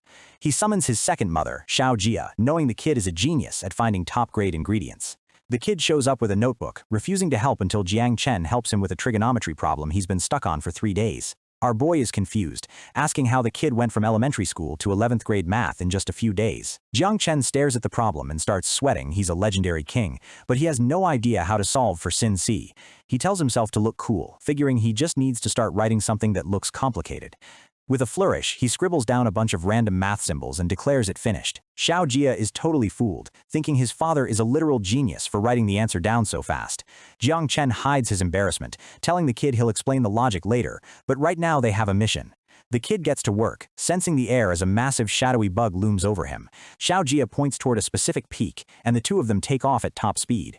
Suddenly, Jang Chen stops, hearing the sound of a brutal sword fight echoing through the mist. He recognizes the sword intent. It's Ji Lingqiu, and he's in the middle of a desperate life-or-death struggle. The sword god is clashing blades with Susanoo, but the power gap is clearly visible in the sparks. Susanoo mocks him, calling the legendary Ji Lingqiu a piece of trash, as he reveals his overwhelming 10th-level aura. He draws his ultimate divine weapon, the Amino Murakumo, which glows with a terrifying purple light. With one swing, he delivers a God-Slayer slash that sends the sword god flying and coughing up blood. Susanoo unleashes a flurry of white energy blades, surrounding the injured master.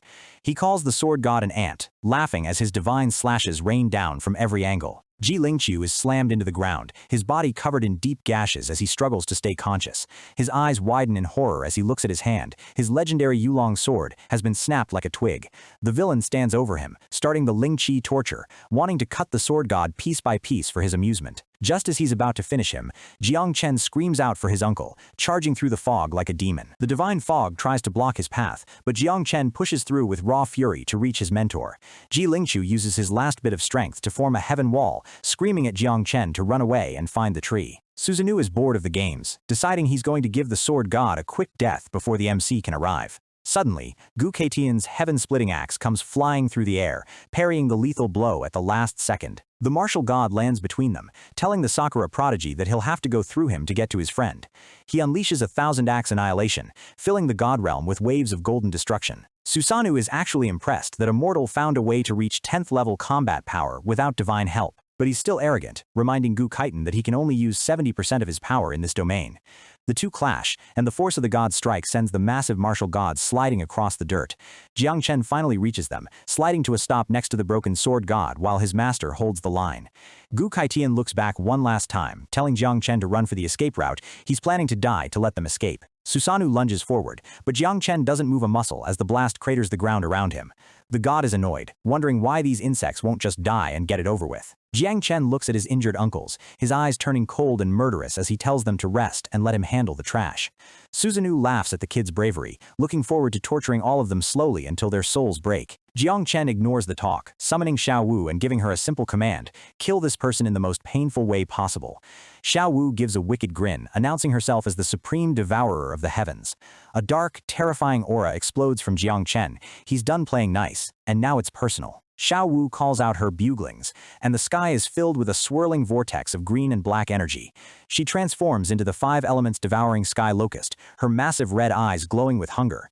She tells the god that she's personally going to handle his execution today. A massive energy hurricane rips through the god realm, clearing the poisonous fog and shattering the ground. Susanoo's face goes pale as he feels an aura that is actually at the true peak of the 10th rank.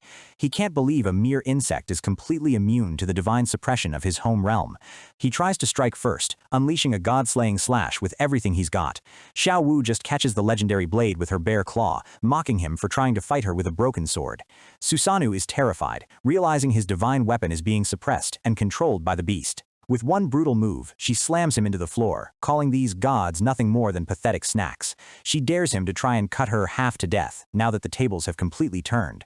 The prodigy tries to put up an ancient wall shield, panicking as his divine status fails him. Xiao Wu shatters his defense with a casual flick of her hand, telling him his life is over. She unleashes a beam of mixed elements, combining metal and fire into a devastating blast.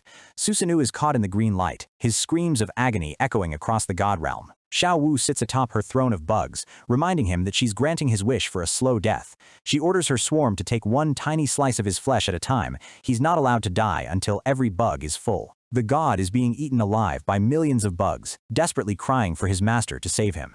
Jang Chen just watches with a cold stare, noting that his opponent's master is busy dealing with an even bigger monster. Xiao Jia peeks over Jang Chen's shoulder, shivering as he realizes his new sister is a total psychopath. Gu Keichen is in shock, realizing Jang Chen has raised a 5 elements beast that's already at the 10th transformation. The martial god laughs at the irony. They came to rescue the kid, but they were the ones who needed help all along. The sword god weakly asks them to stop staring at the bugs and maybe look at the fact that he's dying. Gu Keichen tries to heal him, joking that his friend finally looks as ugly as his personality. But his expression quickly changes to horror as he feels the sinister energy inside the wounds. A dark, poisonous cloud of sword ki erupts from the sword god's body, resisting all attempts at healing. The yin poison is already corroding his soul, and it's rejecting every external medicine they have. If they don't find a way to break the curse now, the sword god's very existence will be erased from this world. The only way to save Uncle G is to have the legendary Kusanagi sword recognize him as its new master, which would force the corrosive soul poison to retreat. Uncle G looks at the blade with hesitation, his face full of guilt because this is a top-tier spoil of war that belongs to Jang Chen.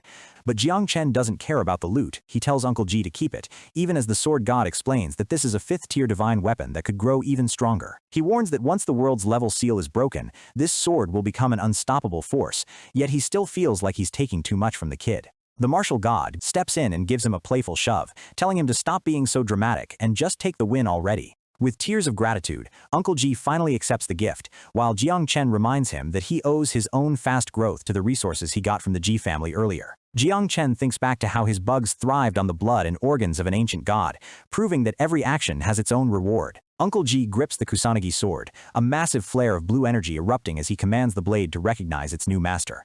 The martial god is impressed, seeing that Uncle G isn't just detoxing, but actually getting stronger as his wounds begin to glow with healing light. Jang Chen tells his 2 uncles to rest up while he heads back into the fray, promising to make the enemy pay 100 times over for the suffering they caused. The martial god laughs, telling Uncle G he really hit the jackpot by making the MC this angry on his behalf. Across the battlefield, the god Susanoo is letting out a blood-curdling scream as he's literally being eaten alive. Xiao Wu, in her insect empress form, hovers over the wreckage of Susanoo's body, reporting to Jang Chen that she's shredded his physical form and soul into thousands of pieces. Jang Chen tells her she's done enough and calls her back, letting the dying god hang in the air for the next predator. He decides to let Xiao Jia, the beetle mother, take over, since a 10th level divine soul is the perfect snack for a growing boy. Xiao Jia appears instantly, looking like a polite student, while Xiao Wu huffs, acting like she's being generous by letting her brother have her leftovers. She flies off with a humph, hoping Xiao Jia appreciates her hard work, while the boy looks at the glowing soul like it's a birthday present. Xiao Jia's eyes glow red with hunger as he prepares to feast, and Susanoo lets out one final, useless scream as his soul is devoured. Xiao Wu's ego is bruised as she points a finger at Xiao Jia, warning him to watch his tone or he'll be digging his own grave. Xiao Jia just gives her a blank look and calls her a good little sis, which honestly just makes her look like the immature one.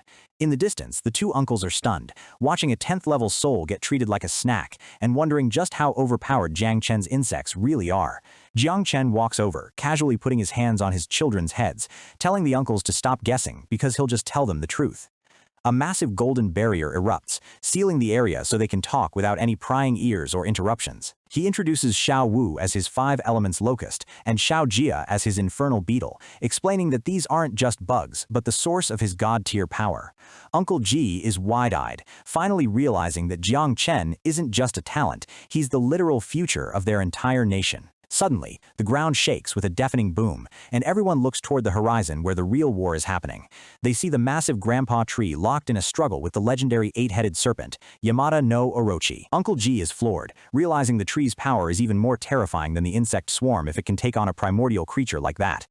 He asks what that divine tree actually is, but Jang Chen just admits that while it's the source of his profession, even he doesn't know its full origin. Jang Chen gives a small, confident smirk, telling Uncle G that there's no rush. They'll understand everything when the time is right. He shifts focus, noting that the God Realm is starting to crumble and they need to find the divine source elixir before the whole place collapses. The group takes to the sky, following Xiao Jia as he leads them toward the hidden treasure of the Sakura gods. Meanwhile, the Yamata no Orochi is losing its mind, breathing a massive ball of heavenly fire to try and burn the grandpa tree down. The tree mocks the serpent for being ugly and bold, casually sweeping the flames aside like they were nothing but a light breeze. The flames explode harmlessly against the mountain as the tree prepares its counterattack, telling the snake it's about to reap what it sowed. The serpent screams in rage, unleashing a poison waterfall that's meant to decay the soul of any living thing it touches. But the tree doesn't even flinch, it actually absorbs the poison, treating the lethal attack like a refreshing drink of nourishment. A massive cloud of spiritual energy erupts as the tree grows even more vibrant, leaving the serpent in a state of pure shock. The grandpa tree looms over the battlefield, telling the primordial beast that its existence is something a simple snake could never imagine. The serpent tries one last desperate move, calling down heavenly thunder to strike the wood, hoping the elemental disadvantage will finally work. A blinding explosion of lightning covers the tree, but when the smoke clears, the tree is still standing there, completely unharmed. The tree asks if that's all the tricks it has left, noting that their time in this dimension is almost up anyway. The serpent's heads tilt in confusion, wondering what the tree means by someone else playing with it later. Before it can react, the tree's roots and branches wrap around the serpent like a vice, and the god of Sakura starts to realize it's no longer the hunter. Xiao Jia leads Jang Chen and the uncles to a hidden chamber inside the mountain, pointing out the exact location of the divine source elixir. They find a massive tree glowing with golden fruit, though Jang Chen notices one is missing, likely having been used by Susanoo earlier. The martial god explains that each country only produces 10 of these fruits, and they can literally bring the dead back to life or force a level 9 master into level 10. The catch is that using it to reach level 10 permanently caps your growth, but Jiang Chen is more interested in whether the unripe ones are still useful. Gu Keitian confirms that even the green ones give a 30% boost to reach level 10, and massively buff stats for anyone below that. Jiang Chen doesn't have time for them to ripen naturally, so he decides to just harvest the whole lot right now. He hands 7 of the fruits over to his uncles, telling them to take the treasures back to Daxia for their own warriors to use in emergencies. The uncles are stunned by his selflessness, but Jiang Chen just smiles, saying he won't need them and there will be plenty more to take from other countries later. The two elders laugh, feeling a bit old compared to how strong and confident Jiang Chen has become, and they decide to make this looting other countries a habit. With the treasures secured, the uncles prepare to head back to Daxia to focus on their own cultivation, leaving Jiang Chen to finish his business. Jiang Chen turns to Xiao Wu and tells her she can swallow one of the remaining divine source elixirs to boost her power. She doesn't hesitate for a second, boasting that there's absolutely nothing in this world her stomach can't handle. She unleashes her devouring power, creating a massive golden vortex that sucks the energy of the fruit directly into her core. Xiao Jia looks a little jealous, asking if there's anything for him, but Jiang Chen reminds him that his sister just brought him food earlier and promises him a big meal in the divine vault later. Xiao Jia huffs like a petty kid, saying he'll trust his dad one last time before heading off to do his homework. Xiao Wu lets out a satisfied burp. Her evolution progressed, jumping forward as she feels the massive surge of divine energy. She feels a bit sleepy from the heavy meal and heads back to her room, while a system prompt shows her life rank transition is 20% complete. Jang Chen stares at the crumbling sky, knowing he needs 4 more of those elixirs to fully evolve his insect empress. Suddenly, the voice of the grandpa tree echoes in his mind, calling out his name as the mountain begins to break apart.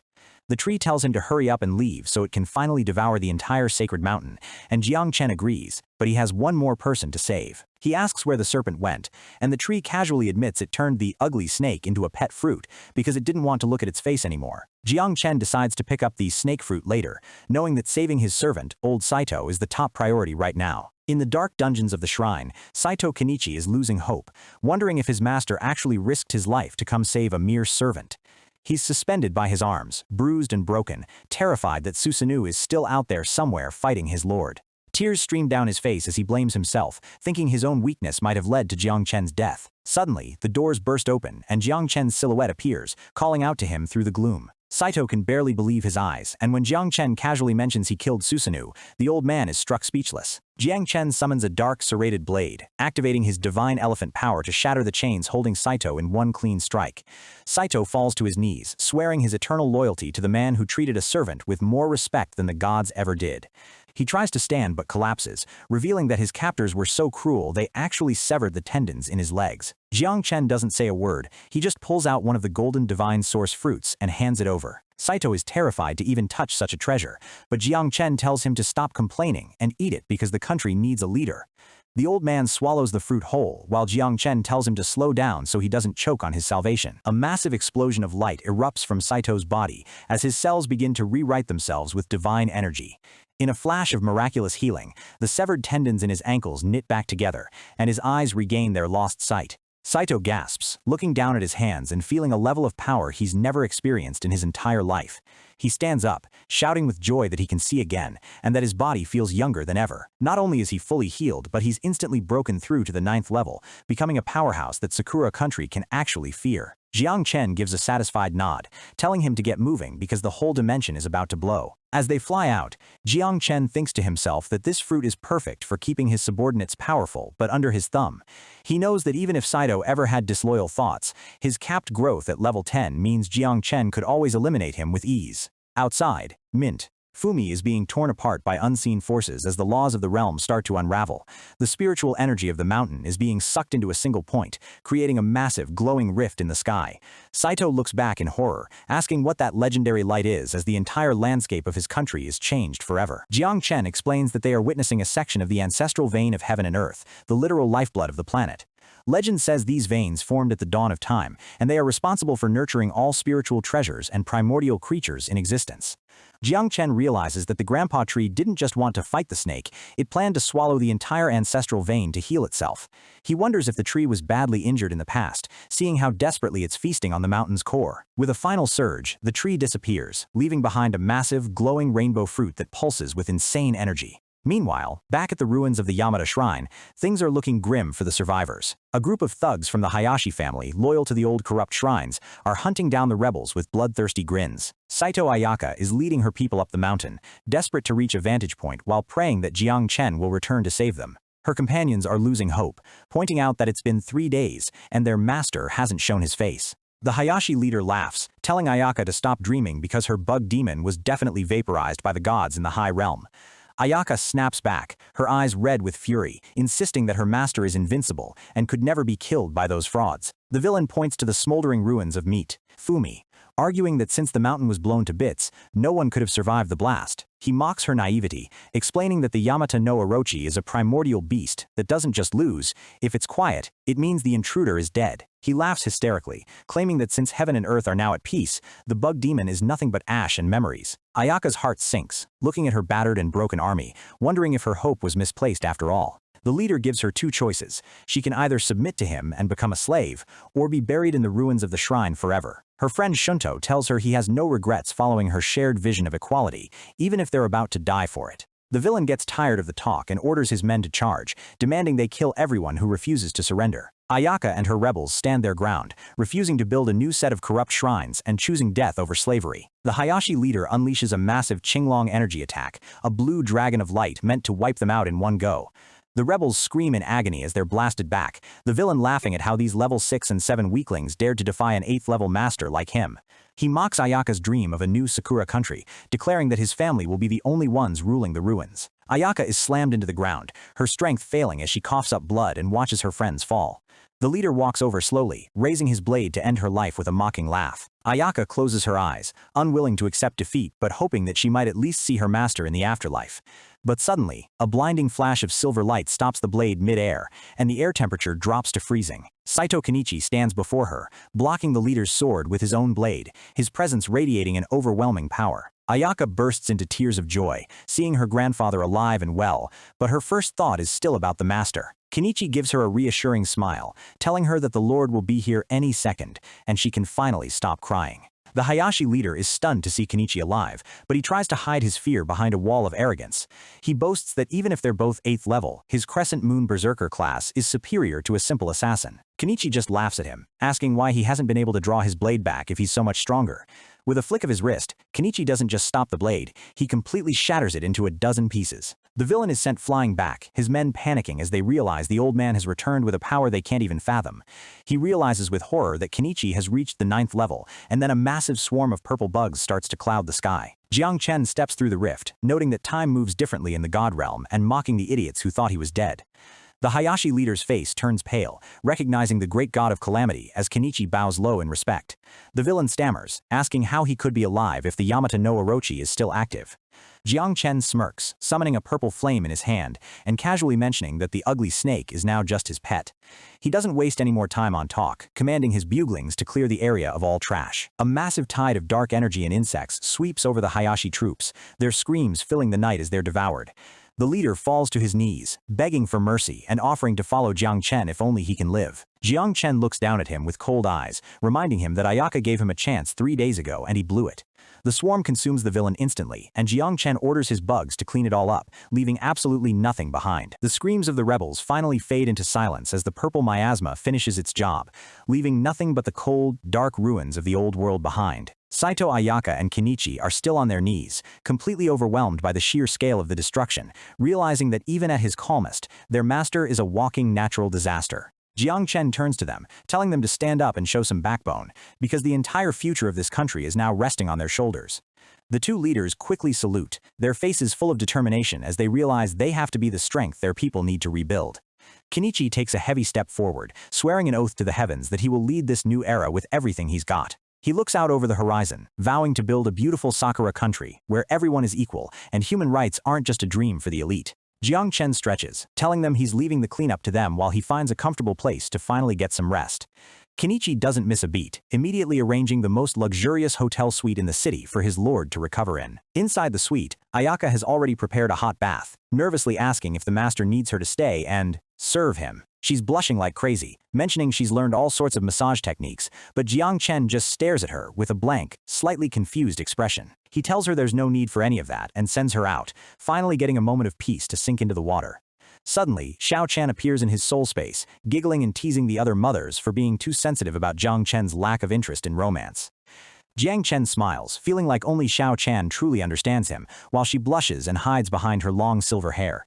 He looks up at the grandpa tree, noticing it's gotten even bigger and shinier after eating the divine mountain, and it's even produced 2 new rainbow fruits. He reaches out for the fruit with the snake-like pattern, and a system prompt confirms he's unlocked the 10th rank spirit beast, Yamata no Orochi. A thick gray fog begins to swirl around him, purer and more concentrated than anything he felt back in the God Realm. The serpent starts to manifest in a transformed state, its stats showing it at level 299, the absolute peak of rank 10. Jang Chen is floored, he's only level 133, and this pet is already pushing the limits of what's possible on this planet. He thinks back to Daxia, realizing that if this snake is peak 10, then the legendary Qilin in the Kunlun Mountains must be a literal nightmare.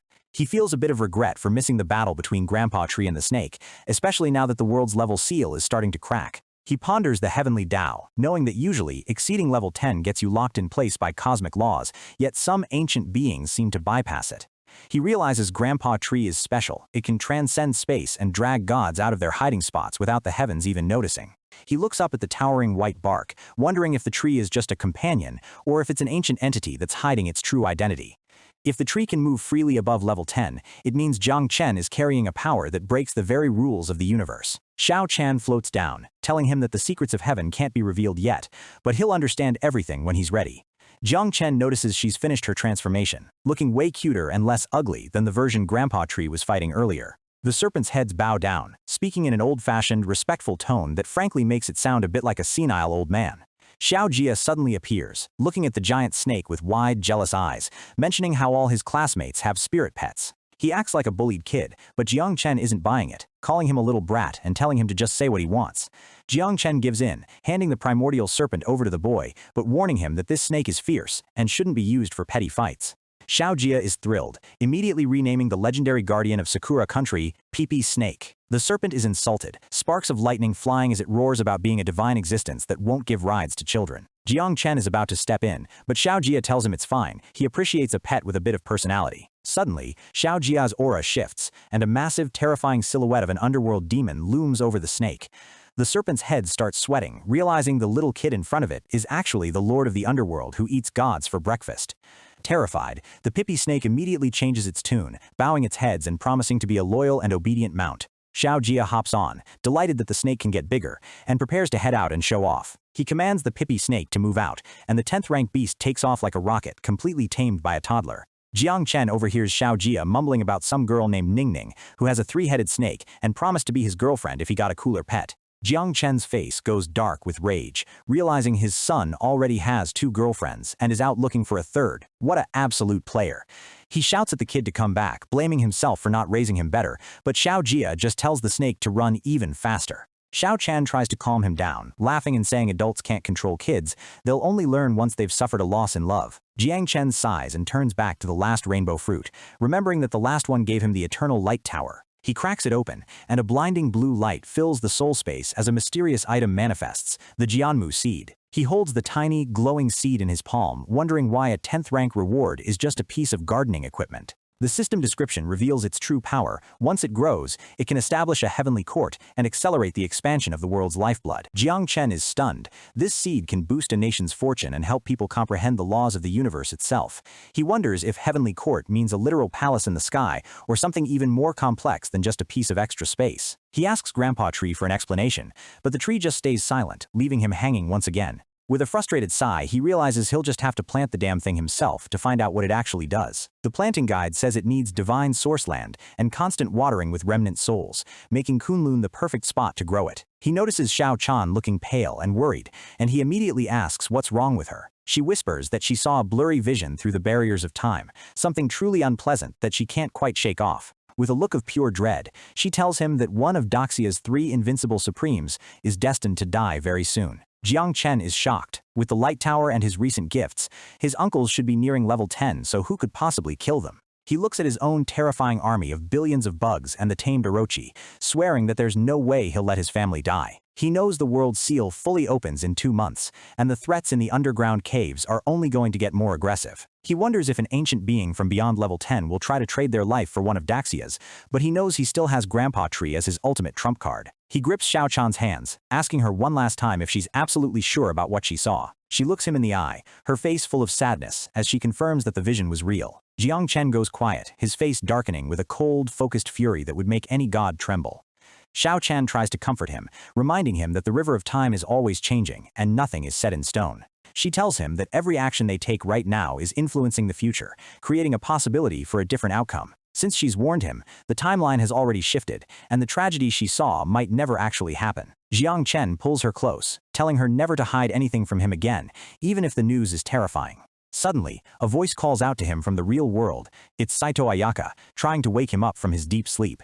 He lets go of Xiao Chan's hands in the soul space, telling her he has to go deal with the world outside. Xiao Chan watches him leave, shouting one last reminder to tell her everything the moment he sees any new developments. She sits back against the Grandpa Tree, sighing to herself and wishing she were strong enough to fight by his side. The voice of the heavens echoes, warning her that time is a sacred law and she shouldn't try to forcefully change fate. It tells her that these trials are the fuel Jang Chen needs to grow, and only a few beings in history have ever managed to leap out of the water of destiny. In the hotel room, Ayaka reports that the ocean surface is raging and something terrible is about to happen.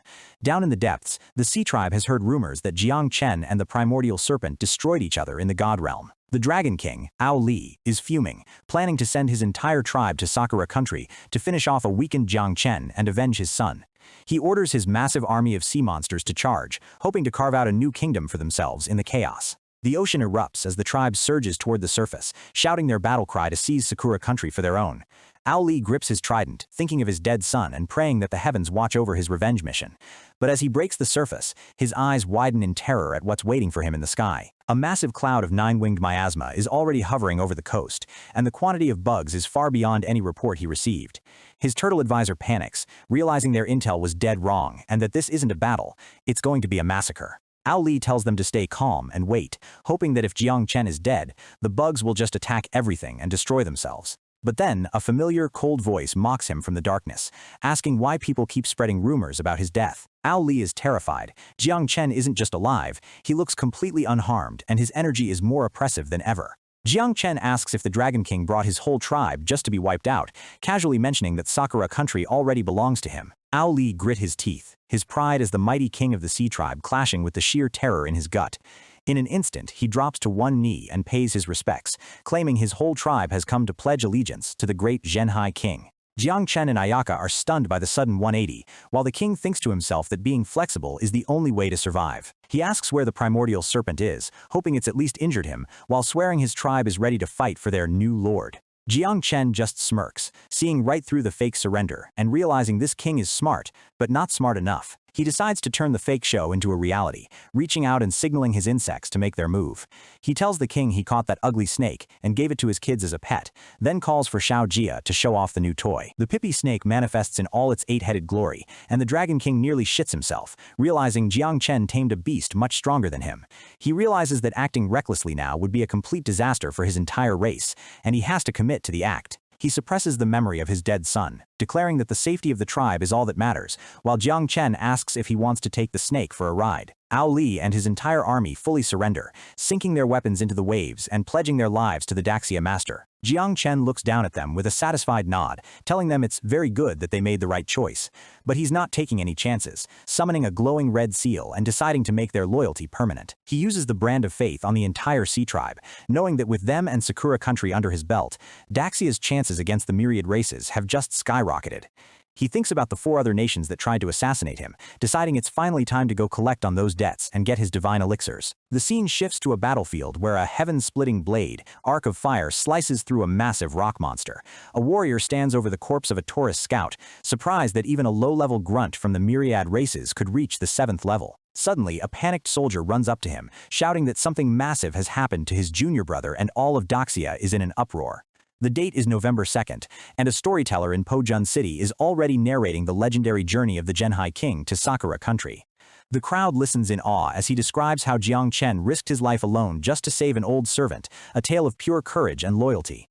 The martial god, Uncle Jiang, is in the crowd, laughing and drinking while the storyteller describes how Jang Chen slaughtered the 8 great shrines. The storyteller snaps his fan shut, leaning in and telling everyone that the massacre was only the beginning of the legend. He points to a drawing of the 8-headed serpent, describing the earth-shattering battle between Jang Chen and the primordial beast. The martial god sighs, realizing that even after his 300 years of training, the gap between him and Jang Chen is only getting wider. But he doesn't let it get him down, telling his companion that having someone worth chasing after is actually a happy thing that makes him want to work harder. The storyteller describes the finale, where billions of miasma insects crush the rebels, but the crowd starts heckling him for being unprofessional and skipping the juicy details. The old man snaps back, telling them only the heavens know what actually happened, and that they can leave if they don't like his story. Uncle Jiang gets fed up with the lack of details, deciding to just leave and ask Jang Chen about it himself later. He grinds his teeth, clearly annoyed by the spineless people in the city who are just sitting around gossiping. He storms out in a burst of fire, leaving the tavern in a shock as the floor tiles literally melt under his feet. A few days later, the storyteller continues, narrating how the Zhenhai king headed to the Cold Nation and broke through the human enclosure. He explains the horror of the enclosure, where the elite keep the poor people in captivity like beasts, and how Jang Chen's arrival changed everything. With a single wave of his hand, billions of miasma insects swept through the cold nation, punishing the evildoers and saving the oppressed. Then, the king marched to the divine source land of Miltfu, where he engaged in a fierce battle with a 10th-level primordial unicorn. Of course, Jang Chen won, and the mountain collapsed before he moved on to Pharaoh country to slaughter the 9 main gods. The crowd hears about his victory over the Golden Lion King in the ancient city-state dimension, his power seemingly having no limits. By November 20th, he was in northern Europe, reigning supreme over Asgard and taking down the giant wolf, Fenrir. The storyteller finishes by saying the king has now gone to Shiva country, and everyone is wondering if he can achieve another resounding victory. Uncle Jiang is stunned by the report, realizing the brat has already set foot on the path to becoming a literal human emperor. The storyteller recites a poem about the calamity that annihilates all races, his voice echoing through the silent, captivated hall. The crowd erupts, raising their drinks to the human emperor of Jiang, and praying that Daxia lives on forever through the coming war. Thousands of miles away, Jang Chen lets out a sudden sneeze, rubbing his nose in confusion. He looks around from atop his dark clouds, wondering who the hell is talking about him this time. He's immediately confronted by a group of monks in Shiva country, who demand to know how he dare intrude on their sacred land. Jang Chen doesn't even look at them, telling his buglings it's time for their last big meal before they take a break to reach level 4. The monks let out a final scream as the purple tide swallows them whole, realization hitting them too late that the natural disaster has arrived. He spots the heavenly temple in the distance, calling for Xiao Wu and Xiao Jia to follow him for the main course. A giant, glowing heavenly god manifests over the sacred mountain, demanding to know how evil spirits dare to run rampant. Jiang Chen just laughs, asking the god if it's finished striking a pose yet, noting that Shiva country is at least more impressive than the others. Xiao Wu hovers next to him, her eyes glowing with hunger as she mocks the gods for being mere ants that won't even fill the gap between her teeth. The Shiva monks are desperate, screaming for everyone to unite against what they call evil, but to Xiao Wu, these high-level masters are nothing more than snacks that won't even fill her stomach. The Grand Temple Master activates the Vajra Great Shield, a massive golden barrier fueled by the collective prayers and energy of thousands of monks. Xiao Wu's eyes widen in frustration as her millions of locusts fail to dent the shield, and she grits her teeth, wondering how these ants are actually holding her back. Jiang Chen watches from the back, noting that the shield's foundation is solid because it pools the strength of everyone present, including the 4 powerful temple keepers. With 18 8th-rank experts and tens of thousands of mid-tier monks backing them up, our boy realizes this might actually be a bit of a grind. He calls for his miasma swarm to retreat and tells Xiao Wu he's sending help, which immediately triggers her pride. She screams back that as an empress, she doesn't need help to devour a measly shield. Jiang Chen gives a deadpan look, knowing his reverse psychology worked perfectly as Xiao Wu summons her massive devouring sky beast form to crush the barrier. She goes into a frenzy, swearing she'll lose face if she doesn't tear these guys apart right now, her beast form slamming into the golden wall with pure rage. The impact is deafening, cracks finally starting to spiderweb across the temple's unbreakable defense. Jiang Chen smirks, patting Xiao Jia's head while laughing about how easy it is to manipulate Xiao Wu when you taunt her just a little bit. Inside the shield, the monks are losing it, their voices trembling as they realize they can't hold back the swarm's pressure for much longer. The temple master tries one last-ditch effort, spinning his dharma wheel to reinforce the protection, but Xiao Wu's beast is already breaking through. A massive hiss echoes through the air as the beast's mandibles pierce the golden light, the monk's final defense literally crumbling before their eyes. Jiang Chen keeps up the act, shouting for the other mothers to help Xiao Wu, knowing it'll only make her fight 10 times harder to prove herself. Xiao Jia looks up with those big eyes, asking if his dad is just being a master of manipulation, and Jiang Chen just smiles, glad the kid is actually learning something from him. Xiao Wu is absolutely glowing with green energy now, furious that anyone would dare look down on her as she prepares her next elemental strike. She unleashes the power of 5 elements, breathing out a massive wave of green leaf fire that begins to cook the monks alive inside their own barrier. Before they can even scream, she follows up with Zheng Metal, a sharp, piercing energy blade that slices through the remaining structure like it's made of paper. The shield shatters completely, and the monks start running for their lives as the terrifying reality of the bug swarm sets in. Xiao Wu crosses her arms with a smug look, watching the chaos from above like the true empress she is. She isn't done yet, calling down Gui water to flood the temple grounds with a dark, suffocating wave of liquid. The monks realize too late that this isn't normal water, it's sticky, slowing them down and making it impossible to escape as it begins to dissolve their bodies. The temple master watches in horror as his entire legacy is swallowed by the dark, corrosive tide. One of the keepers reports the grim news. Every monk below the 7th rank has been melted instantly, and their ultimate formation is dead in the water. The master tries to stay calm, claiming they still have the heavenly pagoda, but suddenly the ground beneath him begins to surge. Xiao Wu's can earth technique sends massive stone cones drilling through the temple's last remaining towers, bringing the whole place down. Even Jang Chen is surprised by the variety of Xiao Wu's skills, while Xiao Chan giggles, saying you never truly know what she's capable of until she's forced to show off. Back against the wall, the temple master orders all remaining high-level monks to follow his lead for one final, desperate move. They literally set their own souls on fire, performing a forbidden rebirth ritual to summon a massive phantom of the god Brahma. The sheer pressure from the god phantom is so heavy it pushes the clouds aside, making even our MC wonder if Xiao Wu can handle this much raw power. Xiao Wu isn't backing down, though her beast form is visibly shrinking under the divine weight as she tries to charge forward. The Brahma phantom raises a massive hand to purify her, but Xiao Wu just sneers, refusing to be intimidated by a giant glowing ghost. The golden hand slams down with the force of a mountain, and for a second, it looks like our bug empress might have finally met her match. She screams in pain and rage as her beast form takes a direct hit, her armor cracking under the divine light. Suddenly, Xiao Jia sends a surge of Jia Wood vitality into the swarm, not just healing Xiao Wu's wounds but giving her a massive power buff that makes her aura explode. With her strength restored and multiplied, Xiao Wu charges the phantom's face, her eyes glowing with lethal intent. She combines all her elements into one point, and the Brahma phantom's hand suddenly vanishes as she finds the weak spot. The master feels an unpleasant energy coming from his palm just before Xiao Wu unleashes an extreme point puncture that drills right through the god's hand. The divine barrier and the phantom's arm explode into a million pieces as Xiao Wu's beast form tears through the center of their power. The backlash is brutal, sending the monks flying as their soul-bound summoning is forcibly ripped apart. Jang Chen watches the fireworks, genuinely impressed that Xiao Wu's combat power is actually reaching heaven-defying levels. Xiao Wu orders her locusts to leave no one alive, the swarm descending on the survivors like a living carpet of teeth and wings.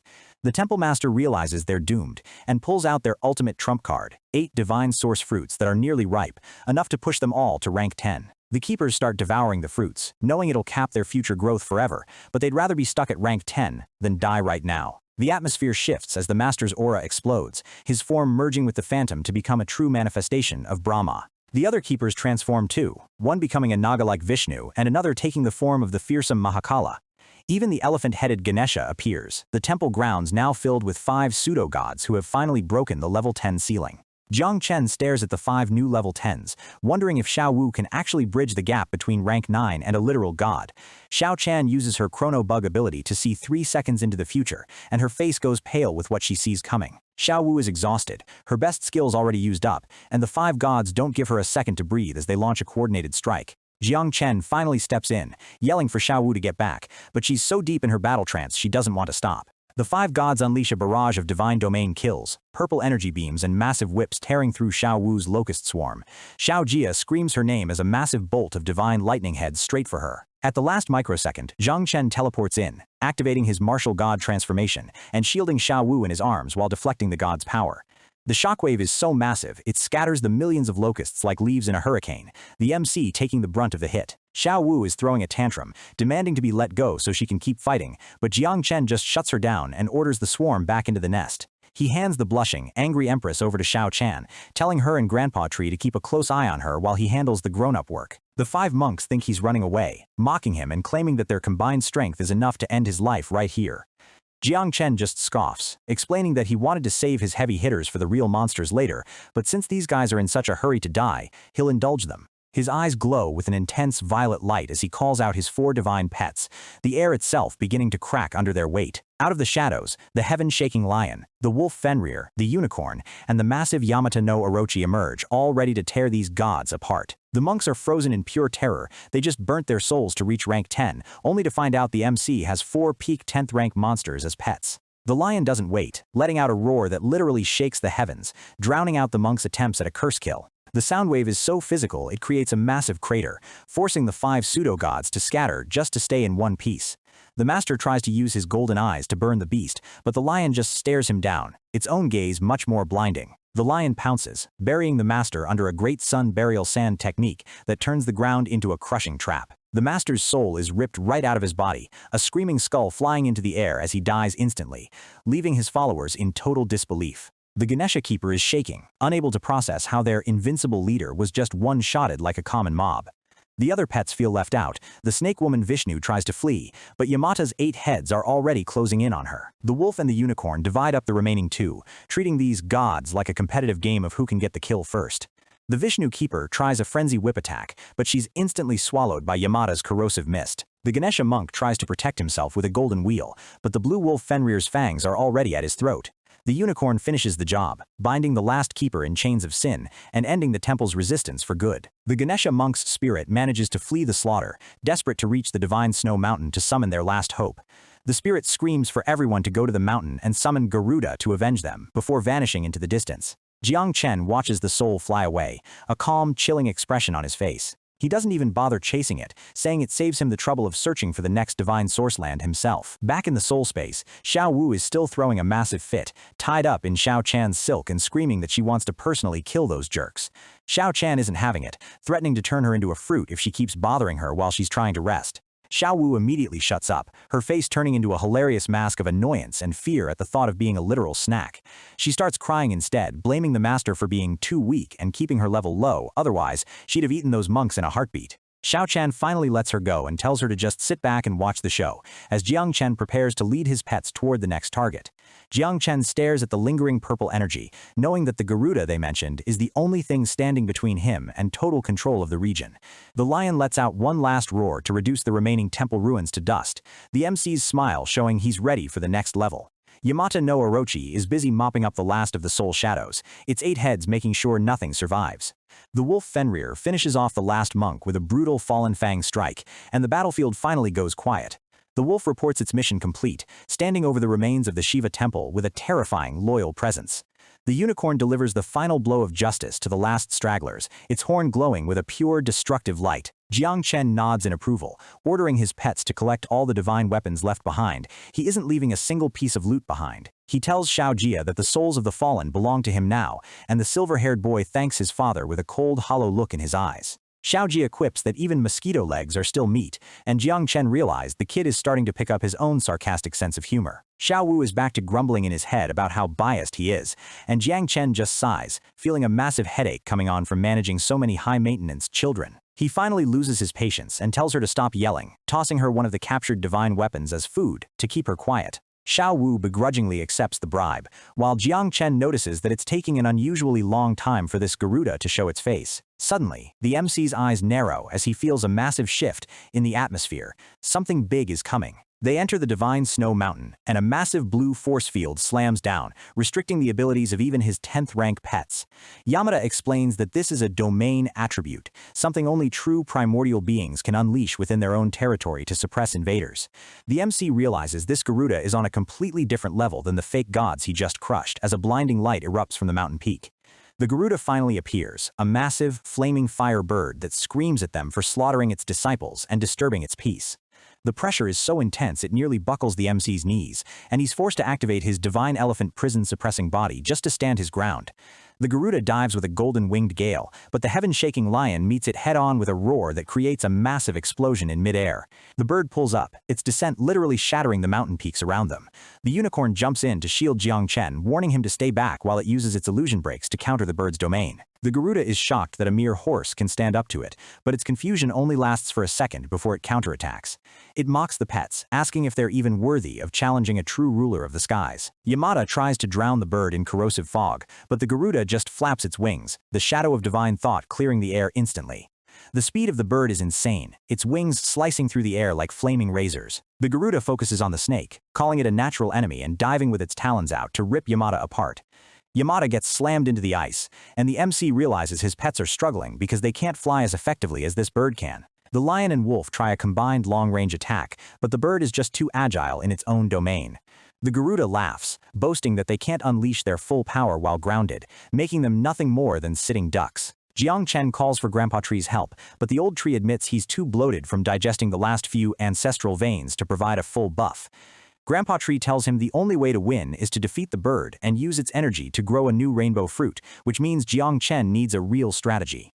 The MC's face goes cold. He's done playing around. He orders 800 billion miasma beetles to form a massive defensive field around the mountain. He tells his swarm to hold the bird off with minimal casualties, using their sheer numbers to gum up the Garuda's flight path. He then commands his 4 divine pets to form an orderly rank and prepare for a coordinated strike, his eyes burning with a dark, lethal intent as he refuses to believe this bird can actually stop him. The sky is a chaotic mess of fire and shadow as the calamity miasma swarms the legendary firebird, Garuda. Garuda sneers, claiming that while the numbers are annoying, Jang Chen is way too slow to actually catch a god of the skies. But suddenly, the bird realizes the swarm isn't just attacking, they're literally eating his domain and swallowing the air around him. Refusing to be trapped, Garuda unleashes the karmic flames of reincarnation, turning the entire mountain range into a literal hellscape of white-hot fire. Jang Chen doesn't flinch, he orders his bugs to self-destruct, using the massive explosions to counter the divine flames in a brutal war of attrition. The 9th netherworld vortex sucks in the karmic fire, neutralizing the bird's best move and leaving Garuda visibly shaken. Our boy taps into his martial god transformation, releasing a domain that suppresses everything in its path as he prepares to end this. He takes advantage of the gap in Garuda's pressure, ordering his unicorn pet to focus everything on healing the squad while they have a second to breathe. The unicorn lets out a majestic glow, casting Divine Grace World Cleanse to wash away the injuries and fatigue of the whole team. The pets roar in triumph, feeling their full power return as the debuffs from Garuda's domain finally shatter. Jang Chen points his finger toward the sky, commanding his buglings to force that bird down to earth by any means necessary. Deep inside his sea of consciousness, a familiar voice starts crying. It's Xiao Ju, the first mother, finally waking up and seeing her babies being blown to bits. Xiao Wu and Xiao Chan watch as the silver-haired empress finally opens her eyes after a long-needed slumber. Xiao Wu, being her usual arrogant self, stares down the newcomer, asking if this is the Xiao Ju the master is always talking about. Xiao Ju looks at the hot-headed Xiao Wu and immediately wonders if the master prepared this arrogant brat as a snack for her to celebrate waking up. She lunges at Xiao Wu, ready to swallow her whole, making it clear that she doesn't care about sibling bonds if someone is being rude. Xiao Chan has to step in and play peacemaker, explaining that they're all family and that the master is currently fighting for his life outside. Realizing her daddy is in trouble, Xiao Ju's attitude shifts instantly. She swears to settle the score later and prepares to head out. Outside, Garuda is struggling against the chains of sin, desperately trying to use a gold-winged gale to break free from the iron grip. Jang Chen calls for Fenrir to add more crowd control, and the giant wolf unleashes a twin-headed spectral attack to lock the bird down. The bird tries to burn through the chains with reincarnation flames, but the pets are holding on with everything they've got.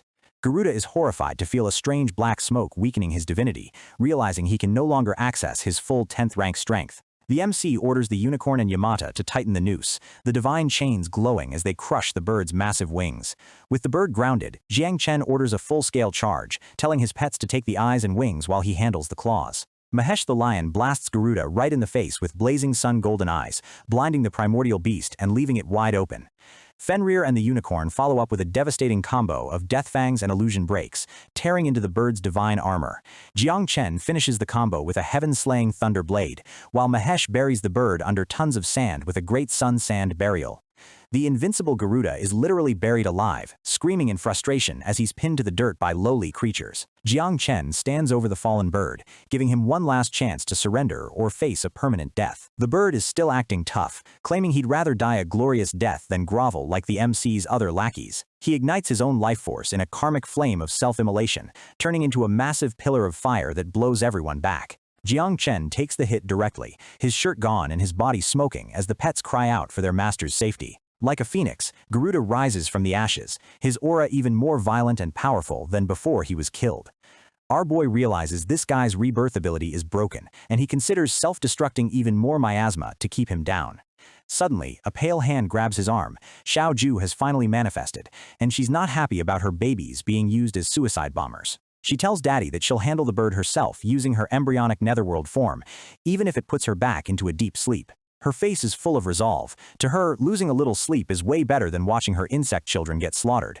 Jiang Chen gives her a gentle head pat, telling her to just lend him her power while he takes care of the rest, because Daddy always has a plan. He pulls out a hidden ace. His clone has been grinding experience in the Eternal Light Tower for centuries, and it's finally time to collect. The system notifications go wild as he triggers the 5th and 6th awakenings, the energy surge shaking the entire mountain range. He's now eligible to draw 2 new mother insects, and he doesn't hesitate for a single second. The first draw is complete, and a swirling vortex of blue energy reveals the primordial mother insect, Void Soul Devouring Ant. The system stats show she's a rule-level being that feeds on the void itself, emotional desires, and something called void inscriptions. Jang Chen looks at the tiny blue ant and is a bit skeptical. How is this little thing supposed to help him fight a flaming 10th-rank god? He triggers her divine evolution immediately, hoping a human form will make her more useful on the battlefield. A shy, timid little girl with light blue hair appears, trembling as she calls him father for the first time. Jang Chen and Xiao Chan stare at the kid, wondering if she's too weak and timid for war. But the MC just decides to name her Xiao Lan. When asked how she fights, the little girl simply says her only way of fighting is to eat until she's full. She looks around, her eyes landing on the massive ancestral tree in Jiang Chen's soul, and she shyly asks if she can eat that. Jiang Chen nearly has a heart attack, shouting that she absolutely cannot eat Grandpa Tree, while Xiao Wu watches from the branches in total shock. Grandpa Tree actually speaks up, surprisingly telling Jiang Chen to let her come over, though the MC is worried the tree is planning something weird. Xiao Lan dashes toward the tree, the MC fruitlessly telling her to wait as she dives into the spiritual energy. She starts devouring the overflowing spiritual energy from the ancestral veins, her cheeks stuffed as she eats her fill of the void power. Xiao Wu grumbles about another annoying brat joining the family, while Grandpa Tree reassures everyone that he's way too powerful for a kid to actually eat him.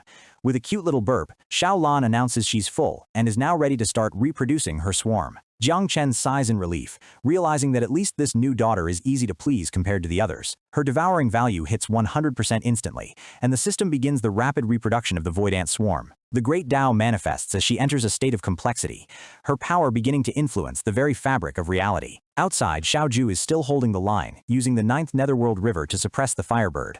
Garuda is losing his mind, screaming that he won't be trapped by a damn river as he tries to break through one more time. Xiaoju tells her dad she can only hold the bird for one more minute before her energy runs out, and Jiang Chen knows he needs one more trump card. He triggers the 6th Awakening draw, hoping for something even more broken than the timid ant. The draw is complete. The 18-star yin-yang mayfly! And out comes a tall, dark-haired lady holding a booze gourd and letting out a loud burp. Xiao Chan is shocked that this new mother can transform into a human form instantly without needing a divine evolution. The lady, who we'll call Sister 18, stumbles over to the MC, calling him a handsome, stinky little bro while reeking of high-grade alcohol. Jiang Chen is just done with life at this point. He's got a timid kid and now a literal drunkard as his top-tier mothers. The system reveals she's a rule-level existence who can't reproduce because she's already born alongside the Great Tao itself. She's at the same level as the MC, and her ability, yin-yang return to nothingness, is so abstract that even the system can't fully explain it. Sister 18 takes another swig of her booze, laughing at the MC and calling him a noob for not understanding the simple rules of the universe. Xiao Wu starts yelling at the drunkard from the sidelines, furious that someone would dare talk down to their master. Sister 18 just ignores the noise, chugging her drink like she's at a frat party instead of a battlefield. Jiang Chen puts on his serious boss face, commanding her to demonstrate her abilities and prove she's not just a professional alcoholic. She smirks, telling him she'll do it just to comfort the kid, and her gaze finally turns toward the fight outside. She points at Garuda, explaining that the bird keeps rising from the ashes because of a specific void inscription tied to its soul. The bird's core is resonated with an inscription engraved in the void above the mountain from back when it was a true god. Even under the seal of the heavenly Tao, as long as that inscription exists, the bird can respawn infinitely like a video game character. Jiang Chen's eyes widen. Void inscriptions are exactly what the timid little Xiao Lan likes to eat for breakfast. Sister 18 laughs, telling Big Sis will teach him the rest of the secrets once he finishes the job outside. The MC smirks, realizing that if he can see the rules of everything, he can see through every enemy's weakness with a single glance. He picks up the timid Xiao Lan and heads back to the battlefield, ready to give the Firebird a taste of real despair. Outside, Garuda is still talking trash, telling Xiaoju she can't kill him with her current strength. Jiang Chen steps through the portal, telling Xiaoju she's done enough and to go back and rest. Garuda laughs, thinking the MC has finally given up and is ready to wait for death. Jiang Chen just stares at him with a pitying look, telling the bird that he's not the stupid one here. The bird is. Furious, Garuda dives for a final kill, his entire body turning into a flaming spear of divine energy. Jiang Chen simply releases Xiao Lan, telling her it's time to go to work and eat her fill. The bird's eyes bulge out in pure terror as he realizes what that little girl and her swarm represent. In the most pathetic 180 in history, Garuda instantly stops his attack and drops to his knees, begging for his life and offering to surrender. Jiang Chen and his pets are left speechless at how smoothly this proud god just started groveling in the dirt. The pets mock him, asking what happened to his vow of dying a glorious death, but the wolf Fenrir explains why the bird is so scared.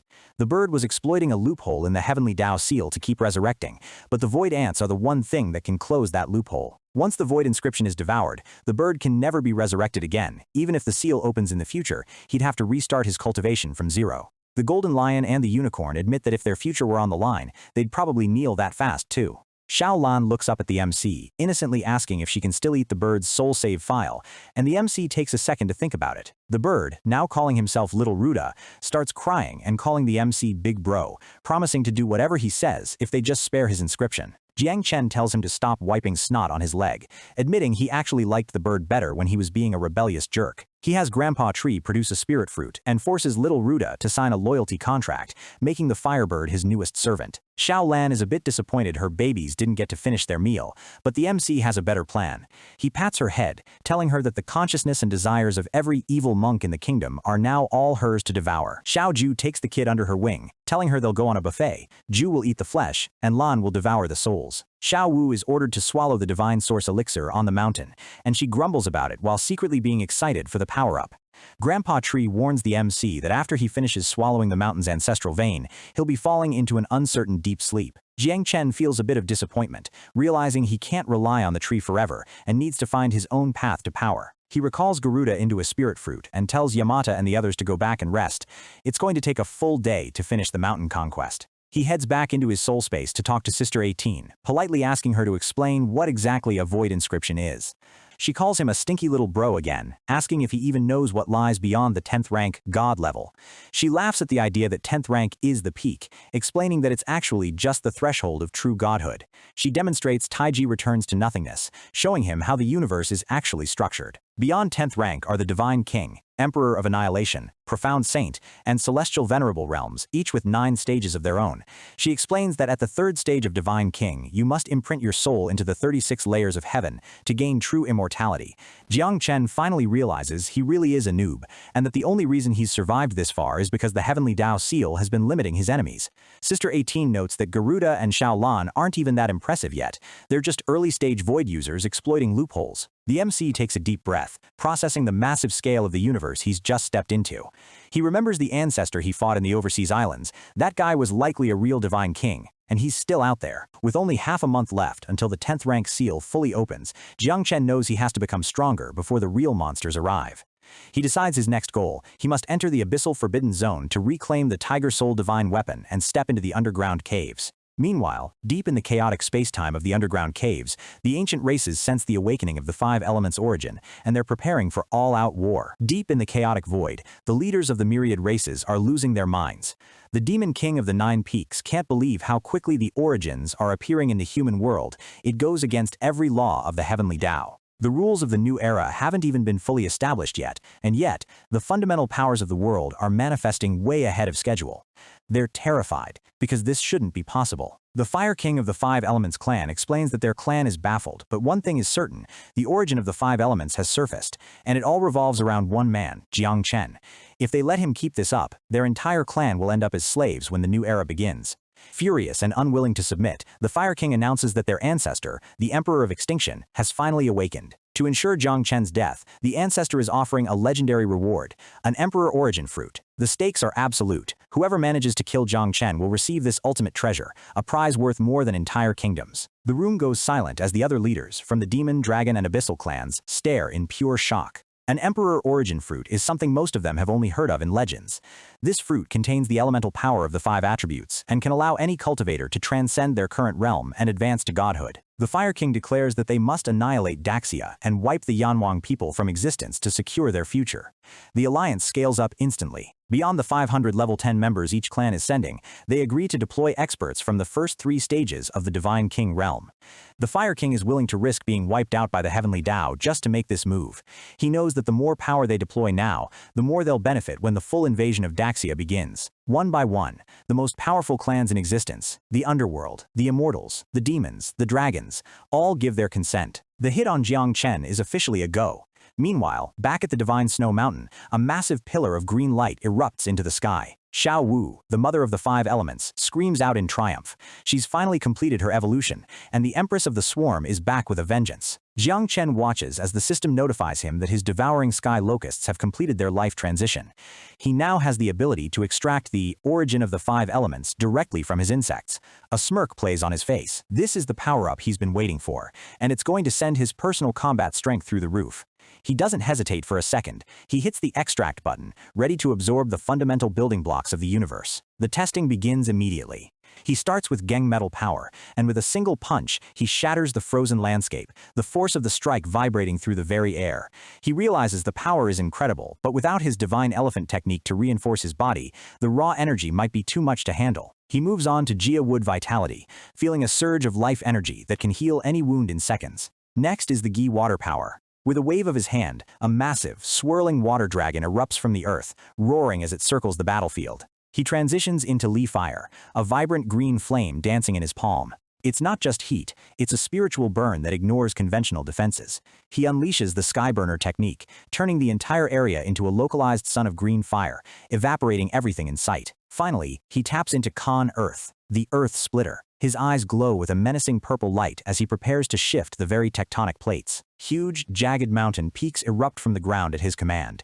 He's no longer just a Zerg lord, he's a master of the natural world itself. Since Grandpa Tree swallowed the original mountain, Jang Chen just decides to build a new one. He notes that while his locust numbers aren't huge yet, their individual power is already heaven-defying. Xiao Wu tries to act tough, demanding he thank her for the favor, but the moment is interrupted. Grandpa Tree's voice echoes out, sounding exhausted. He's finished his feast and is about to fall into a deep sleep. Before he goes under, the tree gives 3 warnings. The journey ahead is deadly, never go to the underground caves unless absolutely necessary, and if he gets the chance, he must explore prehistoric history. Jiang Chen is left hanging.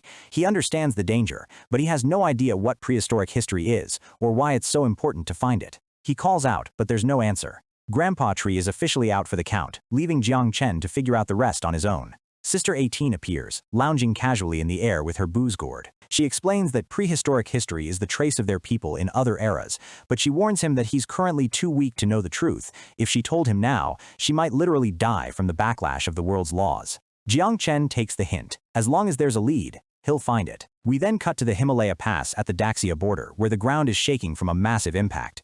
Commander Duan and senior sister Nian Hongyao are on high alert. The situation is dire. A beast tide has been spotted just 100 miles from the border, and it's moving fast. Nian Hongyao reports they've already sensed 10 8th-tier demonic beasts. What's weirder is that these monsters aren't attacking. They look terrified, as if something even more horrific is chasing them toward the human walls. Duan's face goes pale. He activates his divine sense scan to the max, trying to see what's lurking behind the wave of monsters. He pushes his vision 300, then 500 miles out, and he still can't see the end of the tide. It's a literal ocean of monsters. He's shaking. This is 10,000 times worse than the previous disaster at Chujiang. He realizes Daxia might not survive this afternoon. Nian Hongyao asks if they should call for the 3 invincibles, but Duan shakes his head. They're all on the verge of a breakthrough in the underground caves. They can't afford to waste a single second of their training. With a heavy sigh, Duan prepares for a final stand. He wishes his little junior brother were there to help, feeling the weight of the world on his shoulders. Suddenly, a technician yells out. The detectors have finally picked up clear images from 800 miles away, and what they see isn't a monster. Duan and Nian Hongyao gasp as they recognize the signature, 9-winged miasma. It's not a beast tide, it's Jiang Chen's swarm. He's just herding his food supplies back home. The sky turns black as trillions of insects descend. The soldiers can only watch in awe at the sheer scale of Jiang Chen's return, realizing that Human Emperor is the only title that truly fits him now. The soldiers at the pass are buzzing with excitement. They know that only one man on the entire planet possesses this kind of overwhelming power. Seeing the 8th-rank beasts running for their lives confirms it. Their sovereign is back, and Daxia is safe. Jiang Chen lands, his dark cape billowing in the wind. He looks out at the gathered troops with a calm, confident expression and simply says, "I'm back." The entire army drops to their knees in a massive show of respect. From the lowliest soldier to the top commanders, they all humbly welcome the human sovereign back into the pass. Jiang Chen smiles softly, realizing it's been a month since he left for his global tour. Senior sister Nian Hongyao, however, is on the verge of tears and starts scolding him for scaring her to death. Jiang Chen just chuckles and leans in close, teasing her. He tells her that even if she doesn't want to admit she missed him, she doesn't have to start the reunion by yelling. Nian Hongyao turns bright red and turns away, calling him a stinky brat. Secretly, she's flustered, thinking to herself that Jang Chen is getting way too charming for his own good. Duan steps in, giving Jang Chen a friendly nudge. He reports that the training slots in the Eternal Light Tower are mostly filled, and the results have been incredible. The strength of Daxia has exploded. 12 cultivators have reached the 8th level, and 8 of those have already pushed through to the 9th. Duan and Nian Hongyao themselves have both reached the 8th level as well. Duan explains that he's managing the rotation of experts to maximize their growth before the inevitable big battle. Jiang Chen nods, trusting his judgment, but asks about his uncle Jiang and the others. Duan's eyes light up. He says that the martial god Jiang Xuanji was only one step away from the very top when he last checked, and the sword god isn't far behind. Right on cue, a massive pillar of golden light erupts from the Eternal Light Tower. The sheer pressure of the aura makes it clear. The martial god has finally done it. The light pierces the clouds, signaling a successful breakthrough to the 10th level. Daxia now officially has its own god-level warrior. The sword god, Ji Lingchu, watches in awe as his old friend undergoes a complete transformation. Jiang Xuanji's body is no longer mortal, it's covered in divine runic markings. Ji realizes that even without spiritual power, Xuanji could now crush him with raw physical strength alone. The martial god steps out of the light, looking down at the sword god. The power gap between the 9th and 10th levels feels like an insurmountable ocean. The sword god sighs, feeling a bit overwhelmed by the pressure. He jokingly asks his friend to tone down the aura a little bit so he can actually breathe. The martial god laughs, still getting used to his new body. He realizes that even as a god, he's starting to see that they're all just ants compared to the true scale of the universe. The sword god just stares back with a deadpan expression, feeling a little offended that he's being called an ant by his best friend. Jiang Xuanji gets serious, telling old Ji that he needs to push for the 10th level before the war starts. He explains that the leap in power isn't just a number, it's a qualitative change that makes a cultivator truly invincible. When asked if the 10th level is the end, the martial god shakes his head. It's just the beginning, the threshold of godhood. He tells his friend he's heading back to the underground caves to take command. We see a young girl, Shao Chan, sleeping soundly in a purple onesie. The martial god looks down at her with a complicated expression, calling her name. He tells her he's leaving, but then he hands her a small brocade pouch. His tone is grim as he instructs her to give it to Jang Chen if anything happens to him in the caves. Shao Chan wakes up, her eyes wide with concern. She wonders if this is his own foresight, or if that person told him something about the future. The martial god reveals that the mysterious person left 3 instructions. The first is simple: use all of Daxia's resources to protect Jiang Chen at all costs. The second is to unleash the tiger soul's intent when facing ancient beings. And the third, the one that scares him, is that if Daxia falls into catastrophe, the pouch must be handed to Jiang Chen. Shao Chan's eyes fill with tears as she realizes the implication. If a catastrophe hits Daxia and Jiang Chen is fine, the only way it makes sense is if the city is destroyed and the martial god himself is dead. She grips the pouch tightly, her hand trembling. She tries to tell herself it's all just speculation and that the worst won't happen. She stares at the image of the martial god, desperate to believe that a man that powerful won't die so easily. The scene shifts drastically. We are now in the long river of time at the Kunlun Sacred Mountain, home of the primordial God Clan Palace. In this alternate timeline or future, members of the God Clan are furious. They're shouting that the Time Emperor Jiang Chen has slaughtered another city and deserves to die. They're annoyed that he's the only one still resisting their rule. One of them laughs, mentioning that a heavenly venerable from the Five Elements clan almost killed Jiang Chen 2 days ago. He might have escaped death, but he's at his limit. A younger girl asks if he can really escape the God Clan's grasp. The elder sister sighs, admitting that Jiang Chen's talent surpasses countless eras. Even at 300 years old, he still has tricks up his sleeve. But they aren't worried. The celestial venerables from the previous era are terrifyingly powerful, and they believe Jiang Chen has nothing left but his time abilities. We see this future Jiang Chen. He's in a dark cave, his hair turned completely white from the strain of battle and time manipulation. Shao Chan sits behind him, looking heartbroken. Shao Chan is coughing up blood, but she tries to hide it, telling Jiang Chen she's fine. He looks back at her, his eyes filled with a weariness that stretches across centuries. He notes that according to his calculations, the myriad races will be attacking Daxia in the main timeline in about half a month. His voice is heavy as he states a cold fact: Uncle Jiang will die soon if he doesn't intervene. Shao Chan asks if he wants to go back to the past. He looks at her with deep concern, worried about the toll it will take on her. She grips his sleeve, asking if he's afraid she'll fall into a deep sleep like the other mother insects did. She forces a bright, brave smile, trying to look strong for her master. She tells him that she's amazing and can handle whatever comes next. She hugs him tight, whispering that they should go back in a few days. She can't stand the thought of Uncle Jiang dying like that when they have the power to change it. Jiang Chen looks down, his heart breaking for his loyal companion. He knows the cost of changing destiny, but for the sake of his family and Daxia, he's ready to rewrite history.